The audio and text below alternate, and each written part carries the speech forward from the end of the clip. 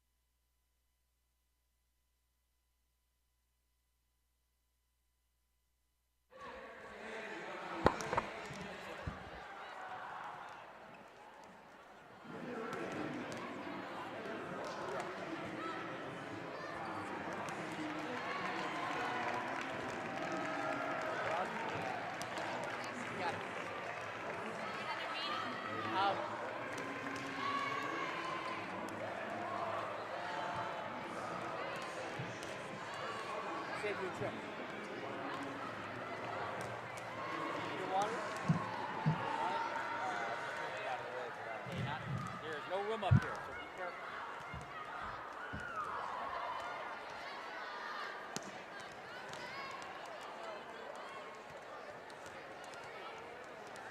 Thank you.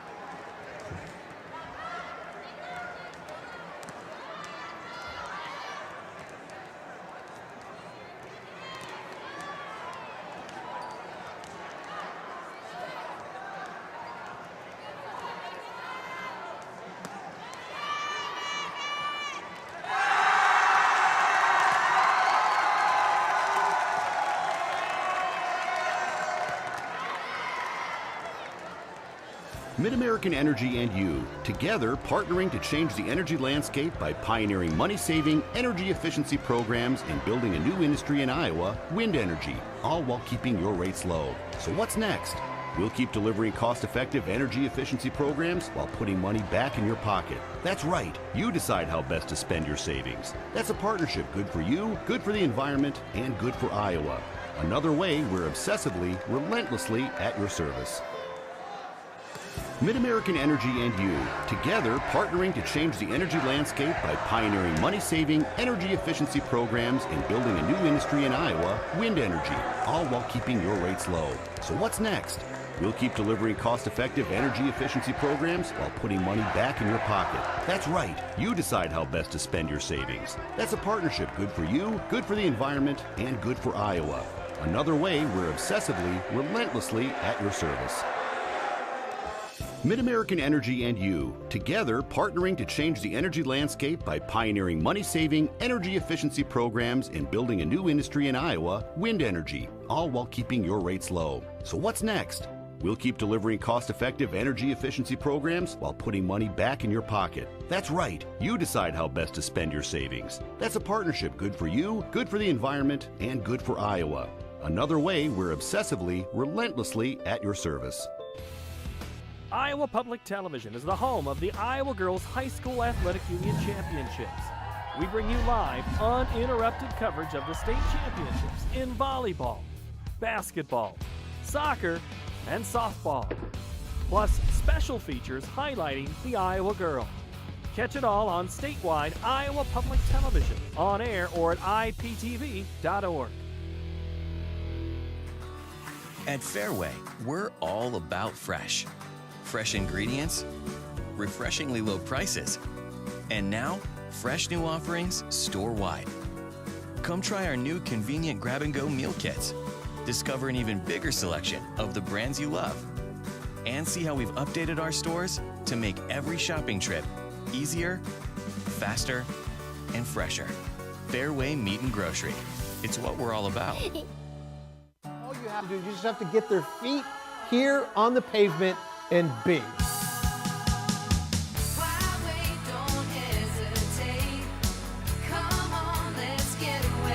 Being in Des Moines, you just get it through the experience. I'm a fan of a lot of our fast, casual cuisine. A little theater, some great restaurants. There's a lot going on musically. If you can't find things to do in Des Moines, You must be boring. this is a magical place. All you have to do.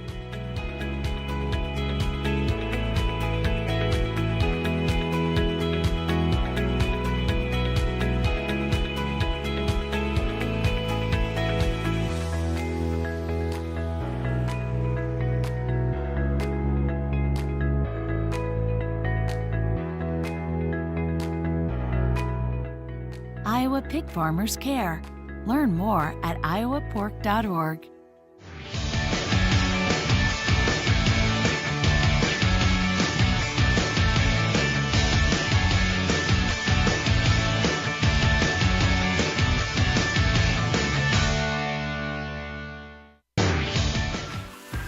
Whether it's Meatball Monday, Taco Tuesday, Wednesday Wing Night, or Love Me Tenderloin Thursday, Friday Fish Dinner, Saturday Stir Fry, or Savory Sunday Strips, the only place to get your meat is from Fairway. Farm fresh, premium quality, butcher cut, Fairway Meat and Grocery. It's what we're all about.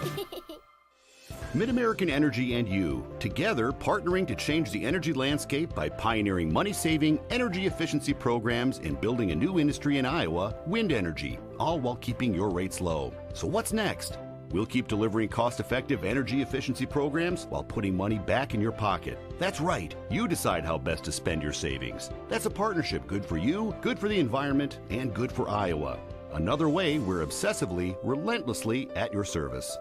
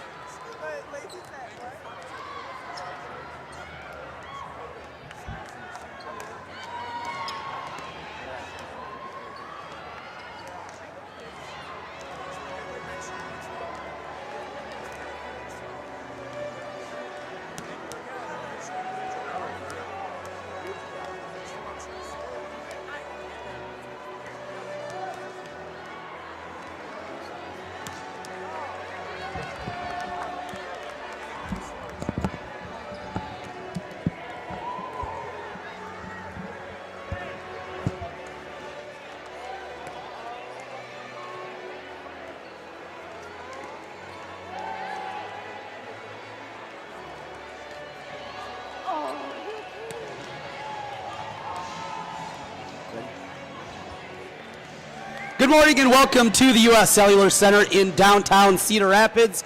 Trent Condon alongside Jamie Brockman as we get ready to bring you the Class 5A semifinals here on the Iowa Girls High School Sports Network, powered by MidAmerican Energy. Jamie, a great matchup here in our first matchup on court number 2. Two teams that know a lot about each other. Ankeny Centennial ranked number 2, the number 3 seed, and the third-ranked team in Class 5A, the West Des Moines Valley Tigers. I don't think you're going to get a better matchup than this to kick off the day. I absolutely agree, and as you said, these teams obviously know each other well. They come out of the same conference, the same area. They play each other in every sport numerous times. I think this is, the 4th time they played each other this season, I believe. And to do it here in the semifinals for a chance to go to the state championship, a lot of bragging rights on the line right there between the two schools. Certainly going to be exciting. This is where the tournament really heats up, obviously. Semifinals, you've got the 4 best teams left playing. There weren't many upsets in the opening round, so everybody that's supposed to be here for the most part is here. And I guess we'll see who gets to play for a championship tomorrow. We got you covered all day long here, starting with the Valley Tigers and the Centennial Jaguars. Our first matchup, and I'll work our way down throughout the classes. 4A, 3A, 2A, 1A, still coming here throughout the day. A fun one here, and we got you covered on the MidAmerican Energy Iowa Girls High School Sports Network. Jamie, these two teams have faced off 3 times this year. Centennial took the first 2 matchups. Valley got them the last time they played. Since that last loss, though, that the Tigers had to Centennial, they have ripped off 25 straight victories and some good competition in the process. Oh, absolutely. Very good competition. When you talk about these 5A schools, I mean, every time out, they're playing tough competition. And you look at Ankeny Centennial, I mean, they even play teams from out of state, not just Iowa. Same with West Des Moines Valley. So they go to very tough tournaments throughout the year. And not only that, Trent, but these teams are so talented, their practices are tough because you're talking, state championship caliber teams. So even in your scrimmages and things like that, you're going against tough competition. Starting lineups getting ready to be announced here. We will get to those momentarily. Starting lineups for today's match brought to you by Buena Vista University. Located in Storm Lake, Iowa, Buena Vista University is the center of the action. You'll have to see it to believe it. Buena Vista University. We're going to see a lot of Division I talent on the court here. Valley led by the Gatorade Player of the Year in the state in Maddie Kubik. Kubik is considered one of the top players in the country, going to play over for the Powerhouse next season at Nebraska. She is incredible to watch. And Centennial, they don't just have one D1 player, they have 4 D1 players on their roster. Sauer, who is going to Missouri, commitment for Winters to Denver, the University of Denver. Robinson will be going to Wisconsin, and Lively in the middle going to Central Florida. 4 D1 players on one roster. I don't care the sport, that's impressive. That's very impressive, to say the least. And, what else is impressive is, obviously, you go back a few years and you remember all the success that Ankeny had in general. Then they split and became, Ankeny and then Ankeny Centennial. I believe that was 7 years ago. And since that split, Ankeny Centennial has made the state tournament all 6 years that they have been an official school. And head coach Jessica Reinhardt really building a dynasty in that 6 years. And they won the 3 state titles in that 6 years. So, I mean, that's pretty impressive. 3 for 6. You see the West Des Moines Valley roster being announced there, and the starters. Starters Span wearing number 2, Fuller number 6, Blythe wearing number 8, Kubik, that's Maddie Kubik at 10, and her sister Hayden Kubik wearing number 11. Now we go over to Ankeny Centennial as the reserves are being announced, presented by Buena Vista University. 3rd straight trip to state for Valley, and their 9th trip in school history. CIML Conference champs, and they own an 8-3 record over other 5A state qualifying teams. And they're currently riding, as you said, a 24-match win streak, pretty impressive. And then, all the accolades that come with their players. And you mentioned the Gatorade Player of the Year. Well, also won the gold medal as a member of the USA Junior National Team in the international championships this past summer. So, wow. I mean, that's amazing. You're seeing not only some of the best volleyball players in Iowa, but in all of the nation that we're going to be treated to right here for the next couple hours. And a good crowd on hand on the Ankeny side of things. As you see them packed in. Valley students, they're there. I see Bo Lombardi up there, part of the football team. A couple other of the football guys over there as well.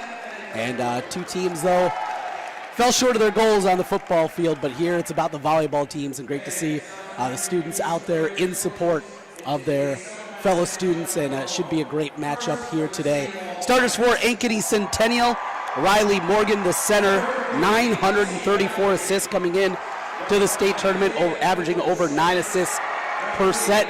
She's joined by Kenna Sauer. Sauer, the 6'1" outside hitter, leads the team with 386 kills on the year. And as mentioned, she has committed to play next season at the University of Missouri. She's joined by junior Devin Robinson, the middle hitter. Robinson leads the team in blocks with 68, 6'1" junior. Her father, an assistant coach at Iowa State for the men's basketball team up there. And she's got to be a little bit disappointed to see her daughter committed to Wisconsin, but what can you do? Hey, it's free college. You can't argue too much, right? Very, very true. You know, you mentioned some dignitaries in the crowd. Right in front of us, we have U.S. State Senator Chuck Grassley from Iowa. And, you know, over the years, Chuck Grassley has always attended the Iowa girls state tournaments. It's a routine that he does every single year, a tradition, and glad to see him here today supporting the girls. Well, let's finish up the starting lineup here for Ankeny Centennial. Another junior on the outside. Kalea Jones, a junior, 6 foot tall. Ari Winters, the outside hitter. And Winters, 6'1", has committed to play at the University of Denver. Her older sister played, of course, at Creighton University, an outstanding volleyball player over there with the Blue Jays. And older brother Trey, now a University of Iowa football player. James, the dad, played basketball for the Hawkeyes back in the 90s. And in fact, I see him up in the crowd right there, standing in the corner. You can see Big James over there, great guy. Hey, can't miss him. And finally, Megan Lively, a 6'3" middle hitter. Lively committed to play at Central Florida. 6'3", 86 blocks, tops in the team in that category. Also 90 kills on the season from the spot. Over on the other court, Cedar Falls and Linn-Mar getting ready. That's a 1-5 matchup as it pertains to the seedings, as the starting lineups are being announced, and then we will get to the national anthem here in just a moment. Tell you what, state final tomorrow in 5A is going to be one to watch, because I'm not a betting man, but I would have to put my money on Cedar Falls to be awaiting the winner of this one. Linn-Mar is going to give them a run, but Cedar Falls is so strong. I got to see them Tuesday on the opening day in the quarterfinals, and they are so strong. And then these two teams, Ankeny, Centennial, and Valley, with all the accolades and all the college commits. I mean, that 5A title game tomorrow is going to be something else. Looking forward to this one, national anthem, coming up in just a moment, as the final lineups are being announced over on the other side. Another great crowd today around the bottom seating section here of the U.S. Cellular Center in Cedar Rapids. The crowds have been fantastic all week. We take you down courtside for the singing of our national anthem.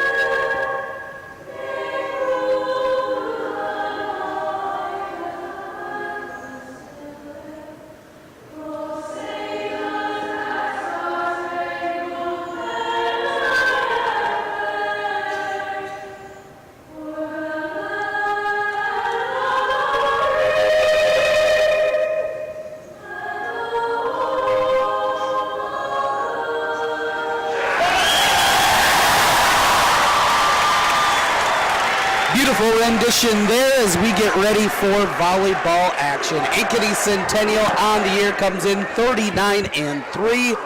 The Valley Tigers 41-3. Winner moves on to play for a state championship tomorrow here from the U.S. Cellular Center. Great crowd on hand here for the 5A semifinal round, and expected to be packed all throughout the day. Oh, absolutely. This is where it starts to get really exciting, obviously, because, it's one thing to make it to state. It's another thing to play for a championship. That's what's on the line today, and every single match that's played is a trip to the state championship and that opportunity to call yourselves a champion. And I don't care if you've won it 1, 2, 3, 5, 10, 12 times. Every time is special, and everybody wants to win it. Valley has taken the court. Here comes Ankeny Centennial. Both teams dark uniforms. Valley black tops, black bottoms with the orange trim. The white numbers outlined with the orange. Centennial with the gray tops, white numbers, and the black shorts. These two teams certainly came into the year with state championship aspirations. For one of them, the dream will end here this morning. Fourth meeting between the two squads. First time Ankeny Centennial a 2-0 sweep. Second time a 2-1 victory for the Jaguars. The third time Valley got Ankeny Centennial 2-1 in their 3 matchups. This will be best 3 out of 5.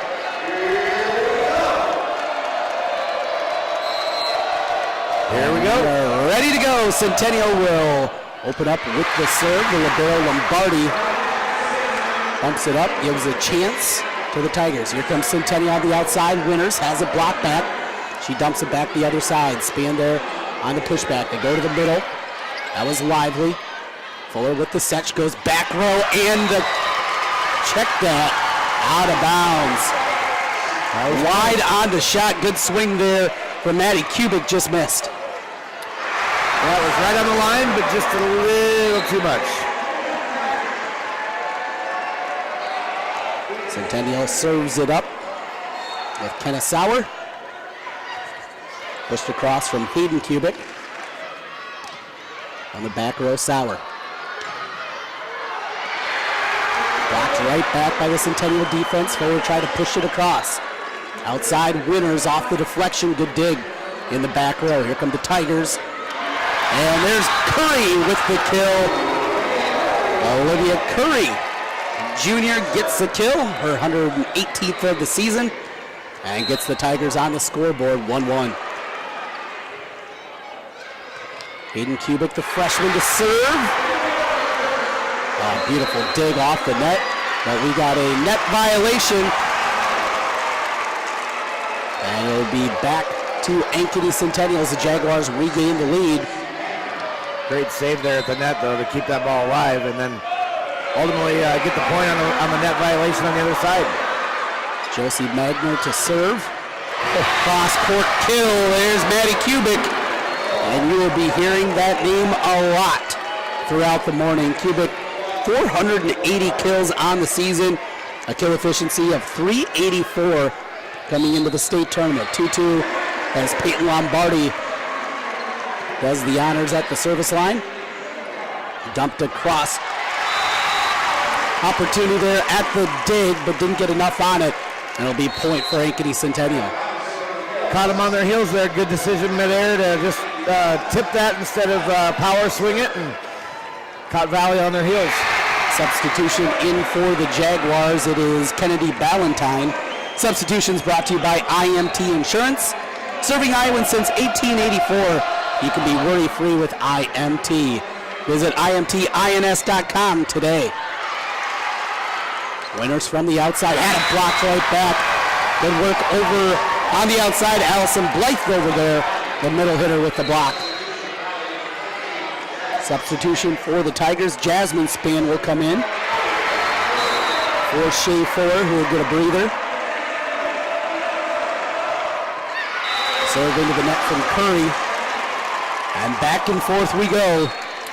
I think we're going to see a lot of that in this matchup, especially in the first set. It's always, both teams are revved up, ready to go in the first set. And most of the first sets we've seen all tournament long, Trent, have been back and forth battles. A lot of overtime duels in set 1 as well. There's a swing too strong, out of bounds. from the freshman Hayden Kubik. Kubik second on the team behind her sister Maddie in kills this year with 284. Winner serves and finds the line. Back right corner. Valley let it slide by, and the Jaguars have opened up a 3-point lead. 6-3 in the first set. A race to 25, Rally scoring. Winners this time too strong. Trying to find that back corner again. Maybe aim that one a little bit. Yeah. Tight matchup going on in the other court too. Lenmar and top-ranked Cedar Falls. 5-5 in the first set. Serve from Kubik. Good dig from Lombardi. To the back row, Kubik. Dumps to the side and out of bounds.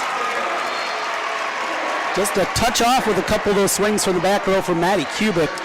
7-4 is the score. And back to serve, it'll be Robinson.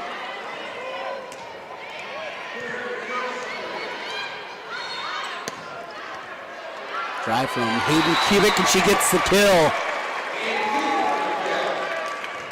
Kubik, her first kill of the morning. As Lombardi checks out. Also Blythe in for West Des Moines Valley. Cameron Annenson, who will serve.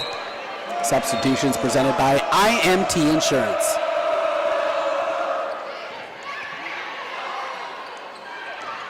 Outside and down the line for the point. Strong swing there out of Kenneth Sauer. Doing a good job moving the ball around. They're not setting one single spot. They're going middle, they're going back, they're going right, they're going left, and so keeping the defense on their toes, trying to figure out where the ball is going to be coming from. Hey, you got to credit Riley Morgan. She's got a lot of weapons to play with. Keeping them all happy. Part of the setter's job. Here's Sauer again. Dug out by the Tigers. They'll go outside. Hayden Kubik had it blocked. Jags with the attack. Dug out, kept alive, and pushed across from Lombardi. To the right side, Lombardi again gets a fist on it. Kubik from the back row. Sauer cross court, out of bounds. Right idea. Check that.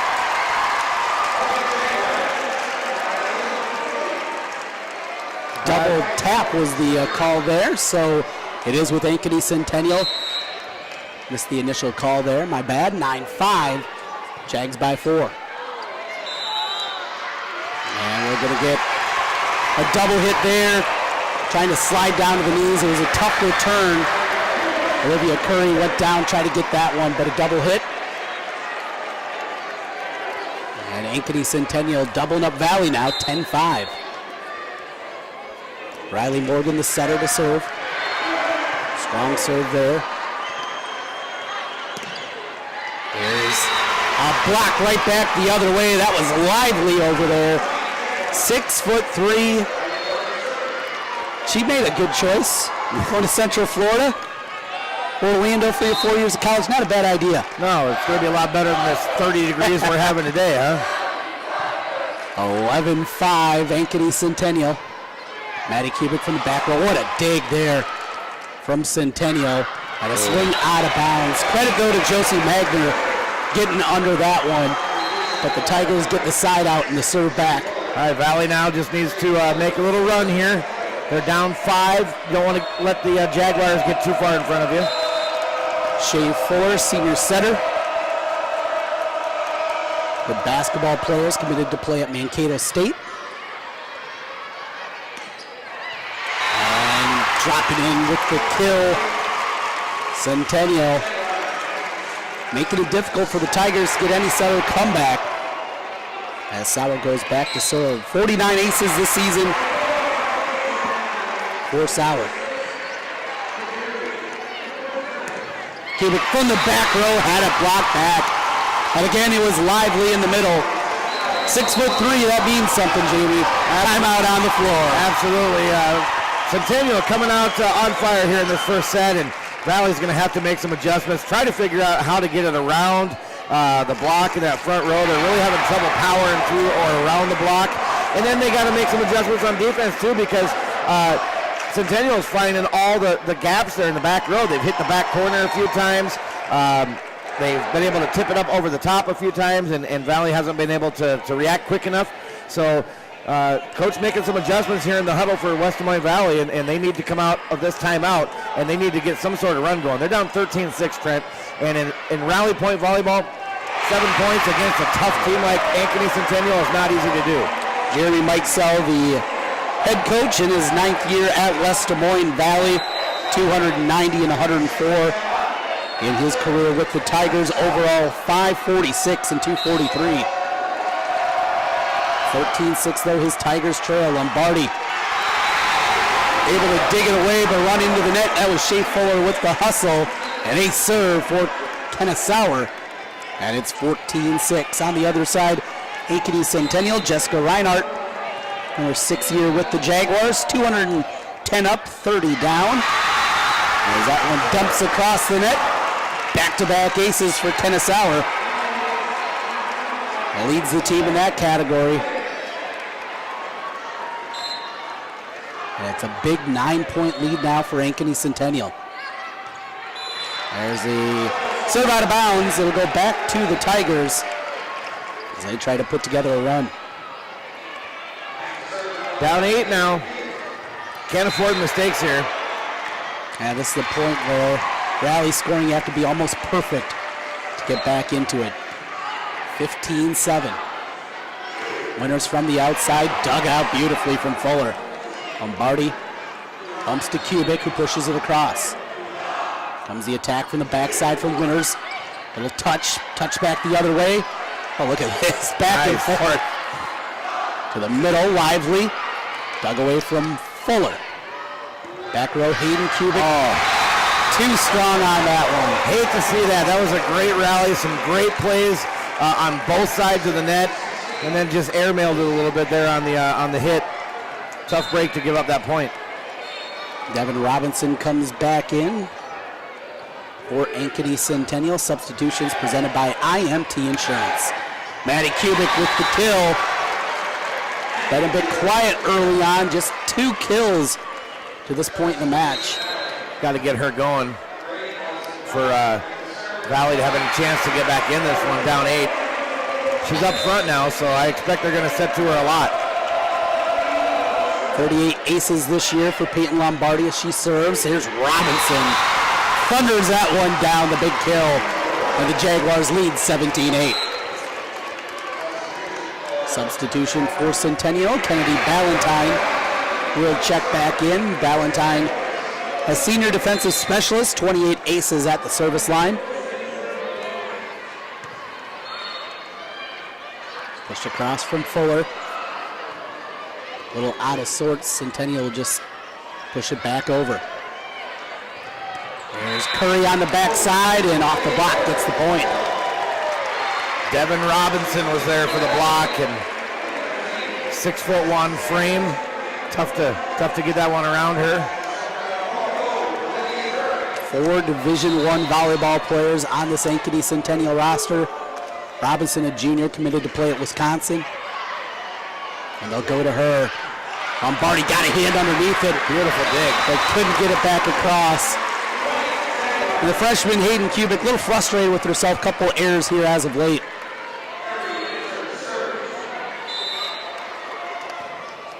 As Winners will go back to serve, the 6'1" senior. Outside, here's Maddie Kubik, found the line. 3rd kill, Kubik starting to heat up for Valley.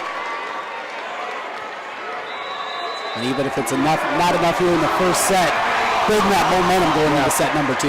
Absolutely, they're going to need Kubik to come up huge in this match in order to have a chance to move to the final. She's back serving now, so she's going to be out of the back row.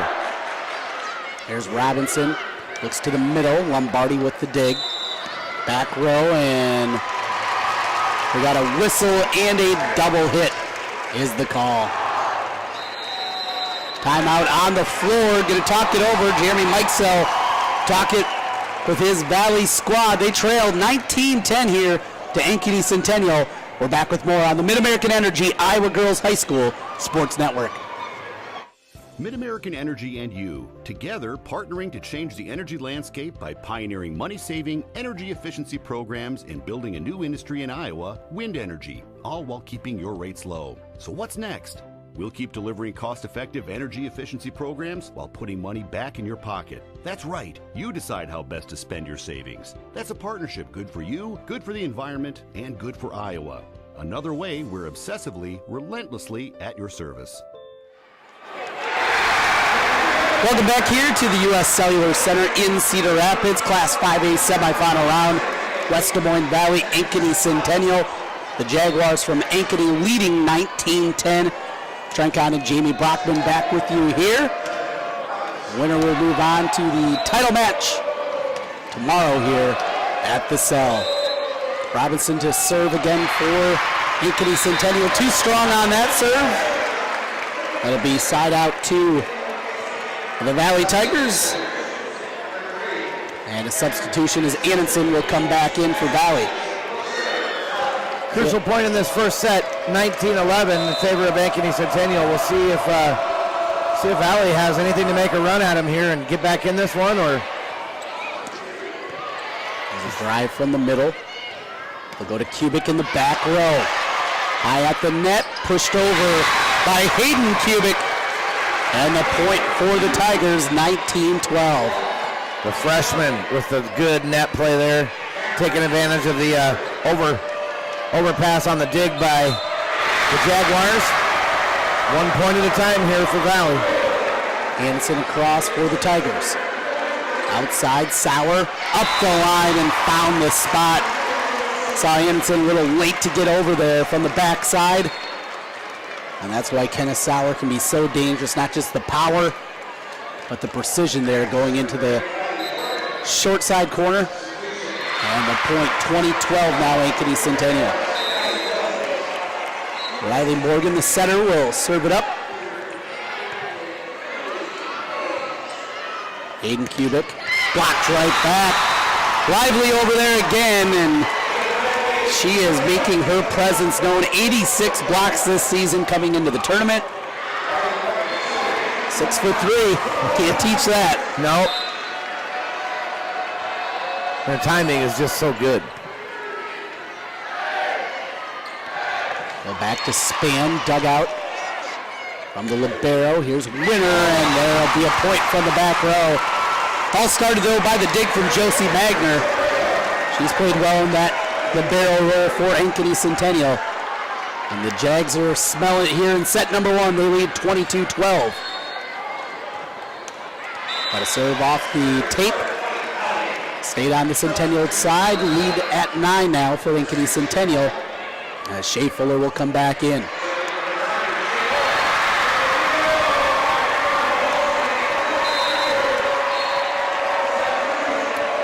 Very tight over on the other floor with Linmar and Cedar Falls. 19-19. Linmar giving the top-ranked Tigers a run. There's Sauer and missed the line. Trying to go straight up there and just a bit wide out of bounds. 22-14 as Fuller goes back to the service line again. 45 aces this year. Team leader in that category.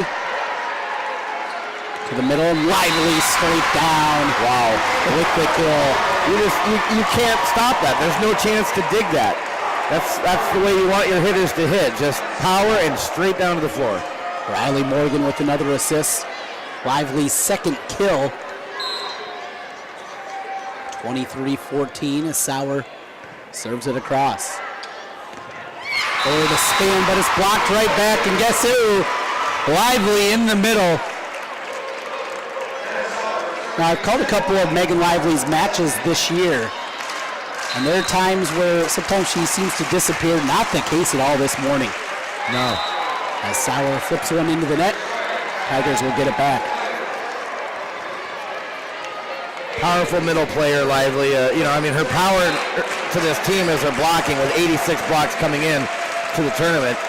Only 90 kills, but you saw just a couple minutes ago the power she has when she does get set up. Dug out by Kubik in the back. Here's Maddie Kubik trying to go sideways. Nothing doing there to the back row, and Sauer. And double hit is the call. Saw that one, looked a little funky coming off the hands. You can see that double hit a lot of times. The one hand followed by the second, trying to push or set the ball. 24-16, here's Winters. Block back, kept alive. Hustle over there from Fuller, but it's out of bounds. And the Ankeny Centennial Jaguars take set number 1. 25-16, and Lively a big part of that. Absolutely, her presence was definitely known, and now Valley's got to find a way to get Cubic involved in that second set. She had 3 kills in the first set, but they need to find more production out of her, and I think that's a key to Valley coming back, because you fall down 2-0, you're going to be in trouble against this very tough Centennial team. So this is, I think, a must-win second set coming up for Valley. Second set coming up next here from the U.S. Cellular Center. You're watching high school volleyball on the MidAmerican Energy Iowa Girls High School Sports Network. Iowa Public Television is the home of the Iowa Girls High School Athletic Union Championships. We bring you live, uninterrupted coverage of the state championships in volleyball, basketball, soccer, and softball, plus special features highlighting the Iowa girl. Catch it all on statewide Iowa Public Television, on air or at iptv.org. At Fairway, we're all about fresh. Fresh ingredients, refreshingly low prices, and now, fresh new offerings store-wide. Come try our new convenient grab-and-go meal kits. Discover an even bigger selection of the brands you love. And see how we've updated our stores to make every shopping trip easier, faster, and fresher. Fairway Meat and Grocery. It's what we're all about. All you have to do, you just have to get their feet here on the pavement and bing.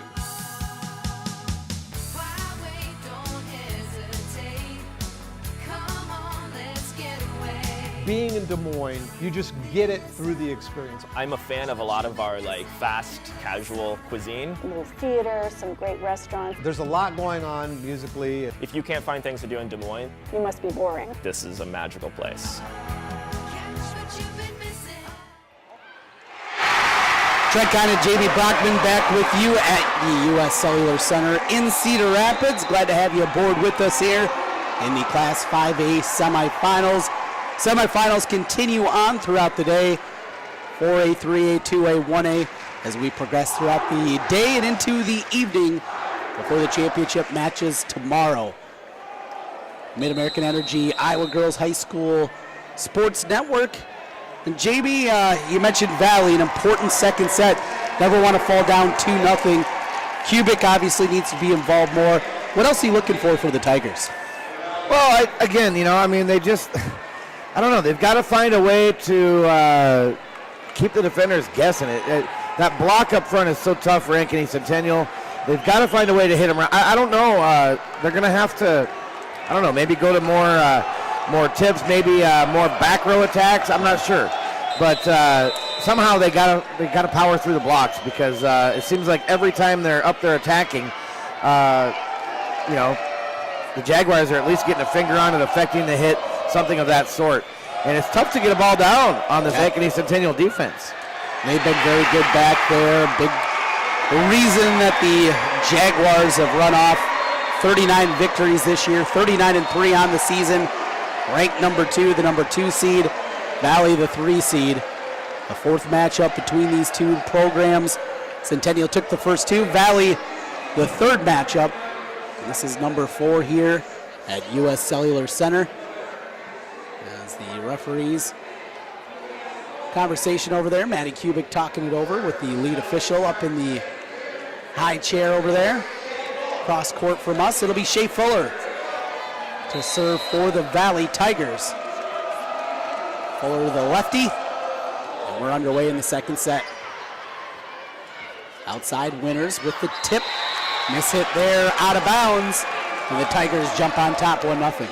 All right, so you got the first point here, the early advantage. You gotta keep going. I think you wanna try to score 4 or 5 here if you're Valley before you let Centennial on the board.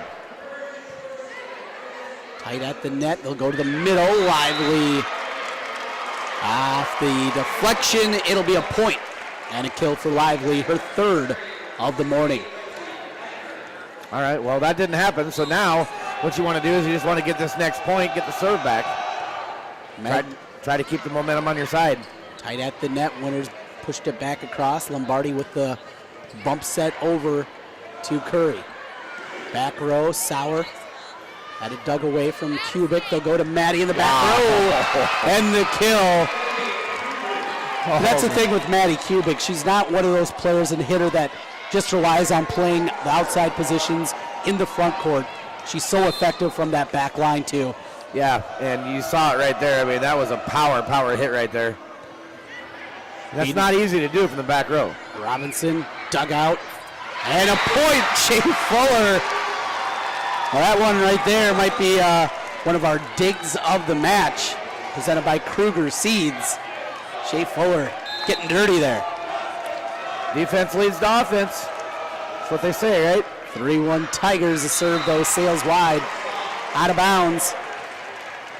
Ankeny Centennial gets it back, trailing 3-2, and a substitution as Kennedy Ballantyne will come back in.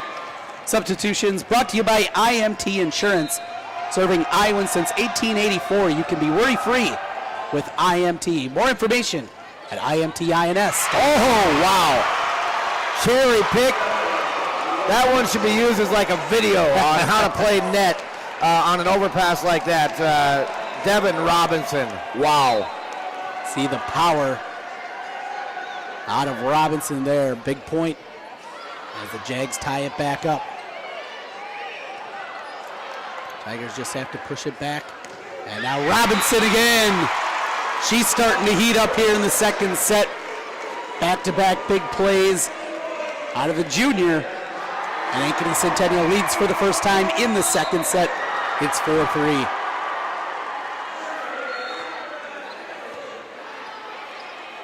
Fuller sets back to Curry. Out of bounds. Just missed the back corner. Momentum back on the Centennial side, and really started with that big play in the middle out of Robinson. Yeah, absolutely. Really sparked the Jaguars. And got Robinson fired up too, and that's dangerous. There's Kubik from the outside. Got the point off the deflection. Block a little bit late getting over there. You know, defensively, always have to be cognizant of where Maddie Kubik is.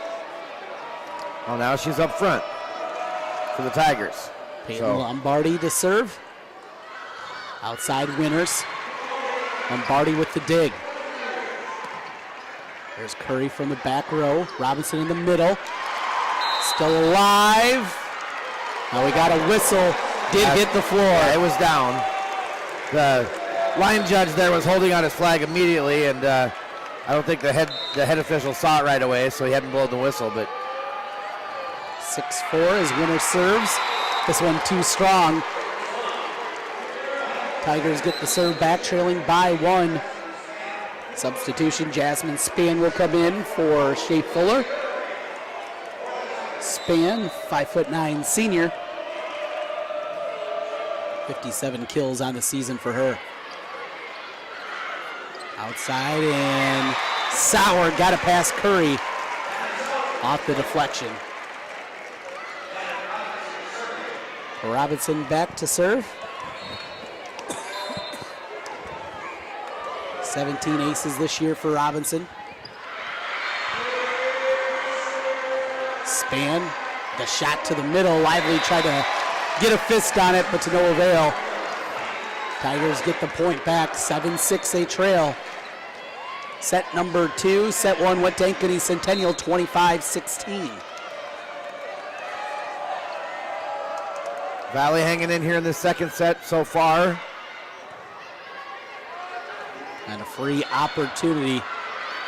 Passed up to Curry. Span with the attempt in the middle. They go to Lively with the point.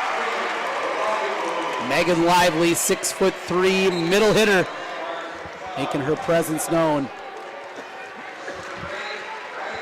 And it'll be to serve here.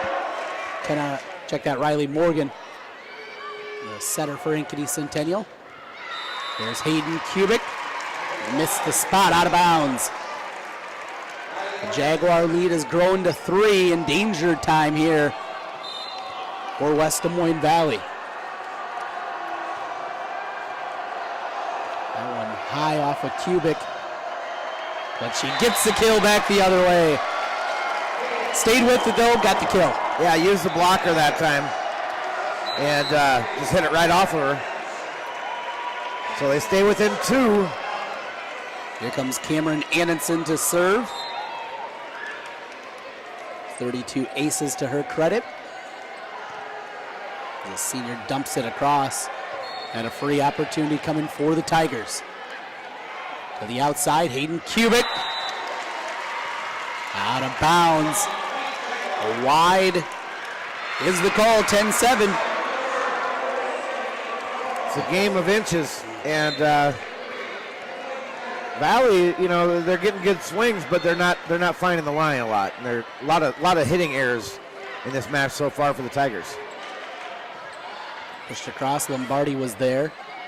Go to the back row, and Kubik not able to get much on that. Back row for Sauer, and the point. Diving attempt there for Peyton Lombardi to no avail. Peyton, a sophomore, older brother is Rocky, quarterback at Michigan State.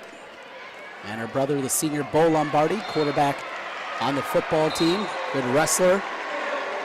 Getting ready for his wrestling season. Talented family. Yeah.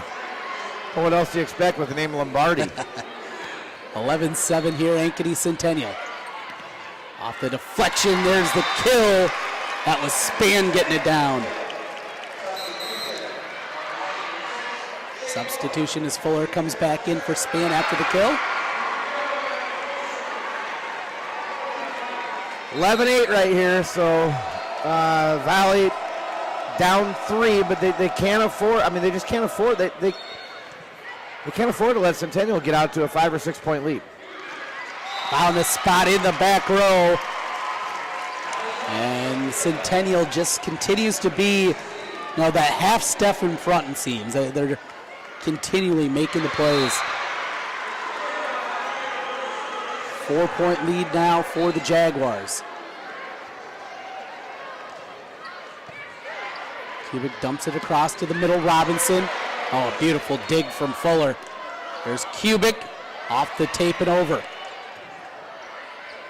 Back row, nothing doing there. Outside, Hayden Kubik brings the pain. There's some power out of that freshman. Yeah, I was going to say, only a freshman, and man, you know, when you've got the talent on this Valley team that you have, to be able to be a contributor like that as a freshman is tremendous. And these Tiger fans, they get to watch her for 3 more full seasons. Hayden Kubik serves it up again. Oh, nice recovery. Back the other way, too. Here's Maddie Kubik. Pushed across by Morgan. Outside in the kill, Maddie Kubik gets it done. Oh, pep back in the step by the Tiger side as they've cut it back to 2. The Kubiks are coming up big here. Big part of what they do offensively. Getting Maddie and Hayden Kubik, 2 leaders in kills this season. Here's Winters. Try to go up the line, dug away from Fuller. Maddie Kubik again had it blocked right back. Robinson over there with the block. She was assisted by Jones. Teaming up for that one. It's 13-10 Jaguars. Yeah, that was a nice block there by Robinson because that was a power hit by Kubik. Kennedy Ballantyne, the senior, 5'6" defensive specialist. Drives it into the Tiger side. Back the other way, Kubik! Saw that one hanging at the net. She finishes strong. 13-11. Anderson will check out, and back in it'll be Allison Blythe for the Tigers. Our substitutions brought to you by IMT Insurance. It's Since 1884, you can be worry-free with IMT and online at imtins.com.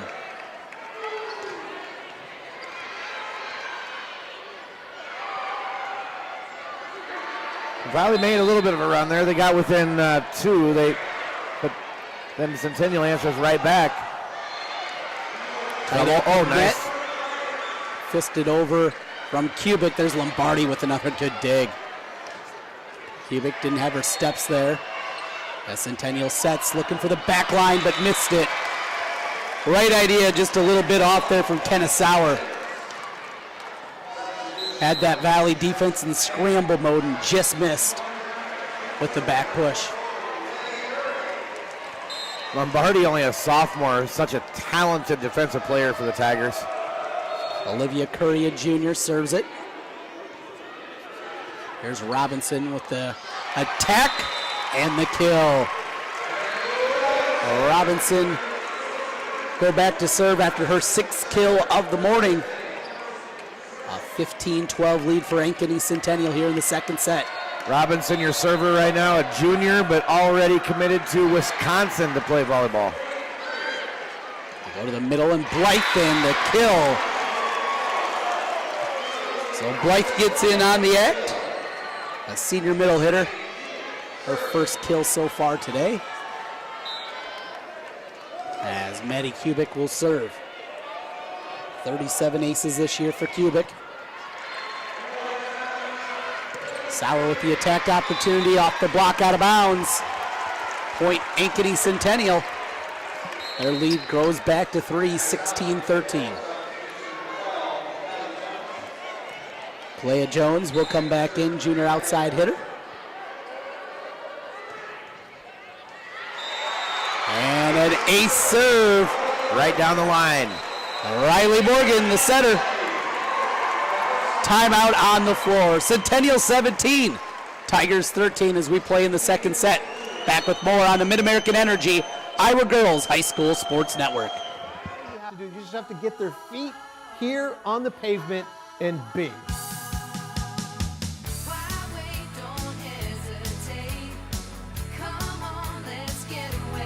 Being in Des Moines, you just get it through the experience. I'm a fan of a lot of our fast, casual cuisine. A little theater, some great restaurants. There's a lot going on musically. If you can't find things to do in Des Moines, You must be boring. this is a magical place. Trent Kahn and Jamie Brockman back with you here at the U.S. Cellular Center in downtown Cedar Rapids. Class 5A semifinals. Ankeny Centennial leads 1-0 as we play in the second set. And Jaguars lead this one 17-13 with their setter Riley Morgan doing the honors. Curry with the set. Barely across there off the tape from Span. Now Lively will push it across. A lot of buddies up towards the net. Off the block, there's a kill for Hayden Kubik. Anderson will come in for Blythe. Lombardi out, Span back in. Substitutions presented by IMT Insurance. As Anderson, 5'4" senior, will look to push it across for the Tigers. Sauer with the push. Good effort there from Anderson. Was able to get a left hand on it. But couldn't get enough to get it up in the air.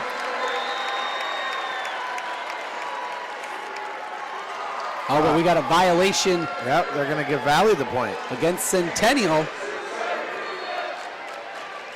And a point to the Tigers, 17-15. All right, now take advantage of that if you're the Tigers. You're within 2, you're serving. Got to make a bit of a run here and see if you can string off 3 or 4, and there you go. Now you're within 1. Span gets the kill. Here come the Tigers down by 1, 17-16. But we talked about it throughout this tournament, the importance of getting that second set after you drop the first one. Anderson across. Good tight serve at the net on the Tiger side. And a point into the net. All of a sudden, look at this. Brand new life for the West Des Moines Valley Tigers and timeout Centennial. 4 straight out of Valley. It's tied at 17. Back in 30 seconds with more on the MidAmerican Energy Iowa Girls High School Sports Network. They say Buena Vista University is in the middle of a bunch of fields. Hey guys, wait up! Game on. They say our idea of fun is morning tea. And afternoon tea. And anytime tea. And we hang out like bumps on a log. They say Storm Lake, Iowa isn't in the center of the action. And when we study, we're not exactly grounded. But you know what we say. You gotta see it to believe it. Second set here from the U.S. Cellular Center. Trent Condon and Jamie Brockman with you. 17 apiece.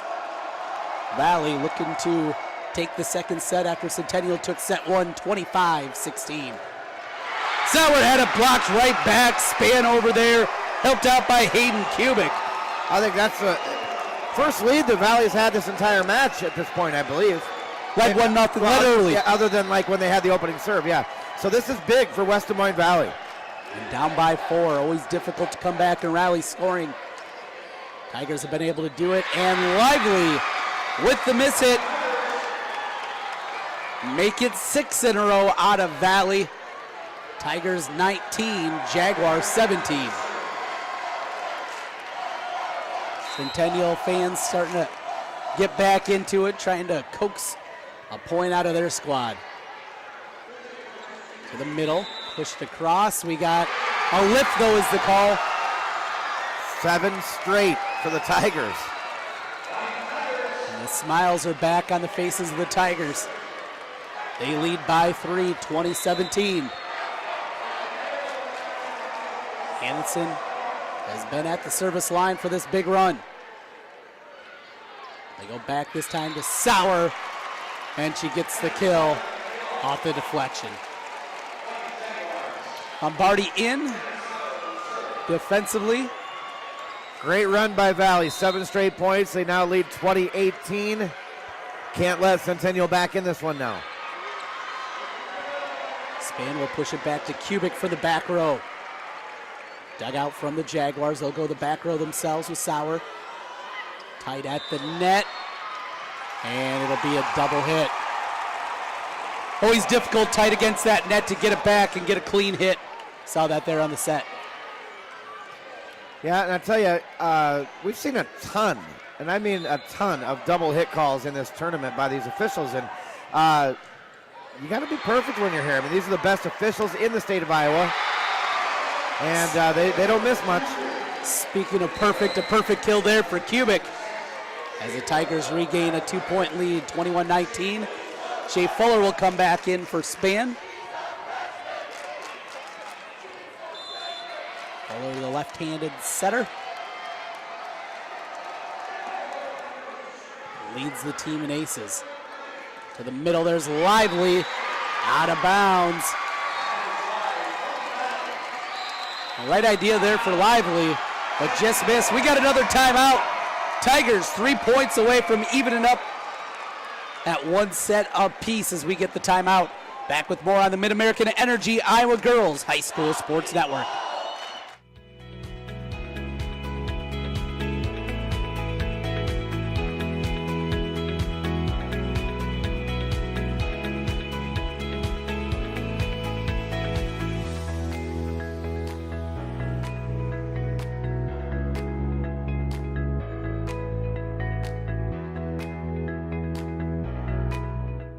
Iowa pig farmers care.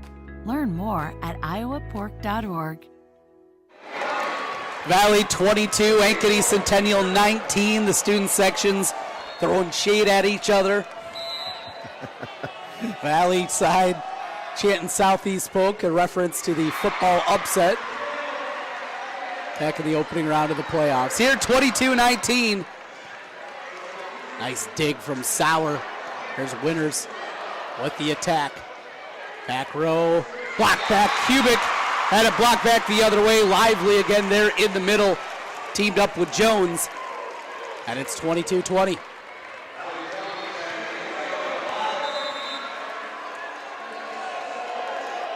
Josie Magner to serve, libero for the Jaguars. Little push, tip back the other way. We got a whistle into the net. All right, Valley in control here, 23-20. Take care of business, even it up, move on to set 3. 23-20 our score. Hayden Kubik with the serve. Middle attack for Robinson. Fuller thought she had her hand underneath it. Official disagreed, 23-21.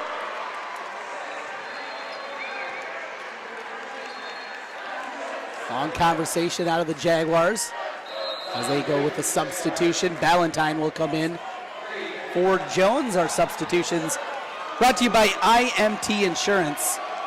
Online at imtins.com. There's Maddie Kubik, cross court. Wow. That has got to be the Kruger Seeds dig of the match, does it not? It is definitely going to be up there. What a play out of the libero. Josie Magner, not only to get the dig, but get the point back the other way. 23-22, Kubik had a block back. They'll go back to Maddie Kubik. It's time off the tape. Another shot, tied against the net, outside Kubik again. Third time's a charm. Tigers a point away from taking this second set, 24-22.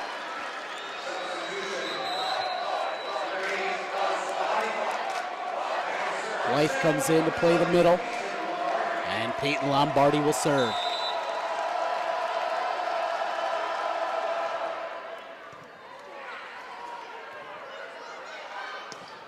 Winters gets the kill. Jags hanging tough here. 24-23. And now Ari Winters will be the server, 6'1" senior. Set to play next season at the University of Denver. Off the net. Punched up to Kubik.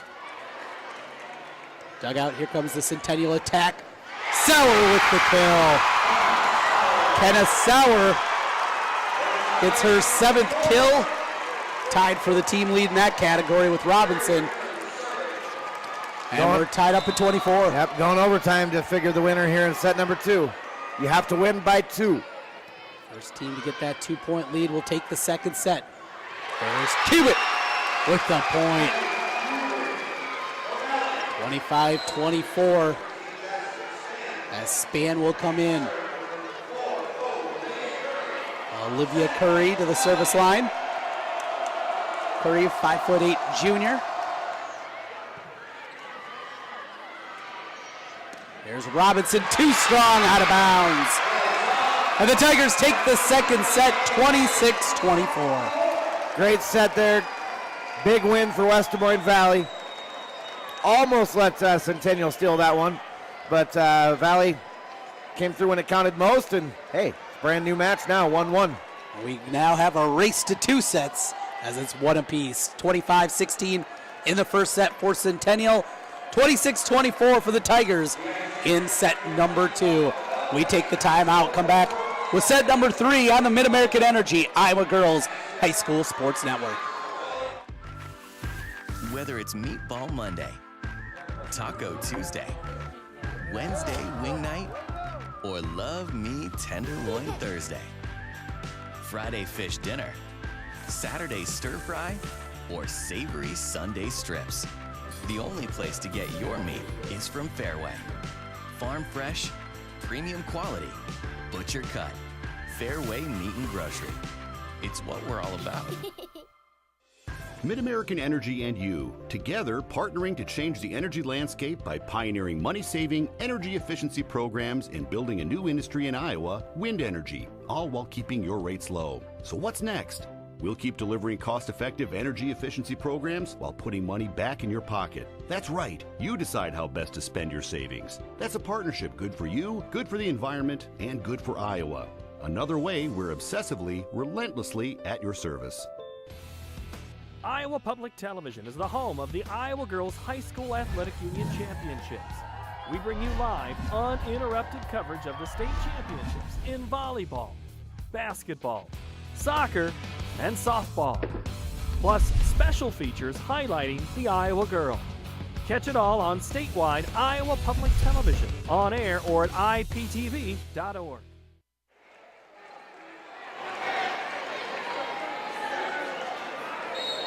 Welcome back here to the U.S. Cellular Center.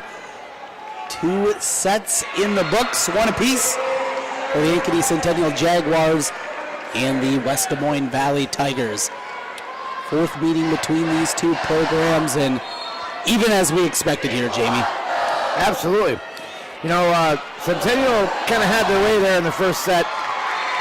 Looked like maybe they were going to, pull out to a 2-0 lead there the way the second set was going, but then Valley caught fire and did exactly what the Tigers had to do to stay in this one. So, like I said, brand new life now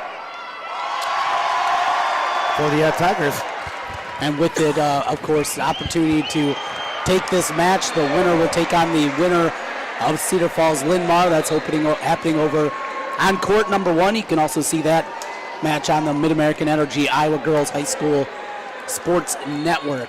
Not sure who's ahead over there, but they're in the 3rd set, and I know the first 2 were pretty close. So Linn-Mar giving Cedar Falls, I think, a little more than at least we expected. Yeah, absolutely.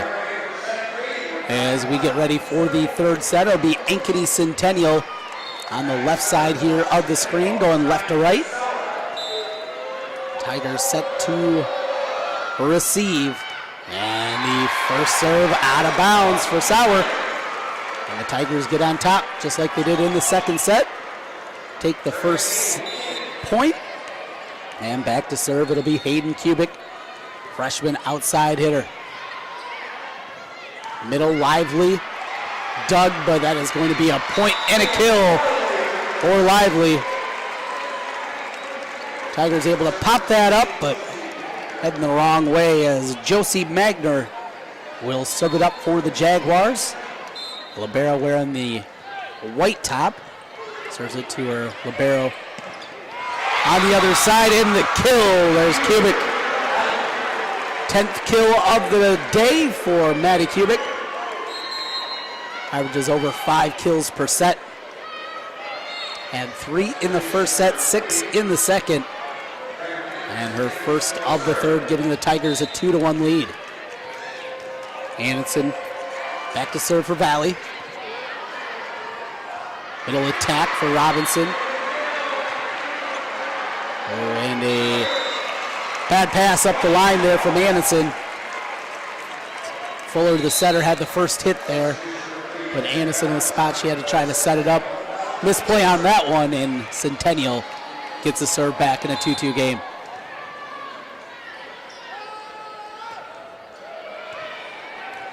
Dumped across from Valentine. Here's Kubik, out of bounds. Trying to find that back line and missed it wide. Centennial gets their first lead here in the third set, 3-2. Fuller out to Kubik. Kubik with the push shot. Showing fastball, went changeup. Yep. Everybody thought that set was going a different direction, and not Valley. 11th kill now for Kubik. They were on the same page there, setter hitter. Olivia Curry. Too strong on the serve, out of bounds. Gives it right back to Ankeny Centennial. Yo-yoing back and forth here, 4-3. As Ari Winters will serve. 6'1" outside hitter. As Robinson working on her hair. Getting that hair tie going. She's good to go. Better her than me. I try to battle that with my toddler at home. Yeah, you know, I hate when my hair tie falls out. I don't think you got a problem there, Jamie. I think we're both all right. Span dumps it across. Over to Sauer with the kill. Sauer been quiet for a little while. She went quiet there in the second set. Yeah. We'll see if Centennial and head coach Jessica Reinhardt can work to dial her up a little bit more along with her setter Riley Morgan. There's an error on the return. That'll be an ace for Winters. Her first Check that, her second of the morning. Centennial up by 3. Now goes short. Lombardi pops it up. Back row, Kubik. Outside attack, Sauer can't get it across. Point Valley. In the net, rolled down her arm there on the swing. And we're going back and forth here in set number 3. And Maddie Kubik again to serve. 37 aces coming into the state tournament. Tied against the net. That'll be a point. Blythe was up there. Nice net play there. And a block for Blythe. If you're just tuning in, it's one set apiece here between West Des Moines Valley and Ankeny Centennial in this 5A semifinal. Winners from the back row with the attack. Popped up, they'll go to Kubik in the back row. And found the line.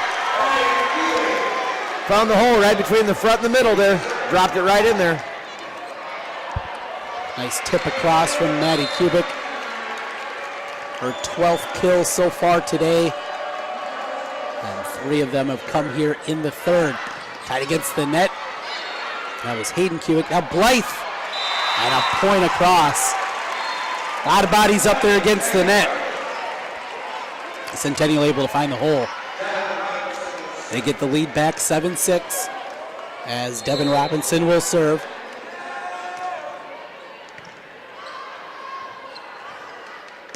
There's Hayden Kubik into the net. 8-6. Lead expands to 2.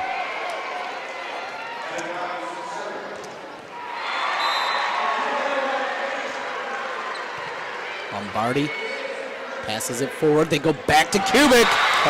Down with the kill. Had Robinson and Ballantyne both going down to a knee for that. Yeah, Ballantyne did the whole somersault there on the floor. 8-7 the score. As Peyton Lombardi gets her turn at the line. Outside, Sauer, and the kill. Couple of blockers over there. Couple of spans over there. JC and Jasmine span. Couldn't get the block. Centennial 9-7 here in set number 3.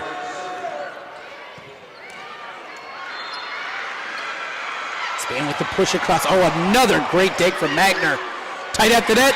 Pushed across by Kubik. And the point for the Tigers.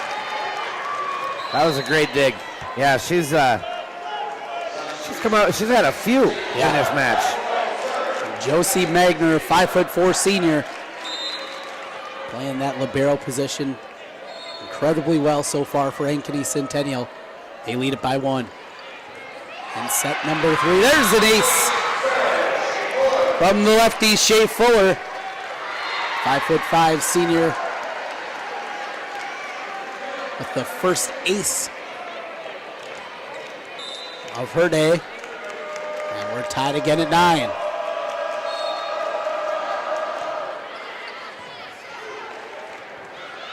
Outside, off the deflection, kept alive, Kubik. On the back row, here's Hayden Kubik. Missed the line though. Had the right idea, just off there a little bit coming up the line. Yeah, she's tried the line several times. She's having trouble pinpointing it exactly where she wants it to go. Just missing that line. Kenna Sauer serves it across. Here's Kubik looking for the middle. Tried to dump that one back the other way. It'll be a point for the Tigers as Hayden Kubik goes back to the service line. 5 kills here in set number 3 for Maddie Kubik. She's got 14 on the day. And against the net. We got a point though into the net. Went across there with the hand.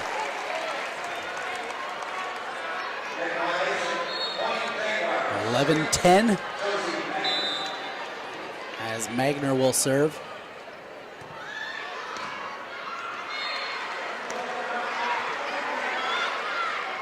To the middle, Robinson straight down. Robinson gets the kill. She's been quiet for a while.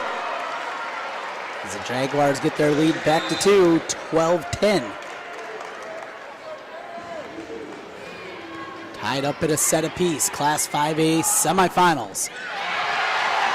Curry gets the kill, and the Tigers cut the deficit in half, down to 1, 12-11. Tough one to dig there. Magner gave it a shot, gave it a valiant effort, but couldn't retrieve it for the second hit. Cameron Anderson will come in here. Anderson, 9 aces this season. And Sauer will push it back. How about that? Out of Fuller. Saw that one quickly, saw the defense wasn't set yet for Centennial. Pushing to the back corner for the point. Credited with her second kill for the Tigers. 12 apiece. Robinson on the middle. Still alive. Push back again. Wow. Robinson patrolling the middle there. Yes, she is.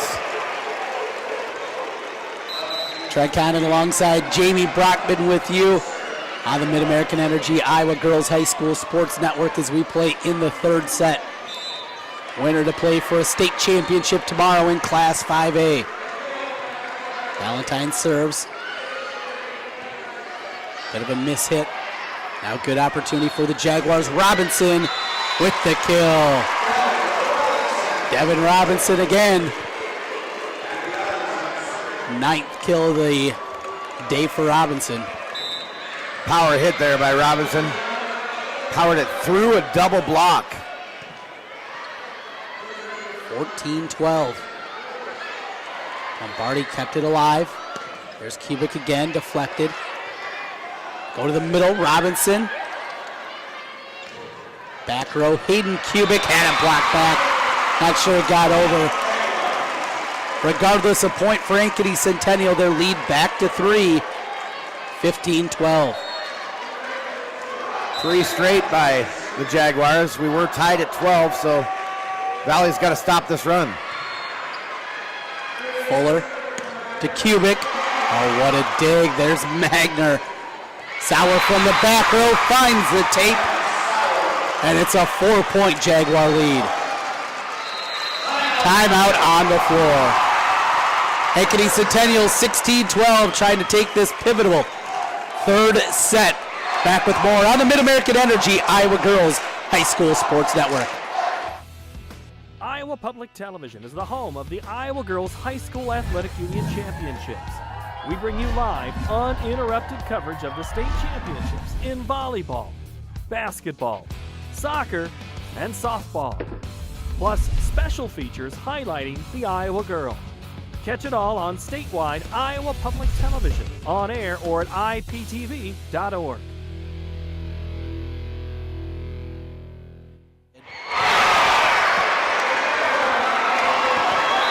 Welcome back here to the U.S. Cellular Center in Cedar Rapids. Trent Condon and Jamie Brockman with you in the 5A semifinal round. West Des Moines Valley, the number 3 seed, trailing second-seeded Ankeny Centennial. 16-12 in the third set. A set apiece.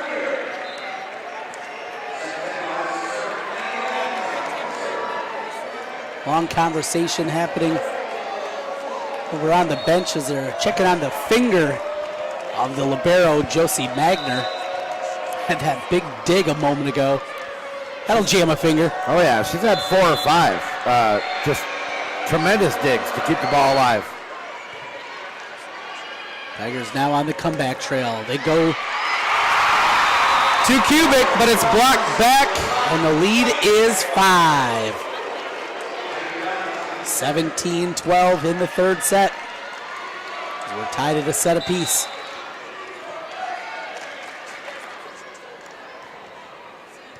There's Lombardi.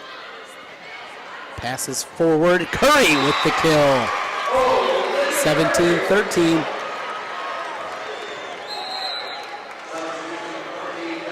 And a substitution coming back in. Jasmine Span will come in. Substitutions brought to you by IMT Insurance. Serving Iowans since 1884. You can be worry-free with IMT. Block back the other way, and another point for the Tigers. Couple in a row. We saw them in the second set that they took. Had that run of 7 straight. Looking for another big run here. Not going to happen there, though, as the serve sails deep. Out of bounds, 18-14. Mary Winters to serve for Centennial. 21 aces this year.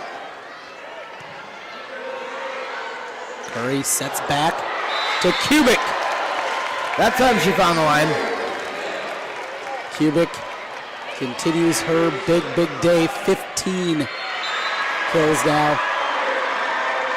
And she continues to build each and every time. 3 in the first set, 6 in the second, 6 already here in the third. But again, an error on the serve. Tough to come back when you're doing that. Yep. Winner of this is going to play Cedar Falls. Cedar Falls just swept Linn-Mar, and third set wasn't even close, 25-12. Other than that, Linn-Mar gave them a bit of a run, but Cedar Falls did win, and they wait the winner of this for the 5A championship, Trent. Another kill for a Kubik. This time it's Hayden Kubik, the freshman. And a substitution, J.C. Span comes back in, presented by IMT Insurance. If Centennial gets there, that's a rematch from last year. Oh, nice dump. But Lombardi was there defensively. Back row, Kubik. Heads up from Morgan to be there defensively. Sauer tight against the net. Curry to the middle. Goes to Span, and the point. Here come the Tigers again, trying to make that comeback in the middle portion of the set.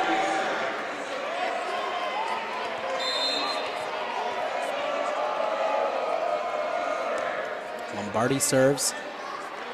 Pass forward up to Lively and gets the point. Haven't seen Megan Lively in a while.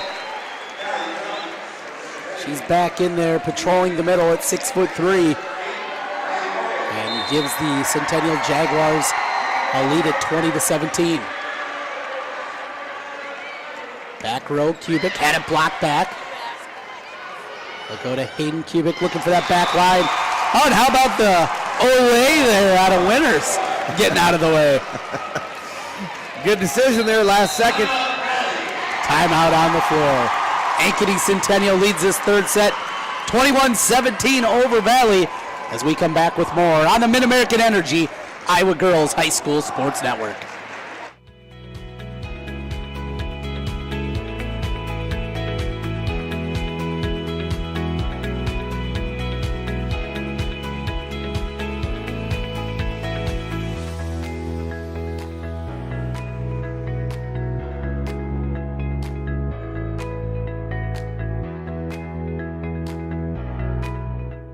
Iowa Pig Farmers Care. Learn more at iowapork.org.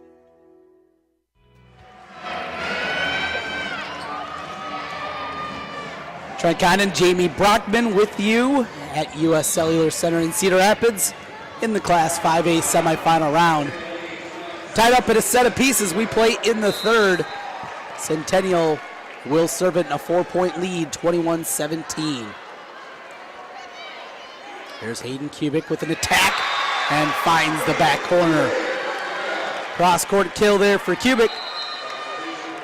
And a substitution, Shea Fuller comes in for Span. Substitutions brought to you by IMT Insurance. Online, IMTINS.com. Oh, nice. Beautiful dig from Winters. Free opportunity for the Tigers, though. Outside attack, Hayden Kubik had it blocked right back. And again, there's Lively making her presence known. Teamed up over there with Jones, getting the block at a 4-point lead for Ankeny Centennial. 22-18. Sauer to serve. Cross court. Out of bounds, though. Missed the line, 23-18. Tigers trying to regroup here in the third.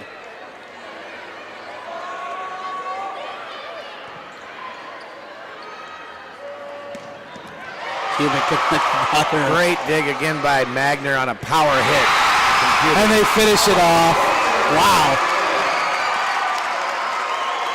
I have no idea how you dig a ball like that. I mean, wow. 339 digs coming into the state tournament, and she has had some impressive ones throughout this morning's session. Hayden Cubic, opportunity at the middle for Lively, had a block back. She'll go back up, and we're gonna get a double hit. 2 contacts to call. Tigers get the point. But 24-19, the Jaguars a point away.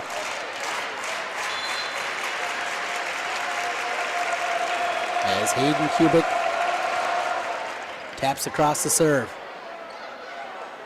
Winners and the kill. Ankeny Centennial takes set number 3, 25-19, and a set away from playing for a state title. And a rematch with defending state champions Cedar Falls. Again, they swept Linmar in their semifinals. So obviously, set 4 is must win for West Des Moines Valley. You're down 2-1, so you want to have a chance to play for a title. You have to win that 4th set. They're going to have to get in there and regroup a little bit because, boy, I tell you what, Centennial is just, they're doing it in every aspect. You're watching the state volleyball tournament powered by MidAmerican Energy on the Iowa Girls High School Sports Network. MidAmerican Energy and you, together partnering to change the energy landscape by pioneering money-saving, energy efficiency programs and building a new industry in Iowa, wind energy, all while keeping your rates low. So what's next? We'll keep delivering cost-effective energy efficiency programs while putting money back in your pocket. That's right, you decide how best to spend your savings. That's a partnership good for you, good for the environment, and good for Iowa. Another way we're obsessively, relentlessly at your service. All you have to do, you just have to get their feet here on the pavement and be.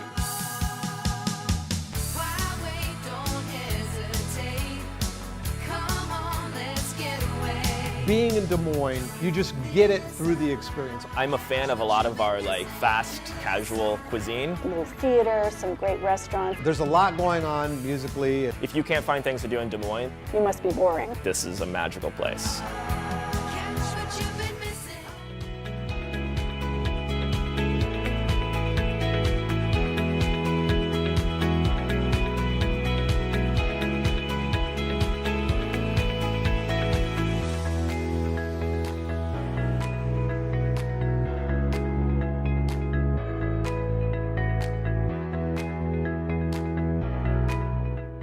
Iowa Pig Farmers Care.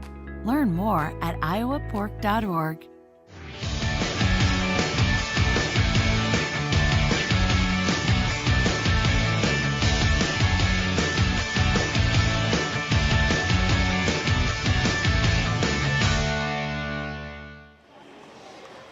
Welcome back here to the U.S. Cellular Center in Cedar Rapids. Trent Condon here alongside Jamie Brockman as we bring you this Class 5A semifinal round matchup. Ankeny Centennial already out on the floor. They are ready, trying to take this match and get to the state championship game. West Des Moines Valley, finalists a year ago. The Tigers upended as the runner-up last season, trying to get back there and get their second shot against Cedar Falls, a winner earlier today. They'll have to win the next 2 sets to do that. Now, seniors on both these squads certainly don't want to see their career ends here this morning. Fuller, Blythe, Maddie Cubic, Jasmine Span, part of the senior class for the Tigers. Centennial seniors, Ballantyne, Morgan, Sauer, Magner, Winters, and Megan Lively. 2 talented teams, 2 sets to 1. Centennial leads. All right, here we go. We'll see what Valley's got in them here. Must win set 4. And they jump on top. See if Centennial can close it out. Well, and every team that's played on the left side of the floor for us here, as you look at it on your video screen, has won the set.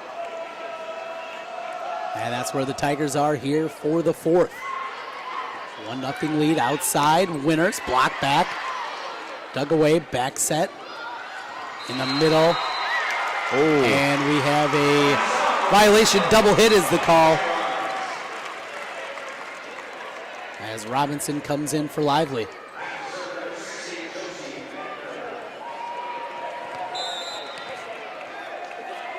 Magner to serve. They go out, tip back, and there's a point. 4 hits the call. Didn't get across the net. Stayed on the Valley side. And Centennial with their first lead.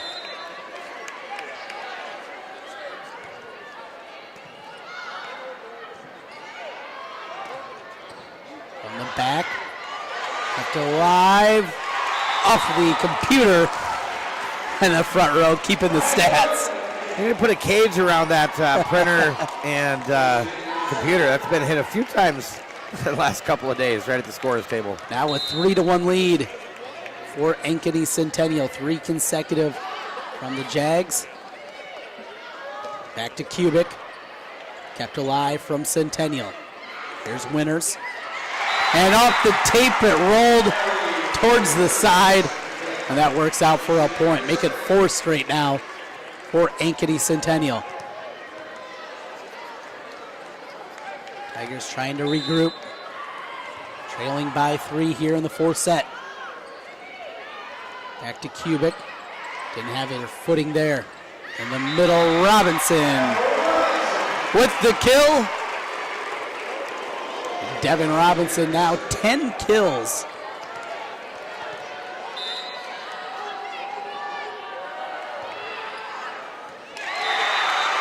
And an ace serve. Not the start Valley wanted or needed here in set number 4, down 2-1. 6-1 the score. Ankeny Centennial over West Des Moines Valley. Jaguars take the set. They'll get their shot at Cedar Falls. CF handed them a loss earlier this year. Out of bounds. Timeout on the floor.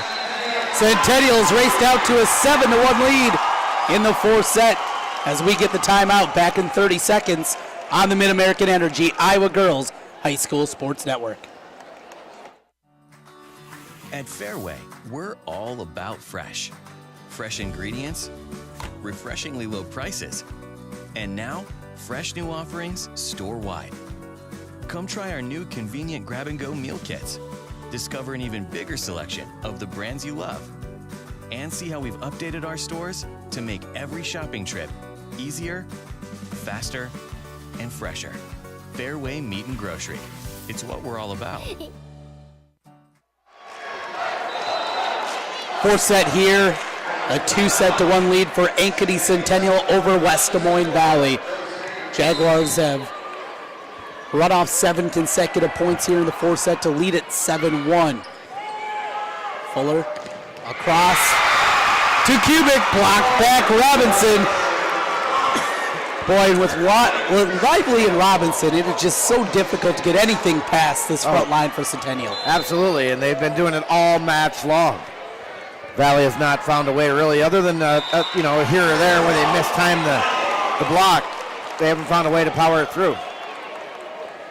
Out of bounds on the serve, gives it back to West Des Moines Valley. They got to get a run sooner rather than later. Trying to get back into the set and force a 5th. Morgan to Robinson with the kill.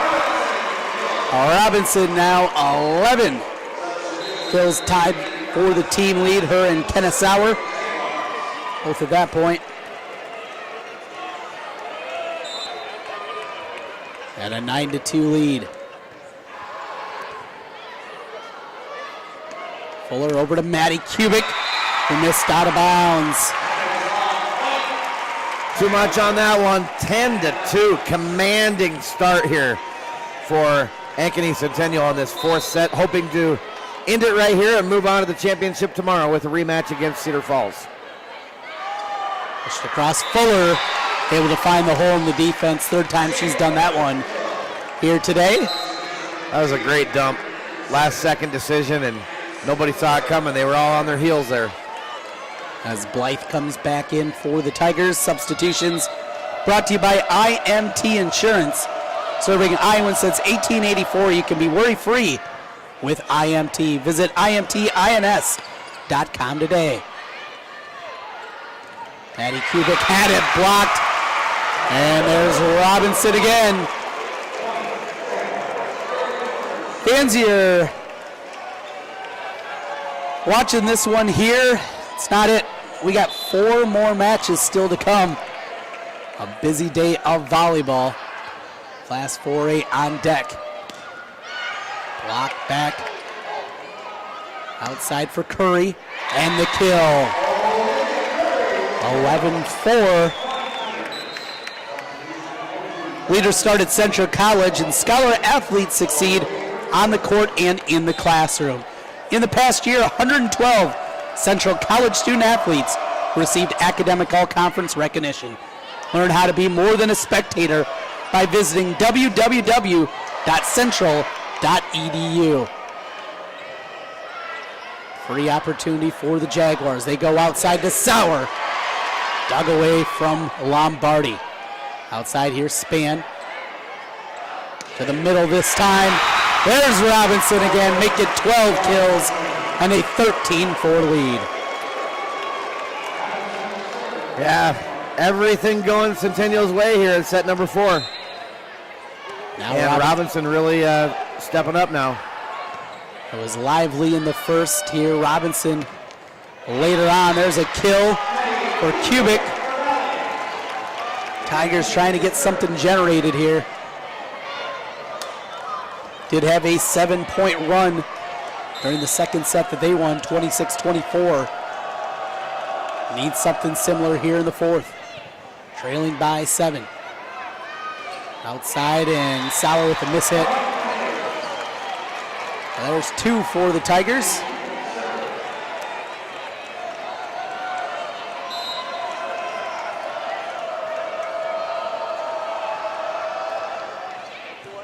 And an ace. Chipping away. Yep, Valley not going away. First ace of the day for Maddie Kubik. Came into the tournament with 37. This one not going to get over. And a point to Ankeny Centennial. Coming into the match, Leah Jones, junior. And it'll be Riley Morgan serving it across. Span. Had it dug away. Sauer. Outside Kubik. That's Hayden. Back row winners with the push. Back row Maddie Kubik. And gets the kill. Didn't get a ton of that one, but left it right in front of Riley Morgan. And the point for the Tigers. 17th kill today for Maddie Kubik. But they have slowed her here in the fourth set.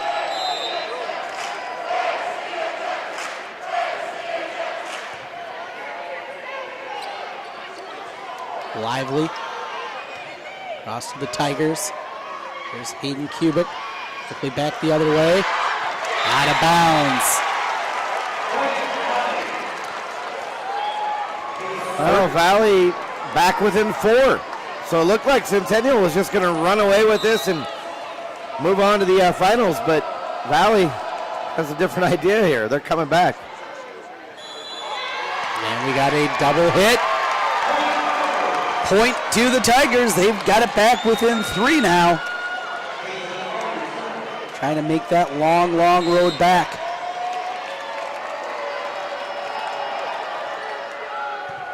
Lombardi across. Morgan back to Sauer. Popped over to the other side on the pass. Blocked, and what do we got? A lift. Gonna be the call. 13-11. And we got a timeout. Ankeny Centennial seen the momentum shift. Tigers have it back within 2 at 13-11. As we come back with more in the fourth set on the MidAmerican Energy Iowa Girls High School Sports Network. Whether it's Meatball Monday, Taco Tuesday, Wednesday Wing Night, or Love Me Tenderloin Thursday, Friday Fish Dinner, Saturday Stir Fry, or savory Sunday strips, the only place to get your meat is from Fairway. Farm fresh, premium quality, butcher cut, Fairway Meat and Grocery. It's what we're all about. Centennial 13, Valley 11. Fourth set, a 2-1 lead for the Jaguars. Valley's got to get this one to force a fifth set. Here's Sauer with the kill. Said enough of that. They go to their senior, and Sauer delivers. He'll be playing next season at the University of Missouri. And she's back to serve.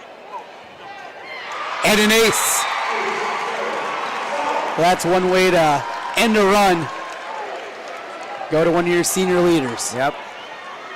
She's producing when she needs to. 15-11 now. After a couple of straight points from Sauer. Here's Hayden Kubik. Good look as they go outside to Winners. Pushed again across. To the middle, Lively had it blocked back. They'll go to Winners.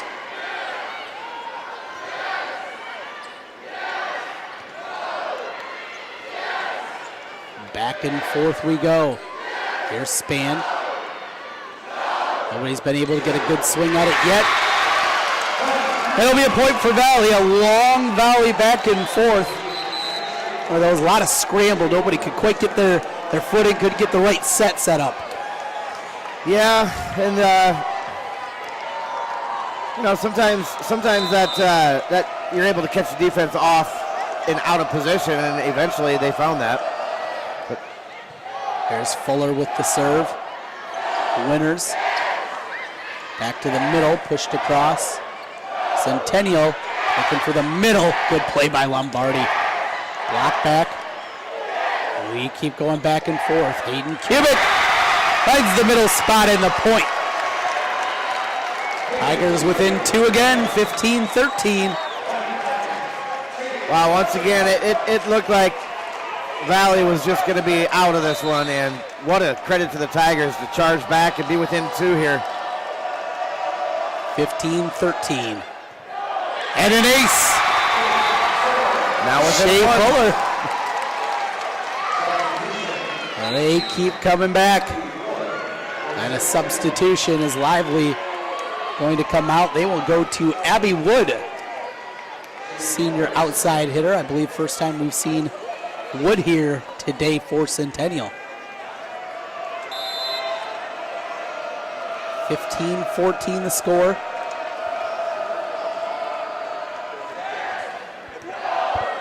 And another ace. Wow, tied up. Down big. Boy, we've seen this a couple of times, and you just don't expect these kind of big runs to come out. No. Quality competition. Yeah, that second set, the Valley won. They made, what, a 7-point run? Fuller again across. Not a great pass. Sauer will get a chance from the back, but misses the back line. And the Tigers have come all the way back and now taken the lead. 16-15 in the fourth set. Another substitution as Ankeny Centennial head coach Jessica Reinhardt brings Lively back in for Wood. Reinhardt in her sixth season, all six of them have culminated in appearances here at the state tournament. Deep serve, here comes Winner. Kept alive by Fuller. Back row Kubik. Winner keeps it alive at the net, pushed back by Centennial. Here's Winner again. Off the net, finds the hole and the point as Centennial ends the run. Robinson will come back in for Lively. We got a timeout on the floor. 30-second timeout. We'll come back. As we're tied at 16 in the fourth set, Valley and Centennial on the MidAmerican Energy Iowa Girls High School Sports Network. Iowa Public Television is the home of the Iowa Girls High School Athletic Union Championships. We bring you live, uninterrupted coverage of the state championships in volleyball, basketball, soccer, and softball. Plus special features highlighting the Iowa girl. Catch it all on statewide Iowa Public Television, on air or at iptv.org.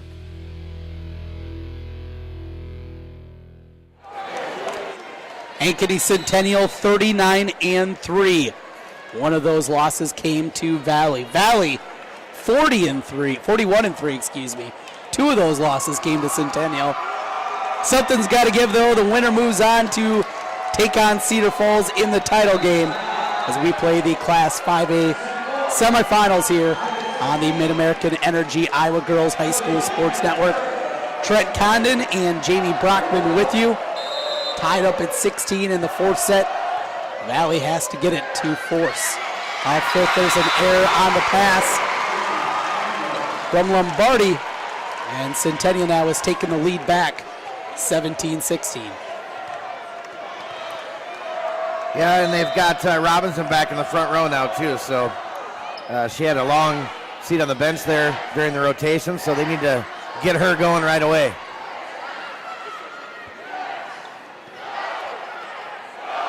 On the attack, Centennial, back corner, out of bounds.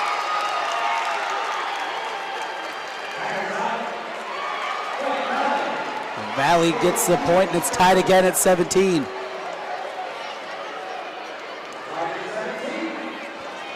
Back and forth we go. And you feel the tension in here at U.S. Cellular Center.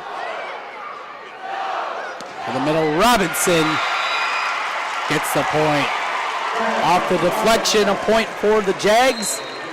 They regain the lead again, 18-17. Into serve for Centennial, Kennedy Ballantyne. 28 aces to her credit this year.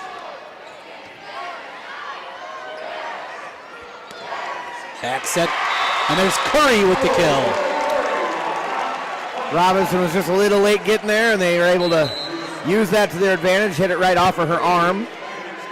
Sixth kill of the match for Olivia Curry.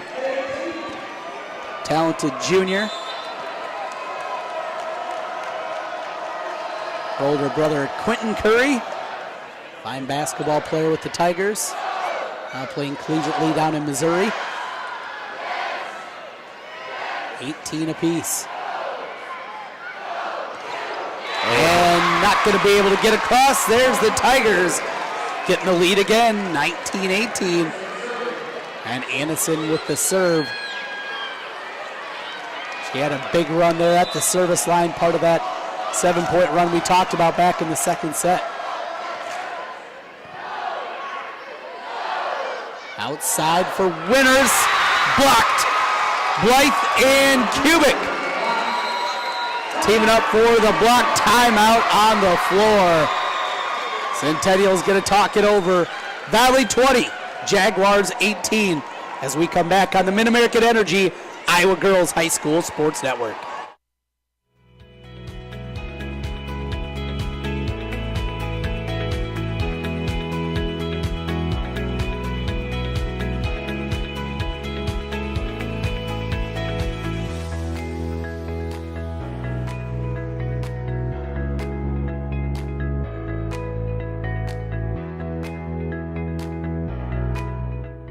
Iowa Pig Farmers Care. Learn more at iowapork.org. Class 5A semifinals, Ankeny Centennial, a 2-1 lead over West Des Moines Valley. Tigers here, though, leading in the fourth, 2018. Trying to force a fifth set. Cameron Anderson serves it across for the Tigers. On the attack, Robinson popped up from Kubik. They'll go back to her. Oh, what a dig on the other side again by Magner. Here's Kubik, cross court, and the kill. Valley, how about these Tigers? You know, getting down, what was it, 6-7 points. You see a lot of teams kind of fold up shop at that point. Yep. And they easily could have done that. Because everything, and I mean everything, was going Centennial's way. And now everything's going Valley's way. And they're 3 points away from forcing a fifth set. 22-18. And again, another run out of Cameron Anderson. A senior.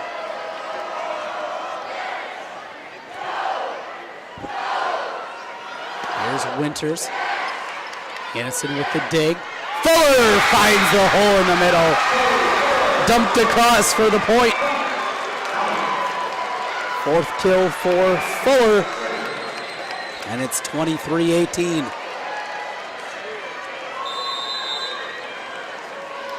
Anderson to serve.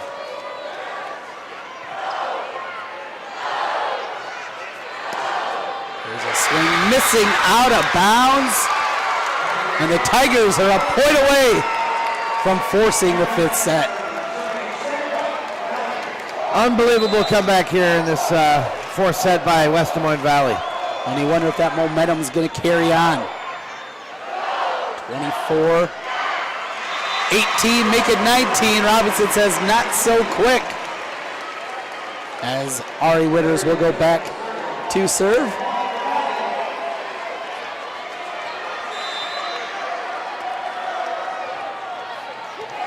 Winters across. Dump through and pop back. Now an attack opportunity for the Tigers. Kubik had it blocked. Robinson there on the block. 24-20, not over yet. Nope, it is not. If Valley can make a run, why can't Centennial? As we play in the fourth set, the 5A semifinals. Kubik. Another Magner dig.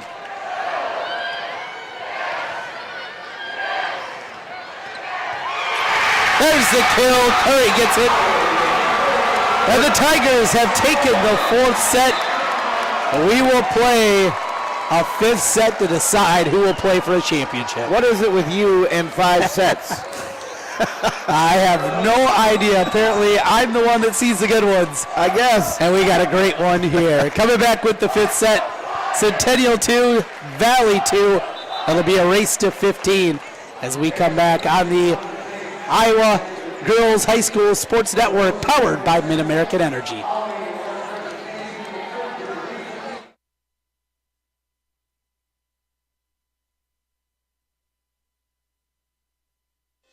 MidAmerican Energy and you, together partnering to change the energy landscape by pioneering money-saving, energy efficiency programs and building a new industry in Iowa, wind energy, all while keeping your rates low. So what's next?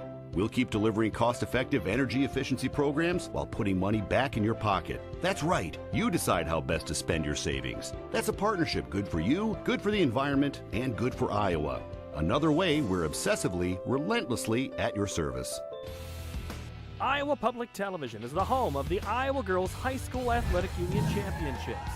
We bring you live, uninterrupted coverage of the state championships in volleyball, basketball, soccer, and softball, plus special features highlighting the Iowa girl.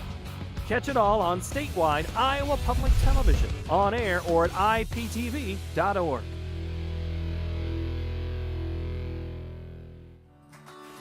At Fairway, we're all about fresh. Fresh ingredients, refreshingly low prices, and now, fresh new offerings store-wide. Come try our new convenient grab-and-go meal kits.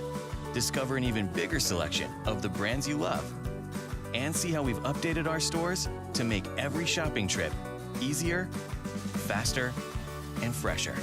Fairway Meat and Grocery. It's what we're all about. All you have to do, you just have to get their feet here on the pavement and bing. Highway, don't hesitate. Come on, let's get away. being in Des Moines, you just get it through the experience. I'm a fan of a lot of our fast, casual cuisine. A little theater, some great restaurants. There's a lot going on musically. If you can't find things to do in Des Moines, You must be boring. this is a magical place. All you have to do.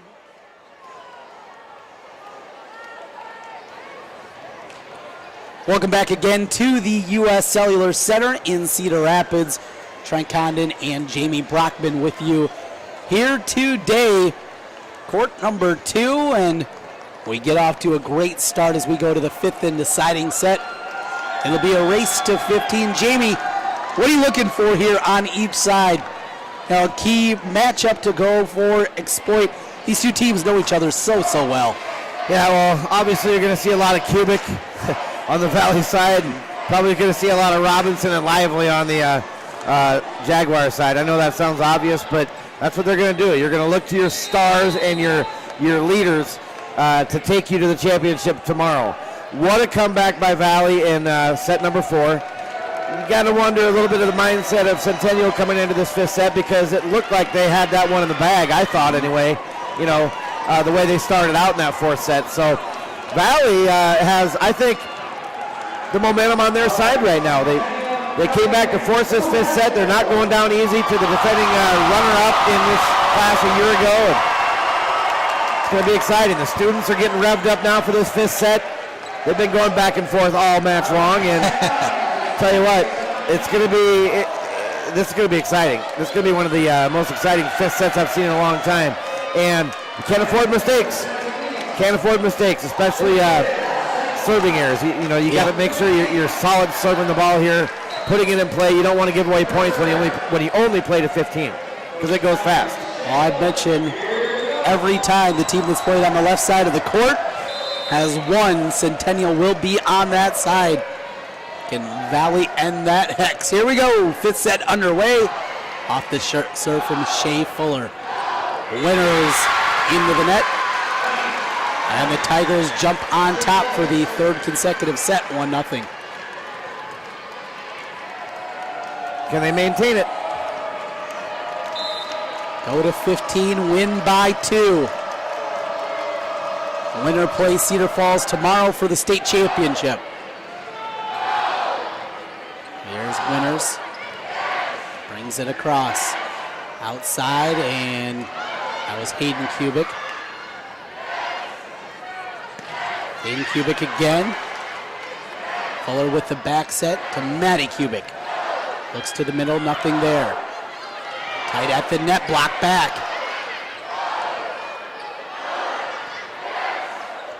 Now an attack opportunity from the back for Maddie Kubik. Dug out. Winners block back the other way. Span and Curry over there. Nice net play there for the Tigers. They're up 2-0, just got to keep it rolling here. See if they can pull the upset. They are top server in terms of aces, Fuller, leading things off. On the back row, there's a swing out of bounds from Kenneth Sauer. Timeout on the floor.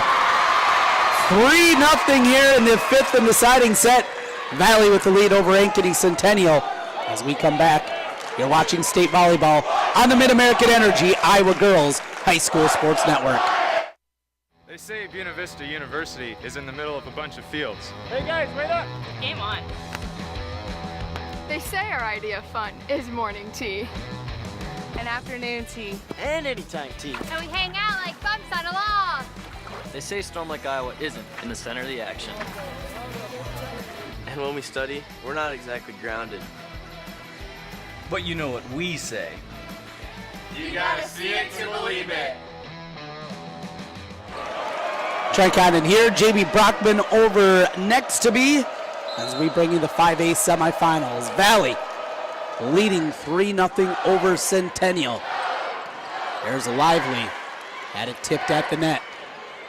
Curry with the kill, and it is 4-0 Tigers. Valley a year ago made it all the way to the championship game before falling to Cedar Falls.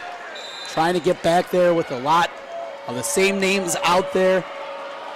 Anderson, Lombardi, Span, Curry, Fuller, and Kubik, all part of that state runner-up team from a year ago. There's Hayden Kubik. She's the newcomer, the freshman. Winners. Dug by Lombardi. Oh, miscommunication there. And a little smile at each other. Yep. But when you got a 4-1 lead, it's easy to have a smile on your face. It is. Want to get it right back, though. As Valley gets set defensively and to serve, Josie Magner, the libero. To the back row. There's Robinson. Oh, kept alive beautifully by Fuller. Swing long from Peyton Kubik out of bounds. And a couple quick back for Ankeny Centennial. They trail 4-2. Jaguars ranked number 2. Took the season series 2 games, 2 matches to 1. Now an attacked opportunity in the middle. Robinson found Pate and the point. 4-3.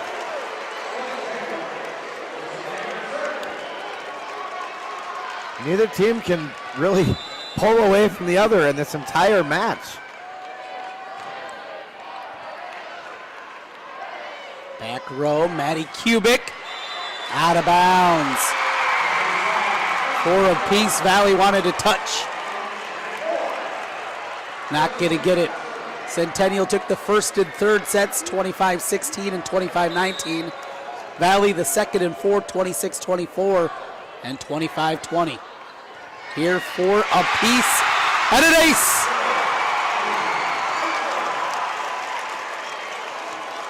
Josie Magner, the libero who has been outstanding. It's pretty much already wrapped up our Kruger Seed dig of the match.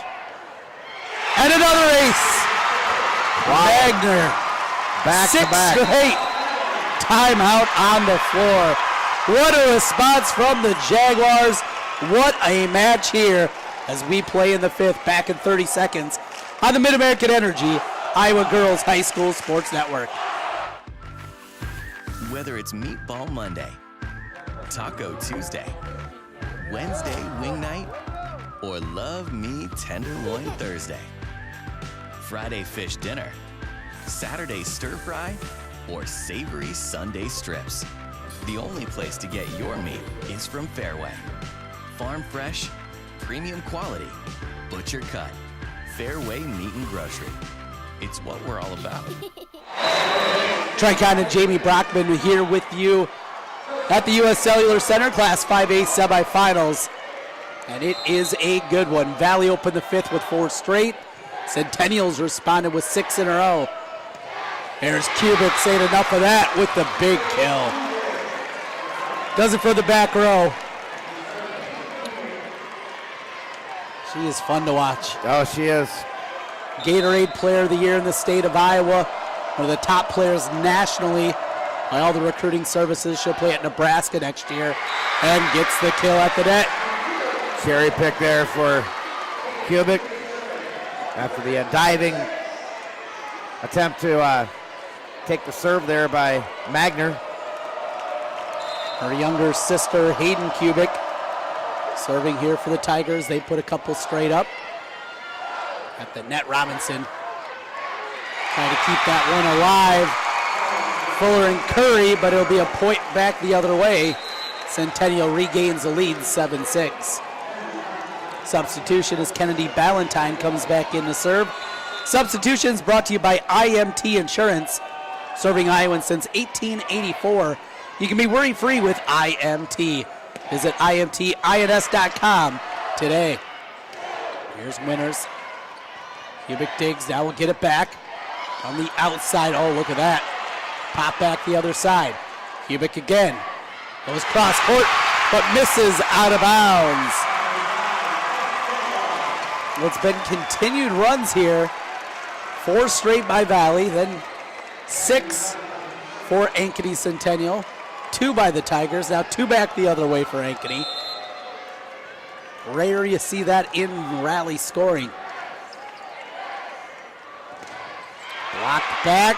Oh, great look at job. that. That was Hayden Kubik, the freshman. Maddie Kubik had it dumped back the other way. Tight at the net. Lombardi pops it up. Now an attack opportunity for Robinson. Out of bounds. All credited to the defense and the hustle of Valley there. Kubik, the freshman Kubik, and then her older sister Kubik, both of them came up big, keeping balls alive, and eventually it results in the point due to the hitting error on Robinson. Anderson serves for the Tigers. Centennial by 1. Winners with the kill. 9-7. And the libero back in, Peyton Lombardi, the sophomore for the Tigers. 9-7 our score. Mary Winners to serve it across. Up the line, out of bounds though. Curry trying to find that back corner. And the lead swells to 3 for Ankeny Centennial. Again, play to just 15 here in the 5th set.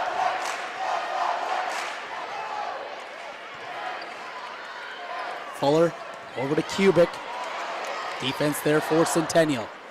Here's Sauer with the kill. Now Valley in trouble here. They're going to have to take a timeout. Ankeny Centennial 4 points away from moving on to the 5A championship tomorrow. And a 4-point lead, 11-7 over Valley. Coming back with more on the other side. You're watching the state volleyball tournament on the MidAmerican Energy Iowa Girls High School Sports Network. Iowa Public Television is the home of the Iowa Girls High School Athletic Union Championships. We bring you live, uninterrupted coverage of the state championships in volleyball, basketball, soccer, and softball. Plus special features highlighting the Iowa girl.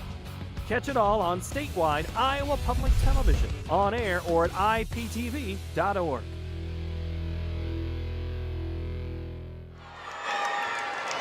Ankeny Centennial in the 5th set, leading West Des Moines Valley 11-7. And it is Winners to serve it for the Jaguars. There's Kubik from the back row. They go to the middle, Robinson. Wow. Boom with the big smack there. Boom shakalaka. That is fun to watch. Centennial. Straight down out of Devin Robinson. 6'1" junior. Committed to play. Great program up at Wisconsin. Still got another year in front of her, and she's hoping her junior year culminates in a state championship. Kubik, not so fast. Valley not going to go away. Maddie Kubik, the Gatorade Player of the Year in the state, gets the kill. 2 heavy hitters showing what each can do here late in set number 5. 12-8. Curry serves it for the Tigers. Strong at the net. There was Blythe there to dump it back over. And the Tigers with a couple in a row. 5th and final deciding set. First to 15, got to win by 2. 12-9. Attack outside for Sauer. Blocked back. Blythe over there along with Kubik. 3 straight from the Tigers. Got news for you, Trent. We might be here a while. We very well I don't think we're stopping at 15. 12-10, Curry to serve. Sauer gets it back. Looks up the line. And got the line. What a big play out of the senior Kenna Sauer. Huge play. Didn't take the easy way out though. Went for that line, found the tape, and it's a 13-10 lead. Kubik off the deflection, she gets the kill. Big answer for Valley there. 13-11. 22 kills so far today for Maddie Kubik. She serves it up for the Tigers. Sauer just passes it across to the middle. Blythe had a tip back at the net. Sauer out of bounds. Just wrong. Had the right idea there. You mentioned it earlier, Jamie, a game of inches. 13-12. As tight as you could imagine here in the 5A semifinal round. Sauer out of bounds. Wow. And the Centennial side can't believe it. Timeout on the floor. 13 apiece. Whoever gets a 2-point lead first now is going to win this as we come back in 30 seconds on the MidAmerican Energy Iowa Girls High School Sports Network. At Fairway, we're all about fresh. Fresh ingredients, refreshingly low prices, and now, fresh new offerings store-wide. Come try our new convenient grab-and-go meal kits. Discover an even bigger selection of the brands you love.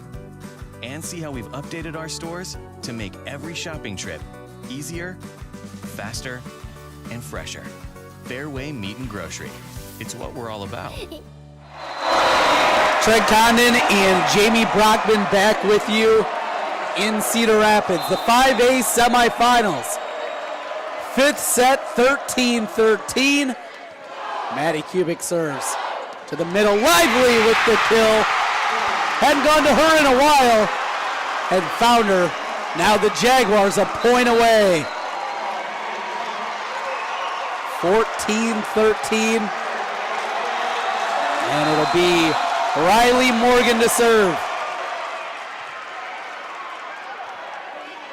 Back row Kubik. Tight at the net. Still alive for Centennial. Here's Sauer. Oh, out of bounds. Just missed again. I told you we weren't stopping at 15.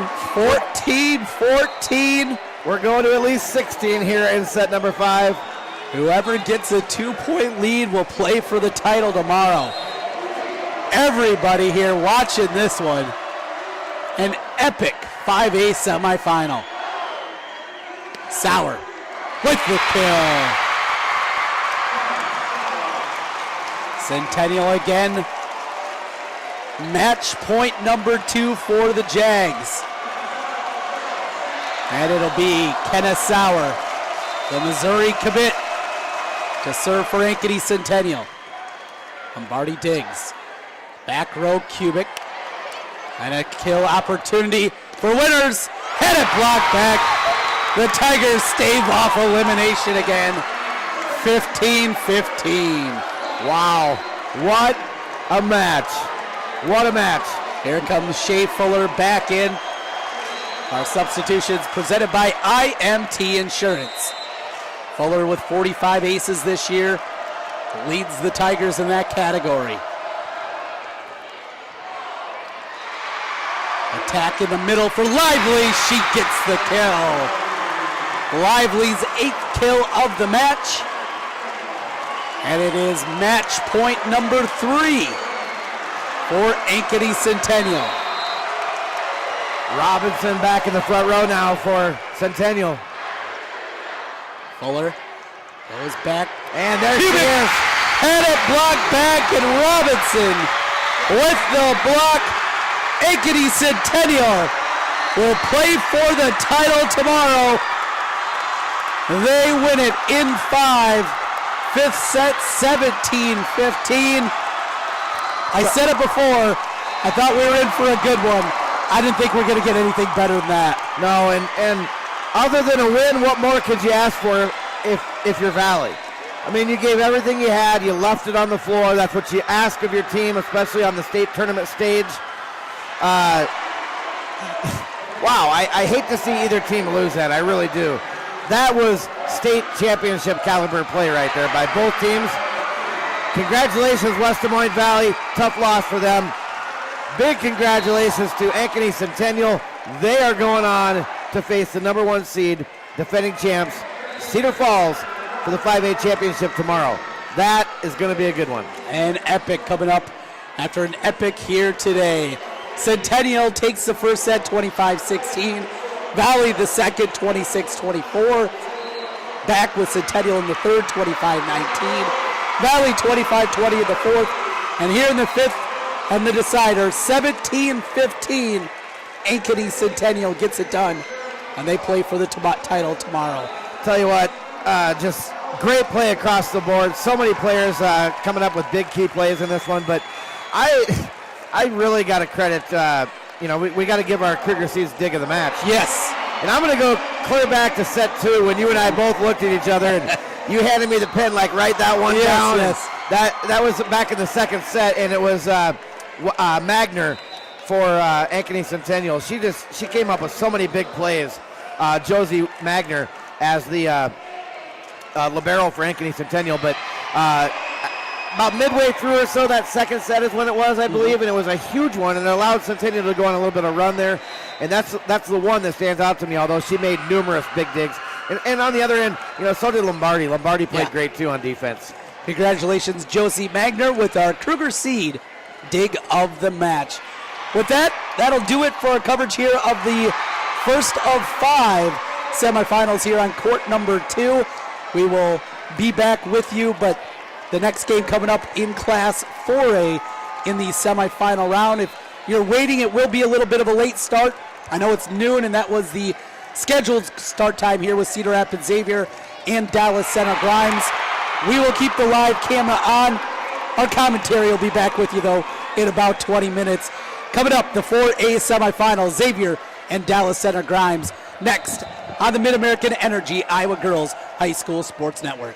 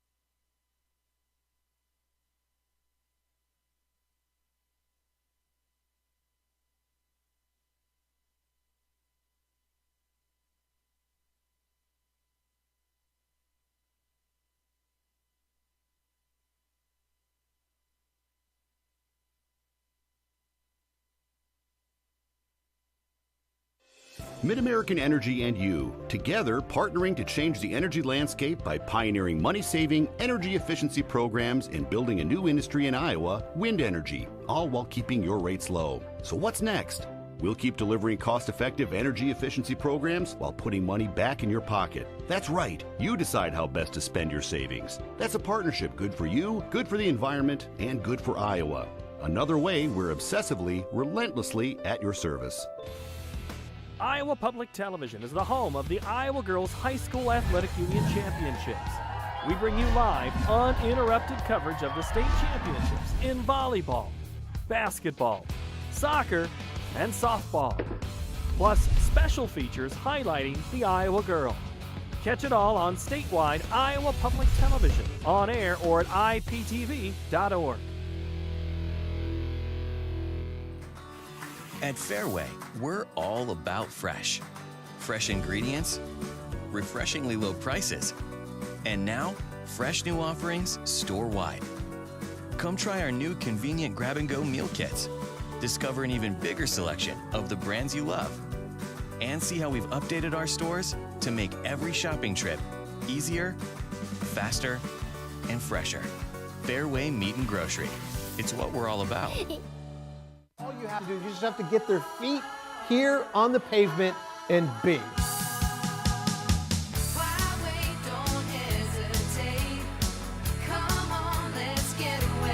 Being in Des Moines, you just get it through the experience. I'm a fan of a lot of our fast, casual cuisine. A little theater, some great restaurants. There's a lot going on musically. If you can't find things to do in Des Moines, You must be boring. this is a magical place. They say Buena Vista University is in the middle of a bunch of fields. Hey guys, wait up! Game on.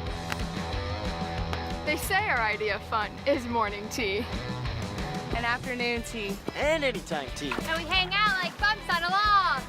They say a storm like Iowa isn't in the center of the action. And when we study, we're not exactly grounded. But you know what we say. You gotta see it to believe it. They say At Fairway, we're all about fresh. Fresh ingredients, refreshingly low prices, and now, fresh new offerings store-wide. Come try our new convenient grab-and-go meal kits. Discover an even bigger selection of the brands you love. And see how we've updated our stores to make every shopping trip easier, faster, and fresher. Fairway Meat and Grocery. It's what we're all about.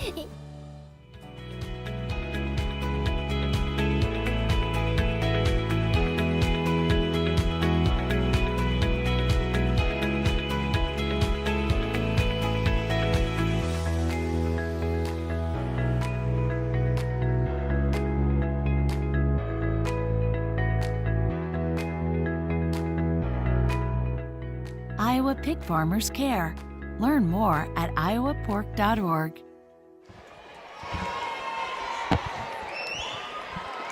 Good afternoon, everyone, and welcome back inside the U.S. Cellular Center in downtown Cedar Rapids, Iowa.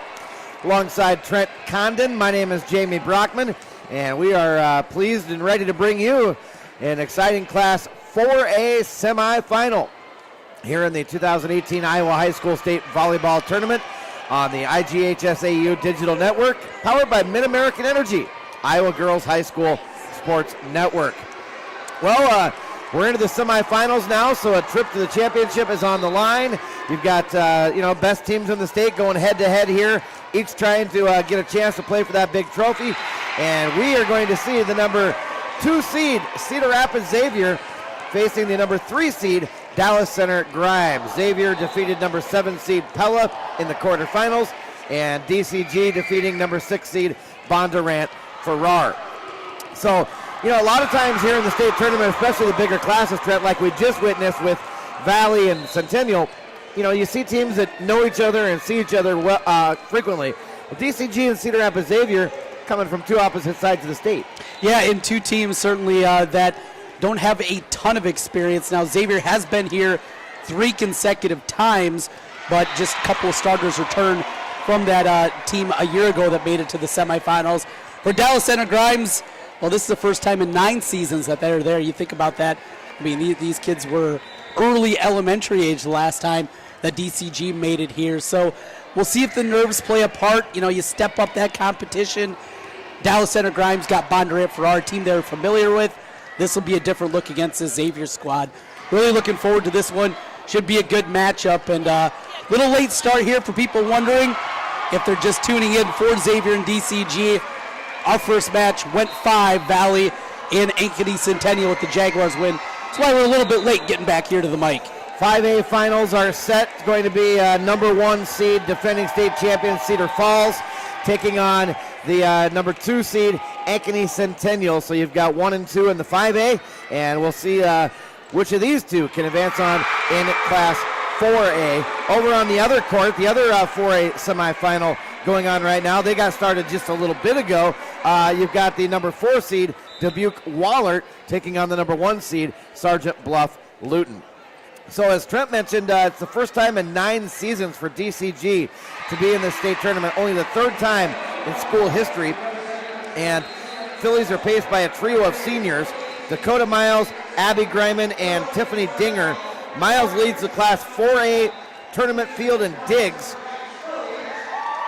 Dinger's is also among the 4A best in blocks. Junior Caitlin Knutson averaging a team-high 3 kills and is the team leader in aces. The 3 of the Phillies' 4 losses came to state tournament qualifiers, and DCG opened the season, Trent, winning their first 17 matches and 26 of their first 27. And as mentioned, a great record coming in 36-4. They played tough competition throughout. Xavier, same kind of thing. Both these teams, and you see that more and more. Now, there isn't anybody that ducks anybody in volleyball. You go out there and you try to schedule the best so you're your best come November. DCG comes out of the Little Hawkeye Conference, which I'm very familiar with living in Oskaloosa, but they were 3rd in the Little Hawkeye this year at 9-2. They're 35-4 overall, coached by Cheryl Volker. 9 years as a head coach, 7 at DCG, 119 career wins, making her first tournament appearance as a head coach. For Cedar Rapids Xavier, it's their 7th trip to the U.S. Cellular Center, and they don't have to go very far. Right here in Cedar Rapids. It's their 3rd straight. They've got 3 starters back from last year's team that was the semifinal team, and they've got a strong front line in sophomore Eve Magel and senior Alila Jefferson. Magel averages 4 kills a set, while Jefferson averages 4 kills as well. Sophomore Jasmine Yamokoski averages 10 assists, while senior Kira Ball averages 4 digs. So Cedar Rapids Xavier comes out of the Mississippi Valley Conference. They were 2nd there at 6-1, coached by Austin. Eyes are failing me, Trent. Austin Filer. Thank you. I thought there was an I in there. Austin Filer, his 3rd year as a head coach, all at Cedar Rapids Xavier, 91-28 records. So each of his 3 years as a head coach have ended here at the U.S. Cellular Center. Yeah, they've been a really impressive run out of this squad and what Xavier is. And you look at the athletic programs, what they do really across all sports, from basketball to football, on and on and on. You know Xavier's going to be good, and it's certainly the case in volleyball. All right, let's take a look at our starting lineups. They are presented by Buena Vista University. And for Cedar Rapids Xavier, they will start out with Ashley Heinrichs, a 5'5 junior defensive specialist. Eve Magel, a 6'5 sophomore outside hitter. Akila Jefferson, a 5'11 senior outside hitter. Kira Ball, 5'5 senior defensive specialist. Katie Garrison, a 6'2 sophomore outside hitter. Jasmine Yamokoski, a 5'9 sophomore setter. And Emily Jasper, a 5'11 senior middle hitter, are the starters for the Saints of Cedar Rapids Xavier. For DCG Dallas Center Grimes, they start out with Abby Greiman, a 6'1 senior middle hitter. Dakota Miles, a 5'7 senior libero. Hannah Ashley, a 5'9 senior outside hitter. Tiffany Dinger, a 6'3 senior middle hitter. Caitlin Knutson, a 5'6 junior outside hitter. Cameron O'Brien, a 5'6 junior setter. And Haley Heidelbaugh, a 5'10 sophomore right side hitter. Starting lineups brought to you by Buena Vista University. Located in Storm Lake, Iowa, Buena Vista University is in the center of the action. You'll have to see it to believe it. All right, Trent, we're in the semifinals. What are keys to victory for both teams, you think? Well, for Dallas Center Grimes, certainly getting off to a good start going to be important here. Their first trip into the semifinals. The Saints with motivation on the other side. Xavier made it here to the semifinals a year ago, couldn't break through into the championship match. You know their motivation is to get there, to give themselves a chance at a title. Take that next step, the building process here for Cedar Rapids Xavier. All right, both teams are in white. DCG has the white with the red lettering and numbers, and the black trunks are on the right side of your screen, and Cedar Rapids Xavier over on the left side of the screen, also in the white tops, but they got the blue and silver with the black bottoms. So DCG, Dallas Center Grimes, the Phillies will serve to start, and here we go underway in this 4A semifinal. To the middle, and they drop it in the back for a quick kill to start out for Cedar Rapids Xavier. Right over the top, and that is Emily Jasper, the 5'11 senior. Now she serves deep into the back. The return coming from DCG. Now the Saints set up over on the left side. Deflected at the net. Return by DCG, blocked by Xavier. We had two blockers there on the right side. Garrison and Olivia Richards were both there. Quick start for Xavier, 2-0.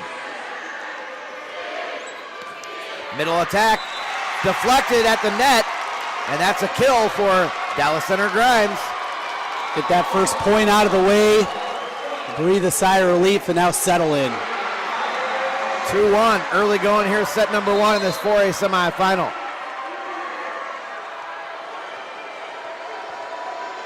Huge crowd on hand for this one, Trent. A lot of noise in this U.S. Cellular Center. Left side blocked at the net by the Phillies once again. That's Tiffany Dinger over there. Dinger, good size, 6'3". Saw the ability there at the net. 2-2. Dallas Center Grimes now to serve.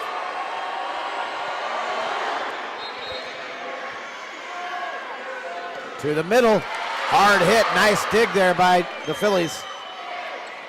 And then they can't return it. They tip it into the net. Great dig though by the libero, Dakota Miles. DCG just couldn't execute on the tip. 3-2, Xavier with the advantage. Miles, 551 digs this year, averaging nearly 6 digs per set. Incredible. She's very busy on the defensive ends. Left side attack. Deflected again at the net, and a kill for the Phillies. That's Caitlin Knutson. You know, Knutson just 5'6", but you see that leaping ability from the outside. Leads the Phillies in kills. Yeah, she can get up, that's for sure. 3-3. Nice low serve. To the middle, blocked again by the Phillies. And you just mentioned the 5'6" Knutson. She was part of that. She was right there. And so was Abby Griman in the middle. Griman 6'1", you expect that. Knutson, impressive athlete. 4-3, DCG back on top. First set in this 4A semifinal. There's the dump. Picked up by the Phillies. They return from the right side, and they hit the back corner. Nice placement there from the right side over to the left corner. And that was Haley Heidelbaugh, the sophomore hitter. Heidelbaugh seeing more and more action as the season went on. Another low serve. Left side blocked again by the Phillies. Wow, they are really flexing their muscles at the net. Griman and Heidelbaugh were there. Saints look a little bewildered here, trying to figure out a way to get past that talented front line. 6-3 in favor of Dallas Center Grimes.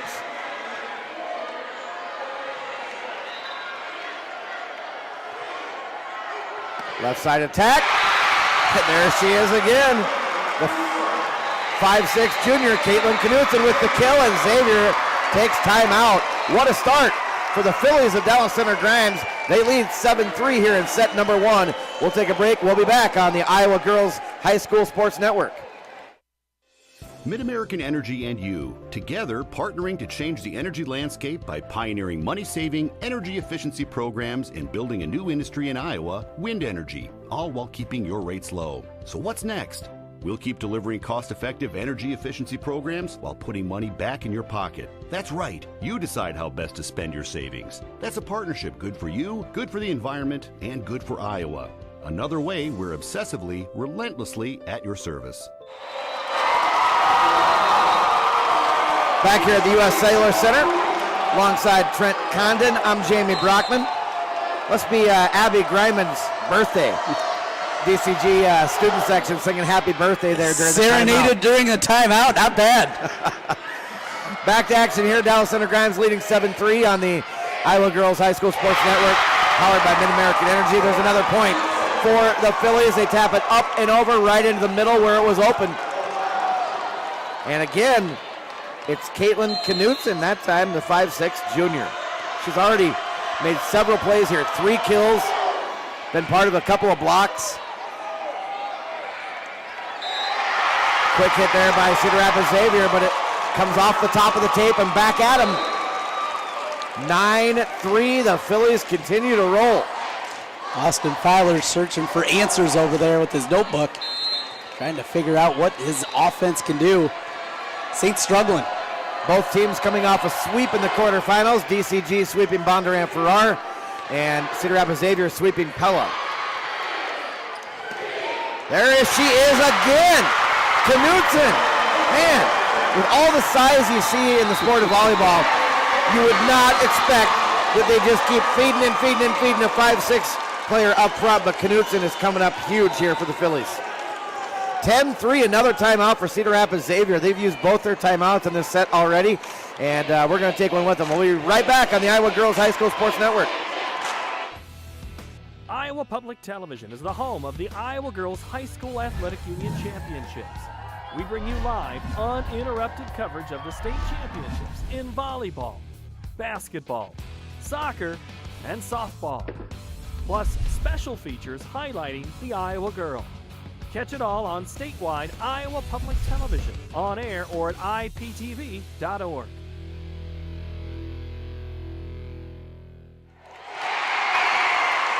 Welcome back alongside Trent Condon. I'm Jamie Brockman.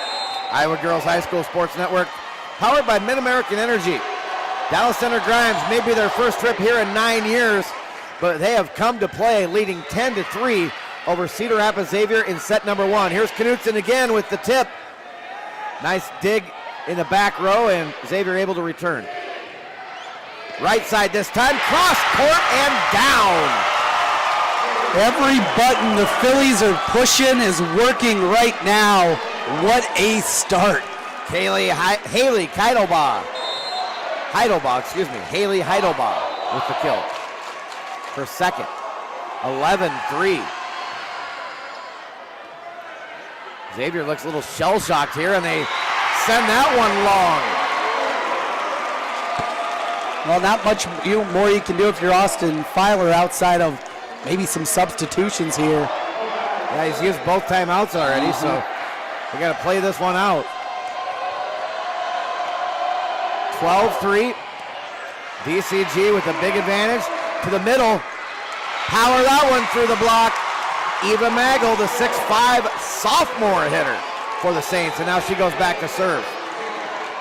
6'5", one of the tallest players here at this tournament. Deep serve. Way long on that one by Heidelbaugh. Immediately tapped her chest and said, yep, my bad. 12-5. Couple straight here for the Saints.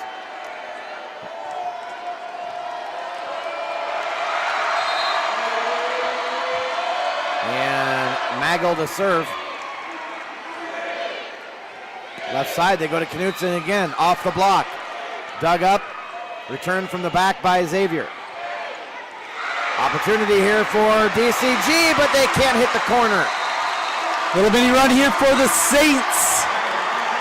settling in the state semifinals. 12-6, DCG with the advantage. They were up 12-3, and Mago serves that one long.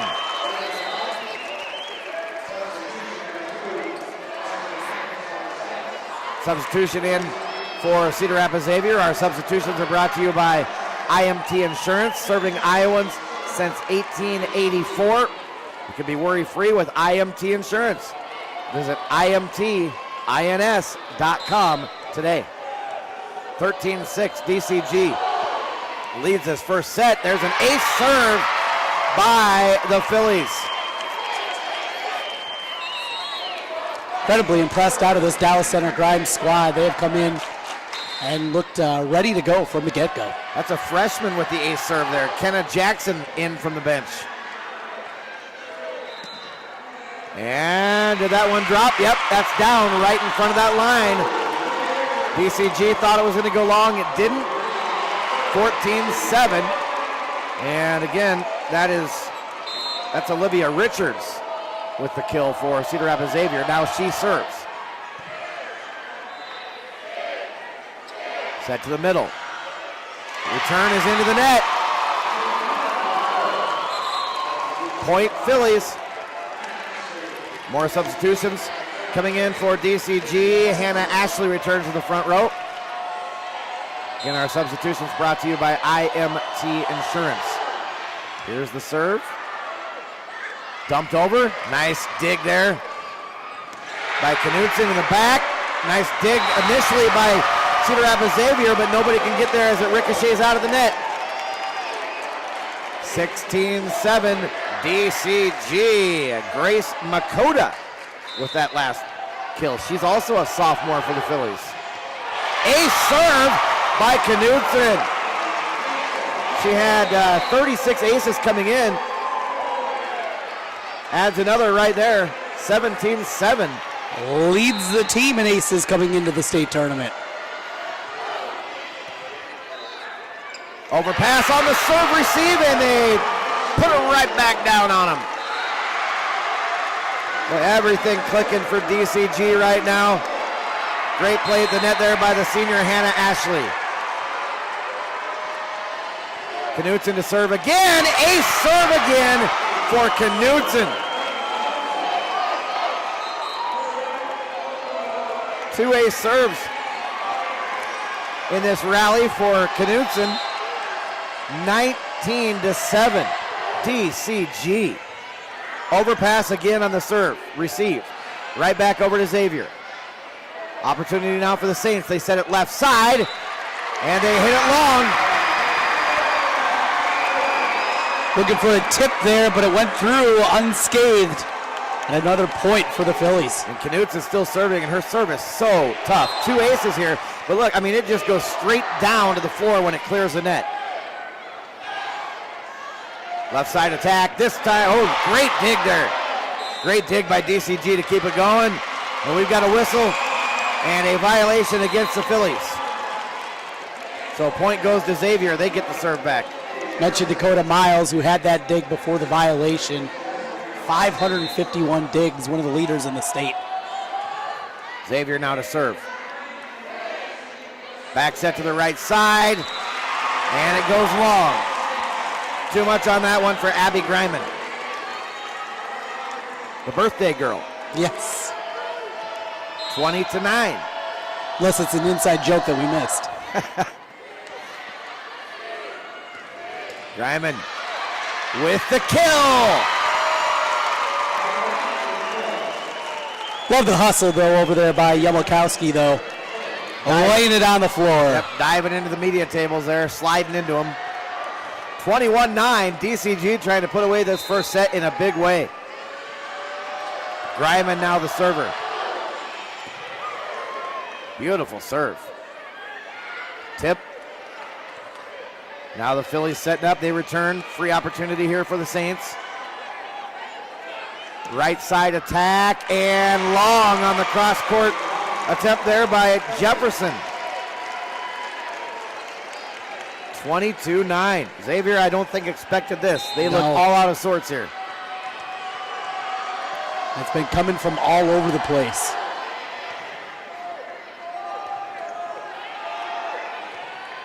Returned by Xavier. Free opportunity here for the Saints, or for the Phillies rather. Tried to tip it up over the top, dug up. Right side now. Pushed at the net. DCG blocked. Over on the left side. Emily Jasper. And a little help from Katie Garrison.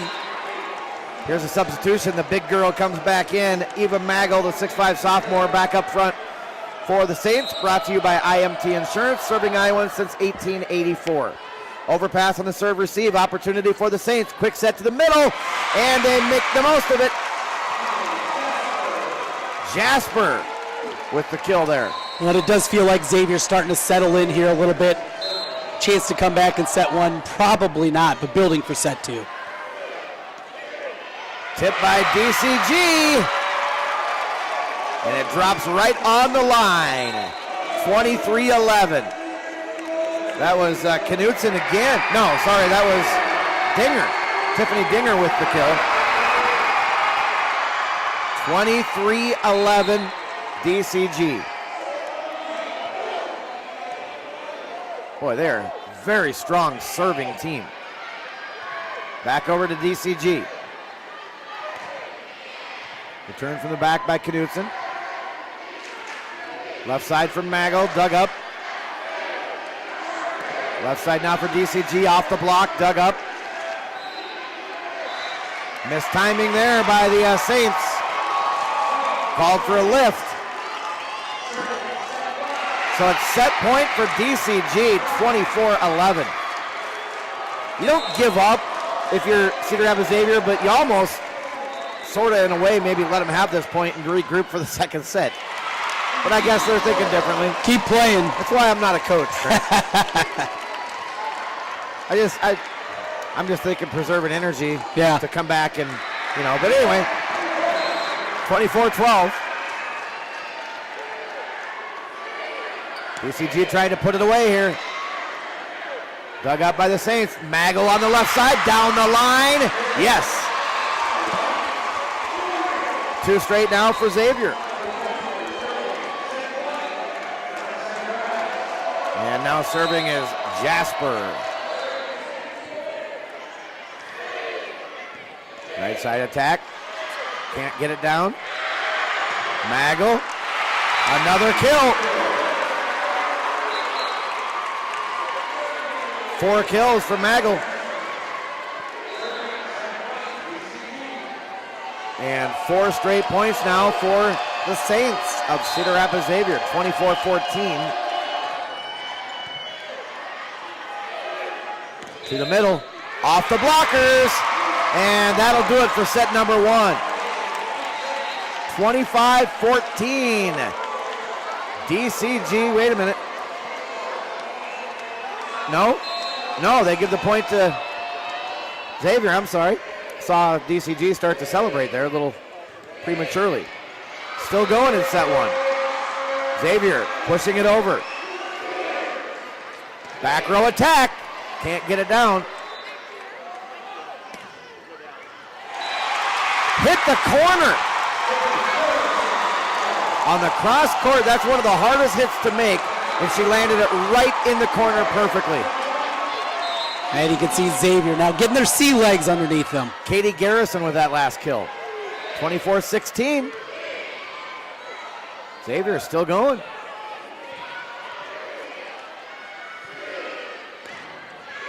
Returned by the Phillies. Left side, Magel, long on that one. No touch. So that will be the final point here in set number 1. 25-16, your final score in set 1. Dallas Center Grimes with the win over Cedar Rapids Xavier. We will take a break. We'll be back with your second set coming up on the Iowa Girls High School Sports Network, powered by MidAmerican Energy. They just have to get their feet here on the pavement and bing. Highway, don't hesitate. Come on, let's get away. being in Des Moines, you just get it through the experience. I'm a fan of a lot of our fast, casual cuisine. A little theater, some great restaurants. There's a lot going on musically. If you can't find things to do in Des Moines, You must be boring. this is a magical place. At Fairway, we're all about fresh. Fresh ingredients, refreshingly low prices, and now, fresh new offerings store-wide. Come try our new convenient grab-and-go meal kits. Discover an even bigger selection of the brands you love. And see how we've updated our stores to make every shopping trip easier, faster, and fresher. Fairway Meat and Grocery. It's what we're all about.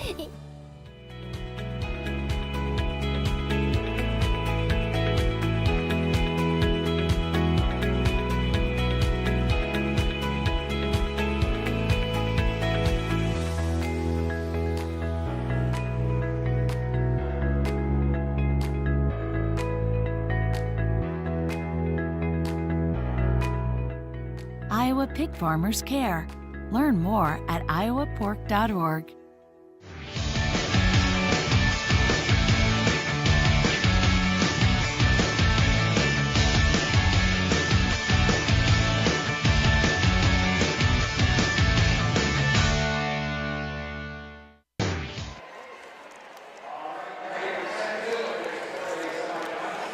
Back here at the U.S. Cellular Center alongside Trent Condon, my name is Jamie Brockman. What a first set by DCG, Trent.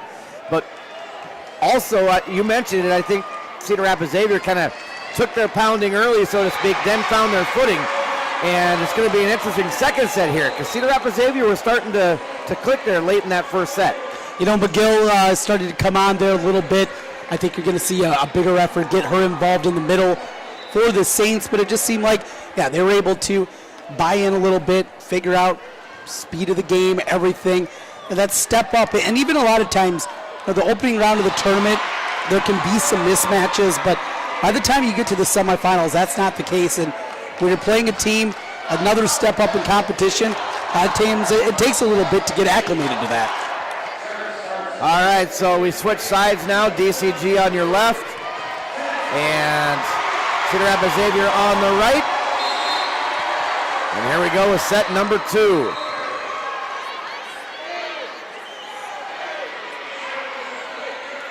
Xavier to the middle and down in the back. So just like set 1, Xavier gets the quick start, scores first. And went to the middle like they did to begin things with Emily Jasper. Thanks for joining us today on the Iowa Girls High School Sports Network, powered by MidAmerican Energy. Tape work there for Knudsen. Sometimes the net can be your friend and sometimes it's your enemy. That time, definitely a friend for DCG. Ties it up 1-1. Serving for the Phillies is Hannah Ashley. Again, right down at the floor on the serve. Hard hit down the line. Can't be dug. That's a kill for Jasper. No, excuse me, that was not Jasper, it was Katie Garrison. Jasper now back to serve.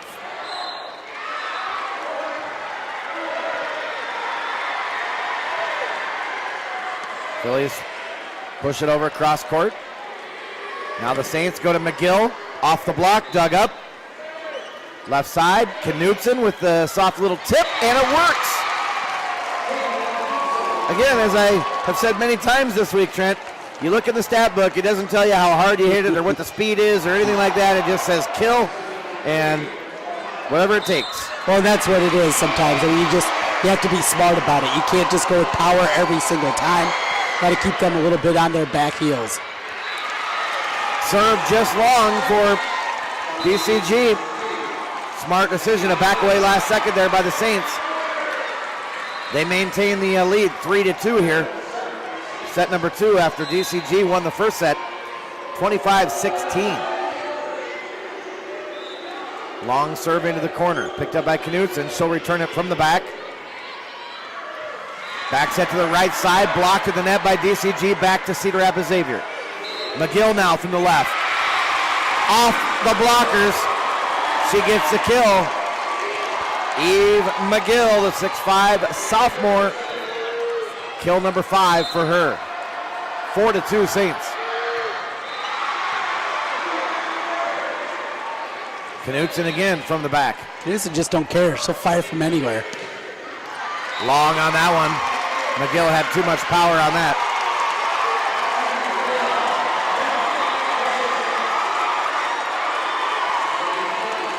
Now you see the captain, Knutson, over chatting with the head official.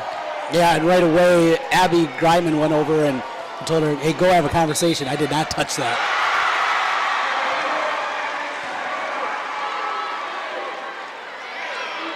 Well, they didn't win the argument. It was a quick one. Point did go to Xavier. So they called the touch. 5-2. Xavier leads. Hard hit by McGill that time. McGill starting to find her groove here. And you can see they went away from her early in the first set. Certainly part of the game plan here in the second for Coach Filer. A serve, maybe? Yep. Great effort there by DCG, chasing it all the way through the media tables there, honestly, and couldn't retrieve it though. So Cedar Rapids Xavier on a run here in set number 2. They lead 7-2, and the Phillies take time out. We'll take one also on the MidAmerican Energy Iowa Girls High School Sports Network.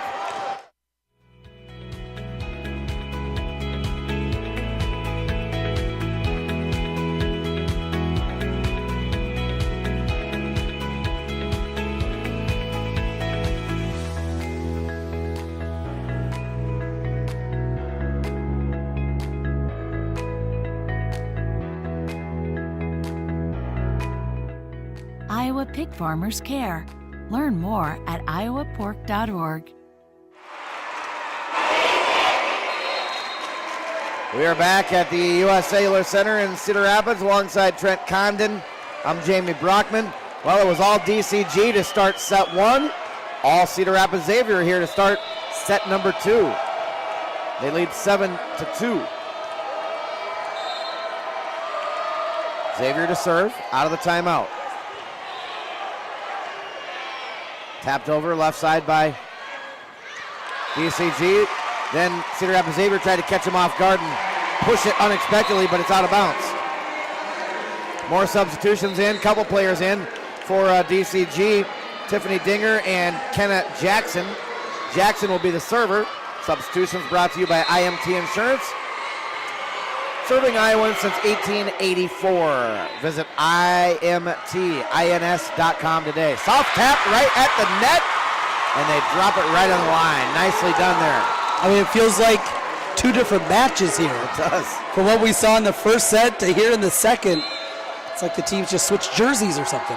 Olivia Richards got the kill there, and then McGill serves into the net. Another substitution for DCG. Hannah Ashley back in.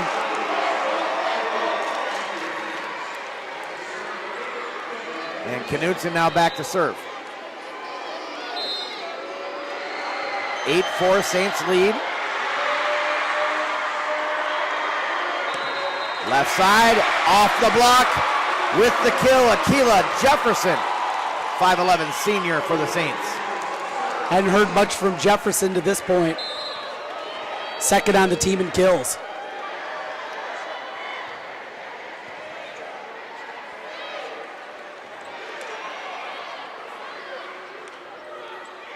Tip over, right at the line, and close call, but they hit the line according to the head official. It's right below him. So Xavier does get the point there, and they credit it to Jasper. 10-4. Trouble for DCG. Boy, the media guys getting a workout. They are. That's like the 3rd or 4th time they've chased one into the media tables back there. Getting run at over there. Saw John Naughton earlier from the Register sitting down that way. Probably back talking to the Valley and Centennial girls after their 5A semifinal. 11-4 Cedar Rapids Xavier.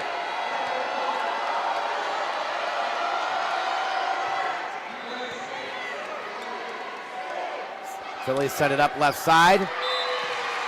And they power it through the block of Cedar Rapids Xavier. 11-5. DCG trying to build some momentum here. And they're doing some work down on the floor down there, right where Knudsen went out. Appears to be okay. Hannah Ashley with that last kill for the Phillies. Serving now is Abby Greiman. Here come the Saints. Jefferson on the left side. Can't get it down. Left side now through the block, but dug up by Xavier. Back to Jefferson. Now the Phillies setting up to the middle. Tried to hit that line. No. Jefferson again. Third time's a charm for Akila Jefferson. Attacks have been much better, and certainly setting it up has been what we've seen out of Jasmine Yamakowski, the setter. She did a nice job here in the second set. 12-5. Cedar Rapids Xavier. Knudsen from the back. Couldn't hit the back corner. And then long on the return by Cedar Rapids Xavier. No, they say a touch. Line judge held up the flag saying it was out, but they overrule it saying there was a touch. And Xavier gets the point, 13-5.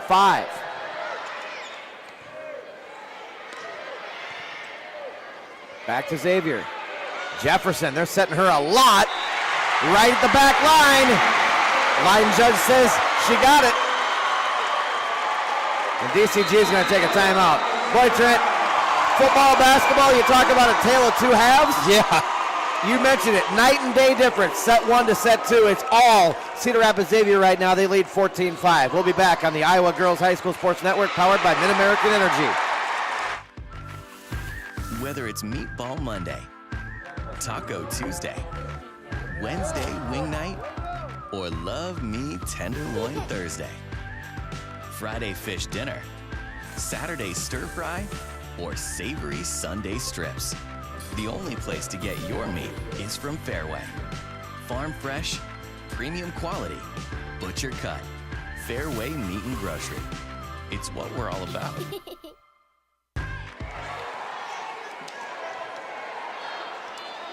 Back at the U.S. Cellular Center, downtown Cedar Rapids. With Trent Condon, I'm Jamie Brockman. Cedar Rapids Xavier, after dropping the first set, getting a little shell shock through that set.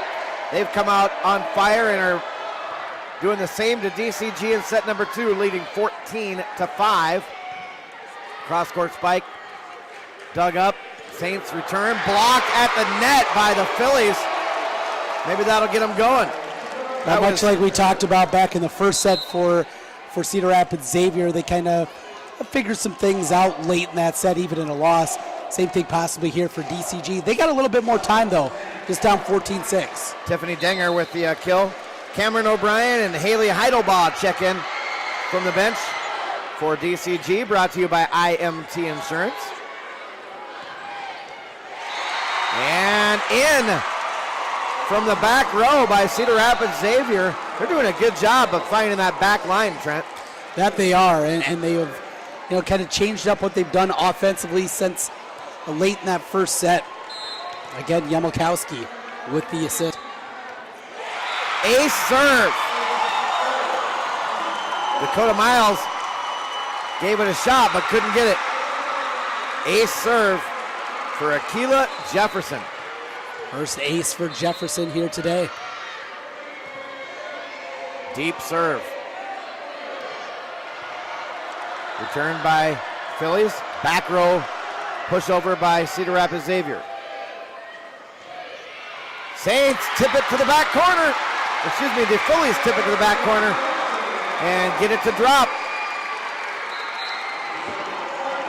Everybody was coming forward. She saw it. She pushed it right over top of them to the corner.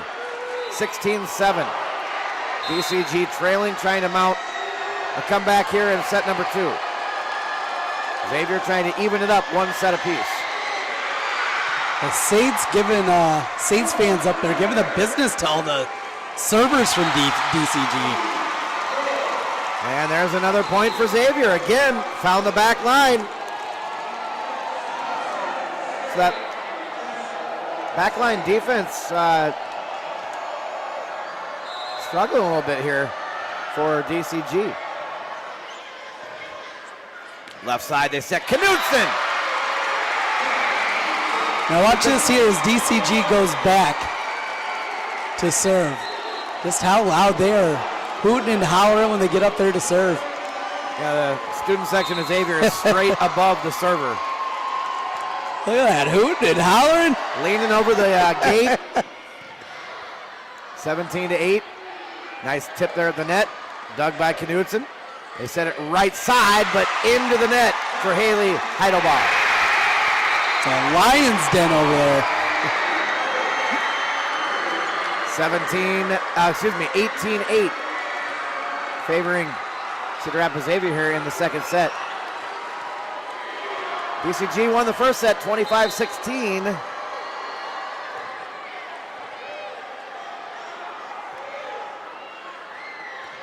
Back row return from Knutson, overpass. Can't take advantage though. Back to Cedar Rapids Xavier. To the middle, dug by Jefferson. Now McGill puts it down. McGill's fun to watch, just a sophomore. Good power through that 6'5" frame. Madeline Dewey couldn't dig that one. 19-8. Saints. Great serve. Left side, Knutson. And we've got a whistle. And double hit called against the Phillies. 20-8.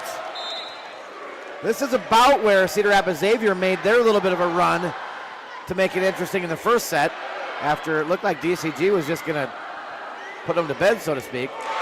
McGill again with authority. Not much you can do against that. 21-8. Setup was perfect over there, Yabelkowski.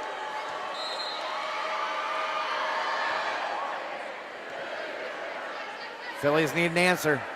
Off the slide to the right side with the tip of the net, but a whistle and a lift called on DCG. 22-8. Saints are rolling. Set number 2.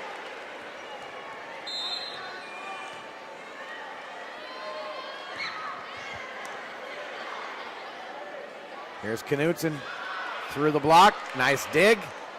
Keeping it alive. McGill pushes it over. To the middle. Through the block. That's Abby Greiman with the kill for the Phillies. More subs coming in for DCG. Grace Makota and Kenna Jackson enter. Again, substitutions brought to you by IMT Insurance, serving Iowans since 1884. Visit IMTINS.com today. 22-9, Cedar Rapids Xavier blocked at the net, back to the Saints. They set it to McGill, and that's outside the antenna, or it hit the antenna, so. Update from the other playoff tournaments going on, the high school football playoffs. First game in the books for the Unidome, Rockford Marble Rock, a 52-19 win over Southeast Warren. Who? Say that 5 times. Rockford Marble Rock, or as they're known in some points, North Iowa. Getting more and more schools merging and more longer school names and initials.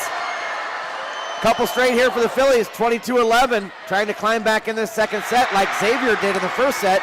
McGill tried to hammer it. Nice dig. And return by Miles. McGill again, this time. She gets it to go. 23-11, and now McGill back to serve. 11 kills already for McGill.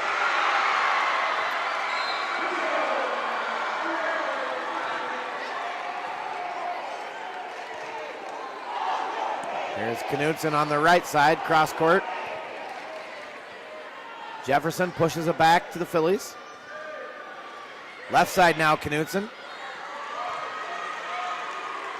McGill from the back, off the tape, dug up. Another dig by the Saints, still going on this point, and into the net there by Olivia Richards. 23-12. I love watching the substitution for the Saints when McGill checks out and Heinrichs comes in for her. 1-6-5, the other's 5-5.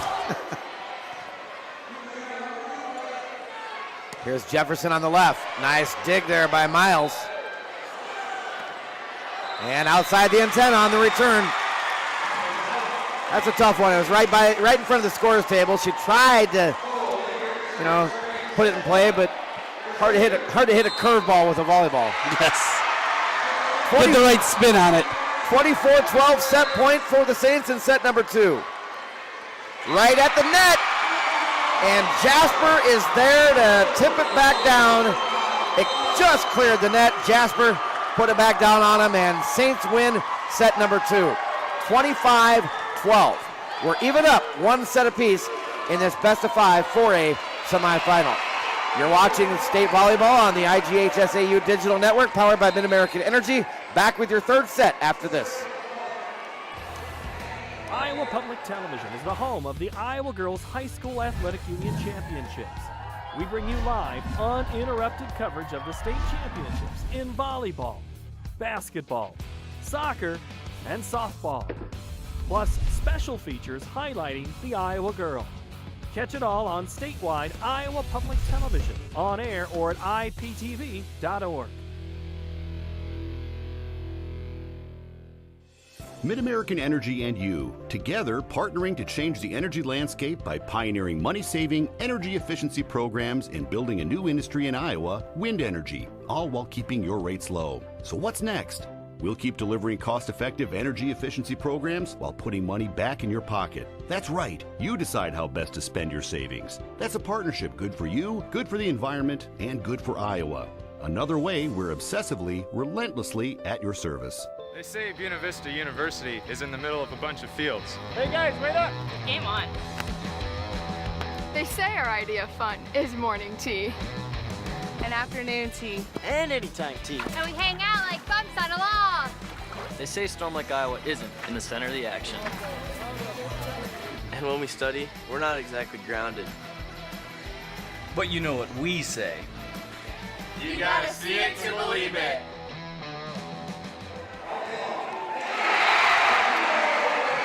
Back at the U.S. Cellular Center in Cedar Rapids, getting ready for set number 3 in this 4A semifinal.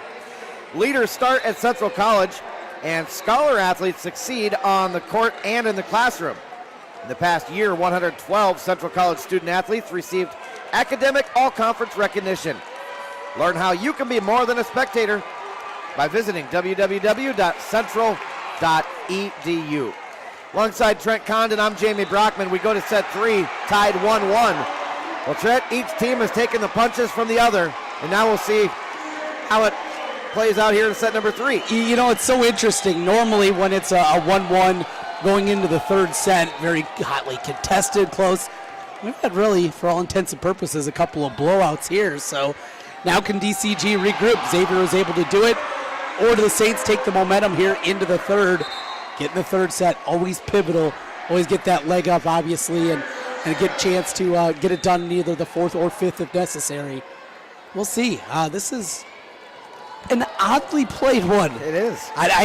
The matches that we've called here the last few days, I don't remember one quite like this. No, I don't either. And we haven't seen too many lopsided sets either. Yeah. And, 25-16 in the first set, but it was all DCG until late when a little bit of a run there by Xavier. Make it look a little more respectable. And then set 2 from the get-go was all Cedar Rapids Xavier. They win 25-12. Well, buckle in. We've been known to bring a lot of 5-setters here. So here we go. DCG serves to start. Tap over in the middle by Xavier. Who's going to get this first point to go? Tap at the net by Jasper. Roll over. Back to the Saints. Off the block. From the back row, Knutson can't get it down. Hotly, there's the point. Say it was a to that point, hotly contested first point there of this third set, but Magel finally gets it to go down. Knudsen, Miles having a conversation out there in the back row. Right side set, off the block, and point DCG. Ties it up 1-1. That was Hannah Ashley, the 5'9" senior. She now is the server for the Phillies.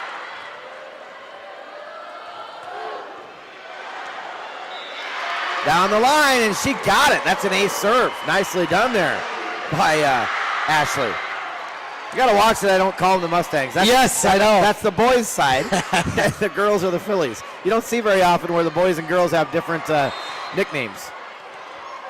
Ace there for Ashley, 25th of the year. 4th on the team. Nice low serve. And then, wow, that is Olivia Richards pounding that one for the kill. Her third. And we're netted up 2-2 early on set number 3.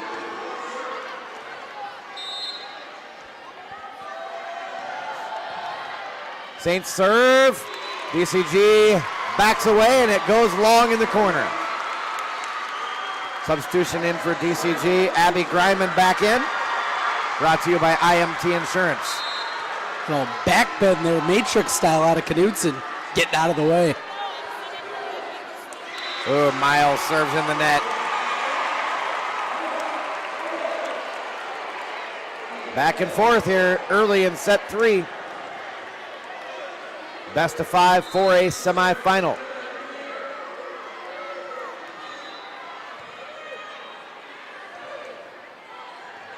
Miles returns from the back row. Diving dig made by McGill.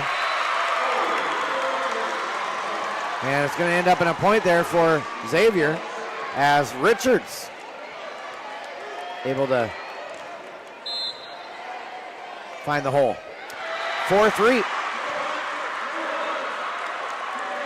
Battle at the net. Xavier pushes it back over to DCG. Miles returns a free ball. Quick set. Richards with another kill. We've said her name a lot here in the last few points. Olivia Richards, 5'11" senior. 4th on the team in kills coming into the tournament. On the other court, you've got Dubuque Wahlert, number 4 seed, and top seed Sergeant Bluff Luton. They're in the 4th set over there. And another point here for Cedar Rapids Xavier. Philly's trying to regroup over there. Long conversation in the huddle. They're going to use a timeout. Timeout, Phillies. 6-3. Cedar Rapids Xavier leads here in set number 3. We'll be back on the Iowa Girls High School Sports Network. All you have to do, you just have to get their feet here on the pavement and bing.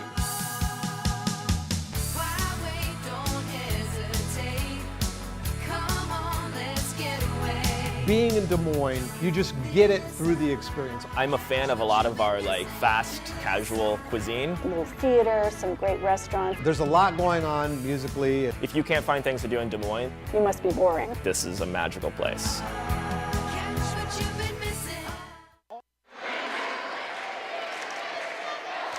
Back in the U.S. Cellular Center alongside Trent Condon, I'm Jamie Brockman on the Iowa Girls High School Sports Network, powered by MidAmerican Energy. Set 1 to DCG, set 2 goes to Cedar Rapids Xavier, set 3 you're watching right now, and it is 6-3 Cedar Rapids Xavier with the advantage.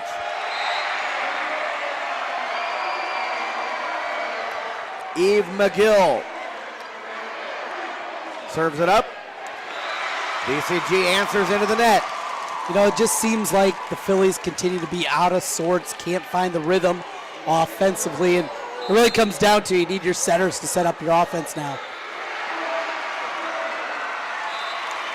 And McGill serves in the net, committing the error. She now takes a breather during the rotation, and Ashley Heinrichs comes in to play that back row for Cedar Rapids Xavier. Brought to you by IMT Insurance. Dubuque Wahlert leading over on the other floor, 2-1, and right now they lead set 4, 13-7. Nice hard hit over there by Heinrichs. Just enough to get it through the block. Cedar Rapids Xavier. Actually, I'm sorry. Correction, that was Jefferson. 8-4, Saints lead it. Double hit called on the set for DCG. The mistakes now mounting up on the Phillies. 9-4. They trail. Bullet served right down to the floor by Cedar Rapids Xavier. Returned. Free opportunity here. Jasper tips it over. Now Knudsen can't put that one down. Jefferson from the left side, long. She disagrees. She's looking around to see if there's a touch. They say no. And point goes to DCG. 9-5 Saints. Good work there by the line judge getting down. You can see, we talk about the best players here in the state, but the best officials too. DCG now serving, that's Knudsen.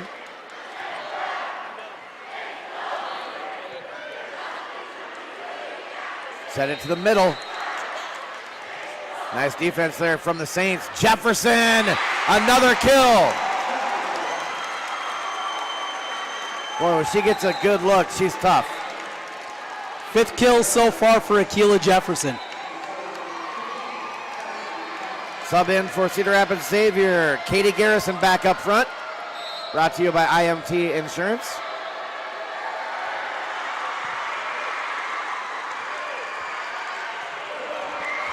Long on the return from the Phillies. Too much on it for Hannah Ashley. 11-5. Starting to get crucial time here in set number 3, and DCG sees that as well. They take timeout. So 11-5. Saints lead it in set number 3. We'll be back after this on the Iowa High School Girls Sports Network. Whether it's Meatball Monday, Taco Tuesday, Wednesday Wing Night, or Love Me Tenderloin Thursday, Friday Fish Dinner, Saturday Stir Fry, or savory Sunday strips, the only place to get your meat is from Fairway. Farm fresh, premium quality, butcher cut, Fairway Meat and Grocery. It's what we're all about. Alongside Trent Condon, I'm Jamie Brockman. We're back in the U.S. Cellular Center for a semifinal. Set number 3, and Cedar Rapids Xavier, number 2 seed, leads number 3 seed, DCG 11-5. Match tied up 1 set apiece. Crucial set 3 here to see who's going to take control of this match. It really is. You get that leg up in the competition here. Dallas Center Grimes, though, struggling over the last set and a half. And it's going to be an ace serve by the Saints. Uncharacteristic mistake for Knudsen. DCG just giving away too many points here in this set. A lot of mistakes. They go right back at Knudsen. This time she fields it cleanly. And they set it to the left. Dug up nicely. Back row by Xavier. Left side. Block at the net. Back to... They push it back and forth, and we're going to have violation. See the net wiggling, so I think net violation against Cedar Rapids Xavier. Yep, they got Jefferson there on the net. 12-6. DCG trailing, they get the serve back. And that's in, just inside that back line for an ace. Need to get on a run here, rally scoring. Can't just trade away, got to have those big runs. Abby Greiman with the ace. Here's Jefferson right side. Through the block, dug up. Return to Xavier. Back to Jefferson. Dug again. Right side. Dug up. Now Saints will try from the left. Cross court and wide. So again, 1 point at a time, and all of a sudden, I mean, it seems like DCG shouldn't be in this set, really, and here they're down 4. Hanging around, giving themselves a chance.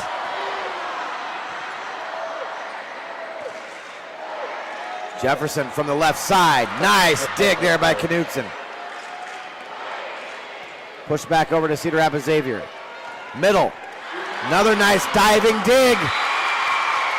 But nobody goes over toward the scorer's table and nobody can get there. Couple great digs there though by Knutson.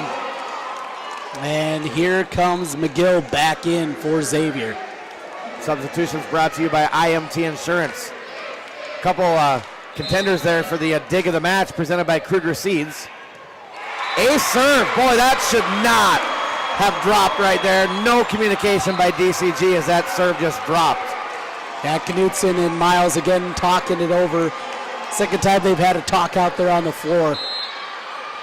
So the ace serve by Jefferson puts the Saints in front 14-8. And double hit called on the Phillies. Getting late early here in the third set. Knutson from the back. Late jump on it by the libero, and Knutson gets the kill. 15-9. 7 kills for Knutson. Also got a couple ace serves, several digs, even maybe an assist or two also. She's putting her name in all the statistical categories for DCG. Hard hit by McGill. Nice dig by Miles. Knutson returns from the back. Quick set to the middle. Jasper tips it up and over and out. Found the right spot there, just a bit wide, had the defense on its heels.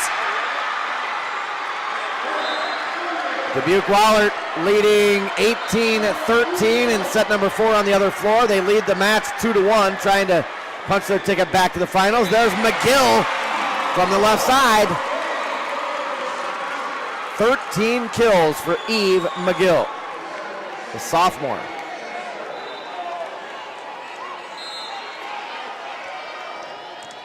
Jasper serves. Off the block, dug up. Set to the middle. Olivia Richards pushes it over, but we've got a net violation on the Saints.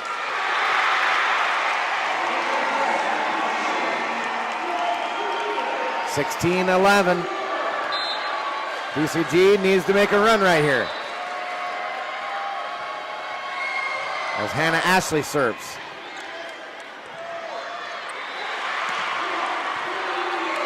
Back row return, Doug. Here's Knutson.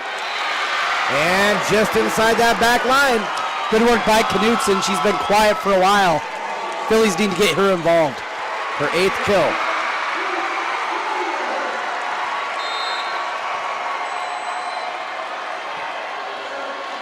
Ashley to serve it again. To the middle. They set up Richards.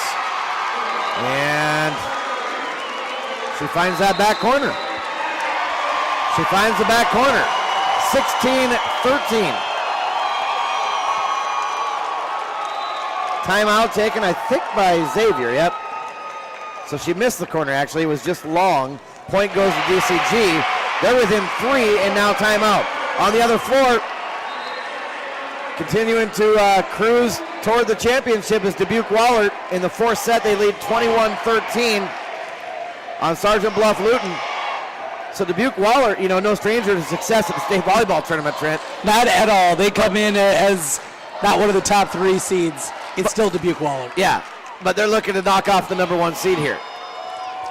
Two straight championships out of Wahlert. The names change, but the history does not. No. You know they're going to be here, and you know they're going to make a run. And they're 3 points away from doing just that, beating the number 1 seed, Sergeant Bluff Luton, and moving on to the finals to face the eventual winner of this one between DCG and Cedar Rapids Xavier. Back to action, 16-13, Cedar Rapids Xavier. But DCG back within 3 now. Good battles at the net. Here's Xavier now to McGill down the line. They look to the line judges. And they say in, no touch. So McGill with another kill. 17-13. Saints leading. Here's Knutson, soft little tap right over the fingertips of the blocker.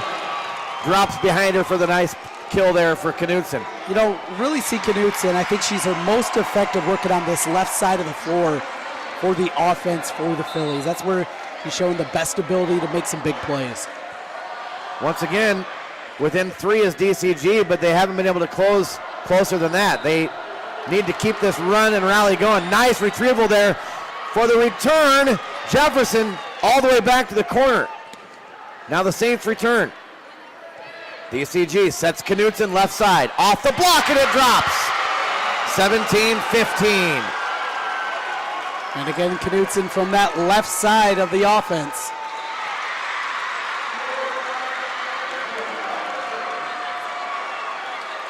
Serving for DCG is Miles, Dakota Miles. Wearing the red jersey as the libero. Deep serve. Richards from the middle with the tap. Can't be dug, and Dubuque Wahlert just won. They beat Sergeant Bluff Luton, number 1 seed, and Dubuque Wahlert back to the 4A championship tomorrow. 3-1, Dubuque Wahlert wins. They await the winner of this one. Got some little bit of a delay here. Now they give the okay for McGill to serve it up. Back to a 3-point Xavier lead. Tap and down by Abby Griman.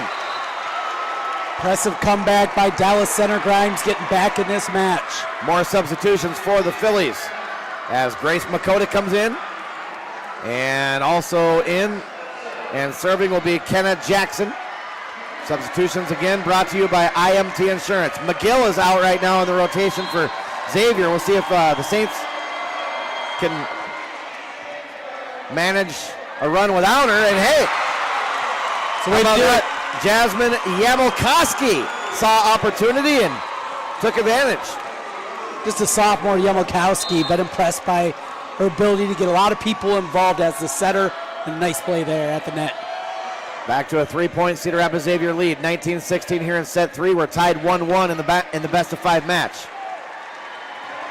There's Jasper, blocked back at her. Jefferson returns a free ball. Right side attack. And thrown down by Grace Makota. Her 3rd kill of the match for the Phillies. 19-17.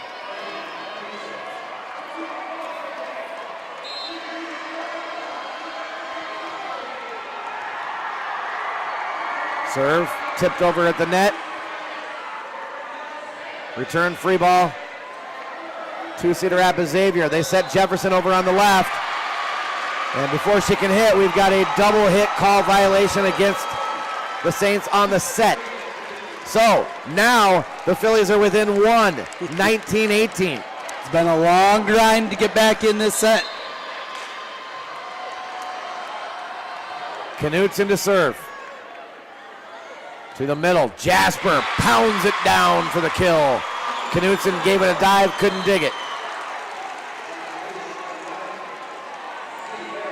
2018, Cedar Rapids Xavier.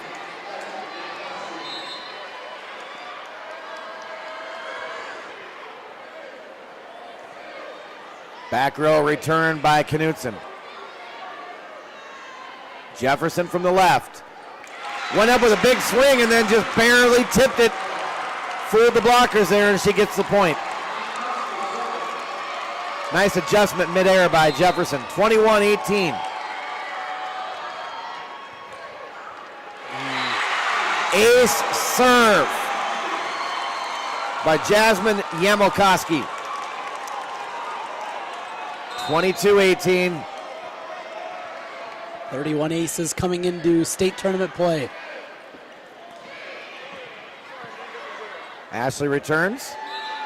And we're going to have a lift called, or double hit actually called on Cedar Rapids Xavier. So that ends their run. 22-19. DCG now has got to put a run. They can't afford to give it right back to the Saints. Down 23-19 in that situation. They need to make a run here. That'll work. Ace serve right down to the floor. When you can serve like that into the back row and right at the floor, it's almost impossible to get that up off the floor. Timeout, Xavier. Timeout, 22-20. As the Phillies have fought back within 2 here late in set number 3 on the Iowa Girls High School Sport Network. We'll be back after this.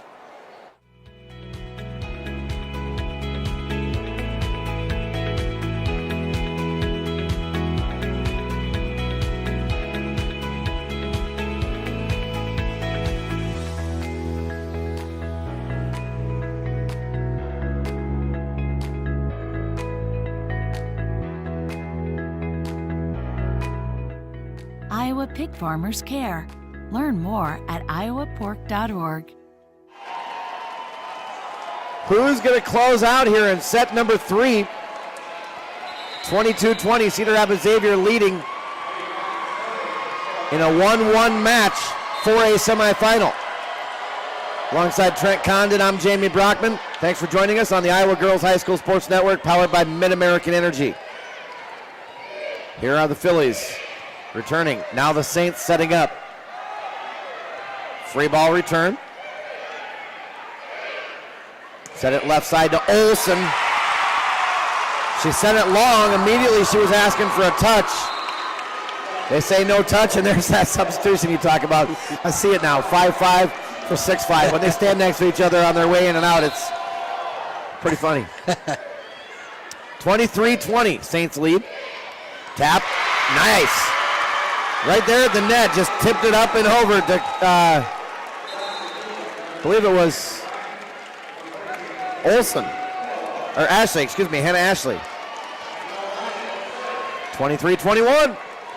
Into serve is Cameron O'Brien now for DCG. O'Brien third on the team with 34 aces coming into the state tournament. Great serve. Here's McGill. Didn't get a big swing on it, had to tip it, and carries her into the net. Net violation on McGill. 23-22.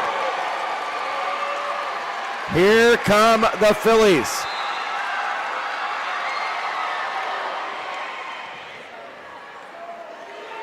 Here's McGill on the left side, long, and we're tied 23-23. Got a touch. Oh, had a touch over there. That's a big call right there, because it puts Cedar Rapids Xavier at, no argument from DCG, but that's a big call because it puts the Saints at set point here. DCG off the block. McGill on the left side. Here's Knutson from the back, and she puts it down. 24-23. Still alive.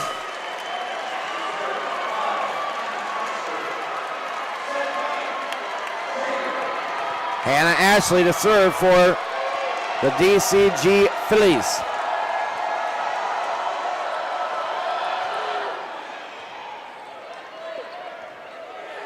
McGill, left side. Nice dig back there. Knutson dug up. Right side now for Cedar Rapids Xavier. Cross court. On the line, she hit it. And that's a win for Cedar Rapids Xavier in set number 3. 25-23. Cedar Rapids Xavier takes set 3, and they now lead this best of 5 4A semifinal, 2-1 over DCG. We'll take a break. We'll be back in the U.S. Cellular Center on the Iowa Girls High School Sports Network, powered by MidAmerican Energy. MidAmerican Energy and you, together partnering to change the energy landscape by pioneering money-saving, energy efficiency programs and building a new industry in Iowa, wind energy, all while keeping your rates low. So what's next? We'll keep delivering cost-effective energy efficiency programs while putting money back in your pocket. That's right. You decide how best to spend your savings. That's a partnership good for you, good for the environment, and good for Iowa. Another way we're obsessively, relentlessly at your service. Iowa Public Television is the home of the Iowa Girls High School Athletic Union Championships. We bring you live, uninterrupted coverage of the state championships in volleyball, basketball, soccer, and softball. Plus, special features highlighting the Iowa girl. Catch it all on statewide Iowa Public Television, on air or at iptv.org.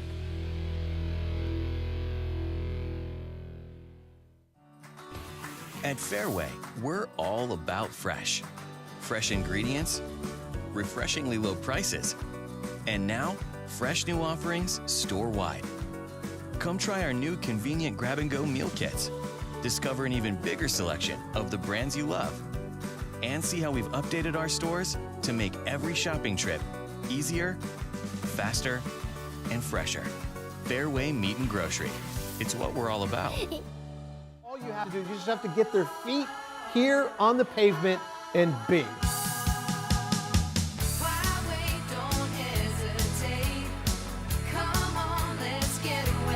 Being in Des Moines, you just get it through the experience. I'm a fan of a lot of our fast, casual cuisine. A little theater, some great restaurants. There's a lot going on musically. If you can't find things to do in Des Moines, You must be boring. this is a magical place.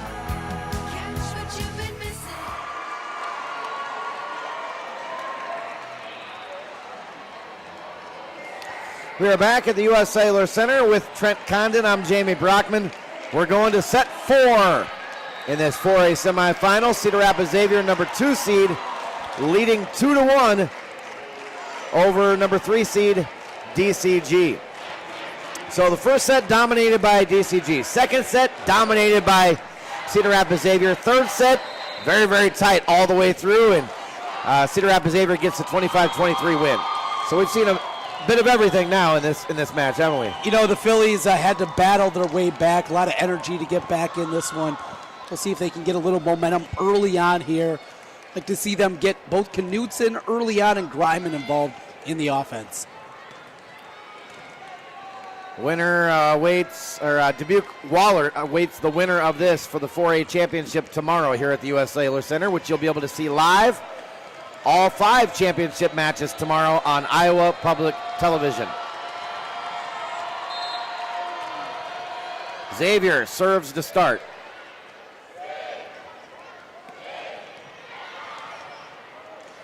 Nice job to keep that alive, and then McGill just a little too much on that one.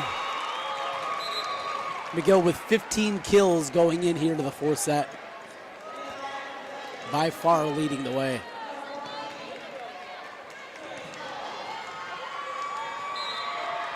See if DCG can keep going here after the opening point scored. Here is Jasper from the middle, dug up. DCG returns. McGill, left side. Tip of the net, right into the hands of the blocker over there on the right side for Cedar Rapids Xavier, Katie Garrison. Gets the point for Cedar Rapids Xavier. 1-1. Now Jasper to serve.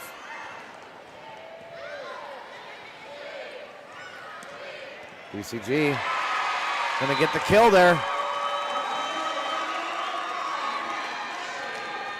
Hannah Ashley, her 5th kill. Now serves.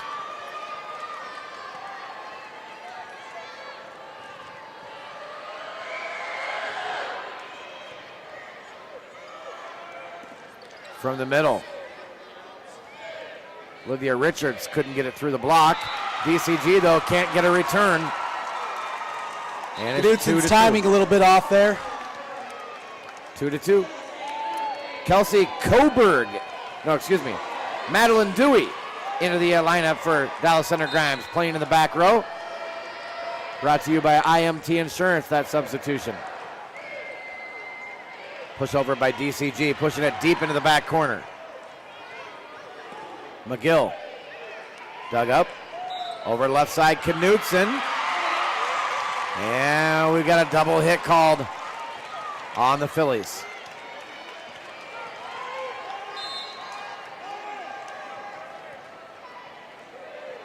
Serve it at Knutson, and she got the initial serve receive, but then couldn't get a second hit on it there. Cameron O'Brien diving at it. They seem to be serving at Knutson a lot. I'm a little surprised at that, as strong of a player as she is, but obviously they've seen something. I think two parts of that. First, just how good that we've seen Dakota Miles is there in the back row.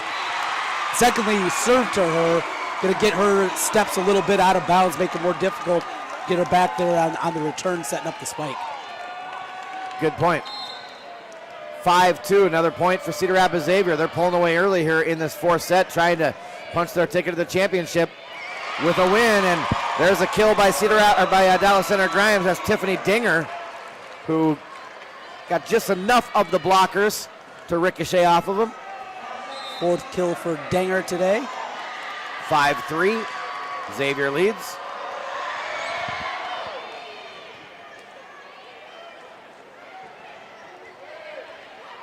Dug up by DCG. They set it right side. Heidelbach couldn't get it down. McGill does, though, down the line. Well, McGill wasn't able to get a good running start at that one, but at 6'5", doesn't matter. Still had the angle to pound it down. 16 kills for McGill. It's kind of like in football when you got a tall receiver and you say just throw it up and let him go get it. Yeah. Pushed over by DCG. Retrieved and returned by Cedar Rapids Xavier. Knutson left side. Off the deflection. Blocked by DCG. Back to Cedar Rapids Xavier. Middle. Hard hit there by Olivia Richards for the kill from the middle.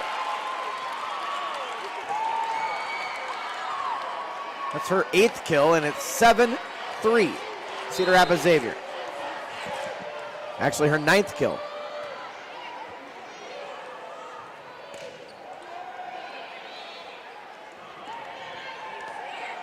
Heidelbach returns for DCG. Back to the Phillies, and going to be point for DCG. More IMT insurance substitutions. Again, coming in to serve is Kenna Jackson. And into the front row is Grace Makota.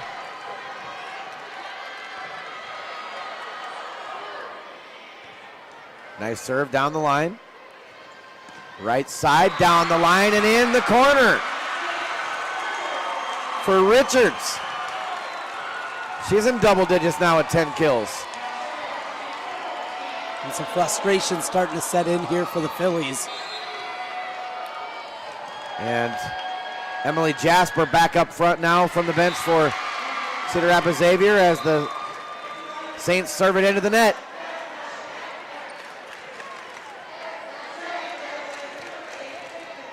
(8-5) your score in favor of Cedar Rapids Xavier. DCG serves. Xavier sets it to Jefferson left side. Cross court, places it in the back corner. Not much you can do there. No, she does not miss much on those corner shots. She really is very efficient. Kill efficiency on the season was 257, but she's been hitting strong here today.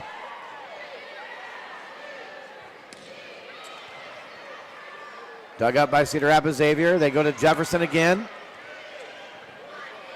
Now the Phillies setting up left side, and they're able to get the kill over there.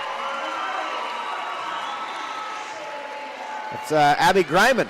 No, sorry. It's Hannah Ashley. It's her 6th kill. And the Phillies are hanging around in this fourth set, 9-6.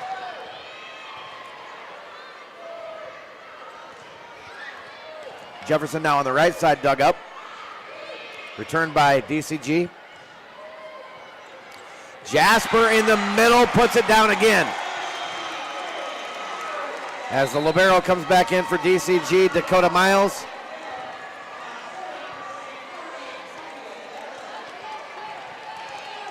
(10-6) Saints looking to put it away with a set 4 win here. They lead 2-1. Dubuque Wahlert awaiting the winner in the 4A championship tomorrow. From the back, Knudsen.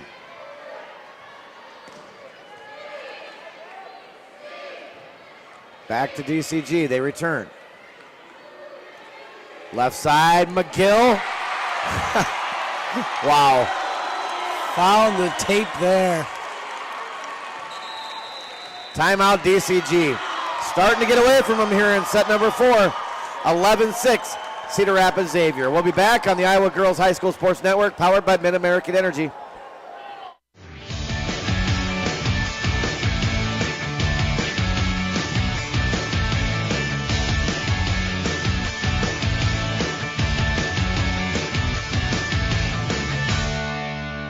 Buena Vista University is in the middle of a bunch of fields. Hey guys, wait up! Game on. They say our idea of fun is morning tea, and afternoon tea, and anytime tea. And we hang out like bumps on a log. They say a storm like Iowa isn't in the center of the action. And when we study, we're not exactly grounded. But you know what we say. You gotta see it to believe it.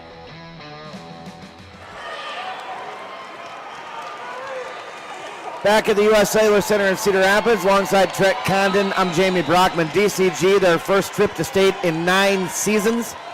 Only their 3rd ever. Picked up the quarterfinal round win, sweeping Bondurant-Farrar, trying to get to the finals. They're down 2-1 here and trailing 11-6 in set number 4. There's Ashley from the left side, dug up. Jasper in the middle for Cedar Rapids Xavier. Back to Ashley on the left. And point will go to Cedar Rapids Xavier. Net violation. The Xavier team a year ago made it here to the semifinals. Really wanted to push through this season, get to the next round. Inching closer and closer. Xavier pushing it over from the back is McGill. Returned by DCG. Dug up, DCG doesn't get much of an attack. They push it over, keep it inside the antenna. Here's McGill. That's how you attack right there. Wow, man, she is so strong. 6'5", only a sophomore, and just a monster arm when she gets a good look and good swing. Really quiet in that first set, and since then she has turned it on. 18 kills in the match. Here's Hannah Ashley, dug up.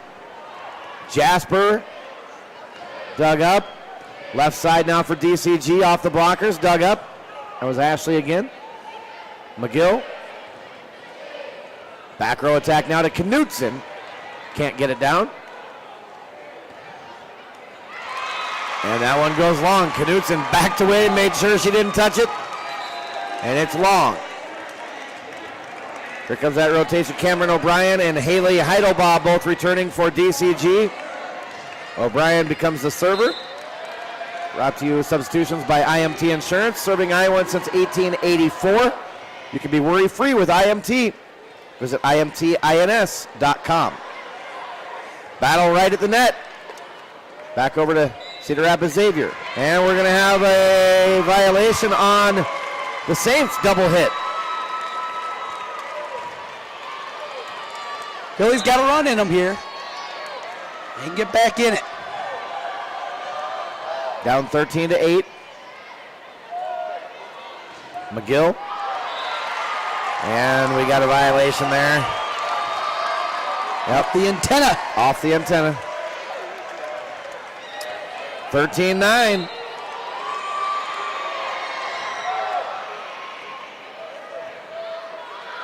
Set it to McGill. Nice dig by Miles. Back row attack, Knudsen. Drops it right in front of Jefferson coming up for the back row. 4 straight here by the Phillies. And they've closed within 3, and Cedar Rapids Xavier wants to talk it over.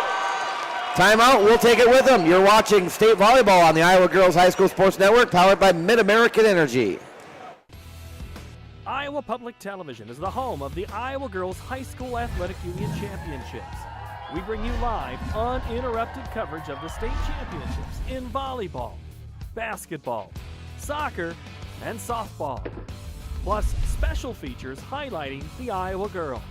Catch it all on statewide Iowa Public Television, on air or at iptv.org.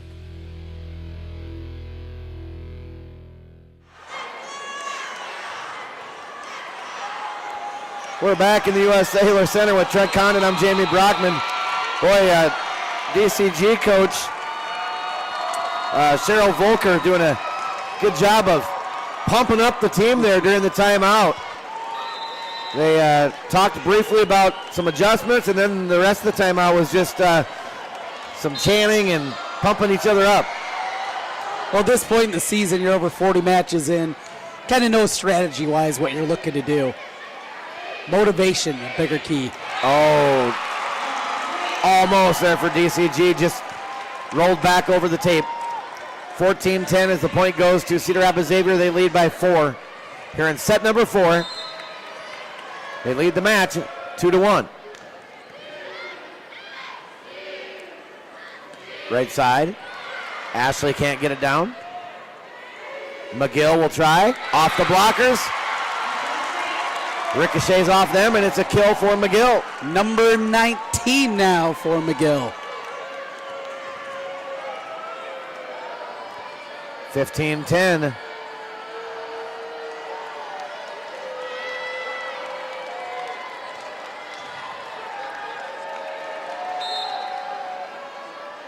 Here we go, Jasper serves. And that'll be a kill over on the left. And that one goes to Tiffany Dinger.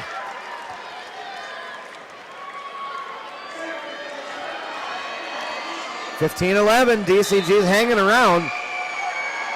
Still down 4 though. In a must-win situation. Deep serve. Back into play and return. Free ball here for DCG. Can they take advantage?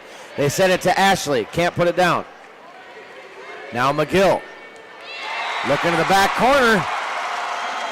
She says she got it. The DCG bench is up and asking for a touch.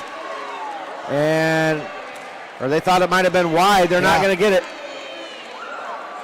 Well, you see the 2 players down there that are sitting right on that line, along with Coach Volker, and they could not believe the call.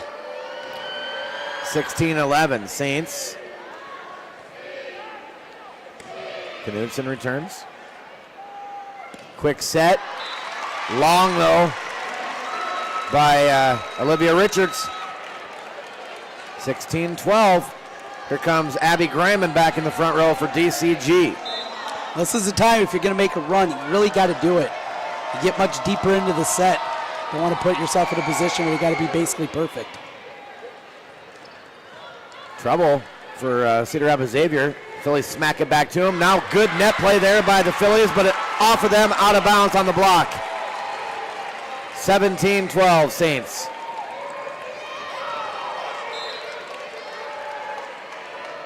Back serving now is McGill. Quick set to the middle. Blocked that time by the Saints. Jefferson was there, and so was Richards. And we're going to have another timeout. 18-12, favor of Cedar Rapids Xavier, and we'll keep it here during this one, Trent. And I think you're right. This is crucial time in this 4th set. DCG's got to make a run. They got to close within 2 or 1 here fairly quickly, because if you get Cedar Rapids Xavier to 20 and that gap is 5 or more, I think it's going to be very difficult for DCG. Yeah, and we haven't seen a ton of big runs out throughout the day and throughout this tournament. When you have 2 highly competitive teams, it is difficult to put together 4, 5, 6 in a row, and that's what you're putting the pressure on yourself if you're down at that point. So really the time is now, and down 2-1. Obviously you have to do it. Big chance here for Dallas Center Grimes. You can see the Cedar Rapids Xavier timeout huddle there as the coach talking to his team. Austin Filer talking things over. 92-28 in his 3 seasons. I'd say you should listen. Yeah, I'd say when he talks, you listen. All right, here we go. McGill to serve out of the timeout. Up 18-12 for Cedar Rapids Xavier. Trying to earn a date with Dubuque Waller. Nice. Down the line there by Knutson. McGill thought it was going to go long. She ducked, let it go by, and it stayed in that back corner. Now with McGill on the bench in the rotation, DCG has got to make the run now. But now is where Jefferson's going to become the big hitter for Cedar Rapids Xavier. That's what we've seen over and over in this rotation. So long serve, that's not what they want right there. Can't afford it now.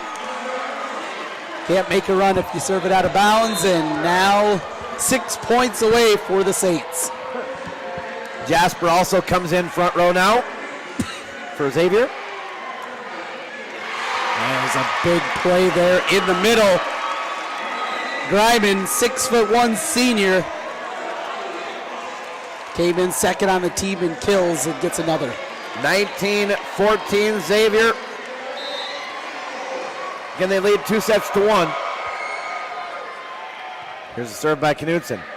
Up right at the net, Jasper flips it over. Left side, dug by Jefferson, right back at the Phillies. Back and forth, just a few feet over the net. Here's Jefferson with the tap. Now back row, Knutson. Here's Jasper. Gets the point for the Saints. Now they sit at 20 and they're up 6.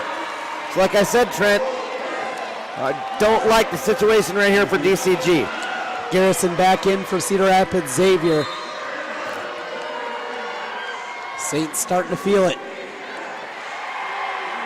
Left side. Dug up deep back row.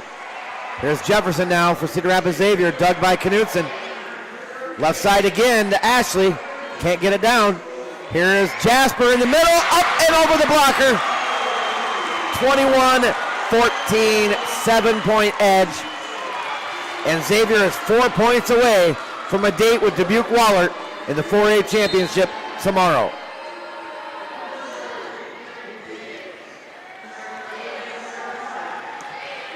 Greiman can't get it down. Up at the net though, and they can't retrieve it. So the point will go to DCG. Back in for the Phillies is Tiffany Dinger on an IMT insurance substitution. Dinger, one of the seniors on this DCG squad, coming back in. Serve in the net by Greiman. Big miscue right there for the Phillies. Second time we've seen that here late out of DCG. So now Jefferson will serve. Right side set. Can't get it down there by Lakota. Back to the Phillies. Set to the middle. And Dinger is able to get that one through. Tiffany Dinger with the kill. 22-16.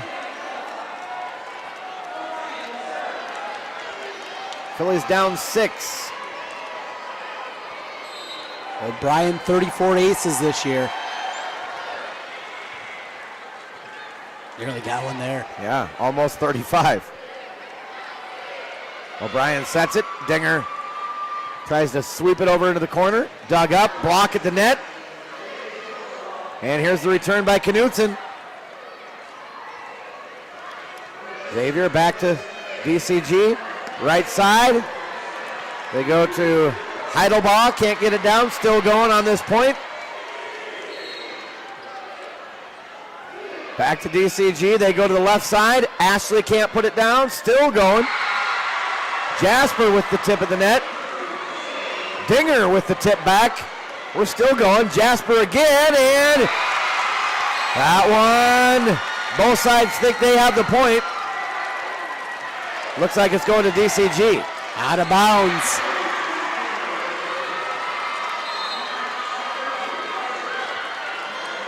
DCG to serve. And it's wide. She tried to place it in the back corner. It was about 2 inches too far. 3A semifinals underway now on the other floor. You've got Carol Kemper going against Osage.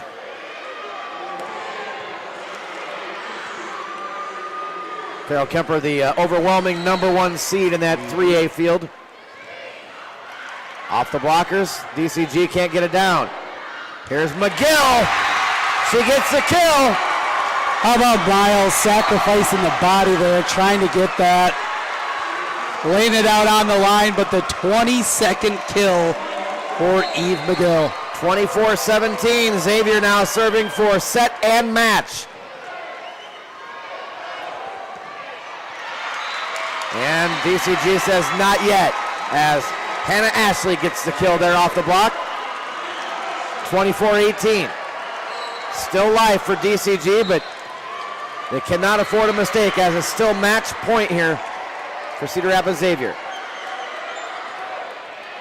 Ashley serve. They set it to McGill. Nice dig there by Miles. Makes it back over the net.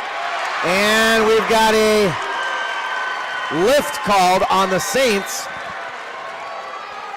Point to DCG, 24-19, they stay alive. Ashley will serve again.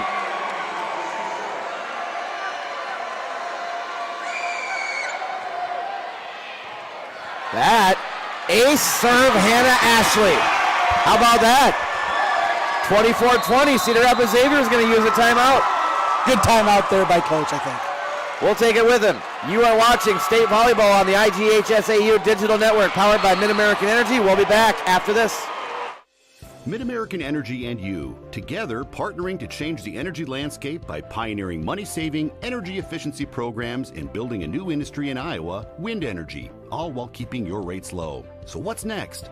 We'll keep delivering cost-effective energy efficiency programs while putting money back in your pocket. That's right, you decide how best to spend your savings. That's a partnership good for you, good for the environment, and good for Iowa. Another way we're obsessively, relentlessly at your service. Back here at the U.S. Cellular Center, match point for Cedar Rapids Xavier, but the Phillies are fighting back. 4 straight points for DCG, 24-20. Set number 4, Cedar Rapids Xavier, 1 point away from the 4A championship. Tomorrow, there's McGill, blocked by DCG.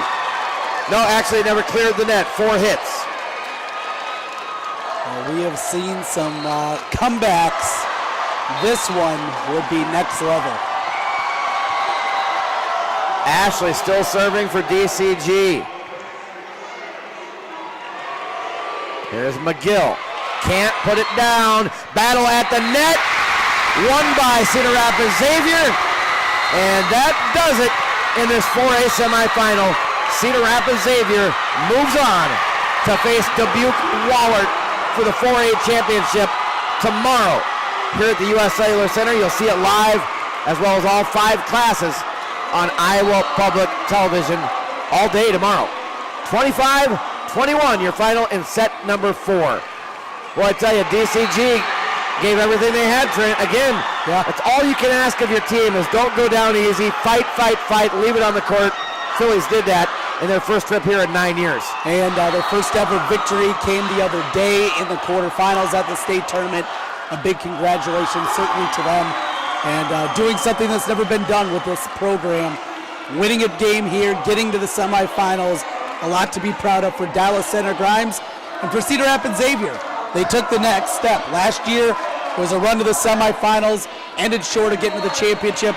They'll play on Friday for that chance at that title.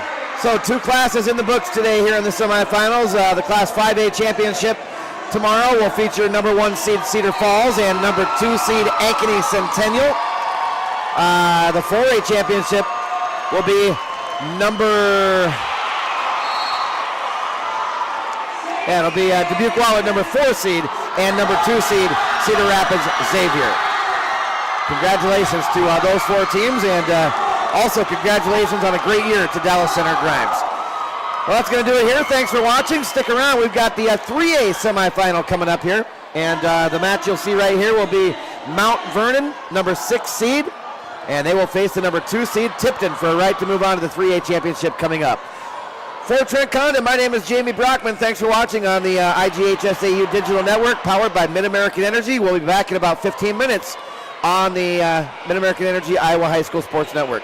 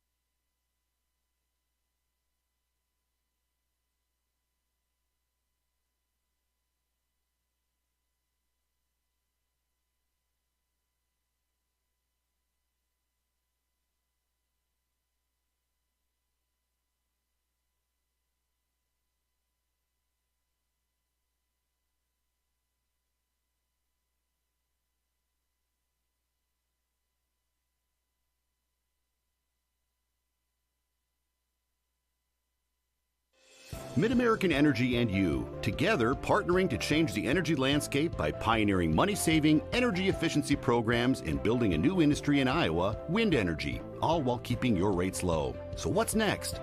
We'll keep delivering cost-effective energy efficiency programs while putting money back in your pocket. That's right. You decide how best to spend your savings. That's a partnership good for you, good for the environment, and good for Iowa. Another way we're obsessively, relentlessly at your service. Iowa Public Television is the home of the Iowa Girls High School Athletic Union Championships. We bring you live, uninterrupted coverage of the state championships in volleyball, basketball, soccer, and softball. Plus, special features highlighting the Iowa girl. Catch it all on statewide Iowa Public Television, on air or at iptv.org. At Fairway, we're all about fresh. Fresh ingredients, refreshingly low prices, and now, fresh new offerings store-wide. Come try our new convenient grab-and-go meal kits. Discover an even bigger selection of the brands you love. And see how we've updated our stores to make every shopping trip easier, faster, and fresher. Fairway Meat and Grocery. It's what we're all about. At Fairway, we're all about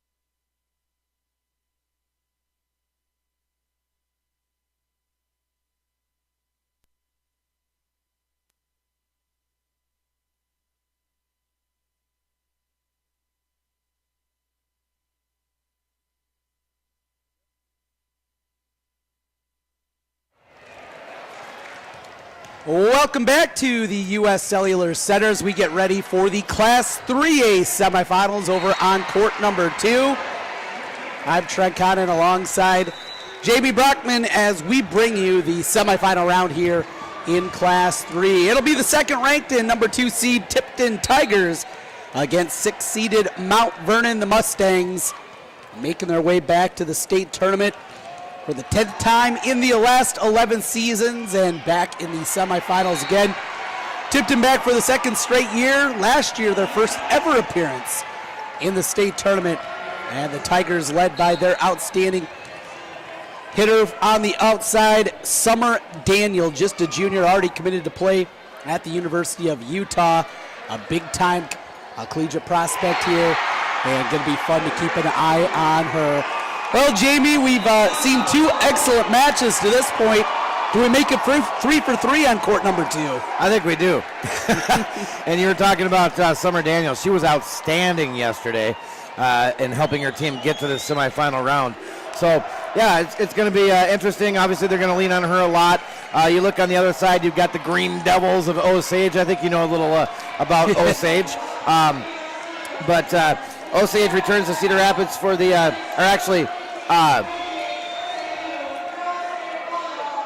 wait a second, I got the wrong team, don't I? You do. I do. You were looking at my Green Devils over there. I was. I'm watching your Osage Green Devils on the other side.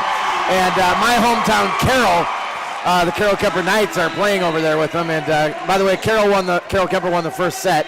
And right now the second set is pretty tight, 8-5, favoring Carroll Kemper. So we'll see. But yeah, it's gonna be good. This is the semifinals. This is where you lay it all out on the floor. You leave nothing to hide, so to speak. Nothing to look back on. When you leave the floor, win or lose, you want to know you gave everything you had. Tipton comes into this one after their victory in the quarterfinal round with a 38-3 record. Only losses this season to 3 outstanding teams, losing to Dyersville Beckman, Waverly Shell Rock, and Pleasant Valley. And since that loss to PV, they have ripped off now 10 consecutive victories for the Tigers. Mentioning Summer Daniel, averaging over 4 kills a set, had her 1,000th career kill during the regular season. Another senior on this squad, the setter Amanda Smith, 2,000th career assist earlier this year and averages 5 assists per set. Another player to keep an eye on for Tipton, Jamie Coffrin, the defending Drake Relays champion in shot put and discus, and is the defending champion in the shot put. Coffrin will be going to the University of Iowa on the track and field team. On the other side, Mount Vernon, a proud program, as mentioned, here for the 10th time in the last 11 seasons. And they are coming into this one with a 28-15 record, playing in the WAMAC East Division. 4th place finish for Maggie Willems in her 8th season at the helm. 6 tournament appearances for her with the Mount Vernon Mustangs. Should be a good one here. We mentioned Tipton. Almost everything goes through Summer Daniel. How about Mount Vernon on the other side? What are we going to see from the Mustangs and what they're looking to do? Well, we saw them yesterday. I was able to broadcast their match yesterday. You know, they're here for the 10th time in the last 11 seasons, 12th time in their school history. Legendary longtime coach, now retired, Coach Ryan. Her granddaughter's on this team, and they just have so many weapons. You look at Rory Light is their leader hitting-wise. She's a senior, 296 kills. But then you've got 2 others that are over 150 kills, Cameron Ellison and Ella Brace. And then Natalie Welch isn't far behind that with 141. So they've got 4 different girls that they can go to throughout this match if you happen to, slow down Rory Light. So there's just so many multiple choices for Mount Vernon Mustangs. And so strong this time of year in this building. They're the only number 6 seed to advance out of the quarterfinals as well. And a proud program, as we've talked about. Should be a lot of fun here as we get ready for both sides. Tipton will be the team in the white tops with the black shorts, black numerals, and lettering on the jerseys and yellow trim. Also wearing green hairbands. Not part of the official school ensemble in school colors. We'll see if we can find the reason for that. On the other side, Mount Vernon will be wearing the gray tops with the black shorts, maroon numbering outlined in white. Mustangs 28-15. The Tigers of Tipton 38-3. Starters and the starting lineup presented by Buena Vista. Your starting lineup for today's match brought to you by Buena Vista University, located in Storm Lake, Iowa. Buena Vista University is the center of the action. You'll have to see it to believe it. Mount Vernon will serve. It's Light, Axtell, Ellison, Brace, Rubner, and Welch, the starters, and they get the first point. An ace to kick things off. Tipton counters in their starting lineup with Daniel Smith, along with Coffrin, Hermiston, and Chapman. Second serve across from the Mustangs. There goes Tipton, deflected away, miscommunication in the backcourt, and a point for the Tigers. Good answer back after giving up the ace to start. Libero will come in, wearing number 1 for Mount Vernon, Jory Randall. And Tipton's first serve across from Smith. Out of bounds on the swing. And a lead for Tipton now at 2-1. Amanda Smith, senior, is the setter on the squad.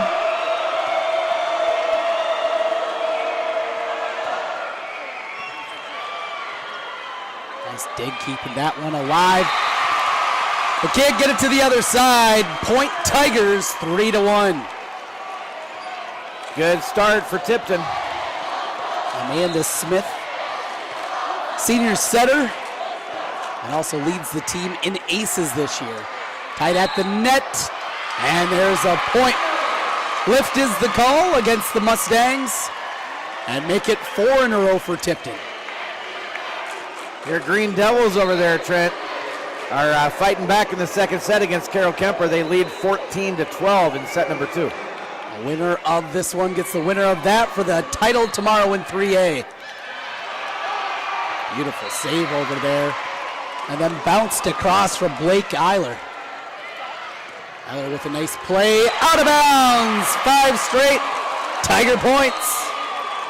Credit that one to Eiler, though. That was a great save. Quick timeout here. Timeout on the floor. We'll take it with him back in 30 seconds. You're watching the 3A semifinals on the MidAmerican Energy Iowa Girls High School Sports Network. MidAmerican Energy and you, together partnering to change the energy landscape by pioneering money-saving, energy efficiency programs and building a new industry in Iowa, wind energy, all while keeping your rates low. So what's next? We'll keep delivering cost-effective energy efficiency programs while putting money back in your pocket. That's right. You decide how best to spend your savings. That's a partnership good for you, good for the environment, and good for Iowa. Another way we're obsessively, relentlessly at your service.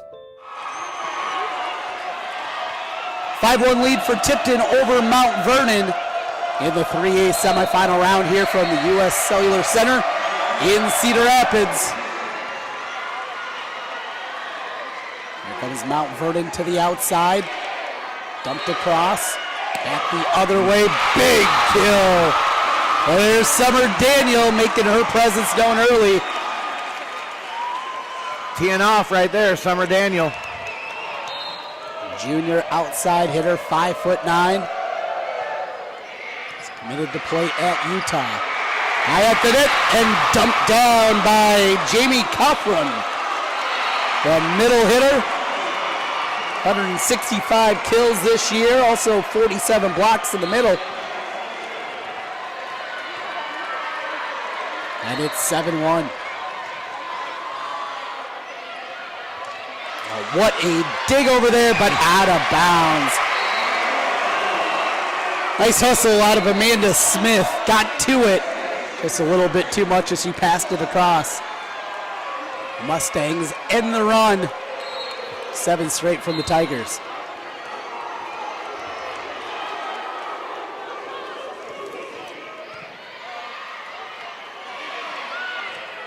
There's Daniel with the tip across. Kept alive by the Mustangs. Free look now for the Tigers. Another tip. This time it works. There's a kill in the stat book. And that was Emily Hermsen. 5'4" outside hitter. In the stat book with her first kill.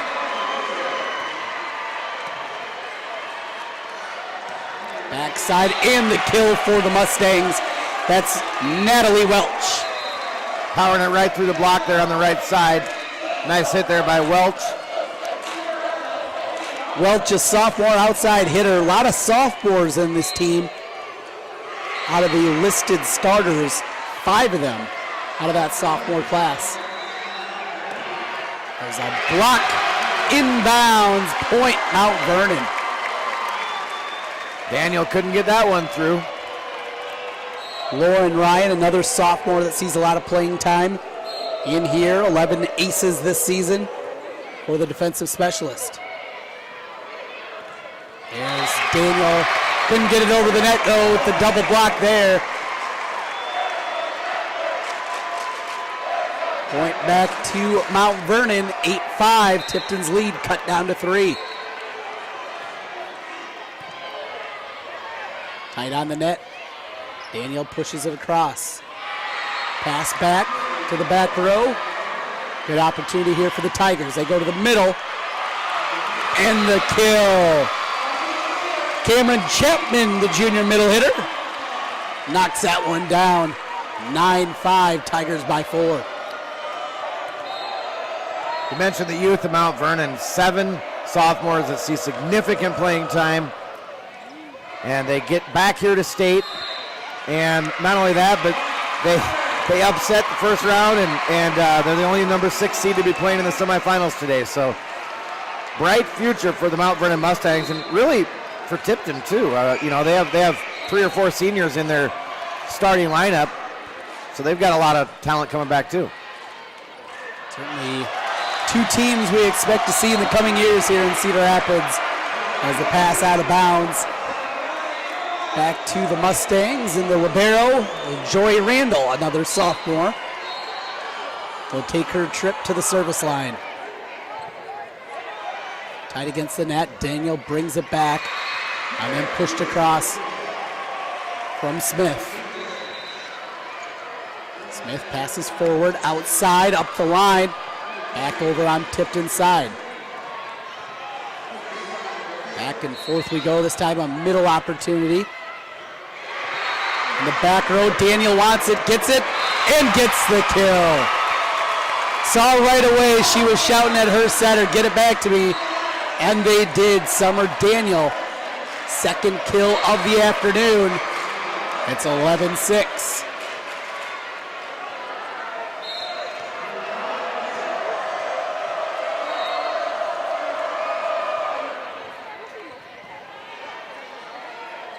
To the middle, blocked right back. Nice net play there by Tipton. That's Blake Eiler there. And then also number 16, but I don't see that number on the roster. 12-6, Tipton doubling up right now. Mount Vernon playing in the first set of the 3A semifinals. Actually, it's number 15. Just her ponytail is covering part of that number, but that's Cameron Chapman who was over there too with Adler. They were still playing over here on this side. Tipton thought they had the point, and they did. There was a whistle, and it's 13-6. Outside for Mount Vernon. Deflected up, kept alive for the Tigers. And the kill. You know, the thing that makes Tipton so difficult, Amanda Smith there, is you'll see her and Summer Daniel work together. At times, Daniel will be the setter, and you look at the numbers for both of them. Smith, 496 assists, 454 though for Daniel. Something you rarely see out of outside hitters here at this level. They got a violation. Yeah, when you got a multi-talented player like that, that's coach's dream. You can use her. I'm going to guess a lot of those 454 assists. Lost my train of thought. Sorry. No problem. We got a long day here. 14-8 after the shot out of bounds there from Tipton. As the libero Ella Brace, 5'9". They'll bring it across. Brace with the pass up at the net. Tipped across from Rubner. Back row swing out of Summer Daniel. Blocked at the net. Point Mount Vernon. And there's Maisie Rubner, the sophomore. Powered it through the block again.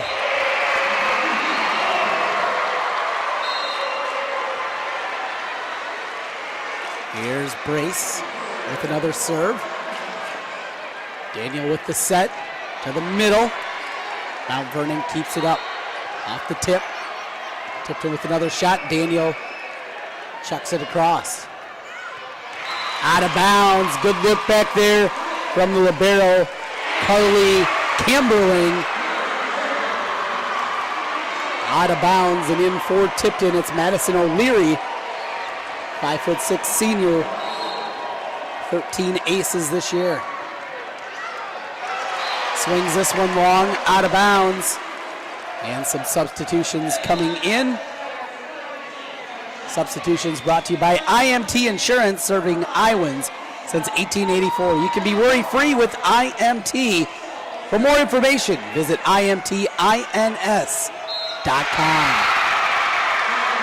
Osage just took the second set from Carol Kemper, 25-23. Pushing the number 1 seed. Out of bounds, there's a kill for Tipton. And a 16-10 lead now for the Tigers.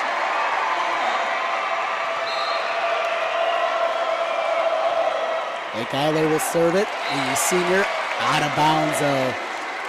Gives it right back to Mount Vernon. Mustangs trail by 5.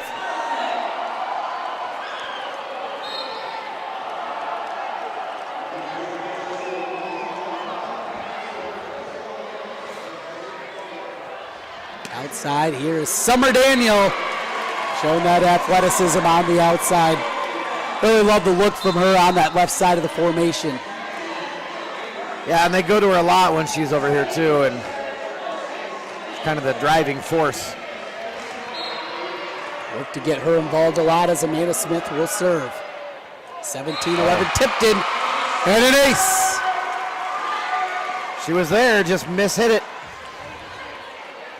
Make it 18-11, first ace for the Tipton Tigers and for Amanda Smith. Smith, the senior, misses out of bounds this time. Trying to make it 2 in a row to no avail. And coming back in, it'll be Summer Brand, a junior. Playing down the year, 47 aces. That leads the team. Out of bounds though this time on the aggressive swing.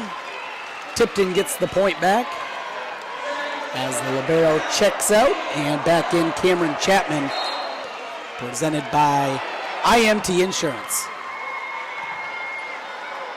19-12 to the middle and straight down. Good bounce off the floor there from Rory Light. That's the way you teach it, right there. Light leads the team with 296 kills. Coming into tournament play and incredibly efficient, hitting .375 this year. 19-13. Daniel. Footing was off on that one. They'll go back to the middle again. Light. Back-to-back kills. 6-foot senior middle hitter, making her presence known here the last couple of points. But again, doing it just like you teach in practice, straight down to the floor, no chance to dig. Tipton on the attack. Daniel, kill. Kill number 4 for Summer Daniel.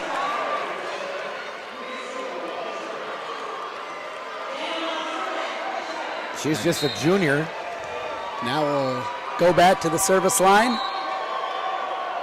Daniel this year with 50 aces. Outside and a shot up the line. Misses wide. 21-14 lead for the Tigers as we play in the opening set here. Class 3A semifinals. Winner will play for a title tomorrow. Mount Vernon goes back in the kill for Ella Brace. Brace 153 kills this season, hitting .330. Her second kill this afternoon. Gets the Mustangs back within 6, 21-15. Daniel sets back to the lefty, Hermson. Dump back the other way. Oh, what a dig there from Camberling. Tight at the net. Oh. And the point for Tipton. Mark that one down by Camberling. Yeah. That one very well could be our Kruger Seeds dig of the match. Carly Camberling, diving attempt, the libero of Tipton. Kept it alive with a big point for the Tigers. They lead 22-15. Outside, there's Camberling again. Mount Vernon. Back Camberling diving all over the place. Couldn't get it that time. But showing the hustle.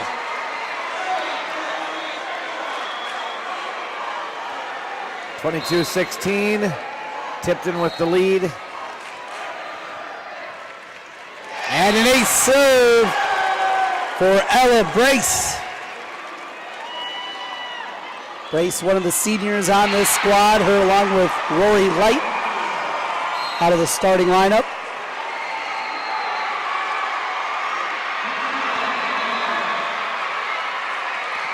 Going back to Chapman. Had a good swing at it, couldn't get it down. And the point from the back row. That'll work.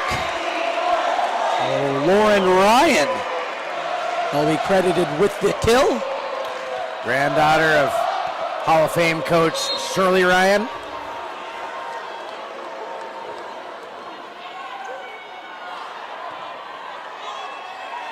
Cross for Tipton. As they go back off the deflection, kept alive. Dumped across. And we got a net violation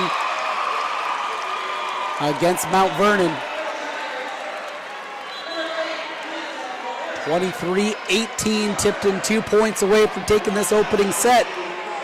In to serve Madison O'Leary, senior for the Tigers.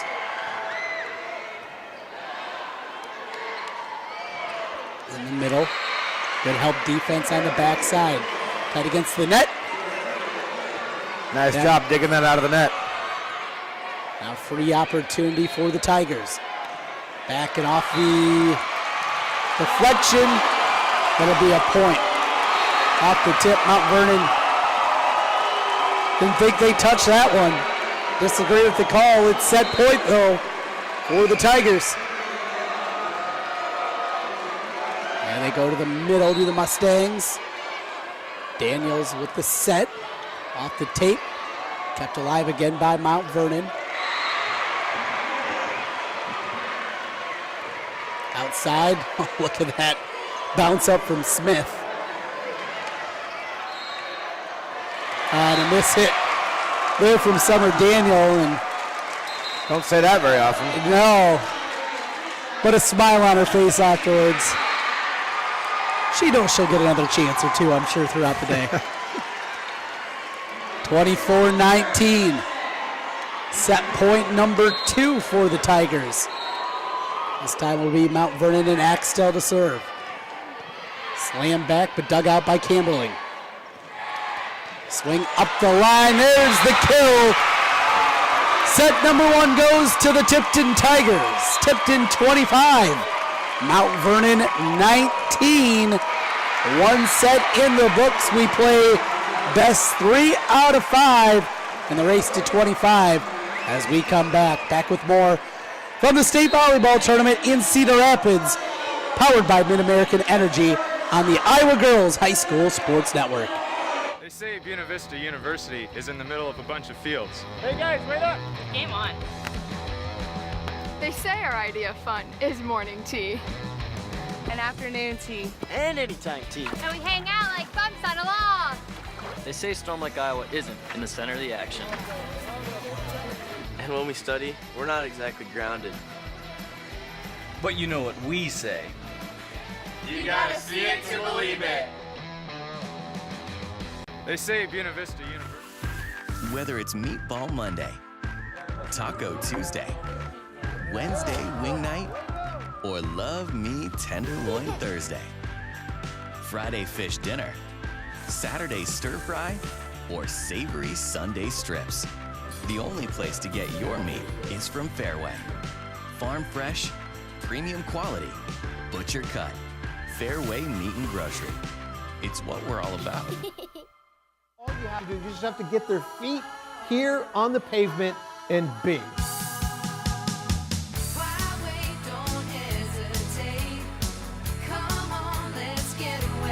Being in Des Moines, you just get it through the experience. I'm a fan of a lot of our fast, casual cuisine. A little theater, some great restaurants. There's a lot going on musically. If you can't find things to do in Des Moines, you must be boring. This is a magical place.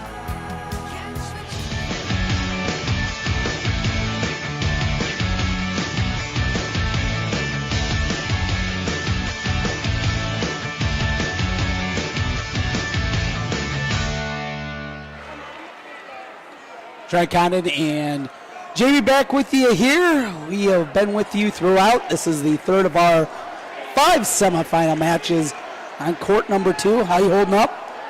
Doing all right. I just had a Snickers bar, so I'm refueled. Refueled, got the energy, is about halfway through our day of games here, Fairway Court, and glad to have you aboard with us for the semifinal round. Tomorrow, Iowa Public Television will bring you the final round coverage of the championship matches, 5A through 1A. We still got a lot more here. Opening set in the 3A semifinals goes to Tipton. 25-19, they take it as the Tigers come back out onto the floor. Leaders start at Central College, and Scholar athletes succeed on the court and in the classroom. In the past year, 112 Central College student athletes received academic all-conference recognition. Learn how to be more than a spectator by visiting central.edu. Tigers get out to the big lead there. Mount Vernon shaping the second set. We've talked about it throughout the day and throughout the tournament. Importance of getting that second one. What would you like to see out of Mount Vernon here? Well, we need to move the ball around better, for one. And they really need to, I talked to the pre-match about all their weapons. Well, they need to find them. And they need to get them producing. Because right now, really, the most kills anybody has on the floor right now is 2. So they need to pick it up, move the ball around, find their weapons. And they do that in the middle. They go to Rory Light, one of their seniors, middle hitter who leads the team with 296 kills coming into state tournament play.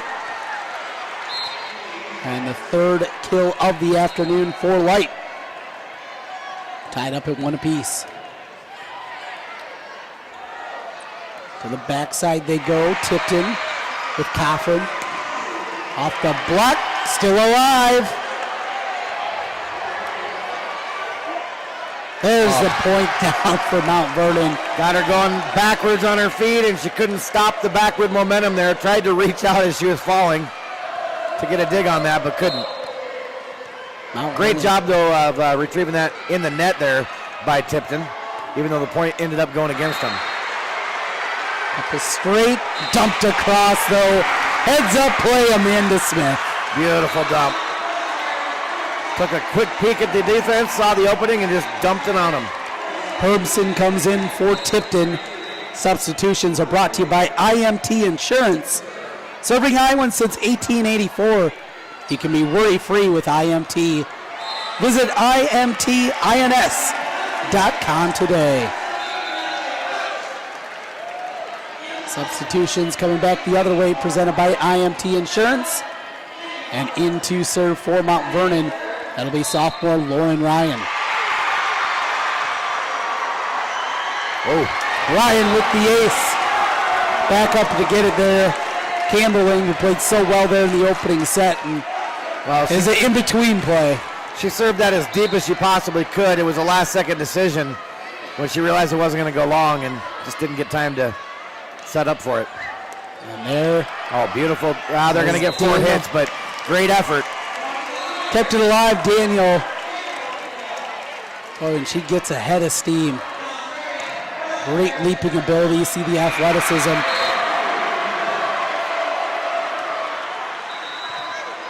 Four 4-3, Mount Vernon with an early lead in the second, and the kill. That time they went to Annie Romberg.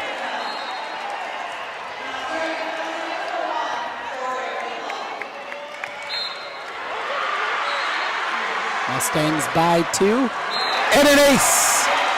That time it was the libero, Joey Randall. 35 aces coming into state tournament play. Adds another one to the stat book there, 6'3". Back to Daniel, who found the soft spot in the defense. Well, it's the only choice she had there. The set was pretty tight to the net, and she just reached out, tipped it over. 6 kills so far for Summer Daniel as she serves it across for Tipton. Vernon to the middle, and the kill was Ellison. So now you're starting to see Mount Vernon move it around a little more, getting more girls involved, which is what they need to do. 7-4 lead for the Mustangs in the second set. Tipton took the first set as Daniel tried to pound that one with a fist back their way. Keep it alive, wasn't able to get enough on it. And it's 8-4.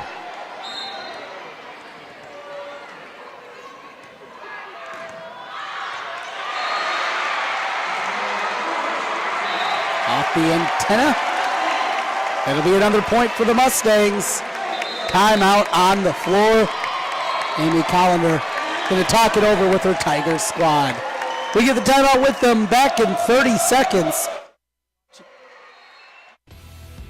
Iowa Public Television is the home of the Iowa Girls High School Athletic Union Championships. We bring you live, uninterrupted coverage of the state championships in volleyball, basketball, soccer, and softball. Plus special features highlighting the Iowa girl. Catch it all on statewide Iowa Public Television, on air or at iptv.org.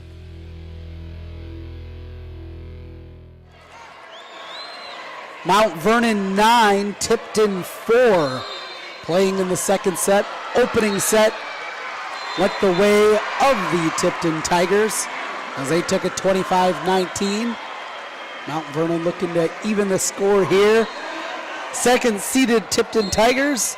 The Mustangs from Mount Vernon, the number 6 seed. The lowest remaining seed here, regardless of class. And a kill for Tipton. Substitution in for the Tigers. That'll be Lakin Hermiston. And she will be the server, 14 aces this year. And she steps to the line. Mount Vernon on the attack. Cross-court kill. That was from the deuce, Maddie Cranston, another sophomore. Sophomore. A lot of them. 7 of them that big contributors to this Mount Vernon team. Mustangs lead it by 5, 10-5. Daniel backs the other way. Oh, look at that one. Another miss hit, though. That one worked for Daniel. Sometimes you get caught being a spectator, and that's kind of what happened there. Nobody reacted. It was just a soft little, not much on it, hit. Dropped in on him. 10-6, Tipton within 4. Up against the net. And a lift going to be the call. Well, the Tipton crew wearing red, white, and blue over there, the student section. Not the normal black and gold you're used to seeing those Tipton colors. Oh, kept alive beautifully. Then Daniel, and they get it across. Pass back to the backcourt. Daniel goes back to the middle. Here's Mount Vernon. They go to the back again. Oh, look at that! Beautiful. Now Tipton with an offensive set. There's Summer Daniel flipping it. No look behind the head. Credit with the point. Her 8th kill. Got to credit the defense, though, to keeping that ball alive to allow that to happen. Off the tape. Gets over. Blocked, but out of bounds. It'll be a point for Mount Vernon, 11-8. Rory Light will come back in for Mount Vernon. Our substitutions presented by IMT Insurance.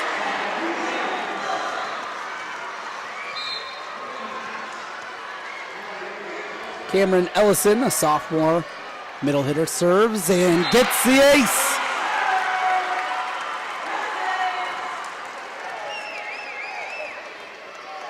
Came in with 18 aces before the tournament began.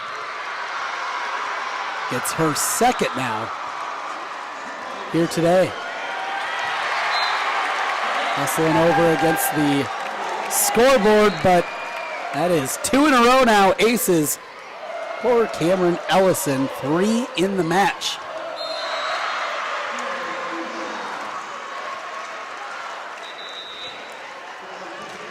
Almost another ace. Well, there will be no return. There were a couple of hits on it, so technically it's not an ace, but wow, they're serving the ball tough right now. Yeah, Ellison making it difficult, and they've ripped off 4 in a row now. Mount Vernon extending their lead to 14-8. Summer Daniel with the hit across. Mount Vernon pop back up. Tigers on the attack and the kill. That is Blake Eiler.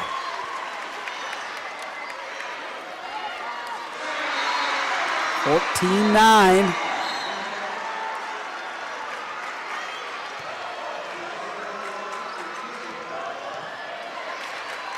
Bounced up off the deflection, still on the Mount Vernon side. They go to the middle, block back. A free opportunity here for Tipton. Tied against the net, pushed across. A little help with the tape, Amanda Smith. And here come the Tigers with a couple in a row themselves. Smith, 5 kills to her credit. 14-10. The Tigers trailing the Mustangs here. On the attack, good strong swing. But look at what I found. Just barely makes it over the net. You know, White hit that so well. I think they were a little bit back on their heels. Yeah. 3 in a row now from Tipton. With Eiler at the service line. Low dying serve there, almost an ace. Pushed across again. Now the attack from Mount Vernon. They go to the back row. Set up in the middle. Big swing, but brought back for Tipton. They'll go out now. Summer Daniel didn't have a great angle on that. Back the other way. There's the kill. Pounding it down for Mount Vernon. Maddie Cranston. Cranston, 5'8" sophomore. And ends the run for Tipton. Mount Vernon's lead is 4, 15-11. Too strong on that swing. So your Osage Green Devils have Carol Kemper on their heels in the third set, tied up 1-1 and leading 23-20 in set number 3. 23-21 now. But yeah, they're looking to go up 2-1 on the number 1 team in the state all year long, Carol Kemper. Now Kemper hasn't been in many close matches this year. No. Their only loss, in fact, came to who was it? It was Council Bluffs St. Albert's, 3-2 in a 5-setter. So 16-12 our score here. Winner will get the winner of that one. Daniel with the strong swing. Now Mount Vernon on the attack. Little push across from Romberg. Daniel again, this time finds the paint and the point. They just won it, Trent. They did. 2-1 lead for Osage on Carol Kemper. Wow.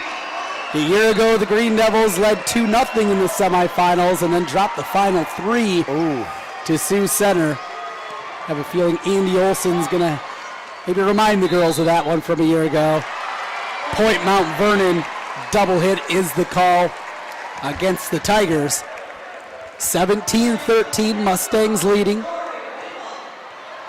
As Mount Vernon goes to the service line. And the libero, Jory Randall. Outside, Daniel. Wow. Boom. Power from the left side for Summer Daniel. The verbal commit to Utah. And talked to some of her family members. A lot of offers, a lot of different places. She certainly has had opportunities to go. Just love the campus out there in Salt Lake. As a hit out of bounds. That'll stay with Tipton. Tigers back within 2. Beautiful country out there, that's for sure. 17-15, we play to 25. Got a win by 2. First set went to Tipton, 25-19. Mount Vernon to the middle. and the kill for Ellison. Now, Mount Vernon's been really effective in the middle of the court. Yep. They have, and that time they were able to power it off the forearm of Chapman, who was attempting to block that one.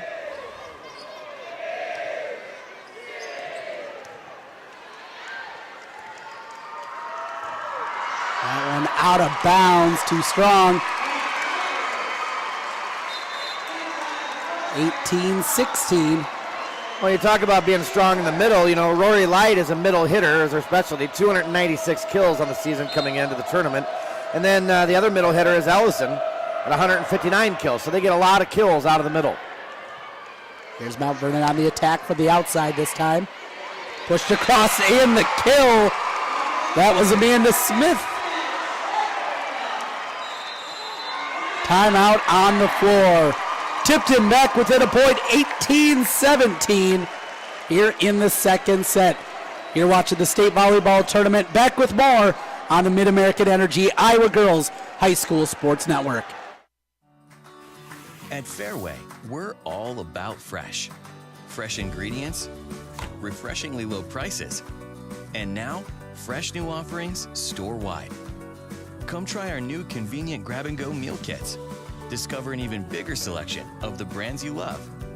And see how we've updated our stores to make every shopping trip easier, faster, and fresher. Fairway Meat and Grocery. It's what we're all about.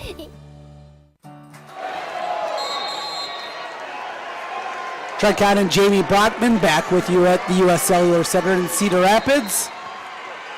18-17 lead for Mount Vernon over Tipton. As we play in the second set, Tipton out to a 1-0 lead as they took the opening set by a score of 25-19. Tigers dump it across from Hermiston. Right at the net. Chapman looking for the back row edge. She finds it. Beautiful. Cameron Chapman, the junior middle hitter.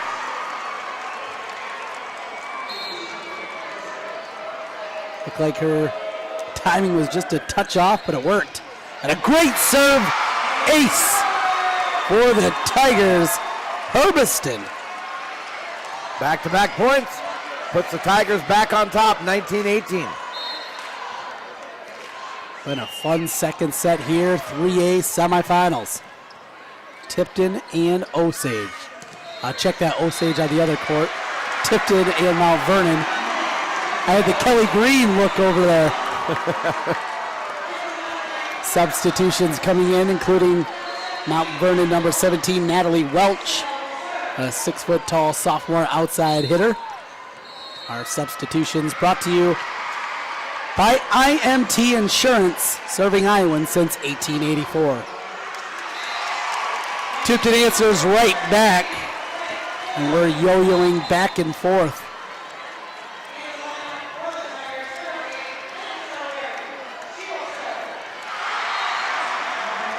Back to serve for the Tigers. That'll be Madison O'Leary. To the middle of the attack. Good kill there, Ellison. Well, Ellison's been solid. 4 aces, 4 kills. Done a little bit of everything for Mount Vernon. Yes, and she's been up there blocking at the net as well.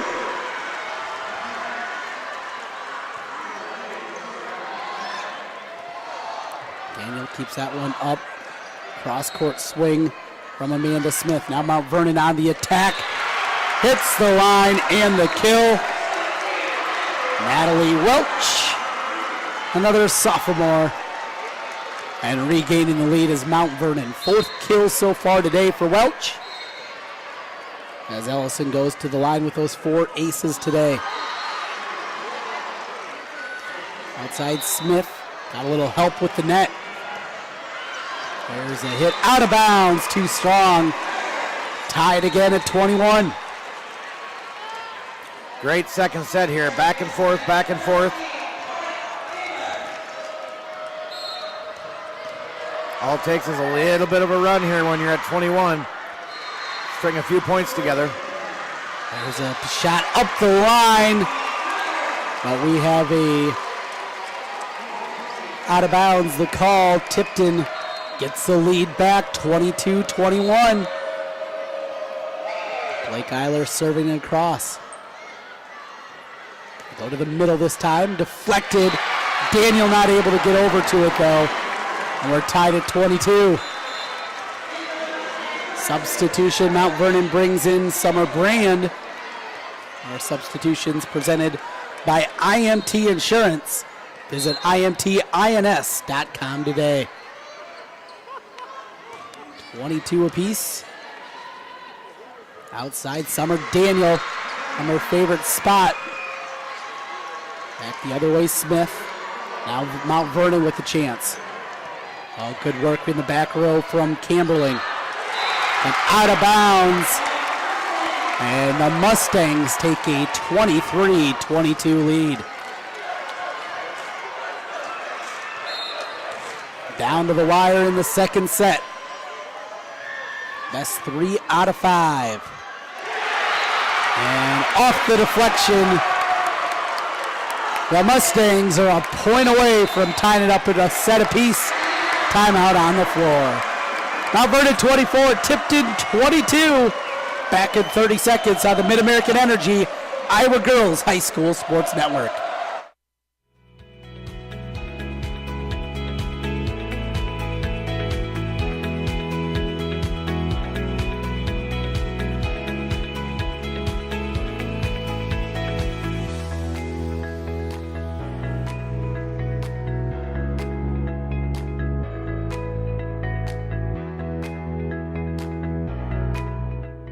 Iowa Pig Farmers Care. Learn more at iowapork.org.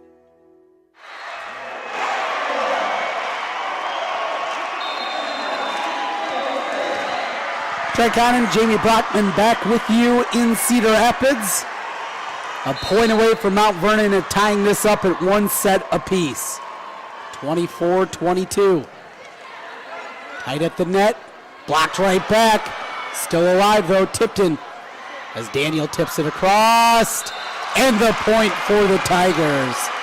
Everybody just got out of position there over on that sideline for Mount Vernon. Nobody able to dig it as there's just a bunch of girls standing in the same spot. Amanda Smith to serve. Set point number 2 for the Mustangs. Up to the back, kept alive by the Tigers. And they'll just dump it over on the attack. Now Tipton. Tied up there, blocked back over. Good swing, but dug out nicely by Mount Vernon. Scramble situation on both sides. To the middle, and the point. Mount Vernon gets it done. They take the second set, 25-23. And we got another great one brewing on court 2. Gets the team just like us over here, Jamie. I guess. That was a big win right there by Mount Vernon. 25-23, they take the second set. Tied up at a set apiece as we come back. The third set right around the corner. You're watching the 3A semifinal state tournament on the MidAmerican Energy Iowa Girls. And you, together partnering to change the energy landscape by pioneering money-saving, energy efficiency programs and building a new industry in Iowa, wind energy, all while keeping your rates low. So what's next? We'll keep delivering cost-effective energy efficiency programs while putting money back in your pocket. That's right. You decide how best to spend your savings. That's a partnership good for you, good for the environment, and good for Iowa. Another way we're obsessively, relentlessly at your service.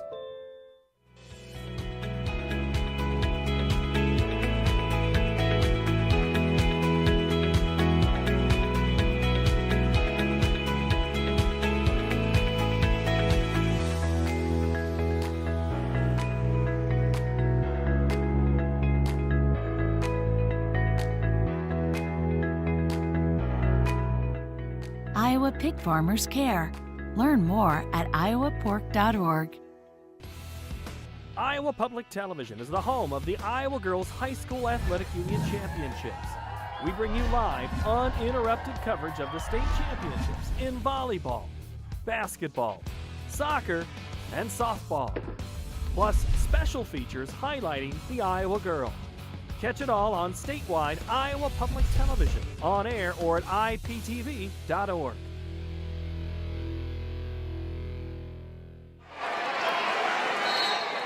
Trent Condon and Jamie Brockman back with you in Cedar Rapids at the U.S. Cellular Center. Semifinal Thursday here. Earlier today, saw a great one that went 5 between Ankeny Centennial and the number 3 seed West Des Moines Valley Tigers. Centennial won that 17-15 in the 5th to move on to the title match. They'll get Cedar Falls tomorrow, 10 a.m. Then we saw another good one, Dallas Center Grimes and Xavier. Xavier pulls out the 3-1 victory there. They'll get Dubuque Wahlert. And here, looks like another one. Yeah. Mount Vernon and Tipton tied up at 1 apiece. And if Carroll Kemper, number 1 seed, wants to go to the finals, they're going to have to go 5 sets because they're down 2-1 right now. And there's an upset brewing over there with Osage because it's 11-10 right now. In the 4th set, Carroll Kemper's leading it, but it is tight, and Osage in the driver's seat leading 2-1. Carroll Kemper got knocked off in the semis last year as a favorite to possibly win the title by Waterloo Columbus. They're in danger of not getting out of the semis again. Winner of this one will get the winner of that one tomorrow for the title in Class 3A. That'll be at 2:30 here at the Cell in Cedar Rapids. Set number 1 here went to Tipton, 25-19. Mount Vernon took the second, 25-23. We go to the pivotal third. Mount Vernon starts with the serve to the middle. A miss hit over there from Tipton's J.B. Coffrin. And it's 1-0 Mustangs.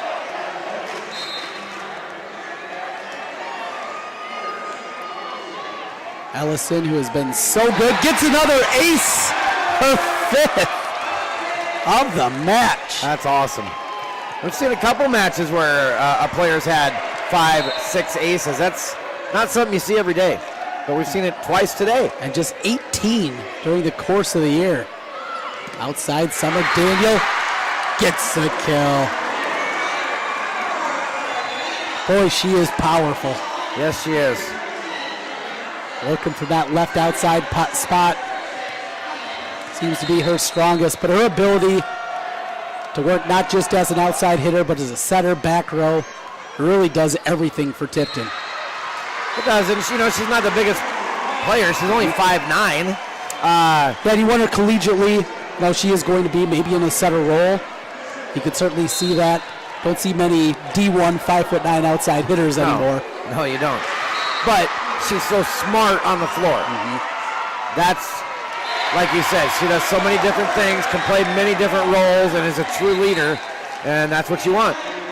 Summer Brand will check in, taking the spot of Maddie Cranston. Substitutions presented by IMT Insurance, serving Iowans since 1884. You can be worry-free with IMT. Visit IMTINS.com.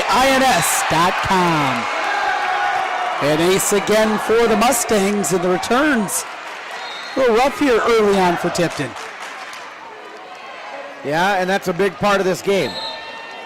As we pointed out all week long, when you get a good serve receive up to your setter, good things happen. This one brought back by Coffrin. Tipton's just going to dump it over. Mount Vernon on the attack to the middle. Brought back, Tipton. Coffrin down with the pound. Good power there, Jamie Coffrin. You see that power, you can see why she's so good at the shot put and discus, and she'll be at the University of Iowa next season doing that. Now she serves. At the net, dumped across. Cameron Chapman. Mount Vernon coaching staff, Maggie Wellams, asking for an over the net on that one. Just across from Coffrin. And a miss hit into the net. Tipton has taken the lead 5-4. Now Coach Wellham's over. Talk a little bit more with her back row.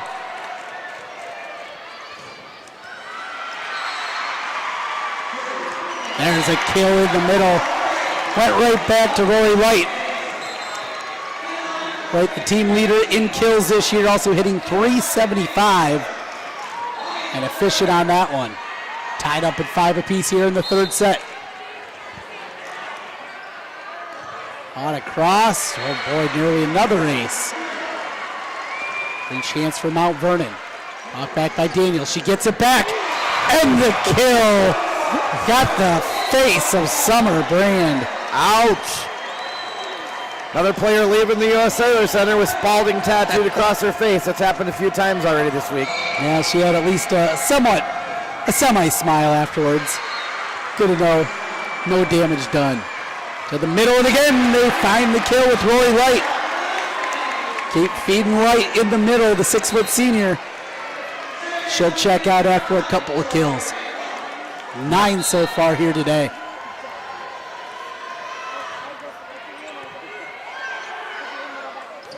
Daniel sets it up. To the middle they go again. Daniel's looking for that back corner and found it. Summer Daniel gets her 13th kill of the match. We are still early in the third. Tied up at a set apiece. Tipton a 7-6 lead in the third. They go outside with the attack. Covered up by Camberling. Nice save. Oh, was a beauty there. Amanda Smith. Mark that one down. Absolutely. That is certainly going to be in the running for our Kruger Seed dig of the match. An important part here, third, and a very, very tight match. That's one that might come up big. Amanda Smith, and she attacks on the outside. She's a setter. At least her listed position leads the team in assists, but she does so much more than just that. Oh yeah. Just like Summer Smith. I mean, when you've got a player that can do all these different roles, such a beauty to have, such a beauty to coach. Going outside, block at the net, and a point to Tipton. 4 hits, didn't get across the net there. The thing is, a lot of that you can't teach. You know, it's just studying, learning the game of volleyball, being a good person, learning how to lead your teammates. As that one served across and an ace for the Tipton Tigers, Madison O'Leary. O'Leary's first ace of the day.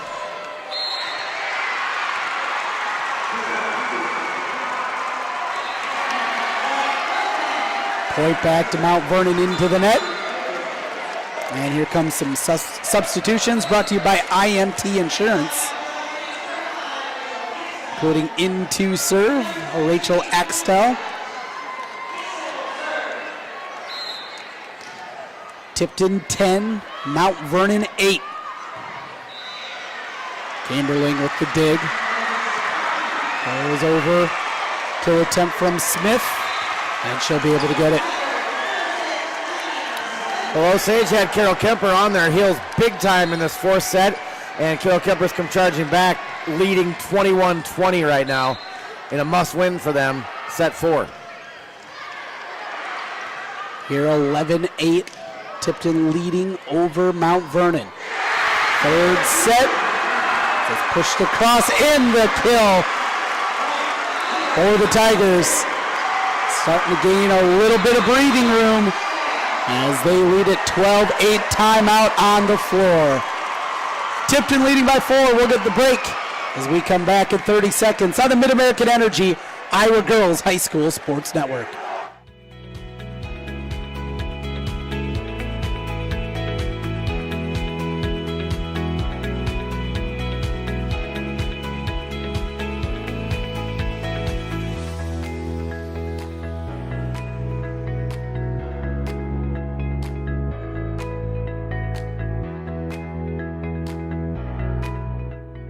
Iowa pig farmers care. Learn more at iowapork.org.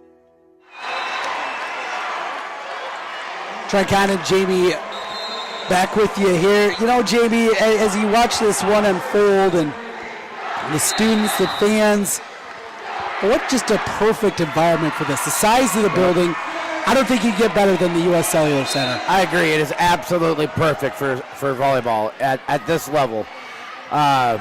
You know, you look at most state tournaments as far as indoor sports are held at Wells Fargo Arena in Des Moines.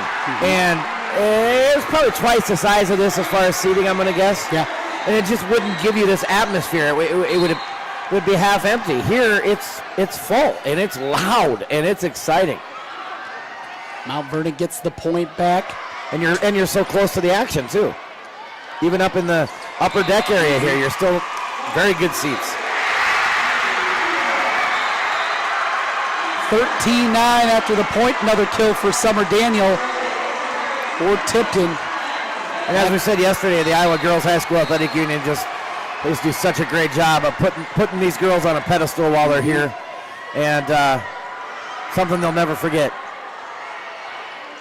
The back, Summer Daniel with the push across. They go to the middle, still alive, and Tipton gets it across.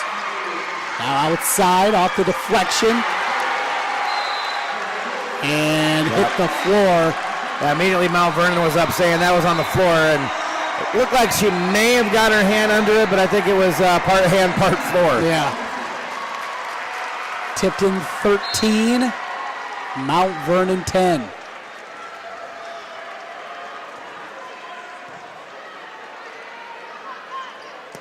Summer Daniel. Oh, wow. Got the corner. Did you see her wind up for that one? I mean, she had some hang time there, and she was able to survey the court. She knew exactly where she was going with that one, and the bullseye was in that corner, and she hit it right on the nose. Seems like she always has that extra moment of hang time there. Just floats for a moment before she comes down. They'll go to her again. This time, they'll change up at a double hit.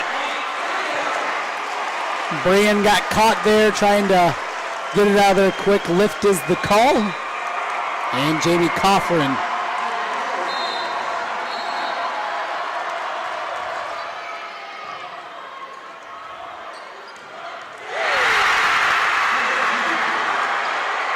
Tipton goes to the middle. Chapman at the net. And off the head. Timeout on the floor. Mount Vernon seeing this third set start to slip away. They're going to use a TO. If you just heard the big eruption, that was the Carol Kemper student section as Carol Kemper won set 4. They were down at one point, I want to say like 20-16, I think, 2017, and then they came back and they end up winning that 4th set to force a decisive 5th set for who goes to the championship tomorrow. It's going to be fun. We'll see if Osage has anything left in the tank. They've been pushing Kemper all the way through. And going in, both these teams semifinalists a year ago, losing in the semifinal round. It'll go to a race to 15 over on court number 1. Winner of that one will face the winner of this matchup tomorrow at 2:30 for that 3A state championship. Tipton and Mount Vernon tied up at a set apiece here. If you get a chance tomorrow, whether it be day or late day, get here to the U.S. Cellular Center. You're going to see 10 of the best teams in the state of Iowa. And really, I mean, you are, because there's really no, other than Mount Vernon, the 6th seed, who has a chance to make the championship. What seed was Osage? Were they a 5? They're a 5 seed, yeah. Yep. So you've got a 5 and a 6 seed with a possibility of getting to the 3A championship. Other than that, the seeds have held true this week, and you're really going to see 10 of the best teams in the state of Iowa tomorrow in a full day of volleyball for championship day. 16-11 here our score. Tipton and Mount Vernon. Chapman gets it over. Daniels with the tip and the kill. Make it 16 now for Summer Daniel, the junior outside hitter. And she will go to the service line. 50 aces this year. 454 assists, 300 digs, 28 blocks, 411 kills. She sells popcorn. What a player. Probably makes the popcorn, too. And then sells it. 17-11. And then cleans up the cafeteria. Mount Vernon with the answer, 17-12. Mustangs trying to get back into the match here in the third, tied up at a set apiece. Jory Randall will serve. Libero with 35 aces this season. Popped up from the Mustangs. They'll go outside, up the line, but missing. And the Tipton Tigers get the point. Hermiston will check out, and Hermiston will come in. Our substitutions are brought to you by IMT Insurance. Serving Iowans since 1884. You can be worry-free with IMT online, imtins.com. Back the other way, that time Amanda Smith. 7th kill today for Smith. And the Tigers extend their lead back to 7 now at 19-12.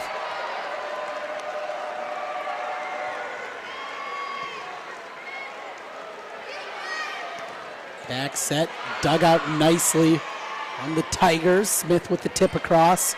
Beautiful back set there by Daniel. And a cross court shot. Finding its spot there for Mount Vernon's Anna Romberg. Checking out Summer Brand. And to serve Ella Brace for the Mustangs. There's Chapman with the kill assist to Summer Daniel. 2013 as Jamie Coffrin comes back in.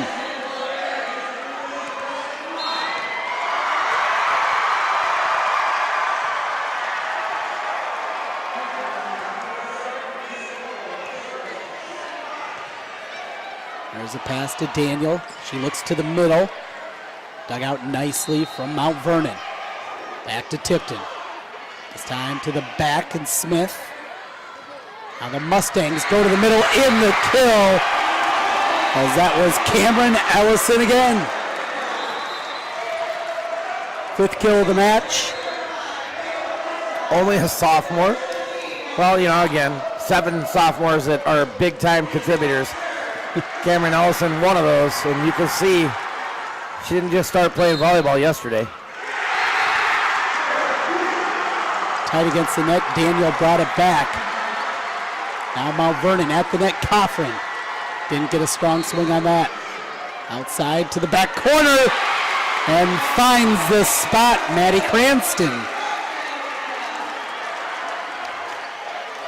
5th kill for Cranston. Mount Vernon back within 5, 20-15. Axtell serves it. And a strong serve. Outside off the deflection, still alive. A point though for the Tigers, 21-15.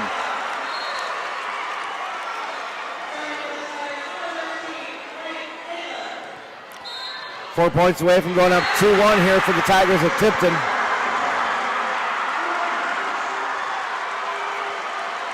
Cross court, there's Daniel with the big swing. And we're going to get a lift. Yep. Saw that one up against the net, trying to bring it back, always difficult. Tigers 22-15, their lead is 7 over Mount Vernon. Set to the outside. Dug out. Back to Daniel. Off the net, still in the air. Camberling brings it back and Daniel across. Middle kill and another. Nice dig. Great dig. Beautiful dig. And it'll work for the point. I think we got to write that one down. There's another one. That time Blake Eiler playing that back row position. Number 1, Carol Kemper's lead is 5-0 in the 5th and deciding set. Yeah, they've come out on fire. It's not good for Osage. As Mount Vernon answers, 23-16. Cameron Ellison, a sophomore. Got 5 ace serves so far here today. Coffrin on the backside. Back to Mount Vernon. They'll go with a back set. Going back to the back row. And Summer Daniel ran out of room. Was about knocked over a few teammates in the process. Well, they all got out of the way.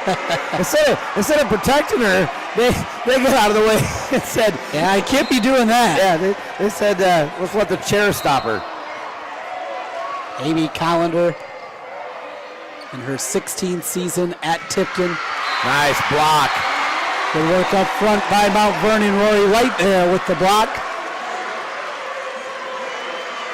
Mustangs looking to battle their way back in the third. 23-18, Tipton with the lead. Outside, Daniel hit the line for the point. You get her over on that left side. She is so, so dangerous. And now set point for Tipton. 24-18. Out of bounds. Point. Back to Mount Vernon. Second set point now for the Tigers. 24-19. Served across by Brand. It's the net. It'll be another point for Mount Vernon, so they're hanging around. Yeah, they're within 4 now. 24-20, have to remain perfect. This is set point number 3 now for Tipton. Brand with the right-handed serve. Against the net, and an error into the net. Timeout on the floor. 24-21, the Tigers a point away from taking the third set. Back in 30 seconds on the MidAmerican Energy Iowa Girls High School Sports Network. All you have to do, you just have to get their feet here on the pavement and bing.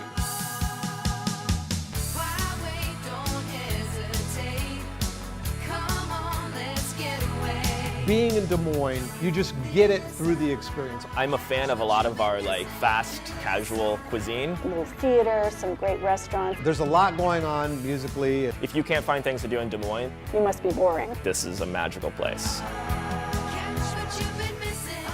All you have to do. Tri-County Jamie Brockman back with you in Cedar Rapids. Tipton a point away from taking the third set, 24-21. This is their 4th set point, though. Mount Vernon's been able to stay away from the winner yet from the Tigers. Here's Summer Daniel. That's a great job picking up that serve. That was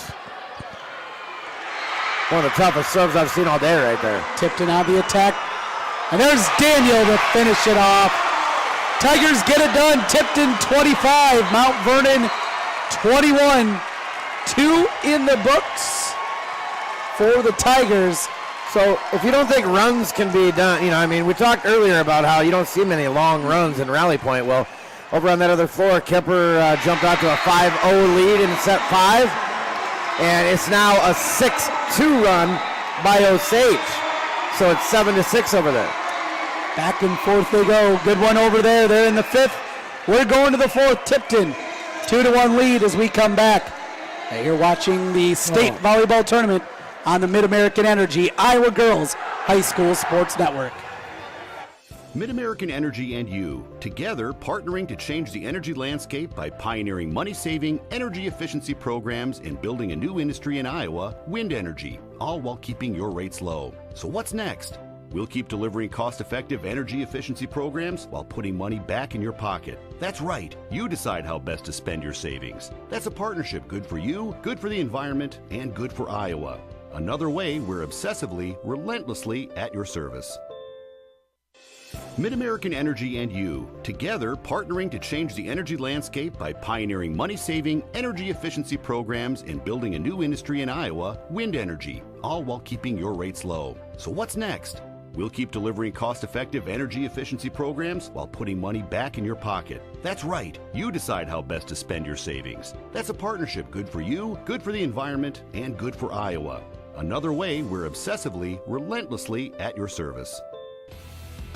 Iowa Public Television is the home of the Iowa Girls High School Athletic Union Championships. We bring you live, uninterrupted coverage of the state championships in volleyball, basketball, soccer, and softball, plus special features highlighting the Iowa girl. Catch it all on statewide Iowa Public Television, on air or at iptv.org. At Fairway, we're all about fresh. Fresh ingredients, refreshingly low prices, and now, fresh new offerings store-wide. Come try our new convenient grab-and-go meal kits. Discover an even bigger selection of the brands you love. And see how we've updated our stores to make every shopping trip easier, faster, and fresher. Fairway Meat and Grocery. It's what we're all about. Jamie Brockman alongside myself, Trent Condon, here in Cedar Rapids. It's Class 3A semifinals. Glad to have you along with us as we go to the fourth set. Tipton with a 2-1 lead. Took the opening set 25-19, third set 25-21. In between, Mount Vernon with the 25-23 win in that set.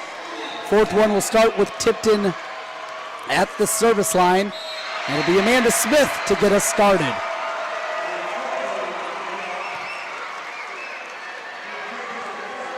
Pushed across, and that'll be a point for Mount Vernon. Jumping out early here. Leaders start at Central College, and Scholar athletes succeed on the court and in the classroom. In the past year, 112 Central College student athletes received academic all-conference recognition. Learn how to be more than a spectator by visiting www.central.edu. Another beautiful cross quarter there into the corner by Daniel. Back and forth. And they go there. 1-1 here as we play in the fourth. Coffrin. Just a nice, smooth, easy serve every time over. But it's thundered down by Mount Vernon's Rory White. It is, and it's funny that she has such a soft touch with that because, she's a shot-putting discus thrower. That's power, Yep. And she's not just a thrower. She's a darn good one. Champion in both. Going on to University of Iowa, track and field, and wouldn't expect such a soft touch out of her. Here's Daniel. Got the line. Summer Daniel making 20 kills here today for the outstanding junior. And she'll be back to serve now for the Tigers. Up against the net, pushed back and brought across. Here's Tipton. In the middle, Chapman. Nice dig back there from Randall. Blocked but out of bounds. It'll be a point to the Mustangs. Now Randall, after that good dig, gonna come over to serve. 35 aces this season. Libero from Mount Vernon. Off the block, there's a kill for Tipton's Blake Eiler. 3-3 as we're yo-yoing back and forth here. Early in the fourth set, Tipton leading 2-1. Winner plays at 2:30 tomorrow for the state championship. Off the deflection, popped up. Looks outside to Eller again in the kill. A back-to-back for Eiler. And Tipton has taken the lead 4-3. Osage winning that fifth set now, Trent, over there against Kemper. 12-11. Only going to 15. Outside, off the deflection, kept alive. Here's Tipton. Daniel up against the net. Chapman pops it back over. Mount Vernon on the attack. Cross court, but wide. Regardless, we got 2 hits before a double hit. And it's 5-3 Tigers.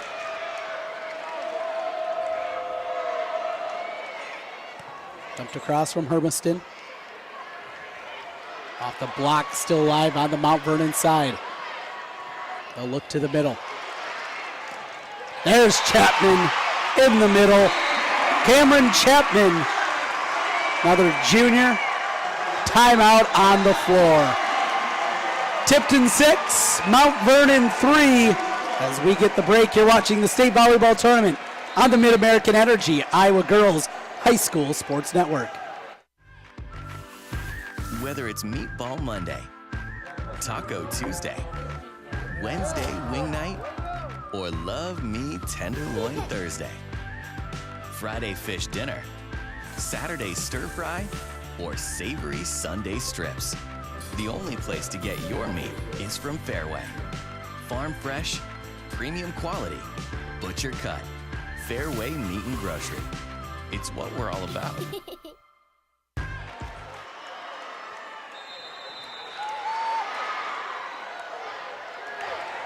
Trent Condon and Jamie Brockman back with you here. 6-3 lead for Tipton over Mount Vernon as we play in the fourth set.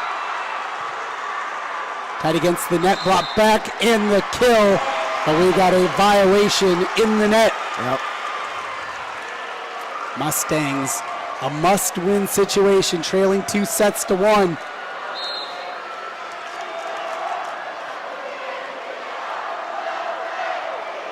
As Eiler brings it in.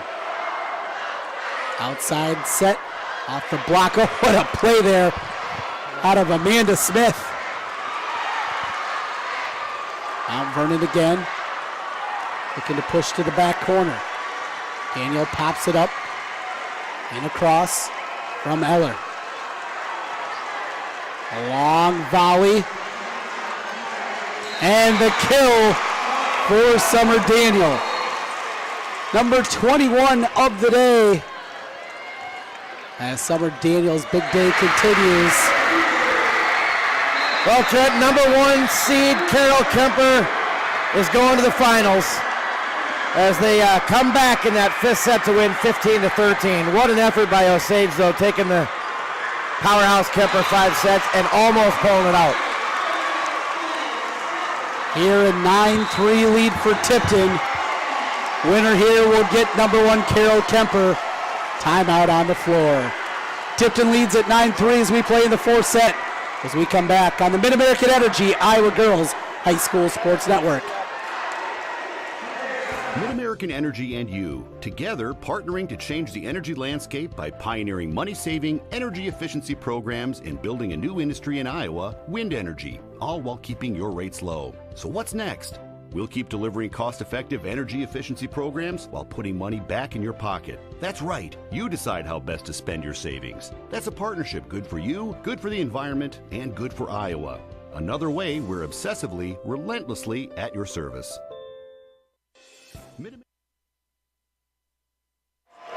Back with you in Cedar Rapids, Trent Condon and Jamie here at this U.S. Cellular Center. Glad to have you aboard.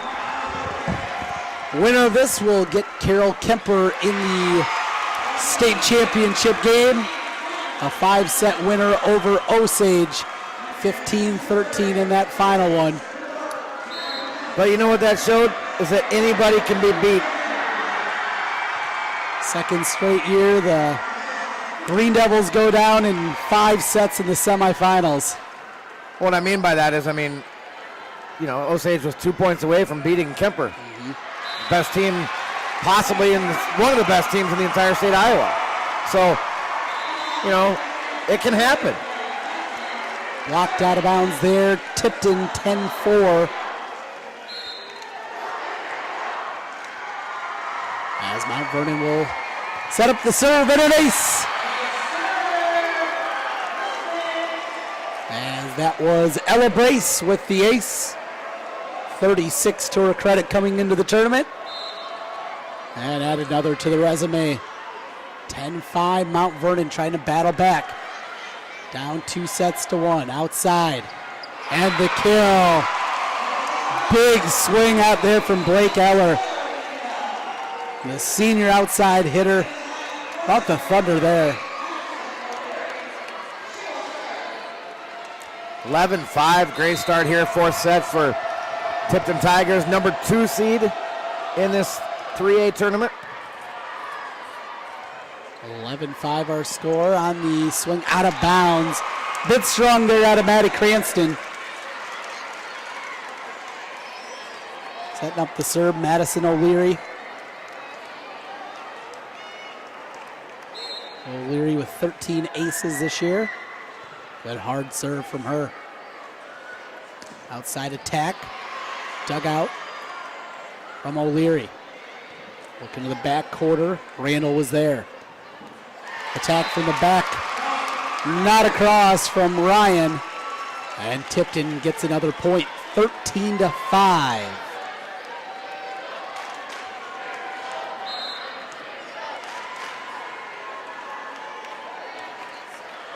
Serve strong there.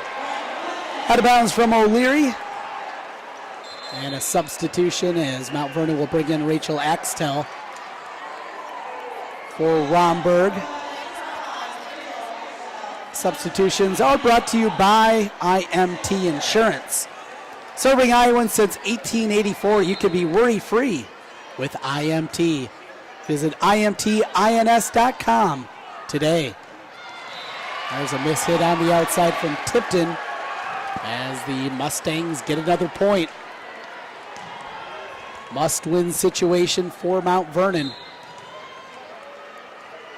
Trailing 2-1, down here 13-7 in the fourth. Oh, a big swing out there from Amanda Smith.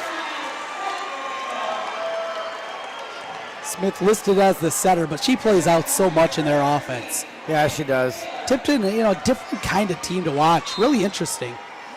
Do a lot of different things, different roles for different players. Impressive work out of Amy Collender, the head coach for the Tigers. 232 and 240 in her career. Back-to-back state appearances. A rebuilding program. In fact, not even a rebuild, just a build. Yeah. Last year, their first ever state tournament. Easy to build when you got somebody like Summer Daniel on your squad. Yeah, it is. And you got her for one more year, too. So just a junior. She'll be back next season, but a lot of seniors in this class. Amanda Smith, Coffrin, Hermiston, Eller. And there's the ace from one of those seniors, Amanda Smith. Team leader in aces, 64 on the season prior to the state tournament. She stands at the service line. Return went the wrong way, trying to keep her alive. Mount Vernon running out of room over there was Rory Light. Trying to see where that scoreboard clock operator table is, along with chasing the ball. Always a difficult proposition. Just want to get on deep. Mount Vernon able to get it back. And there's a kill for Tipton's Emily Hermson. 5'4" senior outside hitter. 69th kill of the year. First of the afternoon. 18-8. Tigers 7 points away from a championship. But there was a nice swing out of Rory Light. Yes, it was. Time perfect between setter and hitter there. Allowed Rory Light to do what she does. 18-9 is our score here in the fourth. Here comes Mount Vernon on the attack to the middle, and the kill. There's Rory Light. So Light up to 13 kills now, leading the way for Mount Vernon.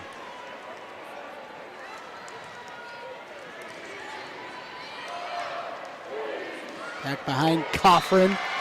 Not able to get that one over as it was tight on the net.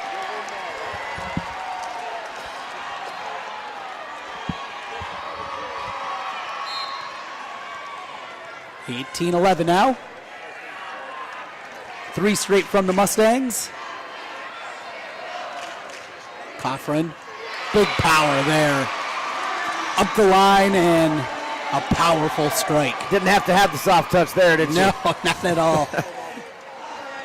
Well, we'll get to see it here, the feathery touch from the service line. That time she brought the thunder. Yeah. So take that, guys.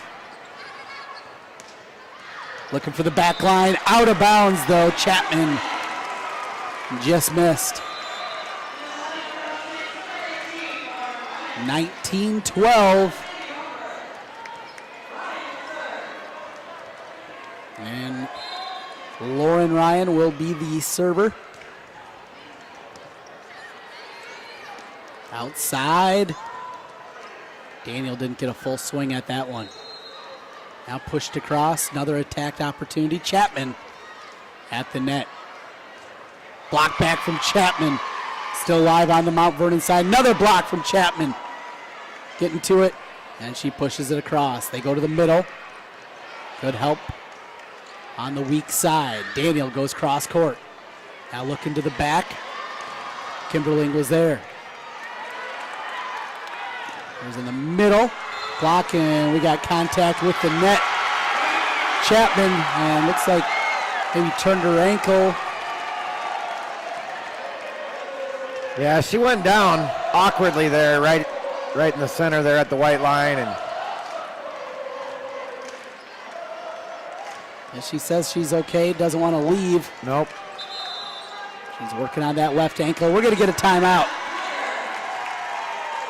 Tipton 19, Mount Vernon 13 as we play in the fourth set, a 2-1 lead for Tipton in that. As we come back, you're watching the state volleyball tournament 3A semifinals on the MidAmerican Energy Iowa Girls High School Sports Network.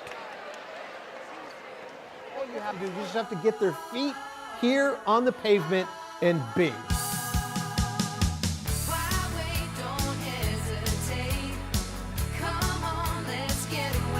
Being in Des Moines, you just get it through the experience. I'm a fan of a lot of our fast, casual cuisine. A little theater, some great restaurants. There's a lot going on musically. If you can't find things to do in Des Moines, You must be boring. this is a magical place. 19-13 lead for Tipton over Mount Vernon. Tipton 6 points away from a date with Carol Kemper for the 3A championship. Tipton goes to the outside. Summer Daniel. Timing was just a little bit off there. Didn't get a full swing. Now Tipton, another attack opportunity. Again, Daniel. Off the deflection. Here's Mount Vernon in the middle. Blocked right back to him. Mustangs on the outside. Blocked again. They'll go out. Cross court, dug away from the Tigers. Here's Daniel. Got the full swing that time. So right before the timeout, Chapman, went down and awkwardly and kind of walked off gingerly. But you can see number 15 in white. She's back out there, and she just came up back-to-back blocks. She's timing the net perfectly on several of the Mount Vernon attacks. So, yeah, she looks to be okay. Summer Daniel with the serve. Just missed the block there. Keeps it alive. And pushed across by the Tigers. Here comes Mount Vernon. Back set going to the back middle. Covered up defensively from Tipton. Cross court again. Mustangs. Dropped up. Pushed over. Still alive. And that's going to be 4 contacts. 21-13. Tipton Tigers. 4 points away from the title game. Summer Daniel with the serve. Goes back and off the deflection. That'll be a point. Had a good kill again from Roy Light. Light leading the Mustangs with 14 kills today.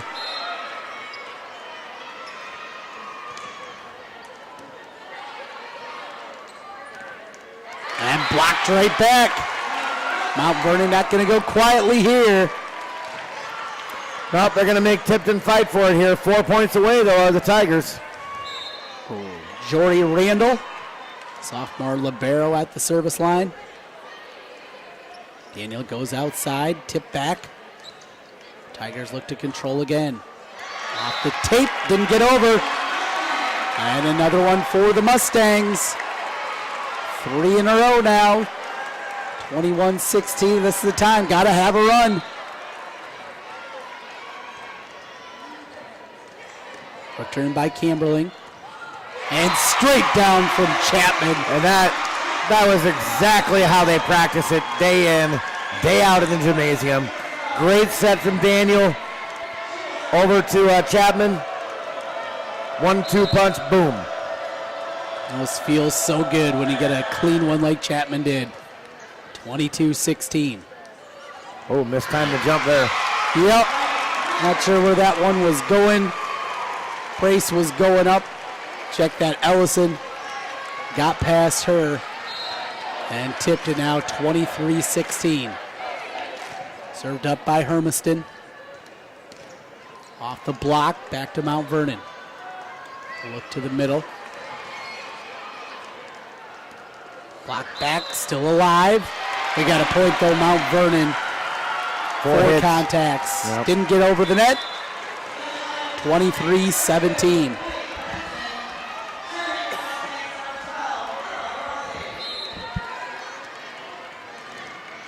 Mount Vernon to serve.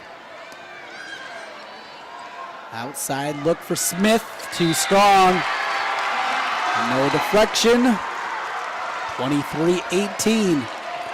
But credit to this young Mount Vernon squad. 7 sophomores, part of their group that play big minutes, and they continue to battle here.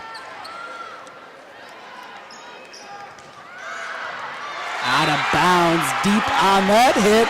Tipton allowing Mount Vernon to hang in this one. Unable to close the door, put the final nail in the coffin, and move on at this point. They're making mistakes that are allowing Mount Vernon to stay in this. Here comes the Tigers on the attack. Blocked right back again. That one wasn't a mistake. That was great net play by Mount Vernon on the right side for that one. Timeout on the floor. Tipton's leads cut to 3, 23-20. Mount Vernon trails 2 sets to 1 as we come back in 30 seconds on the state volleyball tournament on the MidAmerican Energy Iowa Girls High School Sports Network. They say Buena Vista University is in the middle of a bunch of fields. Hey guys, wait up! Game on. They say our idea of fun is morning tea, and afternoon tea, and anytime tea. And we hang out like bumps on a log. They say a storm like Iowa isn't in the center of the action. And when we study, we're not exactly grounded. But you know what we say. You gotta see it to believe it.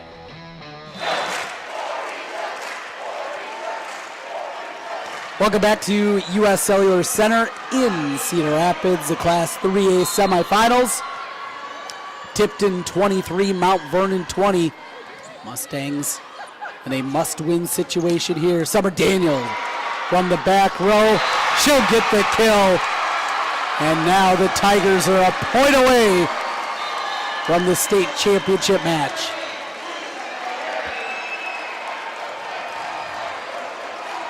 Well, we haven't seen Tipton a ton go to Daniel in the back there. Decided to dial it up that time and work beautifully. Set point. Oh! Across. And a point for Tipton. That'll do it. A lift called on Mount Vernon there as they tried to bring it out of the net. So like I've said, 5, 6 times this tournament, net can be your friend and it can be your enemy. It was a big friend right there to Tipton. As, and you go back, I don't know how many years ago we started rally point volleyball in high school, but before that, touches the net, it's dead ball. Right. It's side out, goes the other way, and that point doesn't happen. So, yeah, net favoring Tipton right there, and congratulations, Tigers. Number 2 seed going to face the number 1 seed, Carol Kemper, for the 3A championship tomorrow. Should be a good one there. 2:30 start time. You can catch it on IPTV. Congratulations to Mount Vernon. a return trip here to Cedar Rapids, the short drive over, and a great program that has a bright future. Big group of sophomores, they're going to be winning a lot of games, certainly in the coming years. But the Tipton Tigers will play for the championship tomorrow. Should be a good one there. Coming up next, it's the 2A semifinals. We will bring you on our court coming up here in about 20 minutes or so. Western Christian. It will be Western Christian against Sidney. We saw both those teams yesterday. Looking forward to that. Western Christian 40-5, the number 2 seed. Sidney 39-2, the number 3 seed. That will be our matchup. We'll keep the camera on here. We'll be back with live coverage and commentating in about 20 minutes.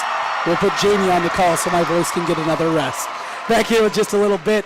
Congratulations to Tipton's winners today over Mount Vernon. We're back with more in a bit.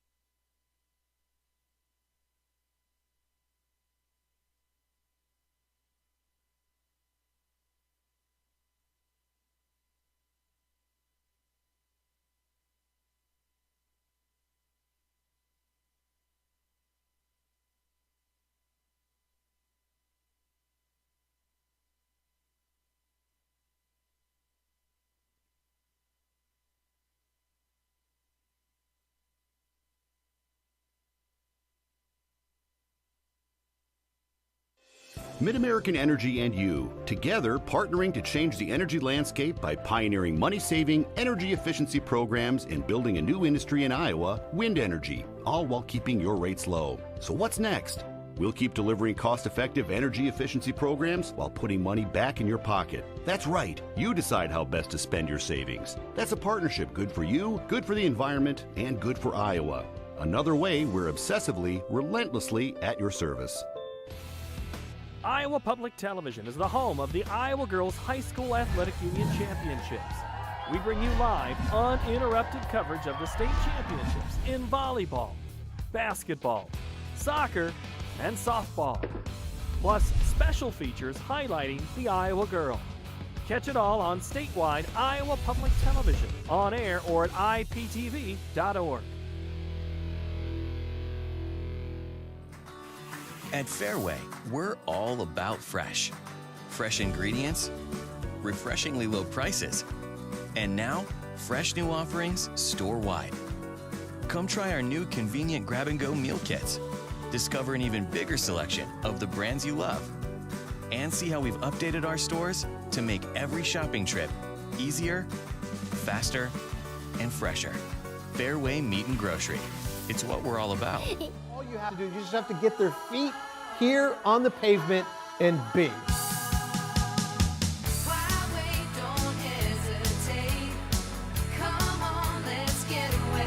Being in Des Moines, you just get it through the experience. I'm a fan of a lot of our fast, casual cuisine. A little theater, some great restaurants. There's a lot going on musically. If you can't find things to do in Des Moines, You must be boring. this is a magical place. They say Buena Vista University is in the middle of a bunch of fields. Hey guys, wait up! Game on.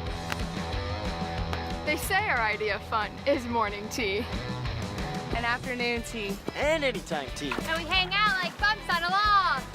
They say a storm like Iowa isn't in the center of the action.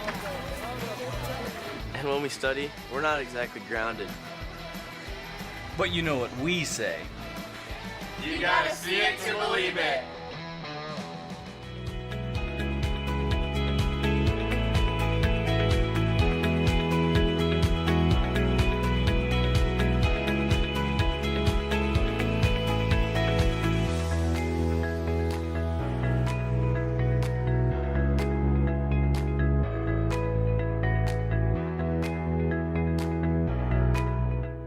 Iowa pig farmers care.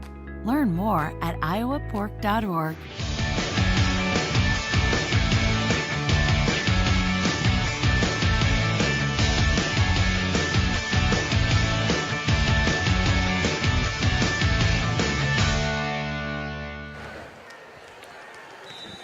Good afternoon and welcome back inside the U.S. Cellular Center, downtown Cedar Rapids, Iowa. Another full day of volleyball action today here in the 2018 Iowa Girls High School State Volleyball Tournament. Semi-final Thursday. All 5 classes started out this morning with Class 5A. And we are now moving our way into Class 2A. And we'll finish off here in a little while, 6 o'clock tonight with Class 1A semifinal action. 6 teams already into the finals tomorrow. In Class 5A, you've got number 1 seed, unbeaten Cedar Falls. They're going to face off against number 2 seed, Ankeny Centennial tomorrow. In 4A, you've got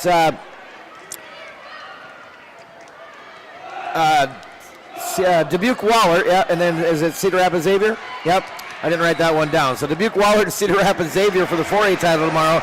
And then as we just finished up a little bit ago, Class 3A, number 1 seed, Carroll Kemper Catholic, is going to face the number 2 seed, Tipton, in the 3A championship. So here in the 2A semifinals, we're going to find out who moves on, as the match you'll see right here on court number 2 is the number 3 seed, Sidney Cowgirls, taking on the number 2 seed, Western Christian Wolfpack. We're glad you're with us on the Iowa Girls High School Sports Network, powered by MidAmerican Energy. My name is Jamie Brockman, joined by Trent Condon. And boy, Trent, this should be a good one. I think if you learned anything yesterday, you learned that Western Christian is very, very hard to beat. They were down 2-0, came back to force a decisive 5th set, and they were behind in the 5th set and came back to win that one to get here today. So you know the history and power of Western Christian volleyball under Coach Verbeek. Over the years, they are as good as any team in the nation, and although they're a lower seed this year, they showed what they're made of yesterday. Yeah, and great comeback out of them, as you mentioned. Coach Verbeek taking her team now for the 18th consecutive year here into the semifinal round, and a chance at another championship if they can win it against Sidney, this upstart Cowgirl squad, though, pretty formidable themselves. They come in 39-2 this year, and a long winning streak as they have continued their incredible run throughout this season. 39-2. Wolfpack are not just going to take this one laying down. No, and Sidney comes in 39-2, as you said. Western Christian comes in 40-5. Legendary coach Tammy Verbeek for Western Christian, 929 career wins now. Actually 928, I guess. Hoping to be 929 after today. 871 of those at Western Christian. Look at this record at Western Christian for Coach Verbeek. 871 wins, 96 losses. That is amazing. 19 career state tournament appearances, all with Western Christian. I do notice sitting right in front of us is Ashton Verbeek, the star basketball and volleyball player for Western Christian, who graduated last year and is now waiting to play college basketball coming up this winter. She's here to support her former teammates and her mom this afternoon. Western Christian, they've got a lot of weapons, Trent.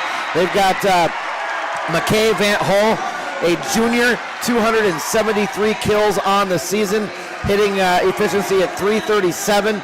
You've got Tori Winja with 191 kills. You've got Chandler Skemper with 230 kills. So they've got some hitting power and different weapons to choose from. On the serving side, very strong serving team Western Christian has 265 ace serves entering the state tournament this year. Very impressive in that category, led by Madison Hoffman, a senior, with 62 aces. And then you look at the assists. They've got kind of a double setter format there with Olivia Granstra and Tori Winja.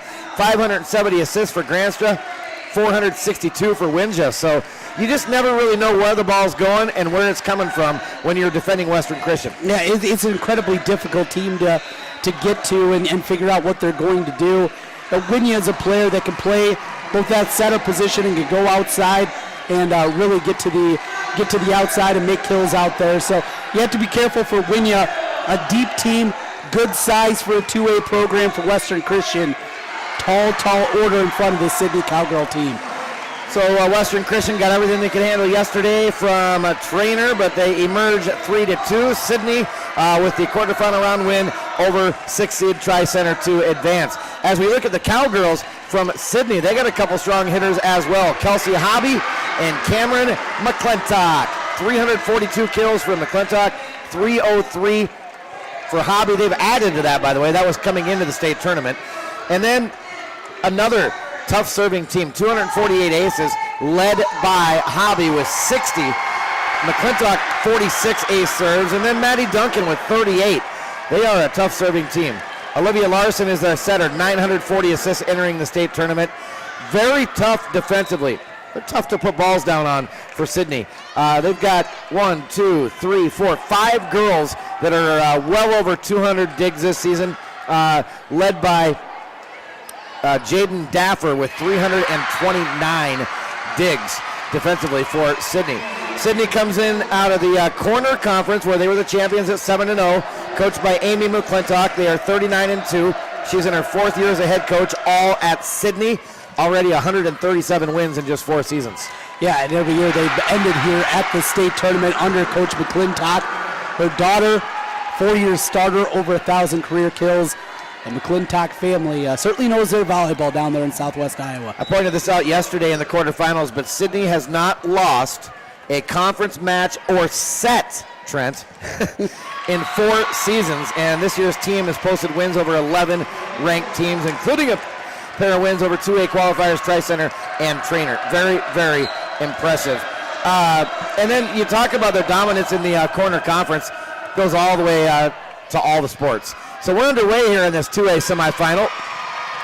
And we got to look at our starters here quick. We'll do that as you watch the action And the starters are presented by Buena Vista University and Storm Lake, Iowa. For Western Christian, it's going to be Madison Hoffman, Olivia Granstra, Tori Winya.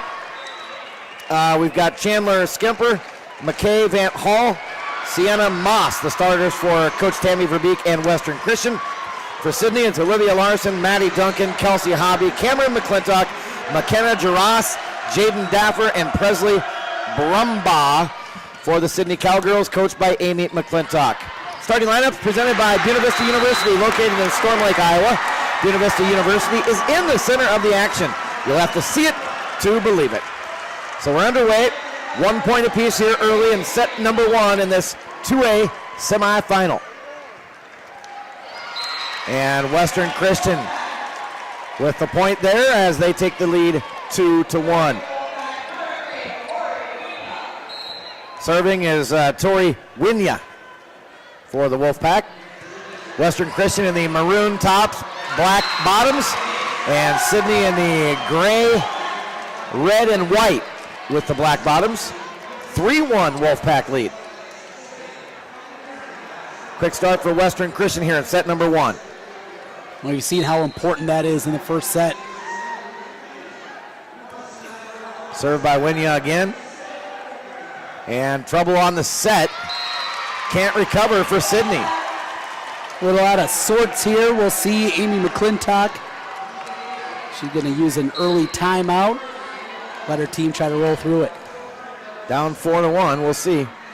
Let them play through it for the meantime. They go over to the right side and a big swing and kill down the line for number 6. That is Kelsey Hobby, the junior. 303 kills entering the state tournament. Serves from the left side, goes cross court with it. Tip right in the gap there between the front and the middle. Nice placement on that one by McKay Van Hall, the junior, 6'1" middle hitter.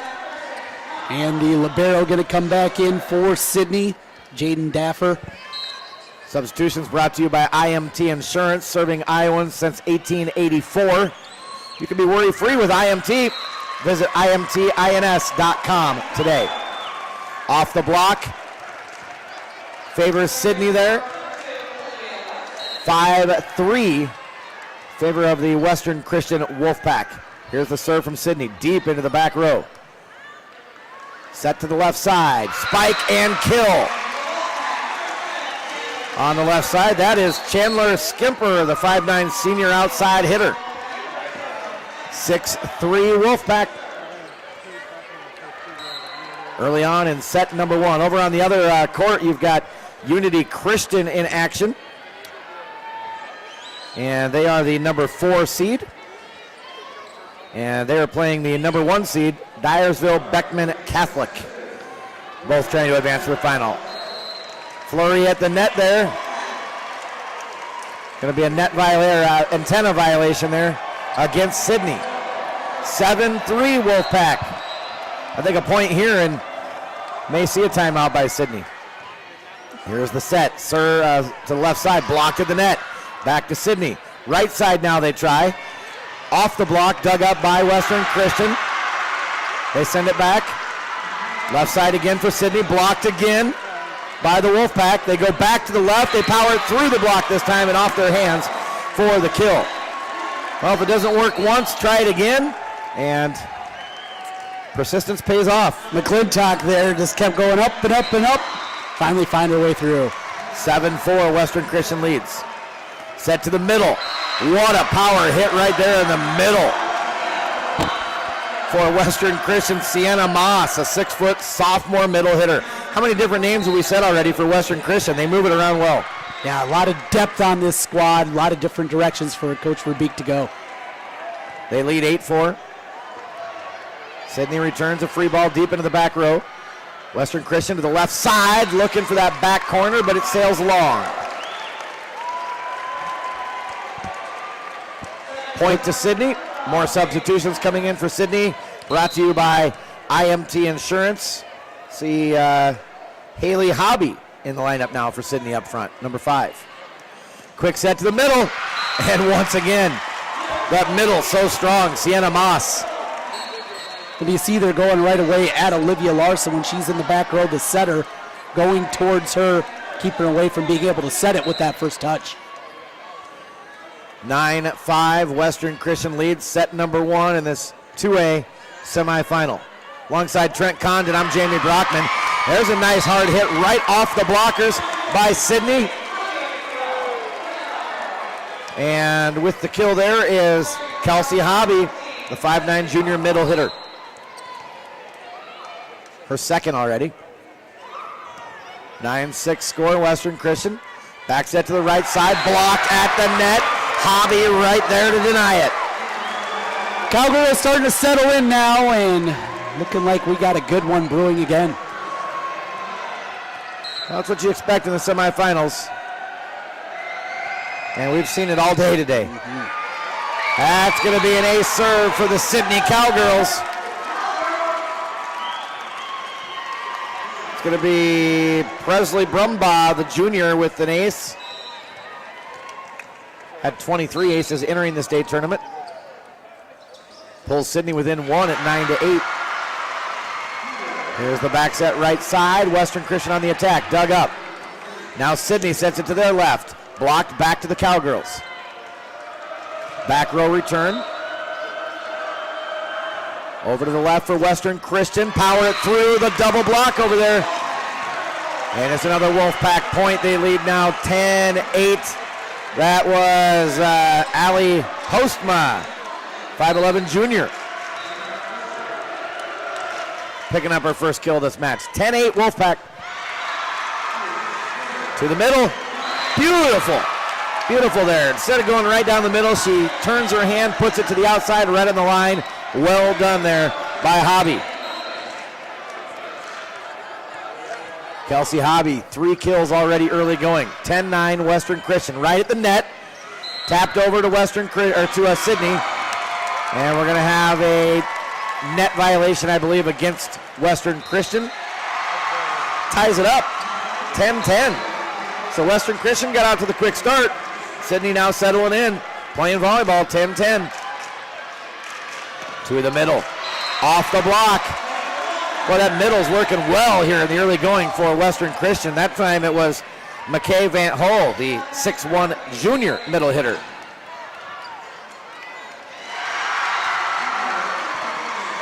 Serve down the line. Right side back set, blocked, back to Sidney. They return. To the middle once again. Tapped over the top, dug up by Sidney. Here's the set to the left. Battle at the net. And Sidney's going to win that battle.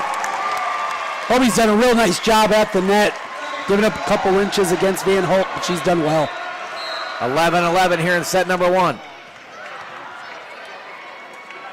Back set on the slide, right side, block back at him. Western Christian will reset again, left side. This time they power it through. And that's Postma once again over there on the left side. And now she'll take a seat on the bench, and coming in with an IMT insurance substitution is Emma Busama, 5'6" senior. She'll serve for the Wolfpack. Leading 12-11. Back set to the right side in the back row. And then Western Christian able to answer back and put it down. 13-11, Western Christian.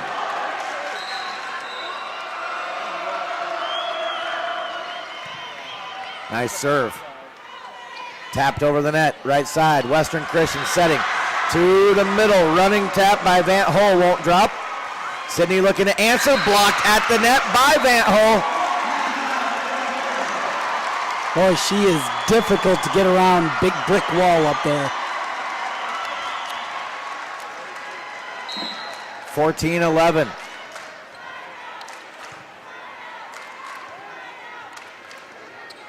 Left side, didn't get a good attack there.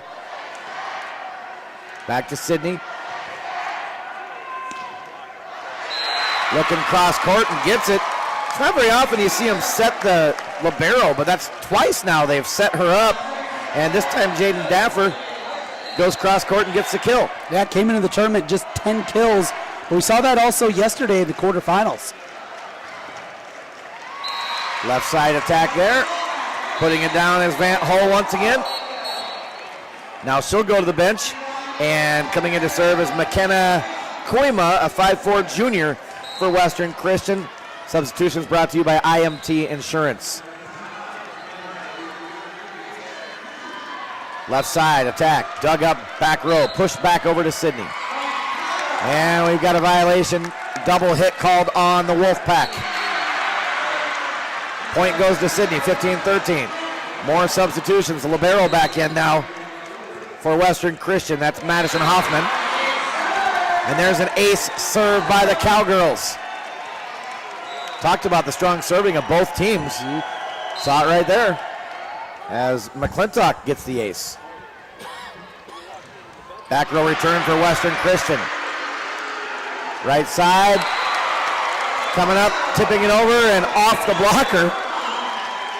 Oh, soft little tap there right at the net, off the blocker's hands. And all count the same. Presley Brumbaugh, the junior, with the credit for the kill. Sidney setting up, back set to the right side, looking down the line to the corner, can't hit it. Little long. Just missed that back corner. Credit Sidney coach though, Amy McClintock. She didn't take a timeout when her team was falling behind early, let them play through it, and they're right back in at 16-15, and she still has both timeouts. Right side attack, way long on that one. They're asking for a touch, Sidney is. Referee says no.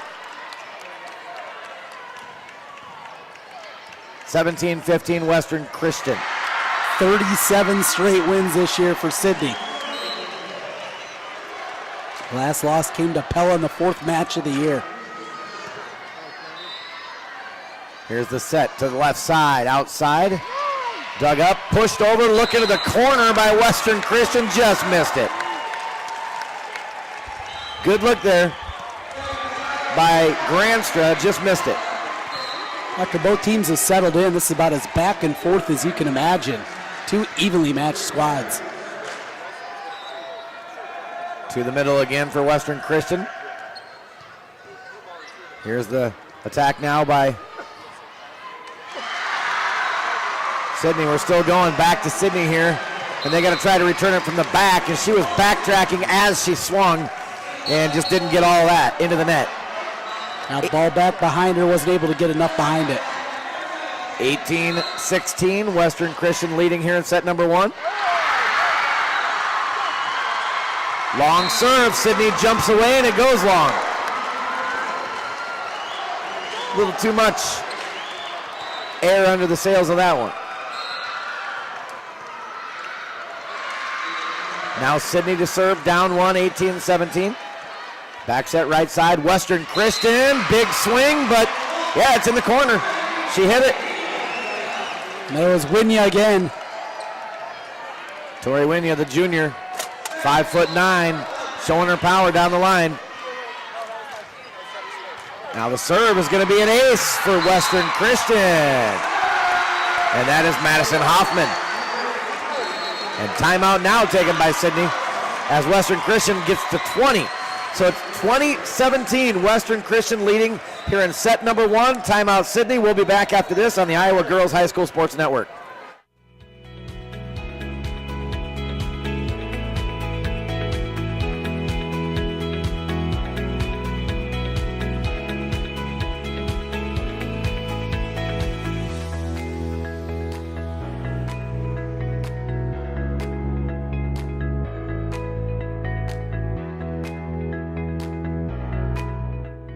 Iowa Pig Farmers Care. Learn more at iowapork.org. Welcome back. Alongside Trent Condon, I'm Jamie Brockman. 2017, Western Christian out in front of Sidney in this 2A semifinal first set. After the Sidney timeout. In the net. Yep, in the net. They were able to hit it off the blockers. Looked like a point for Sidney, but they're called for the net violation. Well, about as long of a road as you can make for the Sidney crowd. 4 hours, 23 minutes from Sidney here to the U.S. Cellular Center in Cedar Rapids. Wow. It's a long bus ride. That it is. Gonna guess they didn't bus home last night and come back for today. Sure hope not. Nice quick set to the middle. And the tap up and over by Hobie. Her 5th kill.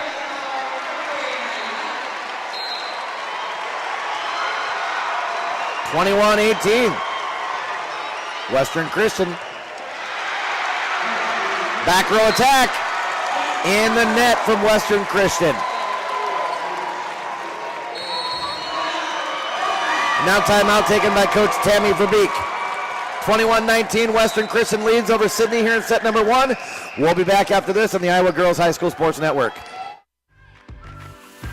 Whether it's Meatball Monday, Taco Tuesday, Wednesday Wing Night, or Love Me Tenderloin Thursday, Friday Fish Dinner, Saturday Stir Fry, or Savory Sunday Strips, the only place to get your meat is from Fairway.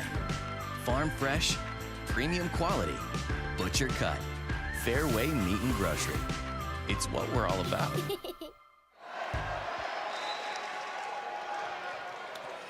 We are back at the U.S. Sailor Center, downtown Cedar Rapids.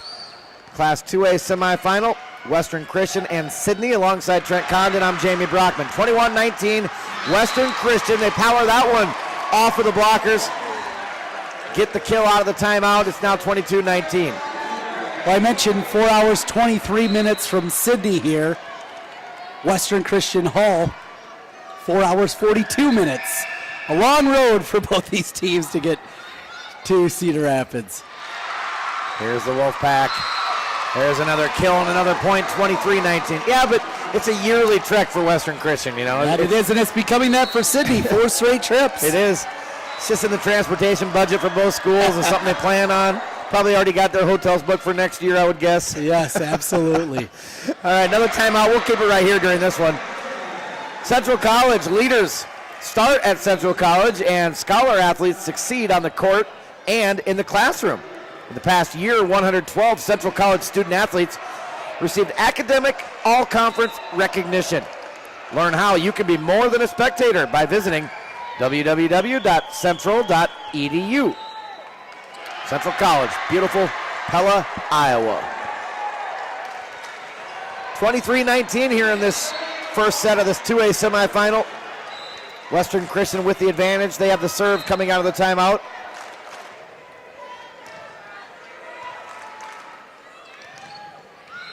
Here's the attack by Sidney in the back corner. McClintock finds the corner. Another IMT insurance substitution coming in as Haley Hobie comes in from the bench to play front row. 23-20. Middle attack again by Western Christian, and that one is down once again by Van Hull. Tell you what, the middle's been very strong in this first set for Western Christian. They keep going to the middle, and it's producing. You know, Van Hull, outstanding player, just a junior. Her 3rd kill already here in the first. Trouble on the serve receive. It's all the way up into the net. Can't retrieve it, and it'll be an ace for Western Christian to win the first set. That's the way you like to win, with an ace serve. 25-20. Western Christian takes set number 1 in this 2A semifinal. You're watching state volleyball on the IGHSAU Digital Network, powered by MidAmerican Energy. We'll take a break, back with the second set on the Iowa Girls High School Sports Network. Iowa Public Television is the home of the Iowa Girls High School Athletic Union Championships. We bring you live, uninterrupted coverage of the state championships in volleyball, basketball, soccer, and softball. Plus special features highlighting the Iowa girl. Catch it all on statewide Iowa Public Television, on air or at iptv.org. At Fairway, we're all about fresh. Fresh ingredients, refreshingly low prices, and now, fresh new offerings store-wide. Come try our new convenient grab-and-go meal kits. Discover an even bigger selection of the brands you love. And see how we've updated our stores to make every shopping trip easier, faster, and fresher. Fairway Meat and Grocery. It's what we're all about. You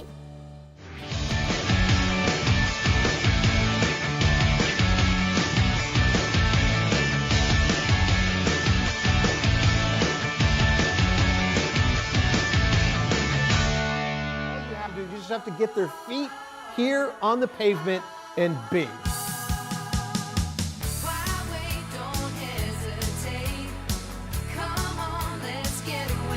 Being in Des Moines, you just get it through the experience. I'm a fan of a lot of our fast, casual cuisine. A little theater, some great restaurants. There's a lot going on musically. If you can't find things to do in Des Moines, You must be boring. this is a magical place.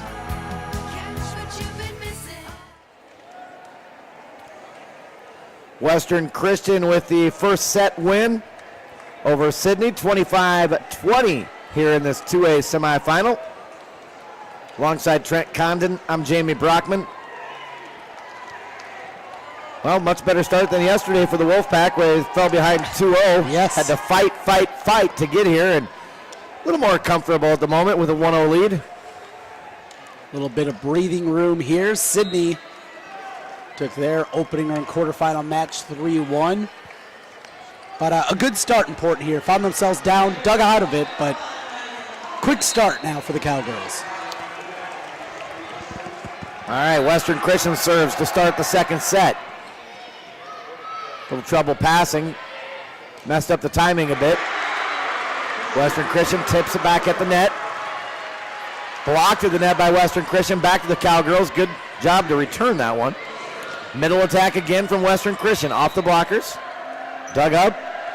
Sidney. Off the block. And a return by Western Christian. Nice job. And then Sidney sails it long. They're asking, I think, maybe for a touch. They're not going to get it. And it's a point to Western Christian. Well, and Hoffman back to serve. She was really good yesterday back at that line. Wow, miscommunication there. One thought the other was going to get it. Nobody did, and it dropped right between two players in the open court. Ace serve.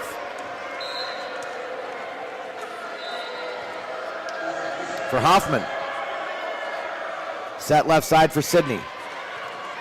Nice dig to keep it going by Western Christian. Then they look for the push to the back corner, and they are just a little wide. Had the right idea there. Tried to push it to that deep corner. 2-1 Wolfpack set number 2. Set it to the left side. Wind up, swing, dug up. Back row return by the libero again. She's been busy offensively for Sidney. There's a hit. And we're going to have off of Sidney on the block. So 3-1 Western Christian. Postma already her 4th kill. Tough serve. It's another ace for Western Christian. And again, not the start the Sidney Cowgirls need. Nope, Western Christian up 4-1. Better job that time taking the serve. They send it to the right side, and Hobie puts it down the line for the kill. Again, that initial touch on the serve is so important to get it up where you want it to allow your offense to set up. Western Christian sets it cross court to the left, block back at him. They push it right back to Sidney. Sidney returns. Now Western Christian back to the left again. And that's down in the back court by Postma. Another kill for Postma, her 5th already. Now she'll go to the bench with an IMT insurance substitution. And in to serve is Emma Busma. 46 aces this year for Emma, senior.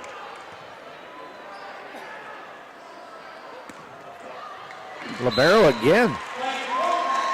Can't find it though on the cross quarter. Sails wide. 6-2 Wolfpack. Boy, beautiful serve right down to the floor. They're able to get it up though, and then they send it long on the spike. Deflection over there though. Yep, they do call the touch, so it's a point for Sidney, 6-3.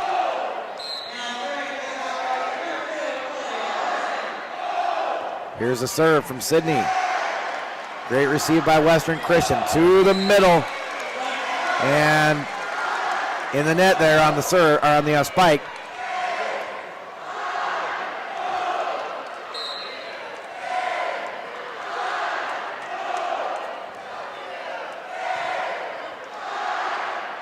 Right side attack, Western Christian looking down the line. No, it's wide. And Sidney right back in this one, 6-5 now with the serve. Keep that pressure on now, Western Christian.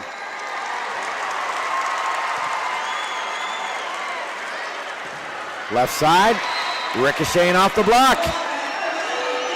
And the kill for Western Christian. And that is Skimper with the kill. 7-5. Western Christian on top. Back set to the right. McClintock taps it over. Looking for an opening, can't find it. Hard hit there for Western Christian on the left side. That Skimper puts it through. The 5'9" senior picks up her third kill. 8-5 Wolfpack.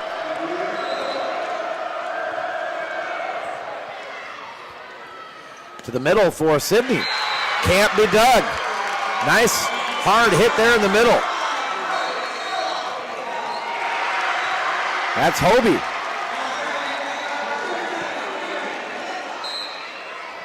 McClintock now serving for Sidney. Right down the line. Tapped over on the left side. Right side tried to tip it over, but it rolled down her fingers. Didn't get the hit there for Presley Brumbaugh. And point goes to the Wolfpack. 9-6 they lead it now. Got to keep that pressure going. Can't let Western Christian get a big run. Set to the middle. Got a big swing, but it was into the net. 4 hits on the Cowgirls. Danger time now. You wonder if Coach McClintock thinking about a TO. Left side, attack, and they find the spot right back there on the Fairway logo. Nice job on the kill there by Maddie Duncan, the 5'5" junior.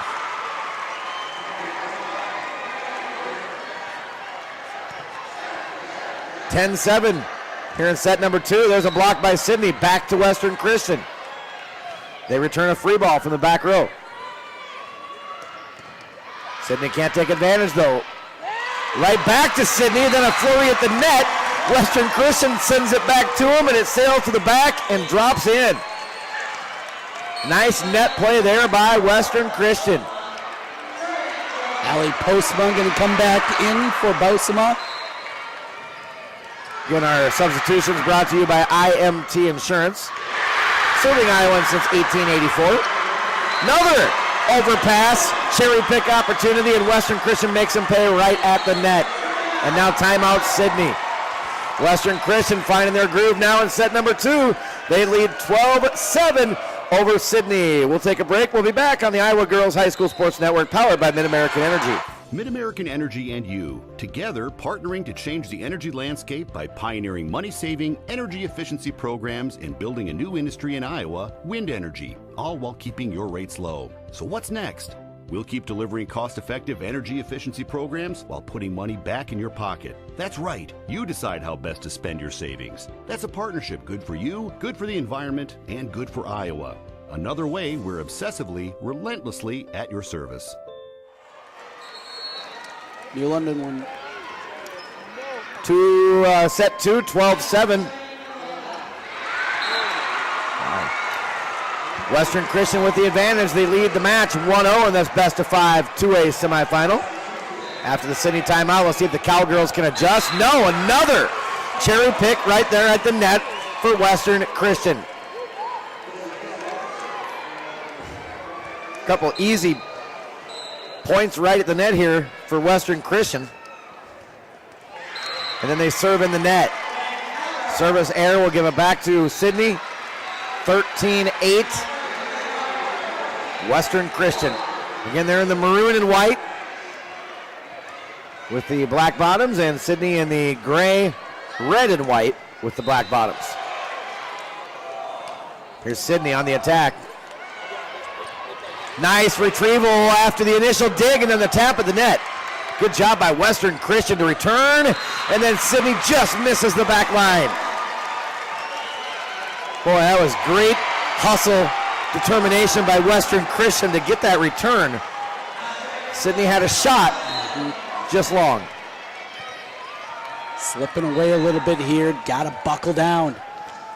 14-8. And there's an ace serve. McClintock can't handle that one. Sends it over into the net between the courts. 15-8 Western Christian, the Wolfpack. Man, I think they got woke up a bit yesterday, Trent. That they did. They've come out on fire. Another ace serve right to the back corner. Wow. That was pretty impressive right there by Madison Hoffman. Well, earlier today over on the boys' side of things with the football semifinals happening, Rockford a winner over Southeast Warren. And in overtime, New London beats Fremont Mills in the 8-player game. Coming up tonight, a couple of great 3A matchups. Sergeant Bluff Luton against Western Dubuque. That'll be in about a half hour.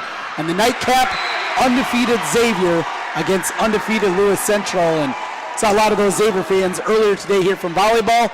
Seemed like they're sprinting their car to get up to Cedar Falls. I'm sure they were. Some of those might be on the field tonight. They were up there cheering earlier. Xavier in the volleyball finals and hoping to get to the football finals as well. Always fun in the fall when you've got your football and volleyball teams in the state tournaments. Back and forth. Here at 17-9, Western Christian leading set number 2. Sidney looking for something. They just can't get a ball down here on the Wolfpack defense. Tapped up and over and drops in by Western Christian. Everything going right now for Coach Verbeek and the Wolfpack. And Sidney's going to take timeout. That last kill there by Ali Postma. She now has 8. And timeout on the floor. We'll take one with them. You're watching State Volleyball on the Iowa Girls High School Sports Network. Whether it's Meatball Monday, Taco Tuesday, Wednesday Wing Night, or Love Me Tenderloin Thursday, Friday Fish Dinner, Saturday Stir Fry, or Savory Sunday Strips, the only place to get your meat is from Fairway. Farm fresh, premium quality, butcher cut, Fairway Meat and Grocery. It's what we're all about. With Trent Condon, I'm Jamie Brockman. 18-9, Western Christian rolling in set number 2 after winning the first set 25-20. We have not seen a sweep yet today in any of the semifinals.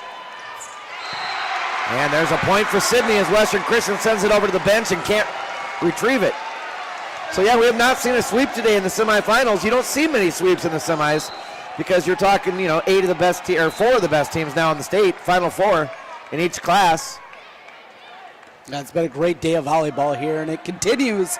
One more session still to go. There's a block by Western Christian. McClintock tries to catch him off guard and push it back at him. Now the Wolfpack return. Dumped again by Sidney.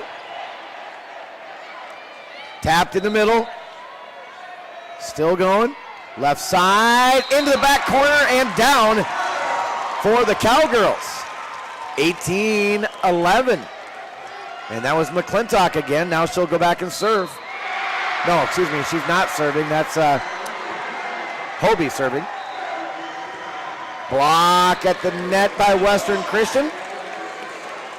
Saw the jump just a little bit late there from Van Hull, and couldn't quite get off the floor quick enough. 19-11. In the net. A lot of slumped shoulders right now, frustrations on that Sidney side. Kelsey Hobie didn't clear the net with that one. 20-11, Western Christian. Sidney needs a run right now or they're in deep trouble. Here's McClintock in the middle. Can't get it down. Left side now, Western Christian right between the players and finds the open gap in the back. 21-11, Western Christian just dominating so far through these first 2 sets, really. I mean, everything's going right. They're moving the ball around, different players getting involved, they're finding the gaps, they're blocking at the net, they're serving aces. Can't ask for much more than that. What do you see Coach Verbeek over on the sideline? She keeps saying, keep the tempo up, let's keep going. Loves the way her team is playing right now. There's a point for Sidney on the miscue by Western Christian, 21-12. Western Christian leads, looking to go up 2-0 in this best of 5. Yesterday they fell down 2-0 and came back to win. So even if they're up 2-0 after this, they know it ain't over. There's another Sidney point, 21-13, as the spike goes long for Western Christian. Yeah, don't expect to see Western Christian kind of rest on their laurels if they take the second set. Left side set, dug deep back row. Nice pass to the setter. Middle attack blocked by the Wolfpack. Once again there, making her presence known as Van Hall. Now she'll go to the bench. Server comes in. That'll be McKenna Koima, I believe, in to serve. IMT Insurance substitution. McClintock pushes it over to Western Christian, right back to Sidney, and that's Hobie there to tap it down at the net. Haley Hobie, the senior.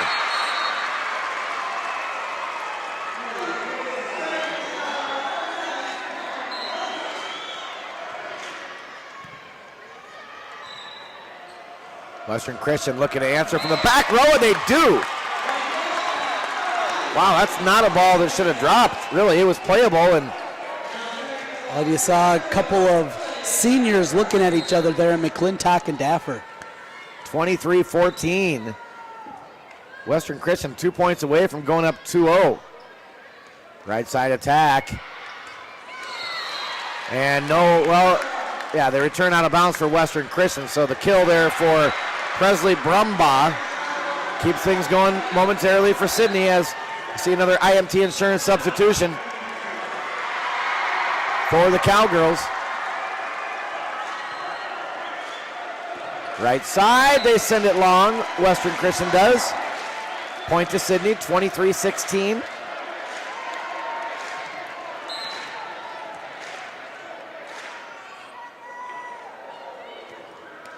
Serve in the net by Sidney, and that now puts the Wolfpack at set point here in set number 2 as they make a substitution.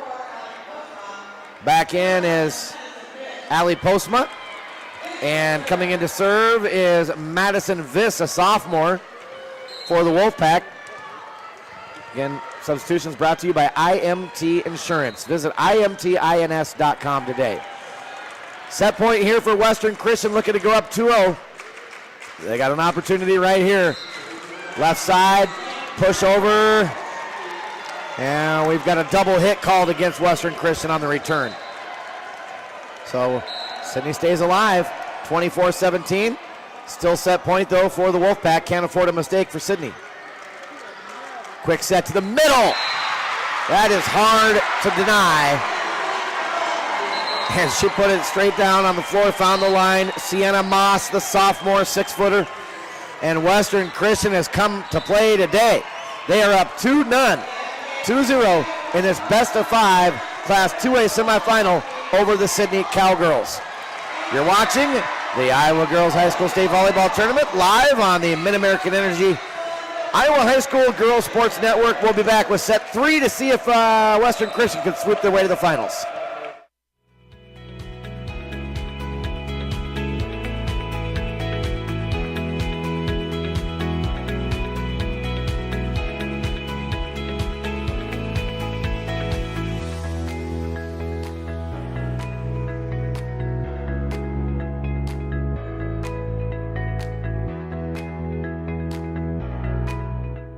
Iowa Pig Farmers Care. Learn more at iowapork.org. MidAmerican Energy and you, together partnering to change the energy landscape by pioneering money-saving, energy efficiency programs and building a new industry in Iowa, wind energy, all while keeping your rates low. So what's next? We'll keep delivering cost-effective energy efficiency programs while putting money back in your pocket. That's right. You decide how best to spend your savings. That's a partnership good for you, good for the environment, and good for Iowa. Another way we're obsessively, relentlessly at your service. All you have to do, you just have to get their feet here on the pavement and B.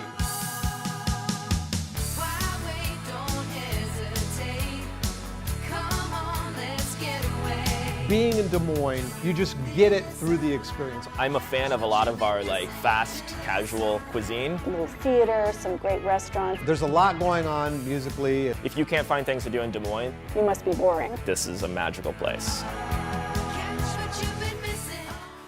At Fairway, we're all about fresh.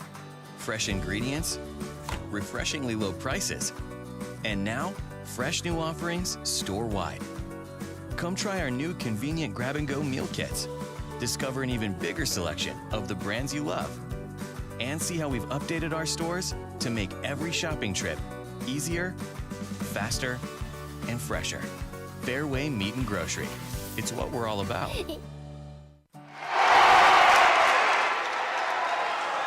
Back here at the U.S. Cellular Center, going to set number 3, Western Christian looking for the sweep, the first sweep of the day here on semifinal Thursday, if they can complete it.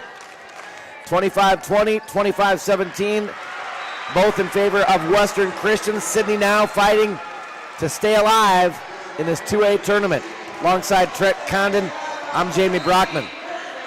Any contenders yet in your mind for the Kruger Seeds dig of the match? A couple that I've got notes on, including nice one from Hoffman early on in the match. And there's spike long by Western Christian, out of bounds. First point goes to Sidney. Over on court number 1, tied up at a set apiece as they play in the third. Unity Christian leading 19-17 over number 1 Beckman. So again, number 1 seed on their heels, just like Carroll Kemper was in Class 3A. Kemper did come back to win, though, in 5 sets.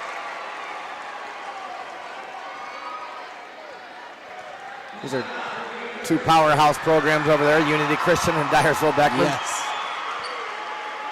1-1 here in set number 3. Sidney trying to avoid the sweep. Double hit called against Western Christian.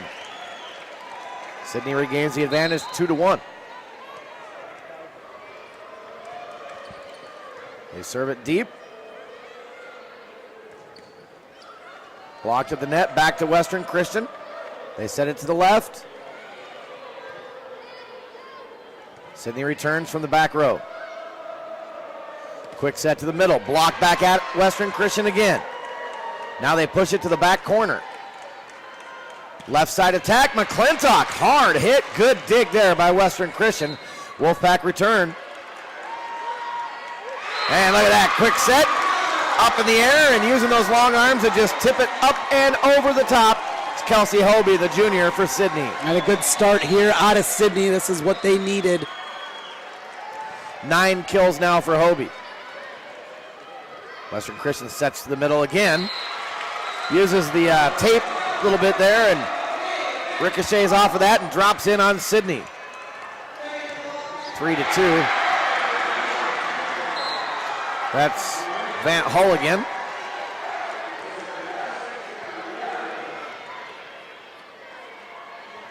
Tap by Hobie. And we're going to have a lift called on Western Christian. More IMT insurance substitutions coming in for Sidney here before the serve. They lead at 4-2 in set 3, trying to avoid being swept in the semifinals. Nice dig there, barely got that one up. Sidney returns. To the middle again for Western Christian, no dig. Up into the stands. And the middle strong again for Western Christian here in this third set. That was Van Hull again. 6 kills for her.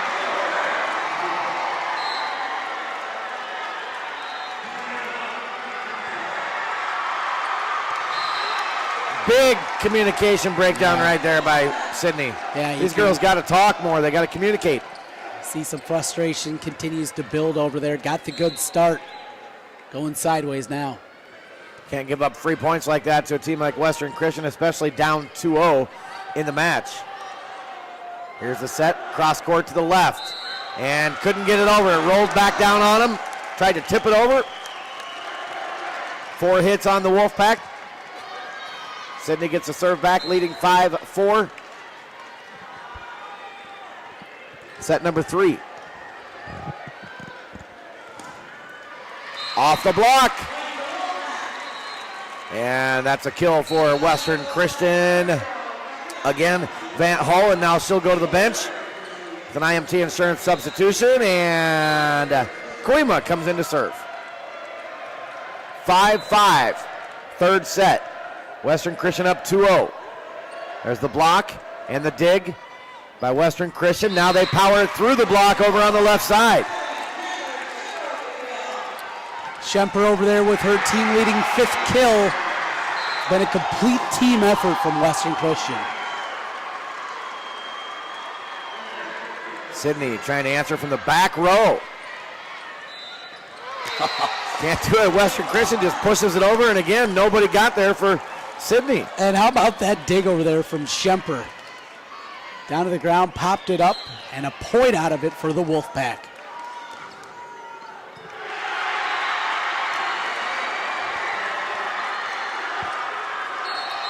Battle at the net, back and forth. They're going to call a net violation. Yep, net violation on Western Christian.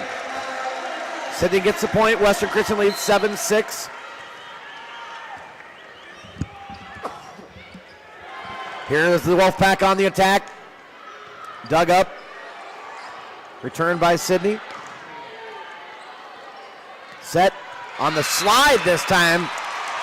Coming over to the right, putting it down. That was Sienna Moss for Western Christian. Unity Christian just won that third set over there over Dyersville Beckman. So that puts Unity up 2-1, right? Yes.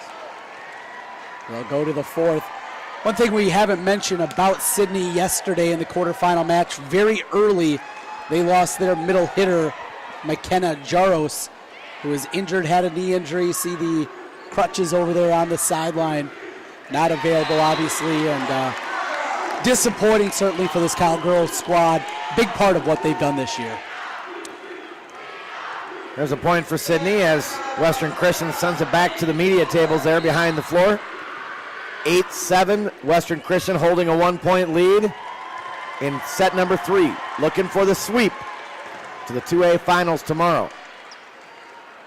Here's the set left side, blocked at the net by Western Christian. Good recovery by Sidney, they do return it. Western Christian sends it back to him. Quick set, Hobie can't get it down.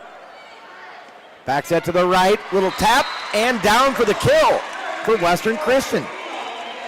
Saw Hobie there just almost roll her eyes like, what more can we do here? Yeah, and that kill was for Tori Winya. I tell you, Sidney is just like a step slow right now. They're kind of watching and then reacting, and some of these little taps and pushes are working well for Western Christian. Probably balls they should be getting to. There's a dump by Western Christian, dug up. Back row attack for Sidney, and they send it long. You know, I remember talking to people that have played at this high level in the state tournament, and some of my classmates back in high school, and they mentioned when it was for them, Dubuque Wahlert, and when they played them, it felt like they had a 7th player on the floor all the time. And it kind of feels like, I think at times for Sidney right there, that this whole Western Christian squad has 7 out there instead of 6. Serving the net there by the Wolfpack. 10-8. Right side attack. Nice retrieval over by the net between the floors for Sidney. They return. Quick set to the middle and wide on the spike that time by Van Holt. Or excuse me, that's Moss. 10-9, Sidney back within 1 and serving long. Here comes Van Holt back in now. IMT insurance substitution. Van Holt back into the middle. Expect Western Christian to go there frequently. 11-9, Western Christian leads. Off the slide. Can't power through the block. Back to Sidney. Cowgirls return. To the middle, Van Holt. Nice dig in the back by Sidney. Now Western Christian going to work on the right side. Another nice dig in the back by Sidney. Keeping this ball alive. Overpass by Western Christian. Sidney can't take advantage. Western Christian digs it up. on the cherry pick opportunity. To the middle again. Hobie still can't get it down. Oh man, and then right through the hands of Sidney in the back row. That could be deflating right there. Western Christian had a couple Sidney had a couple opportunities, cherry picks. They just couldn't get a ball down on this Western Christian defense, and then a miscue, and they allow a point. And another big dig there from Madison Hoffman, the libero. And great work, as you mentioned, about this defense. And Van Hull with the kill there.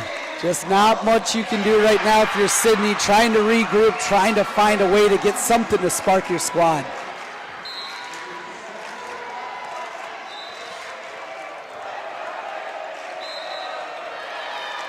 And we've got a whistle and double hit called against Sidney. 14-9. Western Christian timeout. Sidney. Tell you what, Trent, I don't know what Coach Tammy Verbeek said to her team after the second set yesterday, but they won 3 straight to get to the semifinals. They're dominating the semis today against Sidney with 2 straight wins and on their way to 3. So they're going to be looking strong and feeling strong heading in the finals should they get there tomorrow. Well, you mentioned Western Christian. We know about the history of this program, and you do wonder, they came into the quarterfinals. They were a favorite there. I don't know if they were overlooking their opponent, but it can happen. You get different group, different ideas coming into it. Got to realize it's not a birthright, but whatever it was said, whatever Coach Verbeek mentioned during that huddle, it has worked as they have played really in dominating fashion now over the last 5+ sets. And maybe it wasn't anything Coach Verbeek said. Maybe the girls grouped together and pumped each other up and said, hey, let's play our game. Maybe it's a little bit of both. They're playing it now. They're absolutely playing it now as there's another Western Christian point. No return by Sidney. 15-9. Western Christian leading set number 3, looking for the sweep here in the 2A semifinals. Hoffman's bringing the thunder on those serves. To the middle, tapped over by Van Hull. Back to Western Christian now, back set right side. Initially dug by McClintock back there, but it sails over to the net between the 2 courts and can't be retrieved. 16-9, Wolfpack. Comes an IMT Insurance substitution. Sidney looking for somebody to get out there and provide a spark. They're going to send sophomore Paige Smith in from the bench. See if she can get something going.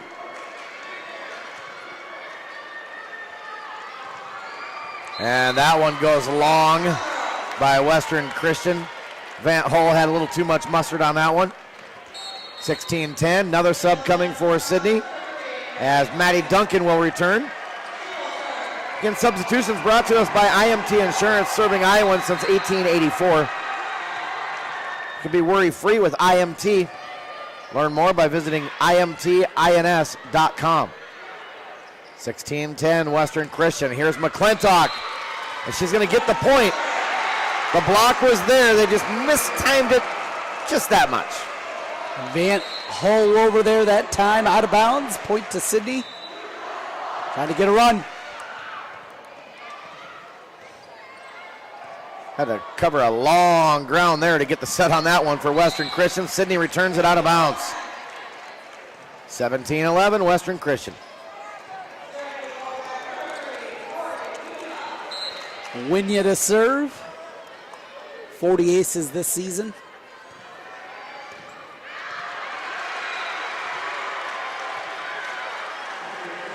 Western Christian to the left. Doug. Quick set.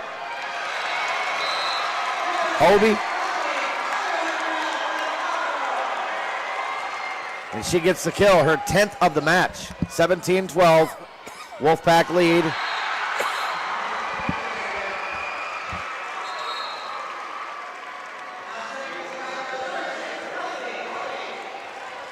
Hobie to serve now. Right up at the net. Cedar has to tip it over. Free chance here for Sidney. Tap right back at him by Western Christian. Twice at the net.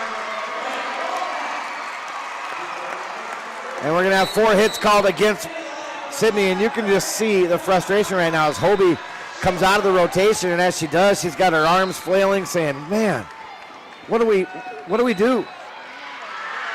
18-12. McClintock returns a free ball. Over to the left side for Western Christian. Deflects off the net and then out of bounds. No, there was a touch at the net, I guess, so we're going to have a point Western Christian, and then timeout Sidney.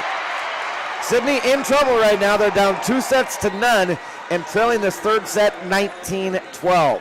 You're watching state volleyball semifinals on the Iowa Girls High School Sports Network. Iowa Public Television is the home of the Iowa Girls High School Athletic Union Championships. We bring you live, uninterrupted coverage of the state championships in volleyball, basketball, soccer, and softball. Plus special features highlighting the Iowa girl. Catch it all on statewide Iowa Public Television, on air or at iptv.org.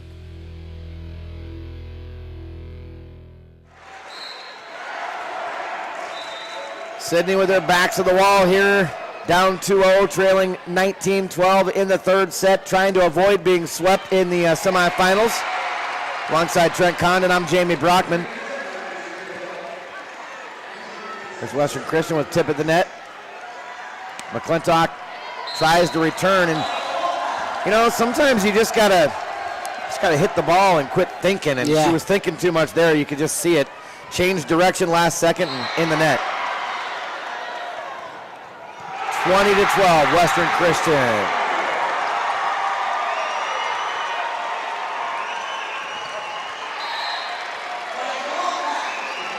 Point to the Wolfpack. Could be on our way to a 2A title that we've seen before with Western Christian and Unity Christian. Unity Christian mired in a tough matchup with number 1 Beckman over on court number 1. But Unity Christian leading that match 2-1, and they're tied 8-8 in set number 4. Here, it's all Wolfpack, 22-12. Serve in the net by Western Christian. Coming up, still one more semifinal to go on court number 2 in Class 1A. We'll bring you Lamar's Gehlen Catholic against Holy Trinity of Fort Madison.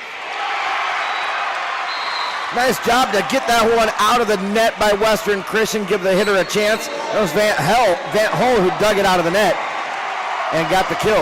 Nice job. Actually, she dug it out, and then, that's what I thought. They were flashing her number on the scoreboard. I didn't think it was right, but she dug it out, and then it was Skimper who got the kill.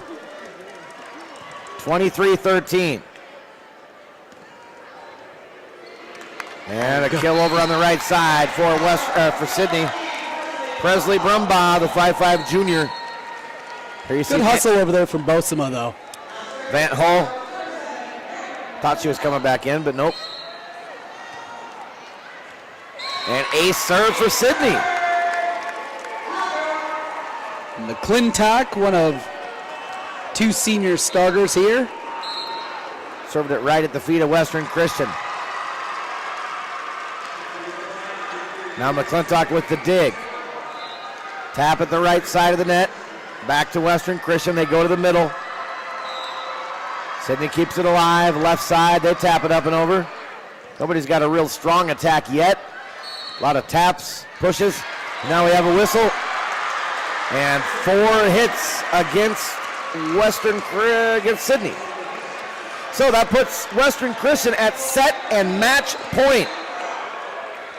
24-15. Serving to move on to the finals right here, Western Christian. Left side for Sidney.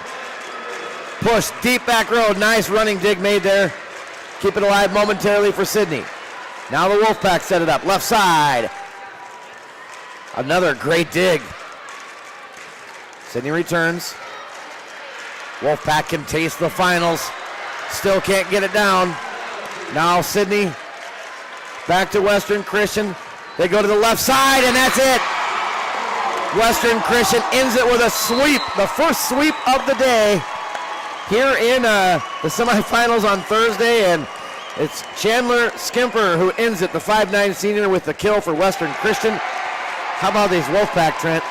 They are rolling. 6 straight victories, 6 straight sets going their way, and they will be a behemoth there in the final tomorrow. Yeah, set-wise, they are 6-2 in 2 rounds here at the state tournament. They dropped the first 2 yesterday and have now won 6 straight. They're going to the finals once again for Coach Tammy Verbeek and the Western Christian Wolfpack. 25-15 in the third set. They won the first 2, 25-20 and 25-17. Congratulations to Western Christian, another appearance in the state championships in 2A. They're going to play either Unity Christian or Dyersville Beckman. They are in a battle right now in the 4th set with Unity Christian leading top-ranked Dyersville Beckman 2-1.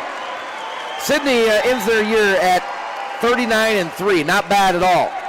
37 straight wins before today. And Western Christian moves to the finals with a record of 32-5. Trent, your pick for the Kruger Seeds dig of the match. Couple of different directions we could go, but early in that second set, really like the play of Chandler Schemper. Went diving into a deep play, popped right back, got a point out of it. It looked contentious and a good start by Sidney. That gave the Wolfpack a little bit of breathing room. They took the second set and, of course, took 3 set here to win it. Chandler Schemper with our dig of the game. Brought to you by Kruger Seeds. One thing about Sidney, Trent, you mentioned it, only 2 seniors in their starting lineup, so I absolutely expect them most likely to be back here next year and probably even more in the future. They got a lot of sophomores, juniors, even a few freshmen on their roster. Yeah, 4th straight state tournament out of this program, and I think there's going to be a lot more in the future. Sidney doing good work over there in Southwest Iowa. All right, well, congratulations again to Western Christian. Good luck to the Wolfpack tomorrow in the 2A championship match, which you'll see live on Iowa Public Television. It's going to do it for us right now. We've got one more to bring you. It'll be a 1A semifinal coming up to finish off the day here at the U.S. Cellular Center.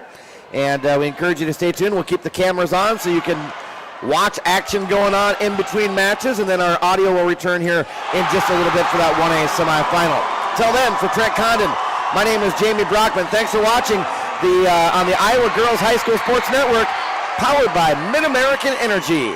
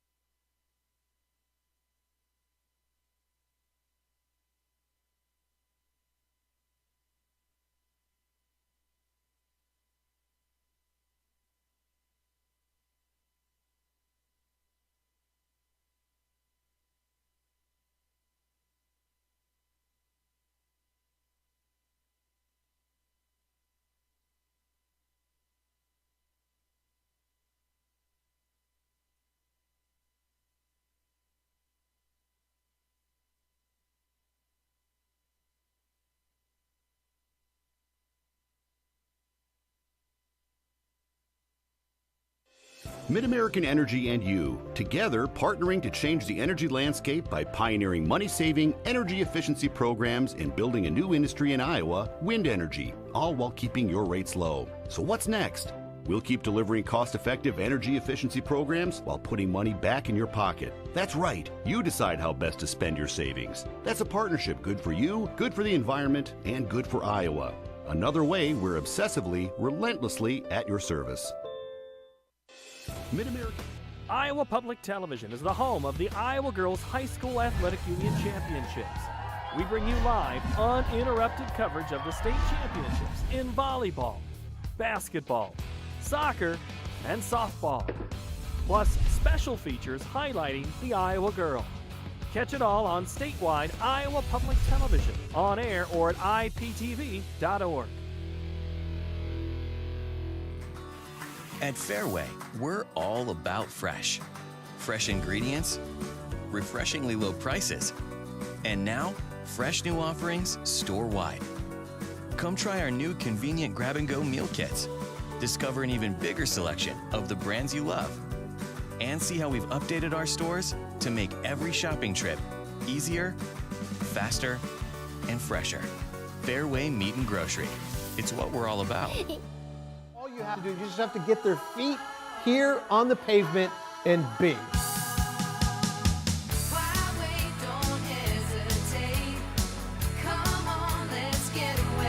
Being in Des Moines, you just get it through the experience. I'm a fan of a lot of our fast, casual cuisine. A little theater, some great restaurants. There's a lot going on musically. If you can't find things to do in Des Moines, You must be boring. this is a magical place. They say Buena Vista University is in the middle of a bunch of fields. Hey guys, wait up! Game on. They say our idea of fun is morning tea and afternoon tea. And anytime tea. And we hang out like bumps on a log. They say a storm like Iowa isn't in the center of the action. And when we study, we're not exactly grounded. But you know what we say. You gotta see it to believe it.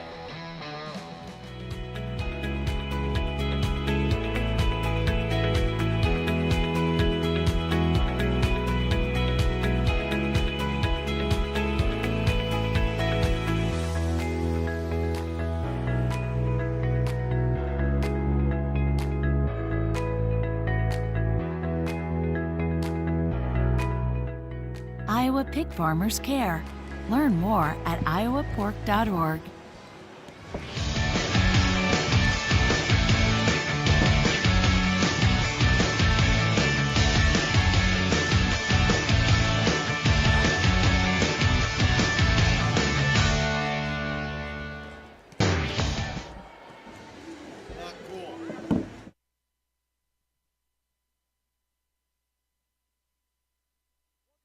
One final time here for the semifinal round in the 2018 Iowa Girls High School Athletic Union State Volleyball Tournament. I'm Trent Condon, along with my buddy Jamie here. Jamie, it's been quite the last couple of days, and it culminates here on our last semifinal. This one might be the best of the bunch. I mean, you talk about two evenly matched squads with Holy Trinity and Gehlen Catholic. I don't know if you can pick a favorite. I agree, absolutely. And coming off what we just saw with the sweep by Western Christian in 2A, I think we're going to be treated to a good one here. I get the easy ones, and you get the long, drawn-out ones, I think. But it's been a great day, a great semifinal day here. That's one of my favorite days. I mean, obviously, championship day is awesome. But semifinal day is you can just feel the intensity in here because tomorrow, I don't know, I don't want to say the pressure's off because you're playing for a state championship, sure, but you're there. Now you just go out, you hope to win 3 sets and take home the trophy. Today, you're leaving it all on the floor because you want to be playing tomorrow. So today's been a great day. We've seen some exciting, outstanding matches. We've seen some 5-setters, a lot of 4-setters. The only sweep of the day came in 2A, which we just finished up with Western Christian. So, yeah, this should be a great one. Both teams, no strangers to be in this situation. Gehlen Catholic, one of the more storied programs in the state of Iowa. They've got one of the most legendary coaches on their bench in the state of Iowa and maybe in the entire nation in high school volleyball. So it's going to be exciting, but just like every other match we've seen and everything we talk about, Trent, you still got to play. You got to serve them up one at a time. You got to play 1 point at a time. There is no 25-point play in volleyball. So you got to bring it. We've seen a couple number 1 seeds get pushed to the edge today, and we'll see what happens here. Getting ready for the starting lineups here. Starting lineups for today's match brought to you by Buena Vista University, located in Storm Lake. Buena Vista University is the center of the action. You'll have to see it to believe it. Both these teams with wins yesterday back in the quarterfinal round.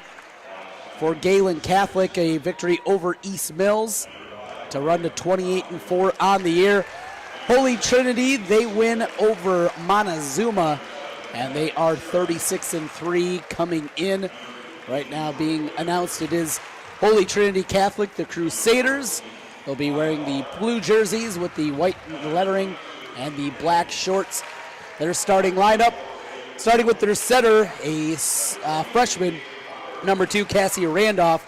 She's joined in the starting lineup by number 3, Emily Box, a senior, who leads Holy Trinity with 400 kills and 99 blocks coming into the state tournament. Claire Prothikis, a sophomore, in the starting lineup. She'll wear number 8. Taylor Boating, number 16, a senior outside hitter, 60 ace serves this year for Boating. Erin Anderson, 5'9" middle hitter, patrols the middle for the Crusaders. And Maya Lawler, wearing number 14 here tonight. She will also get the start this evening at the libero's position, and she'll be wearing the pink top for Holy Trinity. On the other side, for Gehlen Catholic, the Jays, led by their head coach Mike Meyer, will go with this lineup. Starting at the outside hitter spot, wearing number 5, Brooklyn Heisel, 51 aces this year, second on the team in that category. The middle hitter is number 7, Caitlin Langle. Anna Britt is the setter. She'll wear number 8. Sydney Livermore, returning starter, a junior. She wears number 10. Aubrey Nillis, a senior, wearing number 12. And Katie Peters in the middle. Peters, 228 kills, leading the team. Also, 212 digs. Quite the combo there for Peters, 6-foot senior, leading the way for the Gehlen Catholic Jays. A year ago, Gehlen Catholic made it to the state championship round. The Crusaders made it to the semifinals. Those two teams looking to take another step here this season in 2018. Now, Gehlen kind of had their way with East Mills yesterday, but, Holy Trinity did get the sweep over Montezuma, but Montezuma gave them a run. I mean, those were close, hard-fought sets, and Holy Trinity was able to emerge. So we'll see if that, a little more battle-tested here at the tournament this year anyway. Holy Trinity is with that battle with Montezuma yesterday. While you were talking there, I was just looking at the radar. Yeah. And there's snow around Iowa right now. Oh, yeah. As was predicted. Well, we haven't seen the outside much today. No, we haven't. Or the last few days. It's not snowing here at the U.S. Cellular Center yet. Definitely not inside, but I was just outside, and it's not snowing here yet, but it looks like it's approaching. And so anybody out traveling and stuff, be safe. And I think we might wake up to some white stuff around the state of Iowa tomorrow for the first time this year, which pains me to say, but yeah, is that time of year. It is. Welcome to November in Iowa, and I got another road trip tomorrow to Cedar Falls. I'd just stay overnight and go from here to there if I was you. But, you like your windshield time. So. That's true. That's true. We'll get plenty of that over the next few days. Here, well, when you make the big bucks like you do, Yeah, I wish that was the case. The 1A semifinals getting ready. Gehlen Catholic wearing their green tops with the white numbers, the yellow trim. Black shorts for the Jays. Holy Trinity in the royal blue tops, white numbers, and black shorts. And it will be Lamar's Gehlen Catholic that will start with the serve.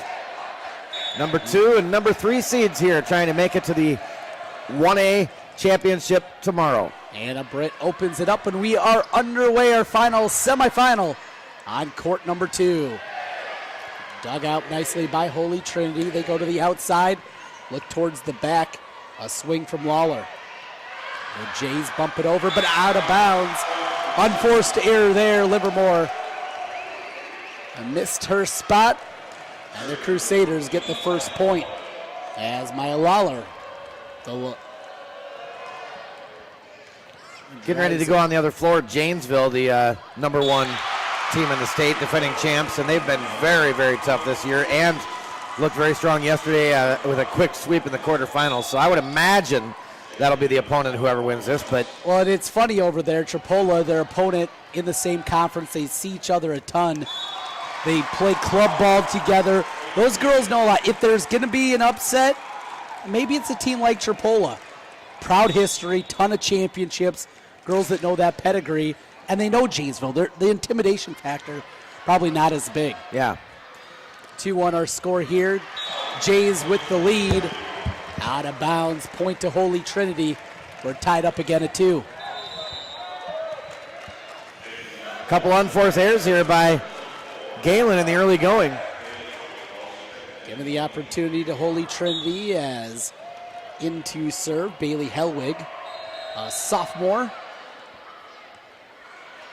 brings it across. Tight against the net, pushed across from Livermore. To the middle, and there's Emily Box. There's the big hitter that you got to worry about on the Holy Trinity side. Yeah, 400 kills entering the state tournament. She had several in the quarterfinals yesterday. Her first of many, I'm sure, in this semifinal. 3-2 lead. Here's Box again, finds the back corner. That was not an easy shot, Trent. Didn't get a run start on it or nothing, just elevated, smacked it to the back corner and placed it perfect. 4-2 early lead for the Crusaders. Just underway in the 1A semifinals. Blocked back but out of bounds. And Gehlen gets the point. So that's, I kind of compare that to like a foul ball in baseball. When you're going against like a star pitcher, and you're able to foul off his number 1 pitch or his fastball, and you say, all right, buddy, and you give him that look like, all right, I mistimed it just this much, but I got you. Kind of what that block that landed out of bounds was. They're there, and they're going to be there. Block back again. Here's Gehlen. Tips it over, but off the antenna. And a point to the Crusaders. 5-3 after the error there. Trent Condon, Jamie Brockman with you in the 1A semifinals. Good start for the Crusaders of Holy Trinity. We figured yesterday they come from Fort Madison, Iowa. Tight against the net, falls on the side of Gehlen, and out of bounds. As Emily Box stands at the service line, 37 aces this year. Crusaders up by 3. There's a strong kill on the outside. Katie Peters bringing the thunder. Team leader in kills this year and an efficient, hitting .401 coming into the tournament. That's a strong kill efficiency for the season right there. 6-4 lead on the attack. The Crusaders back the other way. Gehlen to the middle. Peters had it dug away though.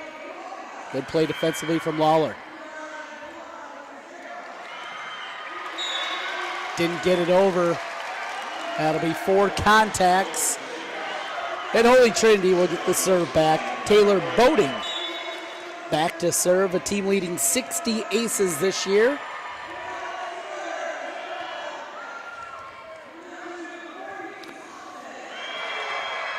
Pushed across. Here comes the attack to the middle. Deflected around, and a point for Holy Trinity. Talked about the travel distance, for these schools to get to Cedar Rapids. And you were pointing out in the Western Christian and Sidney match and how they both went over 4 hours. Well, Gehlen comes out of Lamar's and according to my trusty Google map. That is 4 hours and 14 minutes or 272 miles to get here. A long trek. If you didn't make it, we're glad you're aboard with us as we take the time out. 9-4, Holy Trinity over Gehlen Catholic on the MidAmerican Energy Iowa Girls High School Sports Network. MidAmerican Energy and you, together partnering to change the energy landscape by pioneering money-saving, energy efficiency programs and building a new industry in Iowa, wind energy, all while keeping your rates low. So what's next? We'll keep delivering cost-effective energy efficiency programs while putting money back in your pocket. That's right. You decide how best to spend your savings. That's a partnership good for you, good for the environment, and good for Iowa. Another way we're obsessively, relentlessly at your service. Back underway here in the 1A semifinal round. Tri-Con Jamie Brockman with you on the MidAmerican Energy Girls High School Sports Network. Big swing and down in the middle again. Katie Peters gets her second kill of the match. Peters, a senior, team leader for this squad. Strong serve. Flip back and out of bounds. Gehlen has withstood the initial surge out of Holy Trinity. And they're on the comeback path. Down 9-6 here in the first. Out of bounds, too strong on the serve. And a good look over there defensively by Pathiakis, the libero. Back in, Cassie Randolph. Freshman setter leads, check that, second on the team with 411 assists this year, behind only Bailey Helwig. Middle again as they continue to work to get Peters involved. Another attack chance. Peters kept alive though. Outside Holy Trinity, off the net and back over. Well, it wasn't a thing of beauty, but Maya Lawler will take that. Yeah.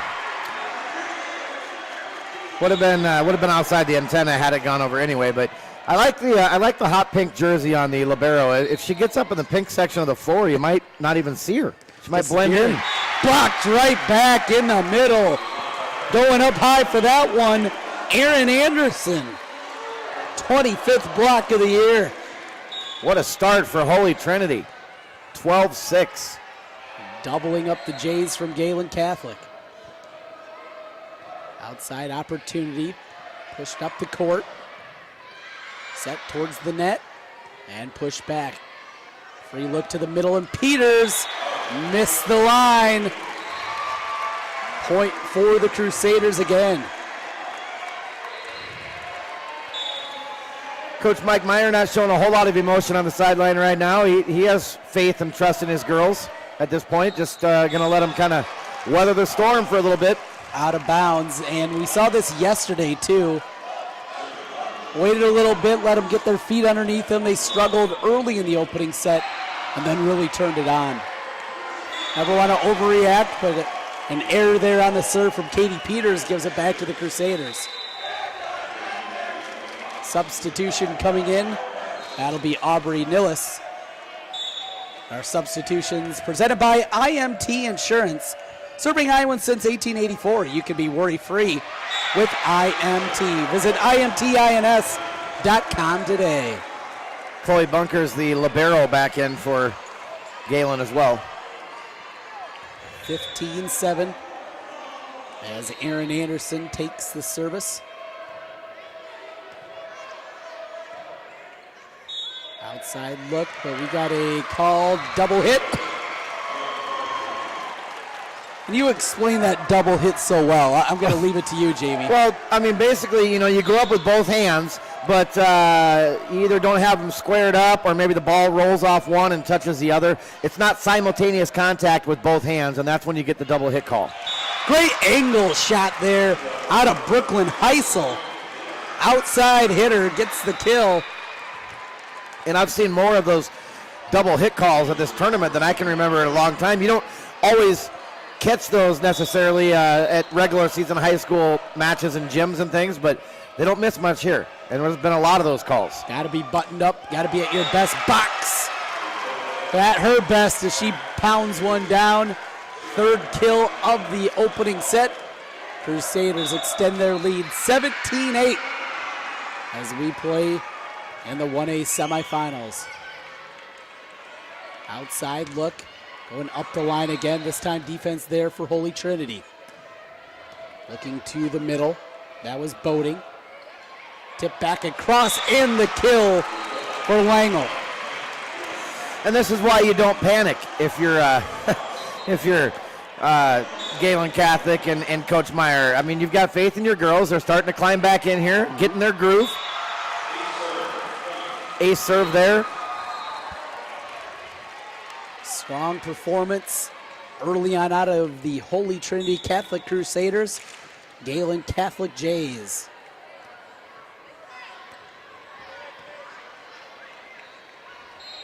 Outside, didn't get to the net as Livermore left it short. And a substitution coming in for Holy Trinity. That'll be Bailey Helwig as she comes in for the Crusaders. IMT Insurance, our presenting sponsor of the substitutions, helping Iowans since 1884. Helwig with the set, looking to the outside, got it over to Boating. Now the Jays looking to respond. Will help off the net and over.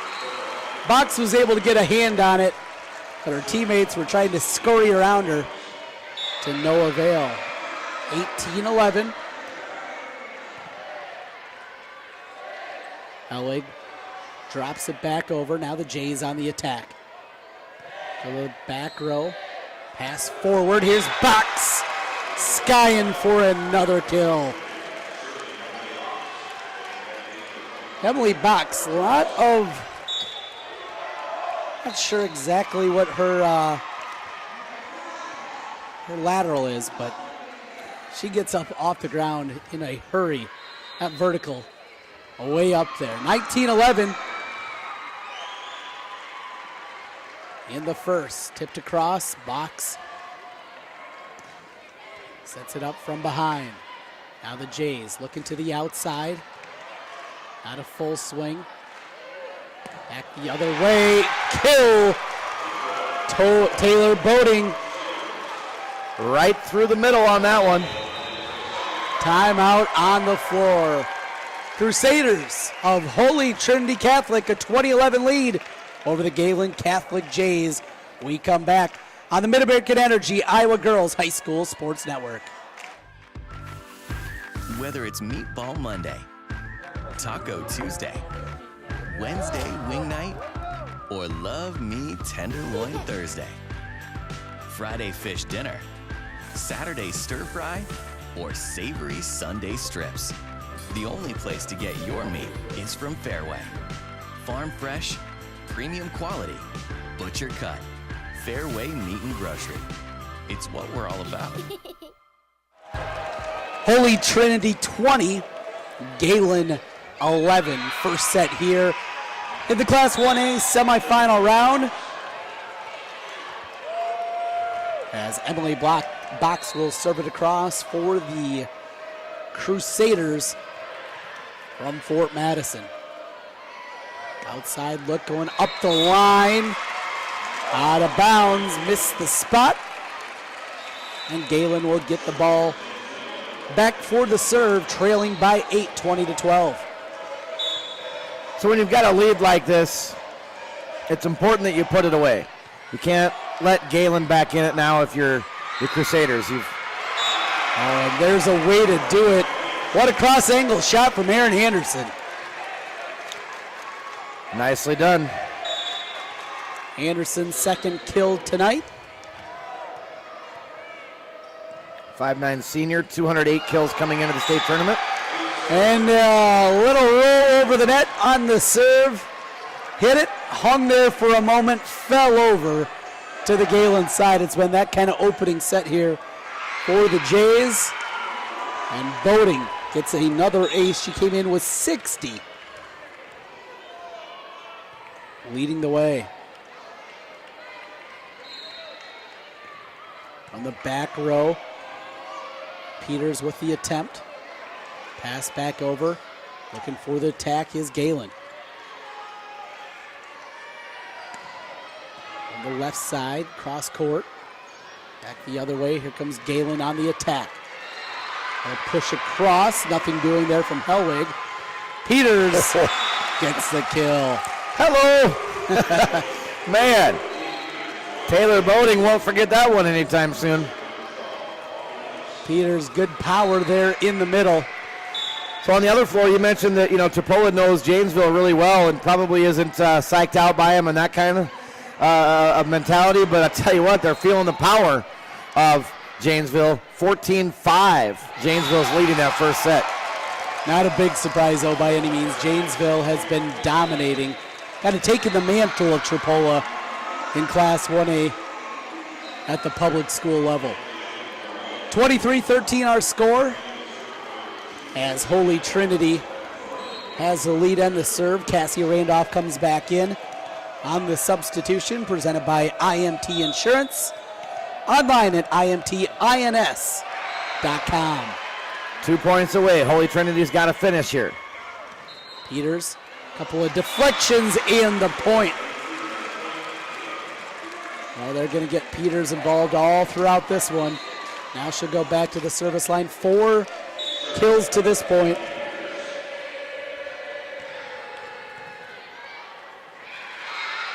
Pushed across. This will give Gehlen a shot.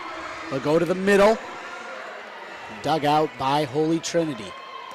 Right back the other way as they went over to Lawler. Now to the middle, pushed across. Kept alive by Lawler. And we got a point for Gehlen. Double hit is the call. Oh, a great dig over there by Maya Lawler. We'll write that one down as a Kruger Seeds dig of the match contender. 23-15. Outside. Didn't get great contact there. Here comes Gehlen winding up, missing the corner though. Too strong from Heisel. And now the Crusaders a point away from taking this opening set. 24-15. In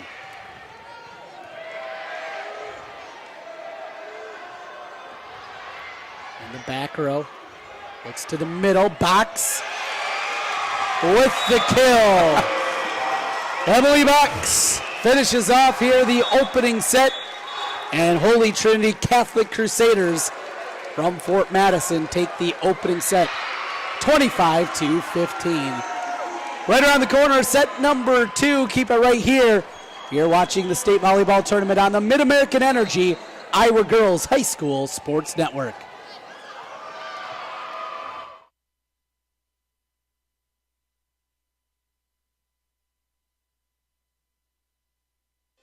MidAmerican Energy and you, together partnering to change the energy landscape by pioneering money-saving, energy efficiency programs and building a new industry in Iowa, wind energy, all while keeping your rates low. So what's next? We'll keep delivering cost-effective energy efficiency programs while putting money back in your pocket. That's right, you decide how best to spend your savings. That's a partnership good for you, good for the environment, and good for Iowa. Another way we're obsessively, relentlessly at your service.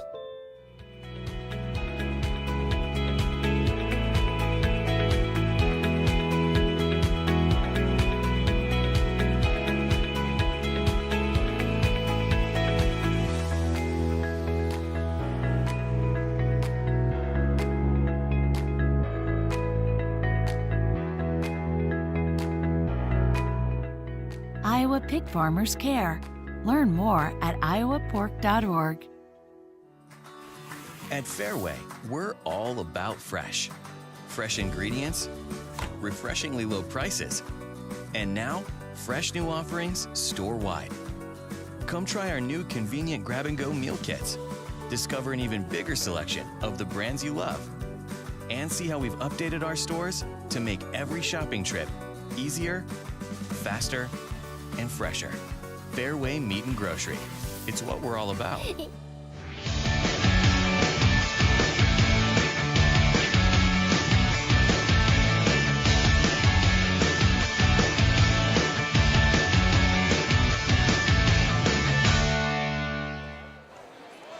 Welcome back again to Cedar Rapids as we're at the U.S. Cellular Center. Glad to have you aboard with us as we continue in the Class 1A semifinals. Semifinals all throughout the day here.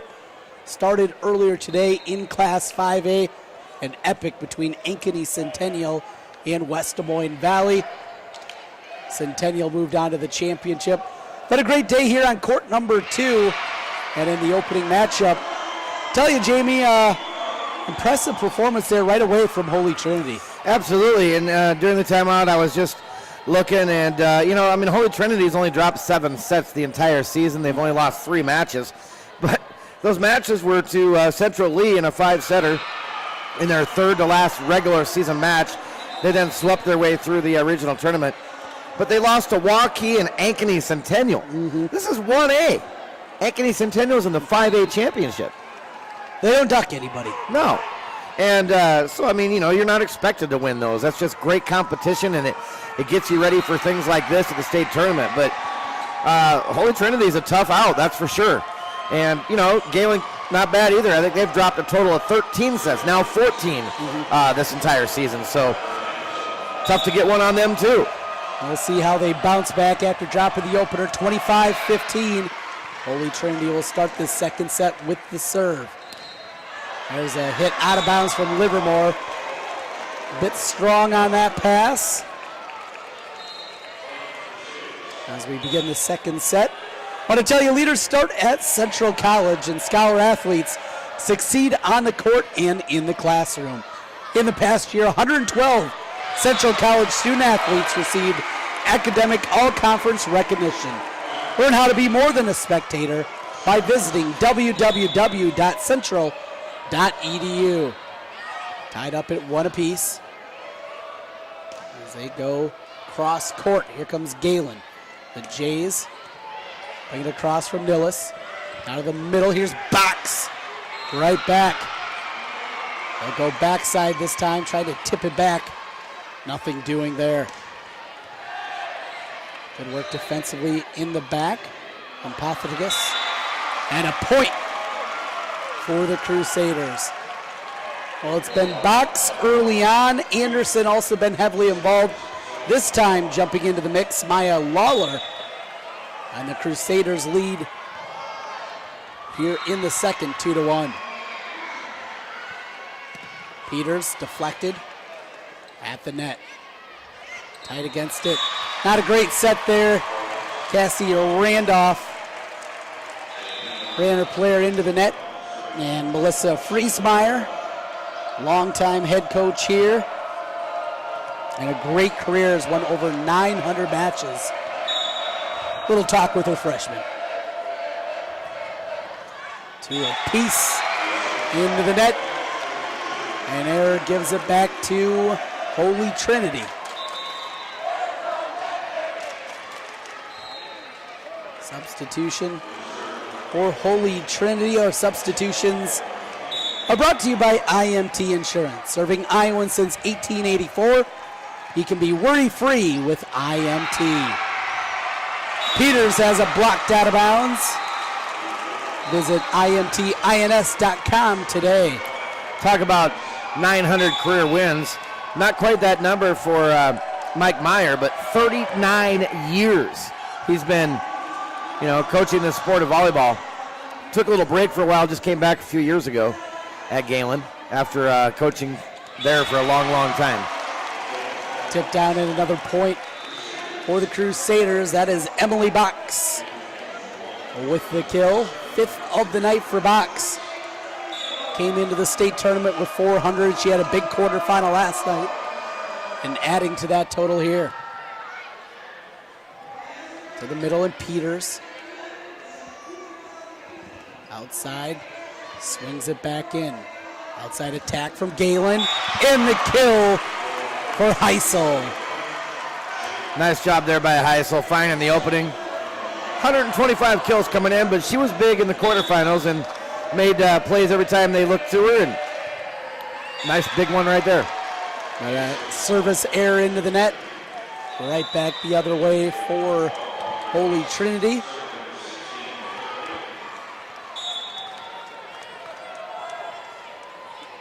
Shelby Taylor Boating to serve.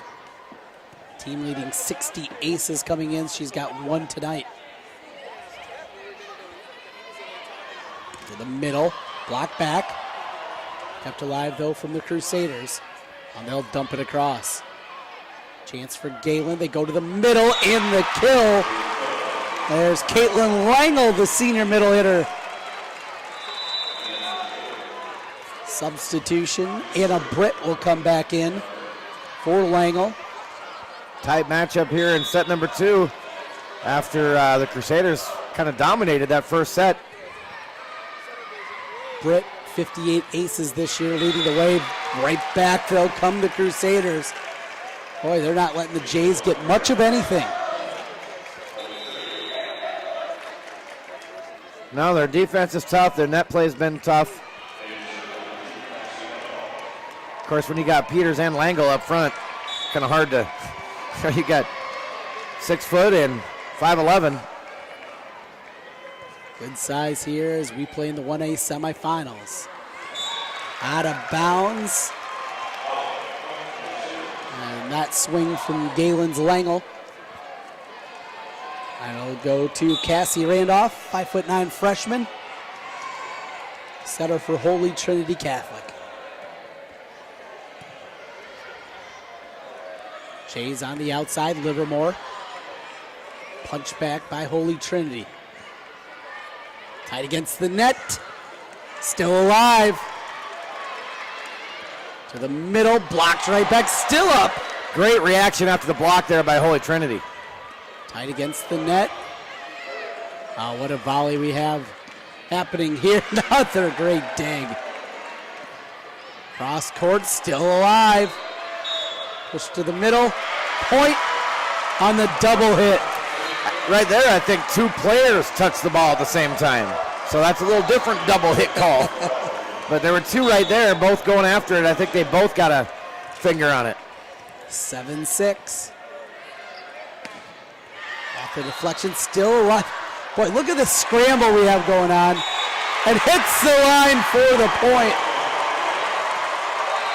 Oh, and you can see Melissa Friesmeyer asking for 4 hits. Yeah, she is, and couldn't believe that call. Left shaking her head. On the outside, there's a kill.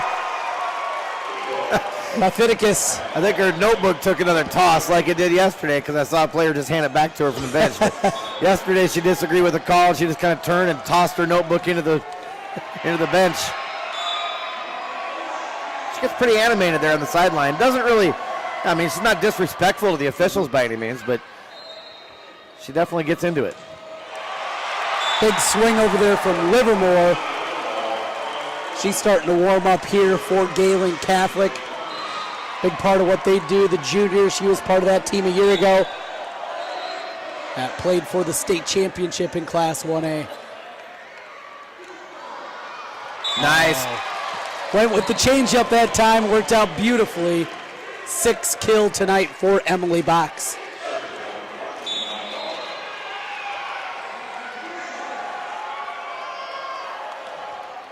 Maya Lawler across. And a hit out of bounds. Error on the swing, 10-8. Holy Trinity starting to look to build a little bit of a gap as we play in set number 2. Number 2 versus number 3 seed. Peters dug out nicely. Quick push across. Gehlen Catholic again. Again, they go to Peters. This time she finds the mark. 6 kills so far for Katie Peters. Gehlen hanging around here, trying to even this match up 1 apiece. Tight against the net. Not going to make it over. You see running in there. Mathiticus. Not sure exactly how much she should get under it. And that'll give it back to Gehlen. They tie it at 10. Brought back from Randolph, but just pushed across. Middle, Peters. out of bounds. Airmails that one. 11-10. Had the window back regain there the lead. too. And a substitution as coming in, it'll be Bailey Hellwig for the Crusaders. Our substitutions brought to you by IMT Insurance, serving Iowans since 1884. Online, imtins.com. Blocked right back. Good work defensively there from Gehlen. That was Rachel Langle, the sophomore. And we're tied again at 11. Contentious back and forth second set. And an ace! Big swing from Aubrey Nillis. Her 19th ace of the year. Jays take the lead, 12-11. Back and forth in set number 2. Set goes backwards. Now Gehlen with another good look. Peters deflected at the net. Outside for the Crusaders. Gehlen right back. They'll go behind.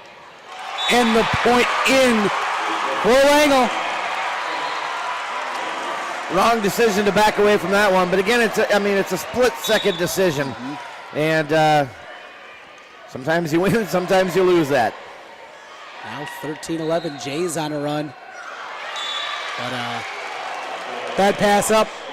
Didn't get under that the one. Crusaders, and that'll be another kill for Emily Box. Coming in for Gehlen, it'll be Abby Ruland, a sophomore.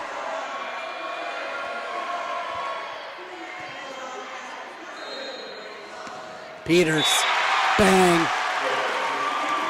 She had all kinds of ways she could go with that one. And back into the lead in kills with 7. Her and Box going back and forth for Gehlen and Holy Trinity respectively.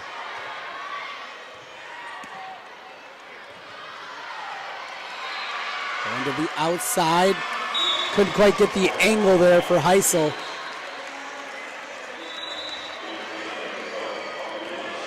Right back in comes Aubrey Nillis. Coming in for Abby Ruland. Taylor Boating to serve. 14-13, make it 15-13. Jays quick to the spot. Caitlin Langle. Langle now up to 4 kills. She's really heated up here in the second. And the Gehlen Catholic Jays lead by 2, 15-13.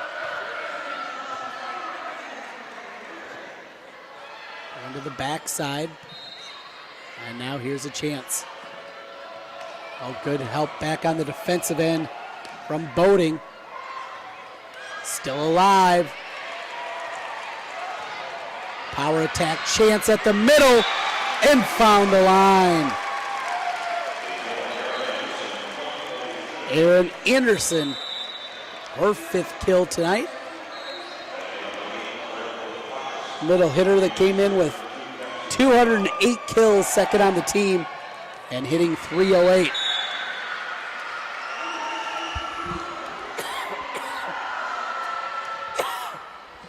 Tight match, 15-14. Set number 2.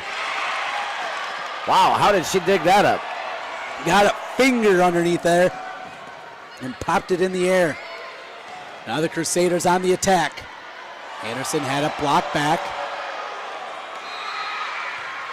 Digging down low. Wow, what a scramble on both sides. Found the weak spot in the defense. Cross court. Heads up play. Maya Lawler. Lawler came in with 10 kills, got a couple.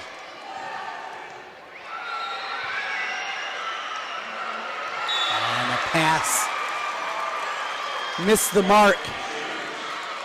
Crusaders take the lead back, 16-15.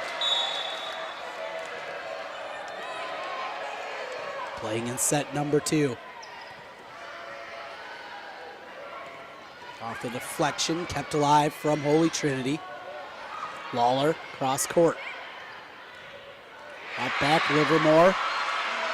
Attack chance. They go outside. Blocked right back, though. Defense there. Livermore over along with Lango on the block.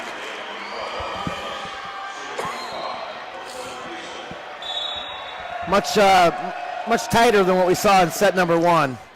Both teams kind of figuring the other out now, finding their own grooves. Jay's looking for the return. That was Peters from the back row. Peters again with the first touch. They go to the middle this time. Randolph with the set. Livermore gets the kill. Well, wasn't able to get much of a jump on it. Nope. But she found the right angle. Yeah, just dropped it right in front of Cassie Randolph there, who was just one step back too far. Second kill for Livermore. There's a good, strong swing and a nice return. They'll go to the middle this time. Defense there, though, for Gehlen. They go outside. Lawler. Not happening there. Set up by Randolph. To the middle. And a point for Holy Trinity on the kill from Aaron Anderson. Tied up at 17, 6 kills for Anderson. The senior doesn't want to see her career end tonight.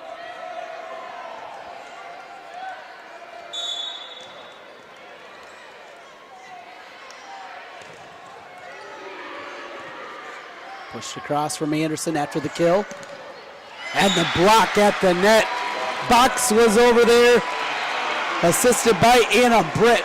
Check that. Assisted by Patheticus. And it's 18-17 Crusaders. Back and forth we continue to go. At the net, there's a kill. Back the other way, Gehlen ends the mini run. And we're tied again, 18-18. Neither team can separate from the other here in the second set. Again, Holy Trinity dominating that first set, 25-15. But Box Gehlen has come back strong. Out of bounds. And setting up the serve, it'll be Maya Lawler. Lawler listed as the libero, not playing that though this evening. Libero right there. Elise Patheticus. Right back at the point for Gehlen. As the yin and yang, the yo-yo continues back and forth, back and forth. A 1-point lead and then a tie. We're at the tie portion of it. 19-19. Livermore serves. Randolph on the set to Box in the middle, and she gets the kill. Saw the double team there, tried to push it over it.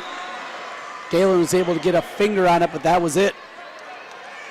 And back to serve. It's Bailey Hellwig, the sophomore. Again, a lot of times first team to 20 goes on victorious, but in this one, who knows? It's just back and forth, and there's a point for the Jays, so ties it right back up at 20. Peters again.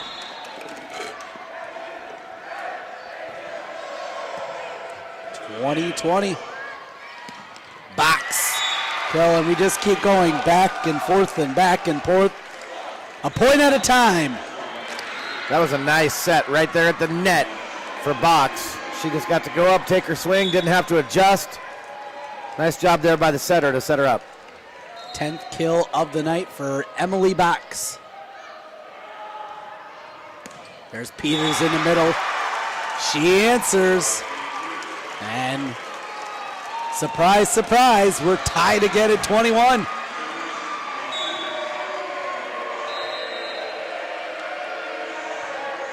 Peters, strong serve. Holy Trinity looks to the outside, blocked back.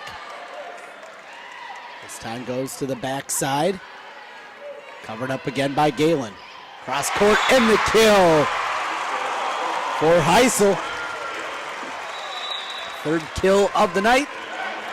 At a substitution as Aubrey Nillis comes in Substitutions brought to you by IMT Insurance. 22-21. Peters misses out of bounds. Well, it was a couple in a row from the Jays to get the lead, but we're tied again, this time at 22. All you need is a 3-point run here, and you're on to the third set. Easier said than done, though. And an ace for the Crusaders. Bowden gets the ace. She leads the team. Timeout on the floor. Holy Trinity 23, Gehlen 22. We play in the second set as we come back with more on the MidAmerican Energy Iowa Girls High School Sports Network. All you have to do, you just have to get their feet here on the pavement and bing.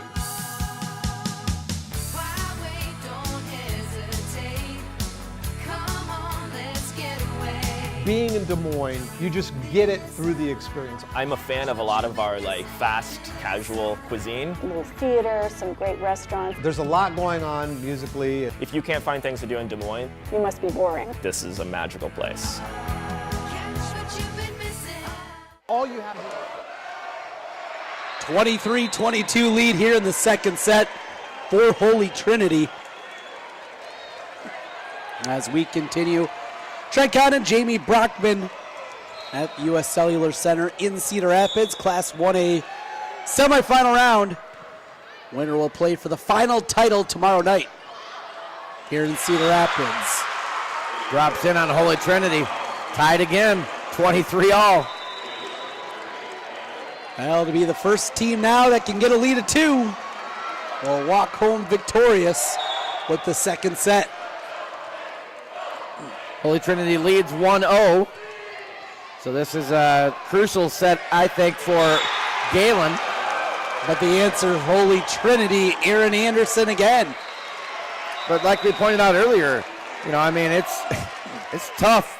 It's tough to beat this Holy Trinity team. They've only dropped 7 sets the entire season. Both teams play a powerful schedule. And timeout on the floor. 24-23 as we come back with the conclusion of the second set on the MidAmerican Energy Iowa Girls High School Sports Network.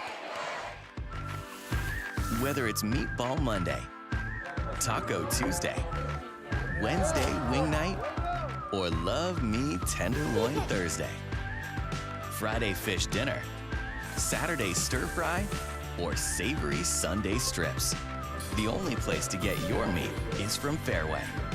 Farm fresh, premium quality, butcher cut. Quick timeout. They didn't use their full minute, that's for sure. There. Coach Meyer said his piece. He did. Get back out there. 24-23. Holy Trinity with the 1-point lead. And the kill. Hey, what he said worked there. Yep. He nods his approval, gives him a hand there. So whatever he told him in the timeout, they did, and he liked it. Lango gets the kill, 24 apiece. First team to get a 2-point lead will take this set. Jays bump it over. Power attack to the middle. Anderson had it dug away by Peters. Now Peters will push it across. Set up for the Crusaders. Anderson got the corner. 8th kill for Anderson. That was a tough shot. Cross court into the corner. And now Crusaders serving for the 2-0 lead. 25-24. Back to Livermore. Bumped up to the middle box. Dug out nicely by Gehlen. For the middle collision in the point. Anderson colliding over there with their teammate Bowden. A couple of seniors here none the worse for the wear. They bounced up quickly. We're tied at 25. Here's Box. Had a block. That's what Coach Meyer's been waiting to see. They timed it right that time over on the right side. Peters and Livermore teaming up on that block. Timeout on the floor. Jays 27, Crusaders 25. Back in 30 seconds on the MidAmerican Energy Iowa Girls Sports Network. They say Buena Vista University is in the middle of a bunch of fields. Hey guys, wait up! Game on. They say our idea of fun is morning tea, and afternoon tea, and anytime tea. And we hang out like fun. All right, we're back. We will get a full 30-second timeout at some point. About a 10-second timeout there by Holy Trinity. Jay is a point away from taking the set, and now they'll get a chance. They'll go back to Livermore. Dug out at the net. Still deflected up. Now Holy Trinity with the chance. Box. Left it short.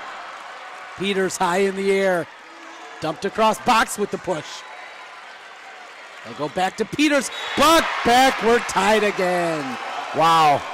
That's some great volleyball right there. That's all I can say on both sides. You can tell what's on the line here. Gehlen doesn't want to go down 2-0. Holy Trinity doesn't want to see it even. Lawler with the serve. Livermore across. She goes cross court. Box looks to set back. Gehlen with the chance in the middle. Peters had a block by Box. Back the other way. Tipped up. And Box looks to set it to the back row. Outside cross court. Dug away from Lawler. Blocked at the net. Holy Trinity again. This time with the push across. Back the other way. Livermore finds the range. All you need is one more now for Gehlen. Set point number 3 for them. And the 4th kill for Livermore. She will serve. 27-26, Box tight against the net. Peters look to go to the back row. Outside, a deflection. Kept alive from Lamar's Gehlen. And hit the line. Let that one go. Yeah, Libero taking the credit for that, tapping her chest saying, my bad, my bad. But again, split-second decision-making right there. Do I back away? Do I go for it? 50% of the time you're going to win it. 50% of the time you're going to lose it. Unfortunately for Holy Trinity, that landed right at the line. And we're even, one set apiece. Tough for Patheticus to swallow that one as we get the timeout. Set number 2 goes to Gehlen Catholic, 28-26. And we got another great match here as we come back with more of the MidAmerican Energy Iowa Girls High School Sports Network. MidAmerican Energy and you, together partnering to change the energy landscape by pioneering money-saving, energy efficiency programs and building a new industry in Iowa, wind energy, all while keeping your rates low. So what's next? We'll keep delivering cost-effective energy efficiency programs while putting money back in your pocket. That's right. You decide how best to spend your savings. That's a partnership good for you, good for the environment, and good for Iowa. Another way we're obsessively, relentlessly at your service. Iowa Public Television is the home of the Iowa Girls High School Athletic Union Championships. We bring you live, uninterrupted coverage of the state championships in volleyball, basketball, soccer, and softball, plus special features highlighting the Iowa girl. Catch it all on statewide Iowa Public Television, on air or at iptv.org. At Fairway, we're all about fresh. Fresh ingredients, refreshingly low prices, and now, fresh new offerings store-wide. Come try our new convenient grab-and-go meal kits. Discover an even bigger selection of the brands you love. And see how we've updated our stores to make every shopping trip easier, faster, and fresher. Fairway Meat and Grocery. It's what we're all about.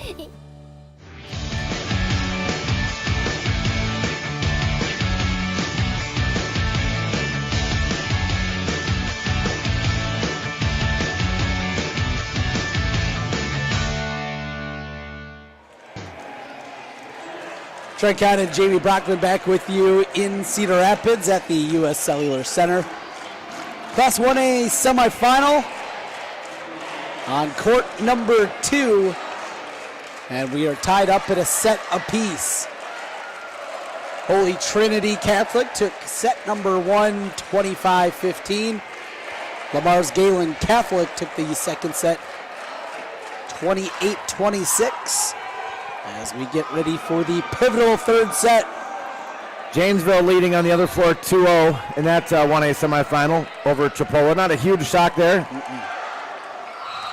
Number 1 ranked, top seeded.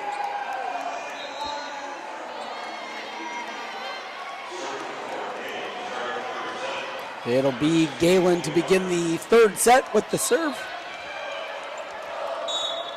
And the libero, Chloe Bunkers, gets us started. Here's Box. Bunkers able to get a fist on it. Great effort. Just couldn't keep it inside the antenna there. Great effort, though, on the last couple of hits by Gehlen. And with the lead, Maya Lawler will come to the line. Strong serve out of her. Peters brings it across. Holy Trinity. Cross court. Bunkers again.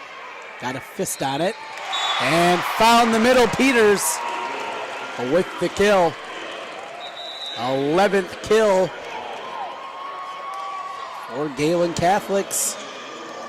Senior middle hitter Katie Peters. We're tied up at 1 apiece. Out of bounds. Too strong on that serve.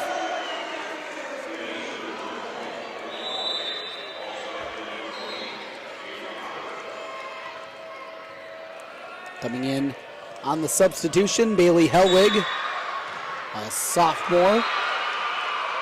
Set her 34 aces to her credit this year.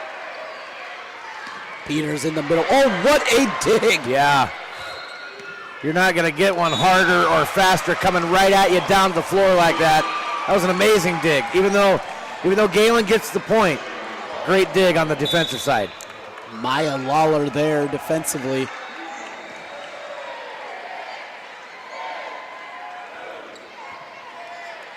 Tied up at 2 apiece in the pivotal third set. And Gehlen gets the lead. Peters is starting to feel it. That she is. 12 kills now tonight. Leading all players this evening. Good strong serve. And point to the Jays. Well, we talked about it yesterday, a slow start out of Gehlen. They got it going. Mike Meyer didn't say anything. Here, slow start. Didn't use an early timeout. Well, maybe there's a reason this guy's won almost 500 matches in his career. And been around 39 years, yeah. You know. Knows just a little something about things. Kind of like the Farmers Insurance commercial. We've seen it all or whatever. Yeah, he's probably seen it all. 4-3 Jays with the lead over the Crusaders. There's Peters off the block. That'll be another kill. 13 now for Katie Peters as she toes the line.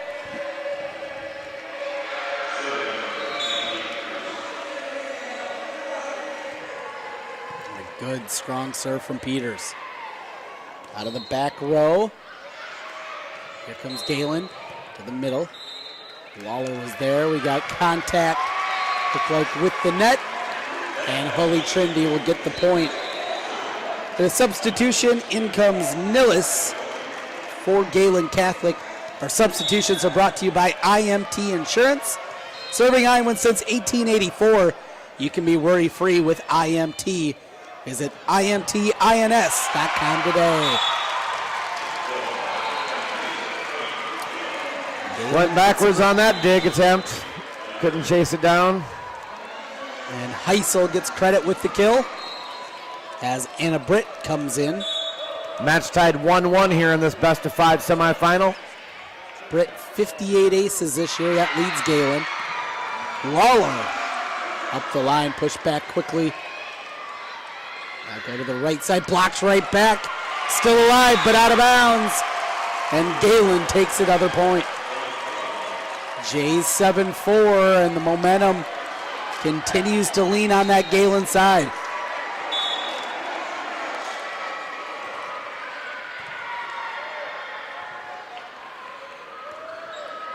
Working it back. Now Gehlen on the attack from the outside, cross court. Dug out from Lawler. Lawler gets it back. Look to go short corner. In the middle. Patheticus. Blocked back defensively again. Livermore with the block along with Langle over there defensively. Jay's lead is ballooned to 4. Doubling up Holy Trinity here in the third as we're tied up at 1-1. In the middle, blocked right back again. This time Langle. Timeout. As I say, after the last set, a 5-point lead is huge. That it is. We take the timeout. Back with more on the MidAmerican Energy Iowa Girls High School Sports Network.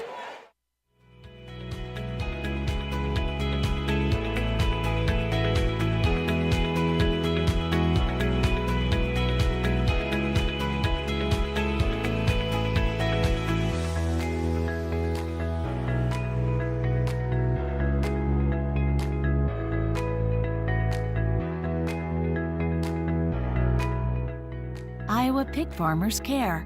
Learn more at iowapork.org. Welcome back as we continue the Class 1A semifinals on the MidAmerican Energy Iowa Girls Sports Network. Trent Kahn and Jamie Brockman here. And quite the turn of events. A dominating opening set out of Holy Trinity. And a slow start, but Gehlen since then, they played incredibly well. Yeah, they have. And what a start here in the third set by the Jays. Like I said, a 5-point lead. Now a 6-point lead off the block. I mean, the way we played that second set, a 6-point lead again could be insurmountable. And you saw that right afterwards. Livermore put it right over to head coach Mike Meyer, saying, "All right, coach, I see what you're saying." Now just pushed across. Livermore to the middle. Langle back. Oh, nice play defensively. Now Livermore that time left it into the net. Another good dig from Chloe Bunkers, the libero. But the point for the Crusaders as Hellwig will check out along with Hopper. And coming in, Cassie Randolph to serve. 5'9" freshman setter. Has 411 assists this year. Outside Livermore. Oh, dugout just got enough of that one, did Boating. Jays again, this time to the middle. Boating again with the dig. Aaron Anderson will tap it across. They'll go backside Livermore. And couldn't get it across. Couple hitting errors in a row there by Livermore on the right side. See if she can clean that up. 10-6 the score. Gehlen over Holy Trinity. Blocked at the net. They'll go to the middle. Bet behind Anderson. She tried to adjust, but the defense was there with the block for Gehlen. Yeah, Livermore doing a good job at the net defensively. Strong serve. Barely popped up from Lawler. Back behind, Livermore just had to find an angle to get it back over. Anderson from the middle. There's a kill. Been a while since we've talked about Anderson on a kill. She gets one there. Trying to get the Crusaders back going again. 9th kill of the night. And she'll be back to serve.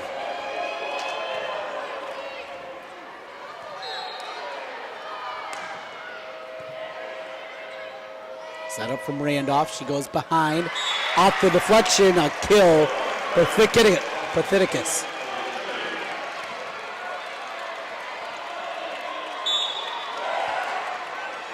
Still 3-point Gehlen lead. 11-8. Anderson back to serve again. This will be an ace. Late reaction on that one for Gehlen. Little positive momentum coming back the other way. And Coach Melissa Friesmeyer looking on. There's a swing out of bounds. And now 3 in a row for Trinity.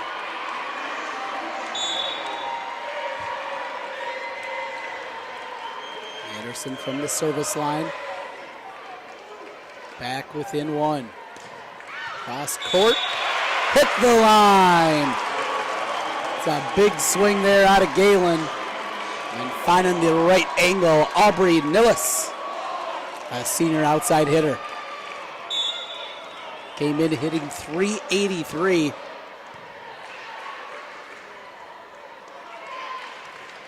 Pushed across from box. Outside, cross court, dug out from Lawler. Lawler gets it back. Tipped, kept alive. Here comes Gehlen in the middle. Peters. Good dig out of the defense. Lawler. Not much on that. Peters from the middle again. Had it blocked. In the net. We're going to get a violation in the net. Yep. It's too bad because the block was there and then it rolled down their arm, and as they tried to flip it back up, fingers were in the net. Patheticus caught with her fingers in the net. Boating, though, had a great dig on that hard hit by Peters just before that. 13-10. Diving attempt, and a couple of Crusaders hit each other, like Boating and Patheticus. And that one gets by.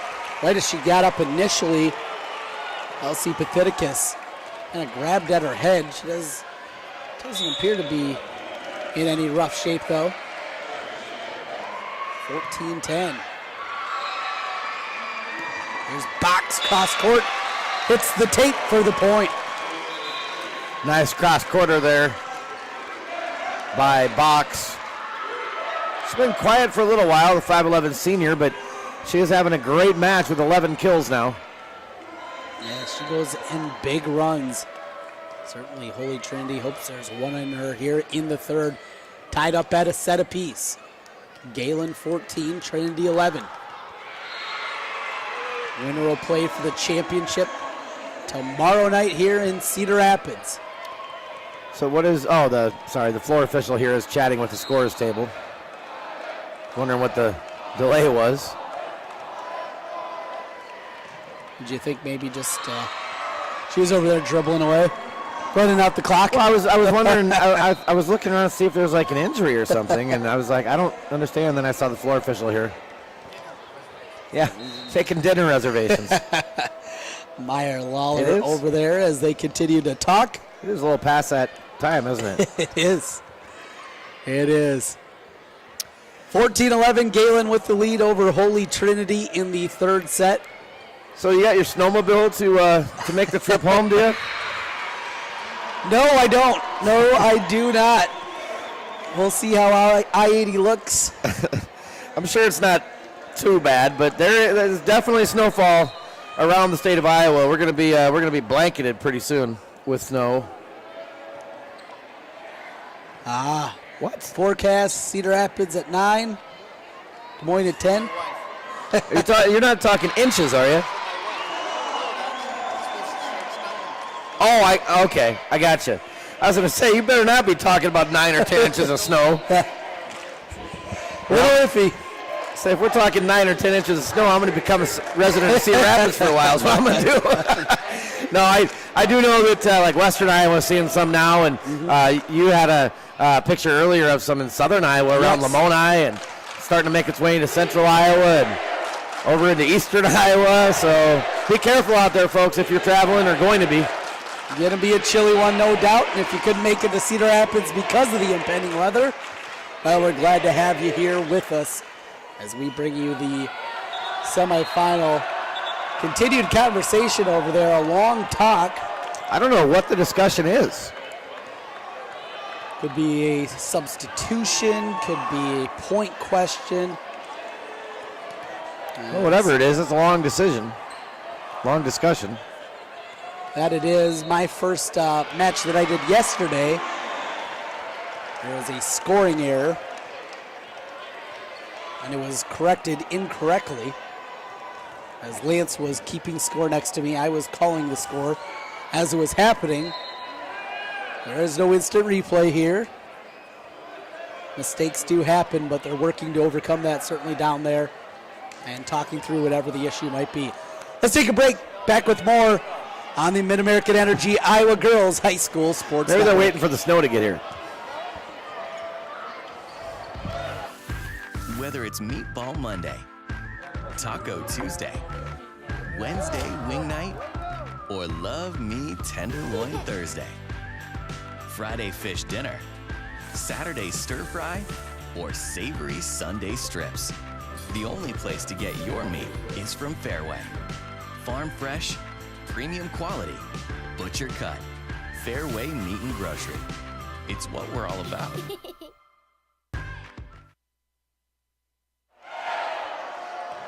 Well, up on the scoreboard, there has been a change as they have dropped Gehlen down to 12 on the scoreboard. Still having a conversation over there. And now head coach for Gehlen Catholic, Mike Meyer, comes over. Was 14-11 as we went to break.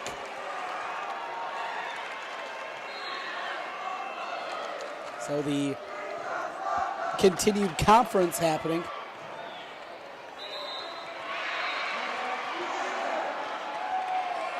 And coming back out the other way. Well, trying to hear an explanation down there. What I do know is what the scoreboard says. It's 12-11. And Gehlen has the lead. Served to Holy Trinity. And we're back underway. On the back row.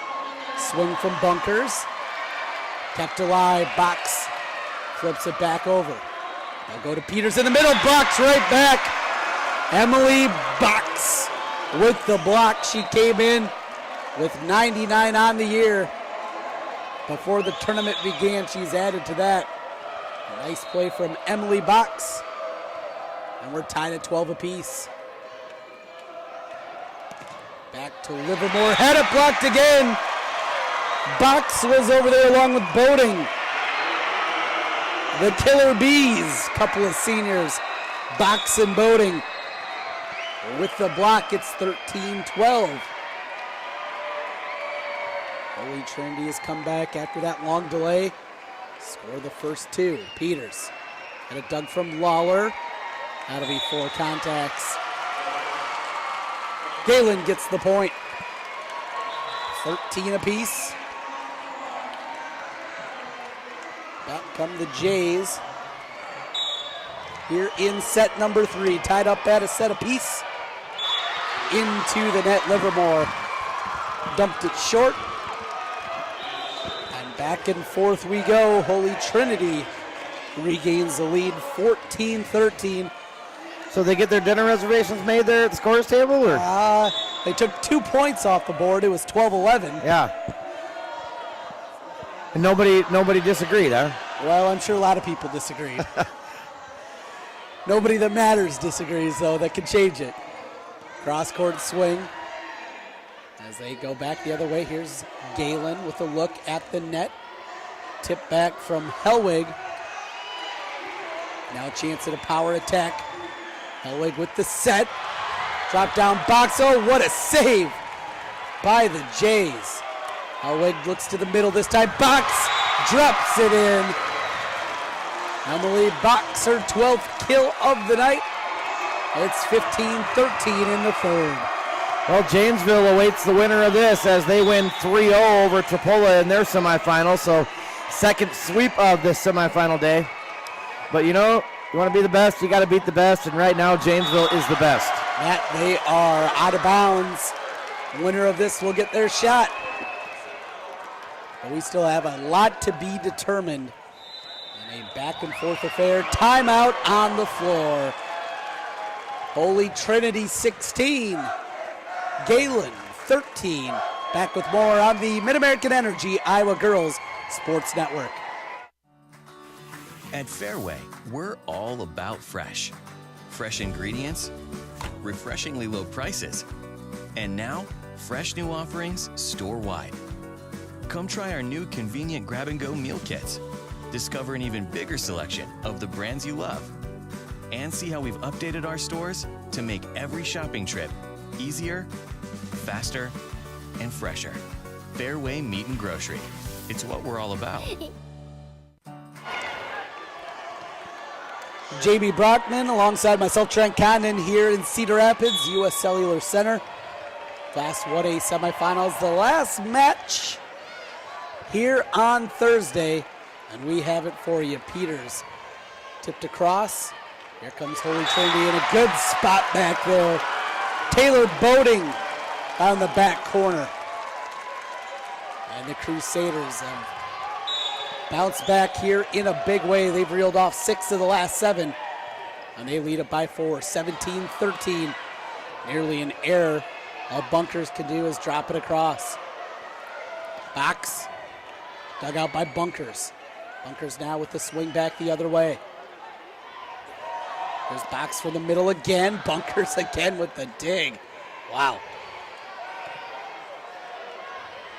This time they go outside. Boating gets it by Bunkers this time for the kill. Third kill so far for Taylor Boating. Came in with the 167 this year. And an 18-13 lead for Holy Trinity. Livermore kept that one alive. Tight at the net. 4 hits. Not going to get it over. Timeout on the floor. Mike Meyer going to talk it over with his squad.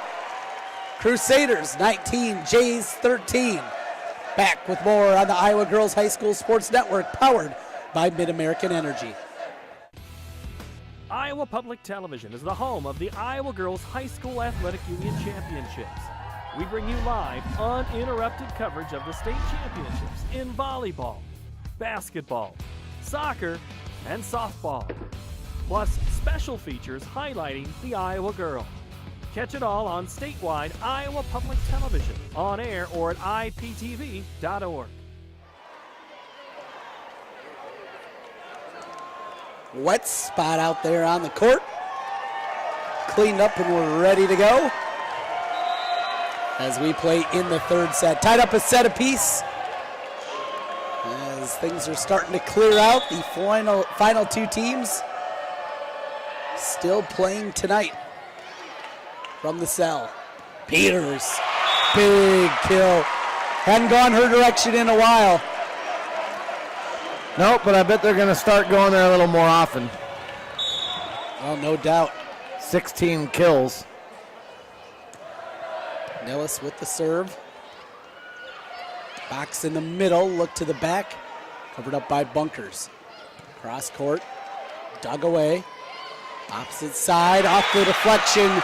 Ought to be a kill, Taylor Boating. Her second here of the set. So the work is already starting to tear apart the other floor here, because when this match is done, the work really begins. You know, you think we work hard, man. The crew here at U.S. Cellular Center has a whole night of work ahead as they completely redo the arena, add extra seating, take it from 2 courts to 1, going the opposite direction, by the way, for tomorrow's championship day. And you can catch that on Iowa Public Television. And all 5 championship matches starting tomorrow morning with Class 5A Cedar Falls and Centennial of Ankeny coming up at 10 a.m. Blocked out of bounds, point Gehlen. And the point there for Heisel on the kill, 21-15. As Cedar Katie Peters steps to the line. Outside, blocked. And hit the antenna off the block. That's a tough break there if you're a Gehlen fan. Looked like they had a good solid block and hit just a touch off that antenna. It's 22-15. Taylor Boating serving it up.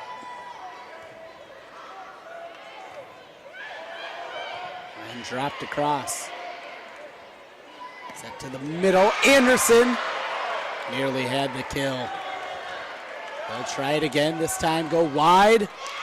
Still up and over. Gehlen resets to the middle. Block back, still up. Long volley here. Who's going to break? Who's going to make a play? Holy Trinity pushes it across, then an unforced error on the bump. Middle, Anderson. Gehlen to the middle again. Short tip. I'm running out of words here, this volley. Long point, for sure. And then out of bounds. Man, you hate to see a long volley like that end with an error, but it's got to end somehow. Honestly say that is the longest volley I have called in my career. A lot of high school matches throughout the years. That one got me. It's a good thing it's on video. People can watch, you know. They can make up their own words.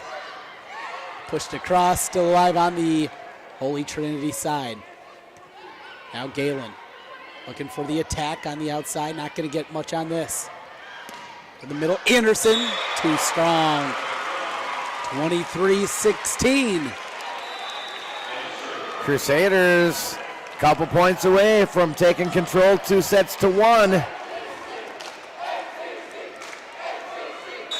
Playing in the third set, tied up 1 apiece. Britt with the ace serve. And Britt, who came in leading the team with 58 aces this season, 254 as a team. Gehlen needs a fierce comeback here in this third set. Can't afford a mistake here, putting Holy Trinity at set point. Look to the middle, Anderson, soft touch.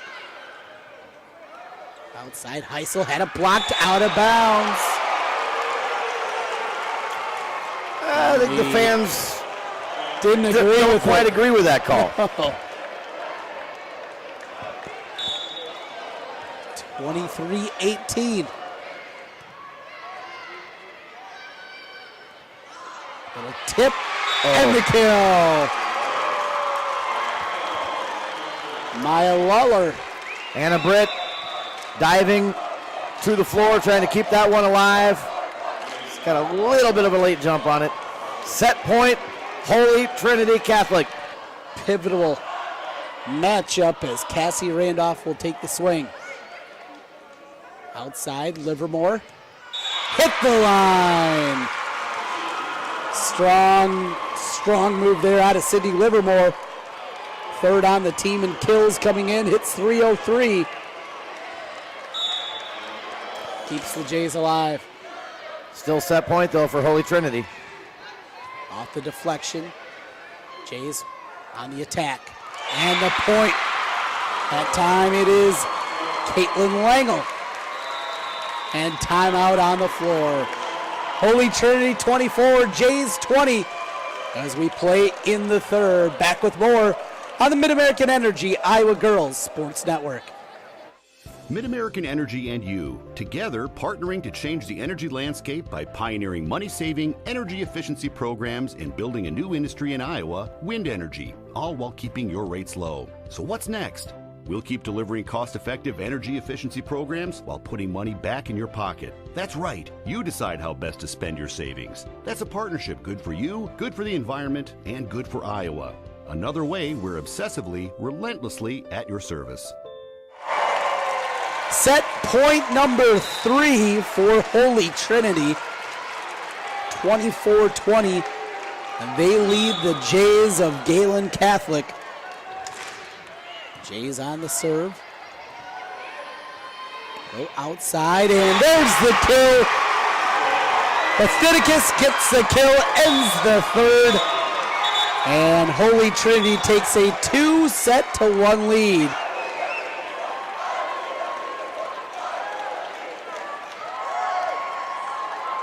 Coming over, and I heard the whistle over there. I did too. Several of them, actually. Yes.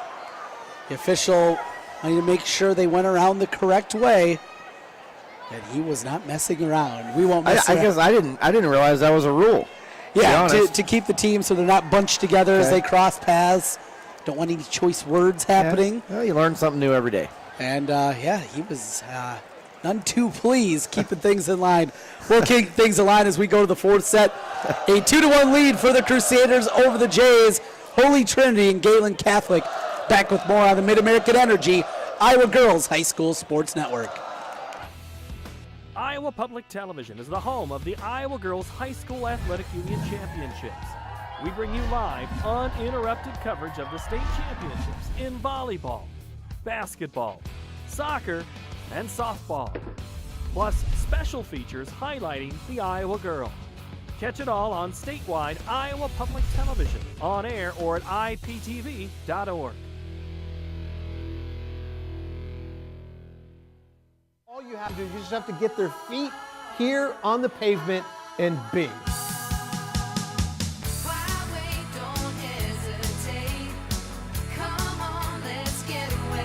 Being in Des Moines, you just get it through the experience. I'm a fan of a lot of our fast, casual cuisine. A little theater, some great restaurants. There's a lot going on musically. If you can't find things to do in Des Moines, You must be boring. this is a magical place.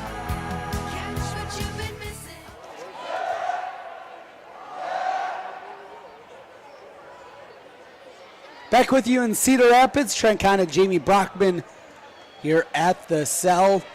2-1, Holy Trinity looking for the lead and punching their ticket to the championship round in Class 1A, leading Lamar's Gehlen Catholic. Leaders start at Central College, and scholar athletes succeed on the court and in the classroom. In the past year, 112 Central College student athletes received academic all-conference recognition. Learn how to be more than a spectator by visiting www.central.edu. You ready for this one? Yep, I just had to go get another Snickers. So I'm getting refueled again. I can't wait to find out the endorsement deal that you've struck with Snickers. So you're giving them a lot of free pub here. At the very least, you can hook me up with some of those Snickers. Peter will bill them. It's all right. Gehlen Catholic, Holy Trinity Catholic. Lamar's against Fort Madison. Two schools separated by hundreds of miles. A meeting here in Cedar Rapids with a state championship berth on the line. Absolutely complete opposite sides of the state here. Southeast Iowa for Holy Trinity, Fort Madison, Iowa. Way over western Iowa for Lamar's. Northwestern Iowa. Yes, and probably most of the rest of the building is cleared out here. Just the fans of this one, maybe a couple of college scouts in attendance. Seeing a lot of the college coaches wearing their polo shirts. Yep. Shaking hands, had a nice conversation with Bobby Peterson yesterday. You probably see on your screen in the background on that other floor how they're starting to tear it up. It's always kind of interesting to watch. How flimsy it is. I mean, look how flimsy it is when they pull it up. It's pretty cool how they make these floors, and then how they install them and tear them apart. And a good bounce certainly off of them. We're seeing that here tonight. All comes in just little squares. It's all little squares that fit together like a puzzle. And we got a violation double hit. Quick 2-0 lead, and if you're Gehlen, you've been able to pull yourself out of some deficits at this point, but just getting that good start when you're down 2-1, getting off on the right foot seems so important. Outside and to the corner, out of bounds. Oh, just missed it. That it did. Well, nobody had a better look in the building than that land judge as it landed right next to him. And he made the call. 3-0 now. Holy Trinity jumping out to the lead with Aaron Anderson at the service line. She knuckles one across. To the middle, Livermore. Popped up defensively from Randolph. Short push across. They go to the middle. Staying alive. Randolph with the set. Goes to box. Still up. And it'll be pushed over from Britt. Tight against the net. Not much movement there. Cross court. Oh, a nice dig out of Holy Trinity. Block at the net. Lamar's on the attack. They go the middle. Rangel had a block back by Box. Denied. 4-0 Crusaders. They lead 2-1. Timeout on the floor. We'll take it with them back in 30 seconds on the MidAmerican Energy Iowa Girls Sports Network.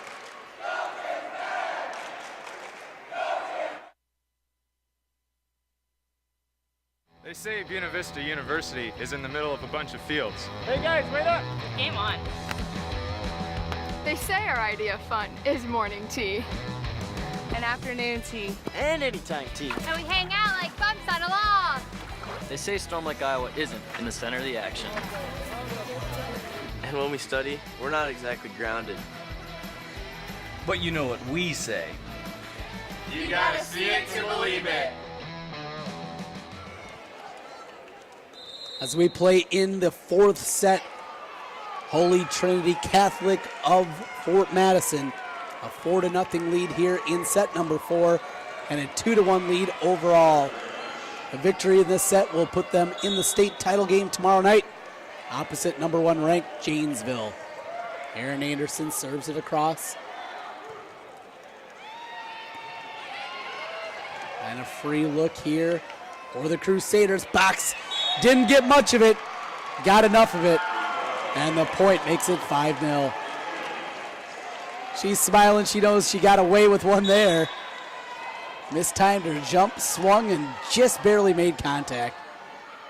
But it works. And it's 5-0.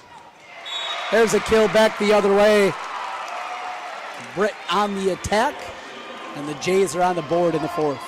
Not to rain on anybody's parade, but not only is Janesville undefeated, they're 3-time defending state champions. And how dominant have they been in their 3-year run? They have not dropped a set to a Class 1A opponent since 2014. That is crazy. Absolutely nuts. The power program there from Northeast Iowa, the Janesville Wildcats. That's who awaits the winner of this. Gehlen not going away. Couple of points.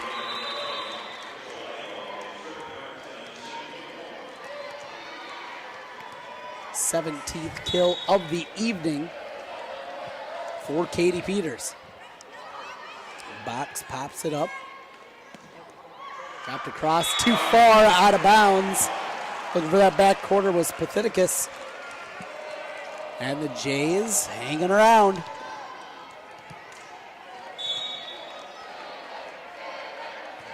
.63 our score and an ace. Box, Patheticus looking at each other. And head coach Melissa Friesmeyer comes up. Talks it over with her squad quickly to the middle. Box tried to drop it short. Now Peters goes long. Back and forth the heavy hitters. Outside, couple of deflections. And back the other way on the line. The kill for Aubrey Nillis. Nice cross quarter again there by Nillis. 6-5 the score. Outside cross court, dug away. They'll go to the middle. Looking towards the back. And Box will look deep, but miss the corner. Bit of an unforced error there. And just like that, Gehlen Catholic of Lamar's has tied it up at 6, trailed early 5-0.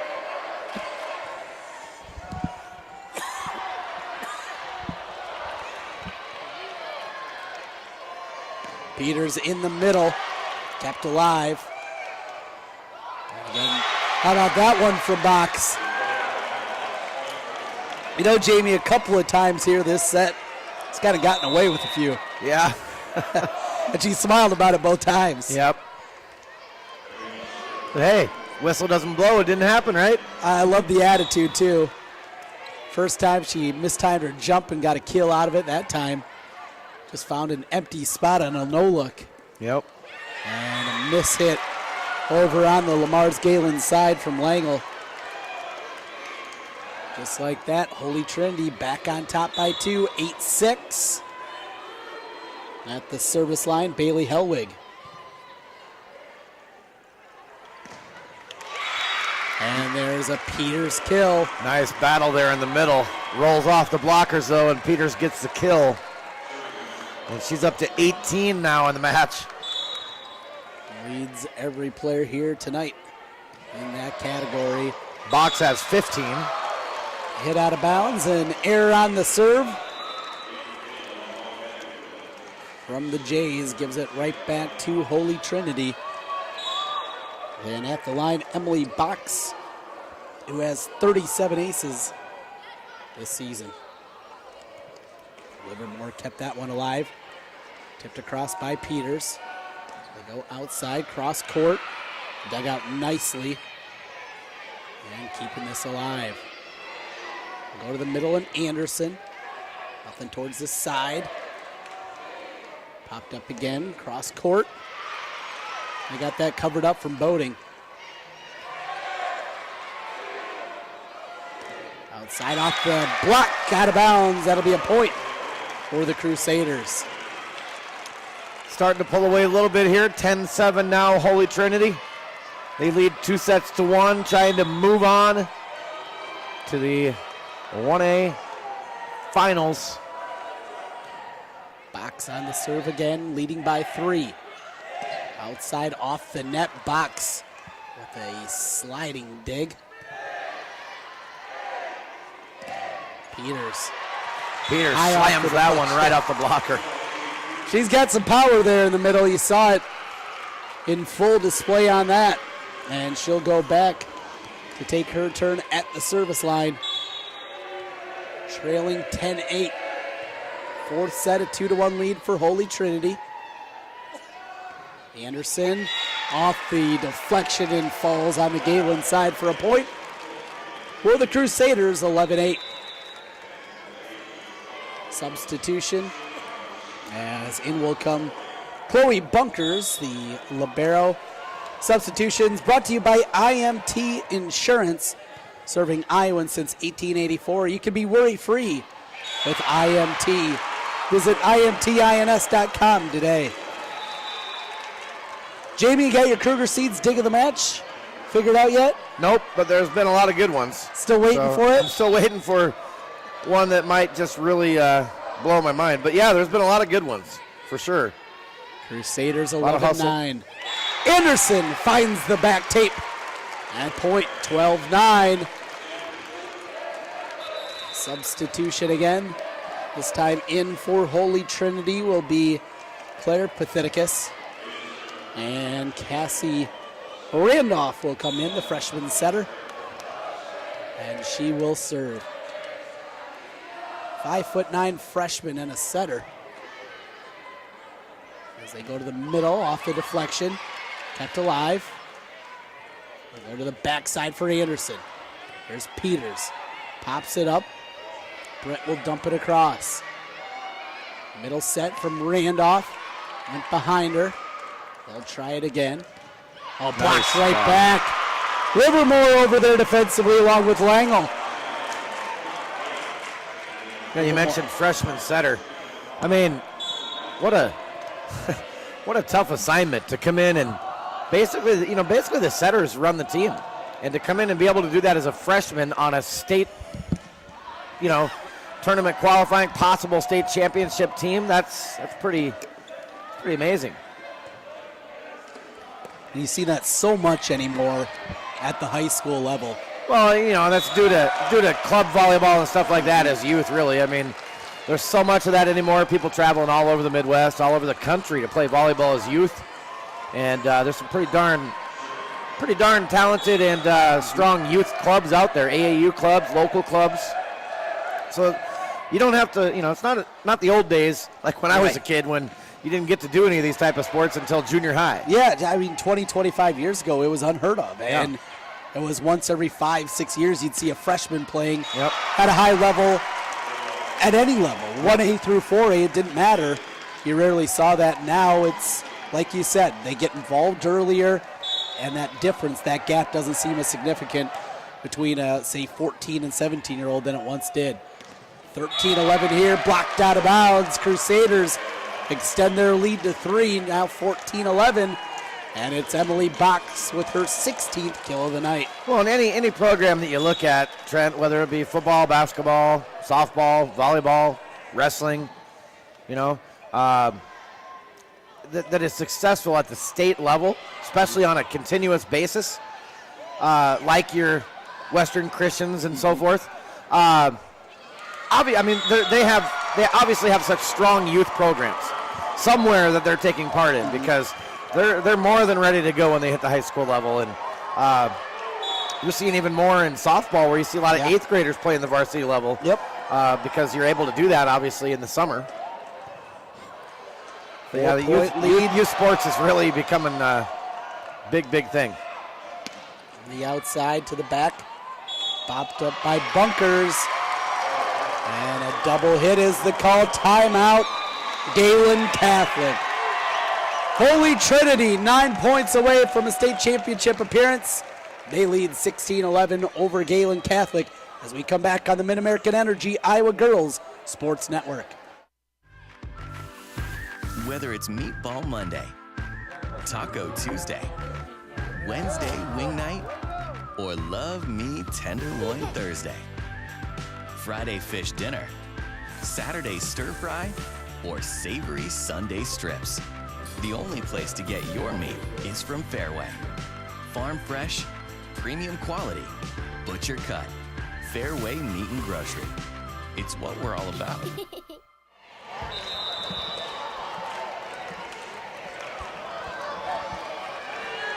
Welcome back here in Cedar Rapids, the final semifinal match of the night. A 2-1 lead for Holy Trinity of Fort Madison over Lamar's Gehlen Catholic.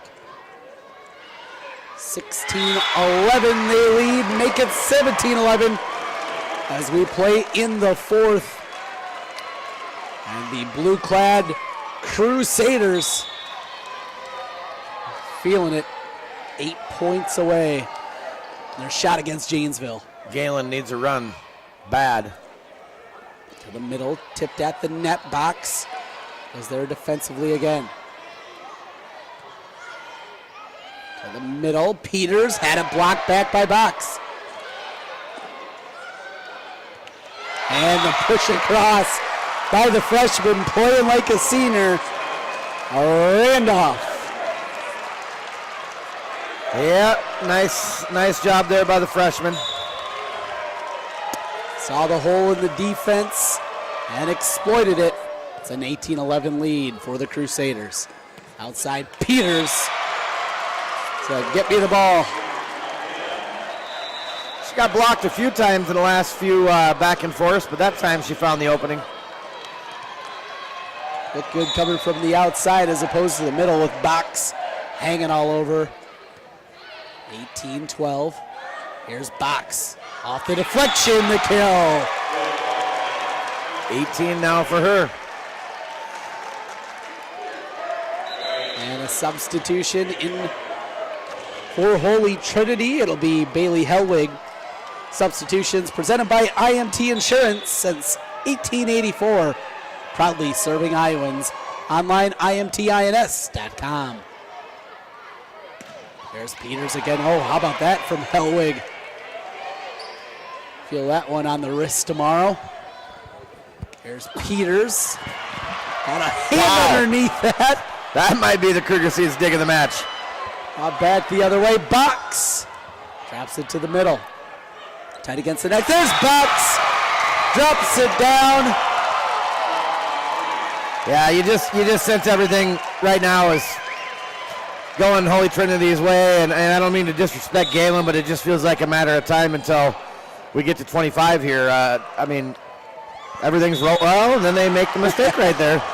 So into the net. Got to take advantage of that. 2013. It is crunch time, certainly. And in rally scoring, you have to be almost incredibly perfect from here on out.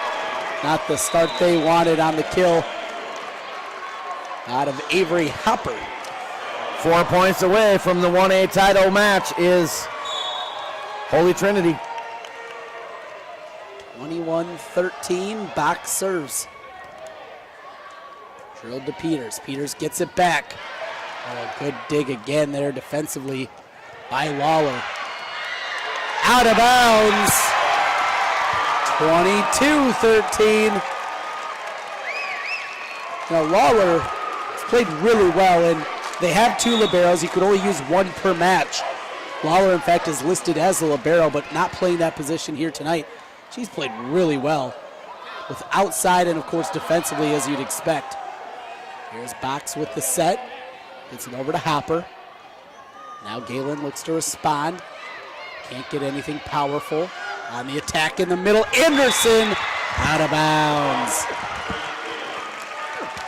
22-14. It'll be Peters on the service line. 25 aces this year from her. Drills a strong one off the net and over. Attack in the middle and mistimed the jump. Yep, just missed the hit right there. Crusaders get the point. 23-14.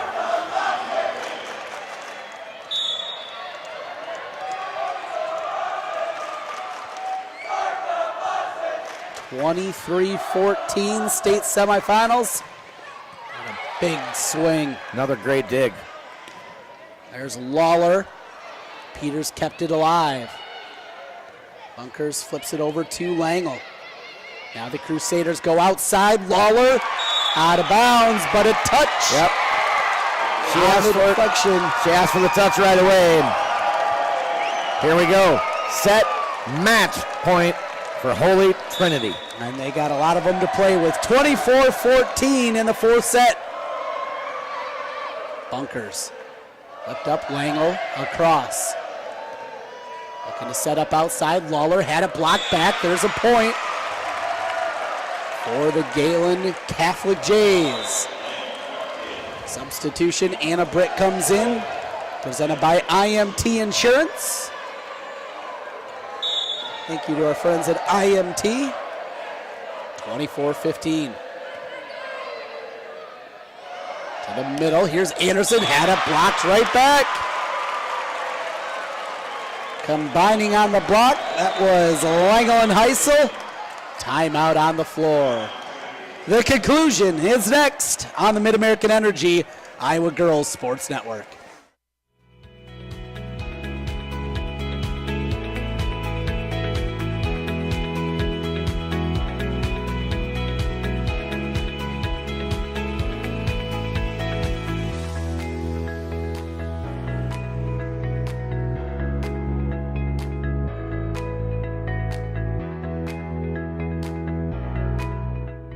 Iowa 24-16, Holy Trinity leading Gehlen Catholic. Final semifinal match winner plays Janesville for the title in Class 1A tomorrow. Tight at the net, pushed over. Bunkers flips it up.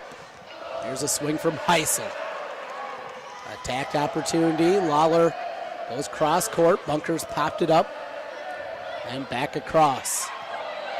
Yo-yoing back and forth. We go to the middle. Anderson gets the kill.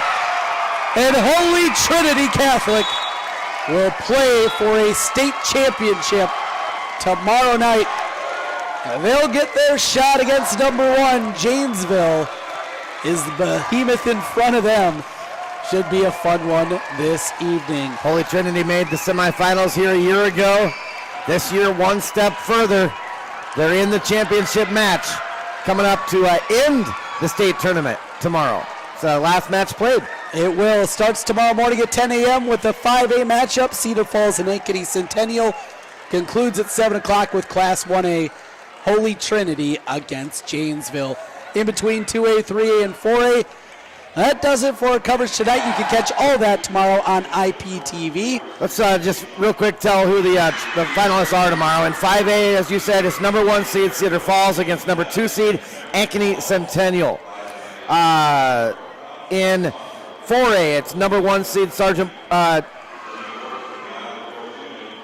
Oh, yeah, Dubuque-Wahlert, I'm sorry. Number 4 seed, Dubuque-Wahlert, and number 2 seed, Cedar Rapids Xavier. In Class 3A, top seed, Carroll Kemper Catholic will take on number 2 seed, Tipton. And then in 2A, it is number 4 seed, Unity Christian against number 2 seed, Western Christian. And then your 1A matchup is number 1 seed, 3-time defending champion, Janesville, taking on the number 3 seed, Holy Trinity Catholic. So what a great day tomorrow. Congratulations to everybody who made it here, whether you won, whether you lost in the first round, whether you're going to the championship, whether you lost today. Congratulations to all of you, and best of luck tomorrow to the finalists. Best of luck to everybody again next season, and what a tournament. Thanks to the Iowa Girls High School Athletic Union for allowing us to be involved. Thanks to Pete Tarpey and the staff for allowing us to be involved, and Trent, it was great working with you, and get home safe, and we'll see you soon. We'll battle our way home tonight. Big thank you to everybody out there for joining us here tonight on the MidAmerican Energy Iowa Girls High School Sports Network. Full coverage tomorrow on IPTV.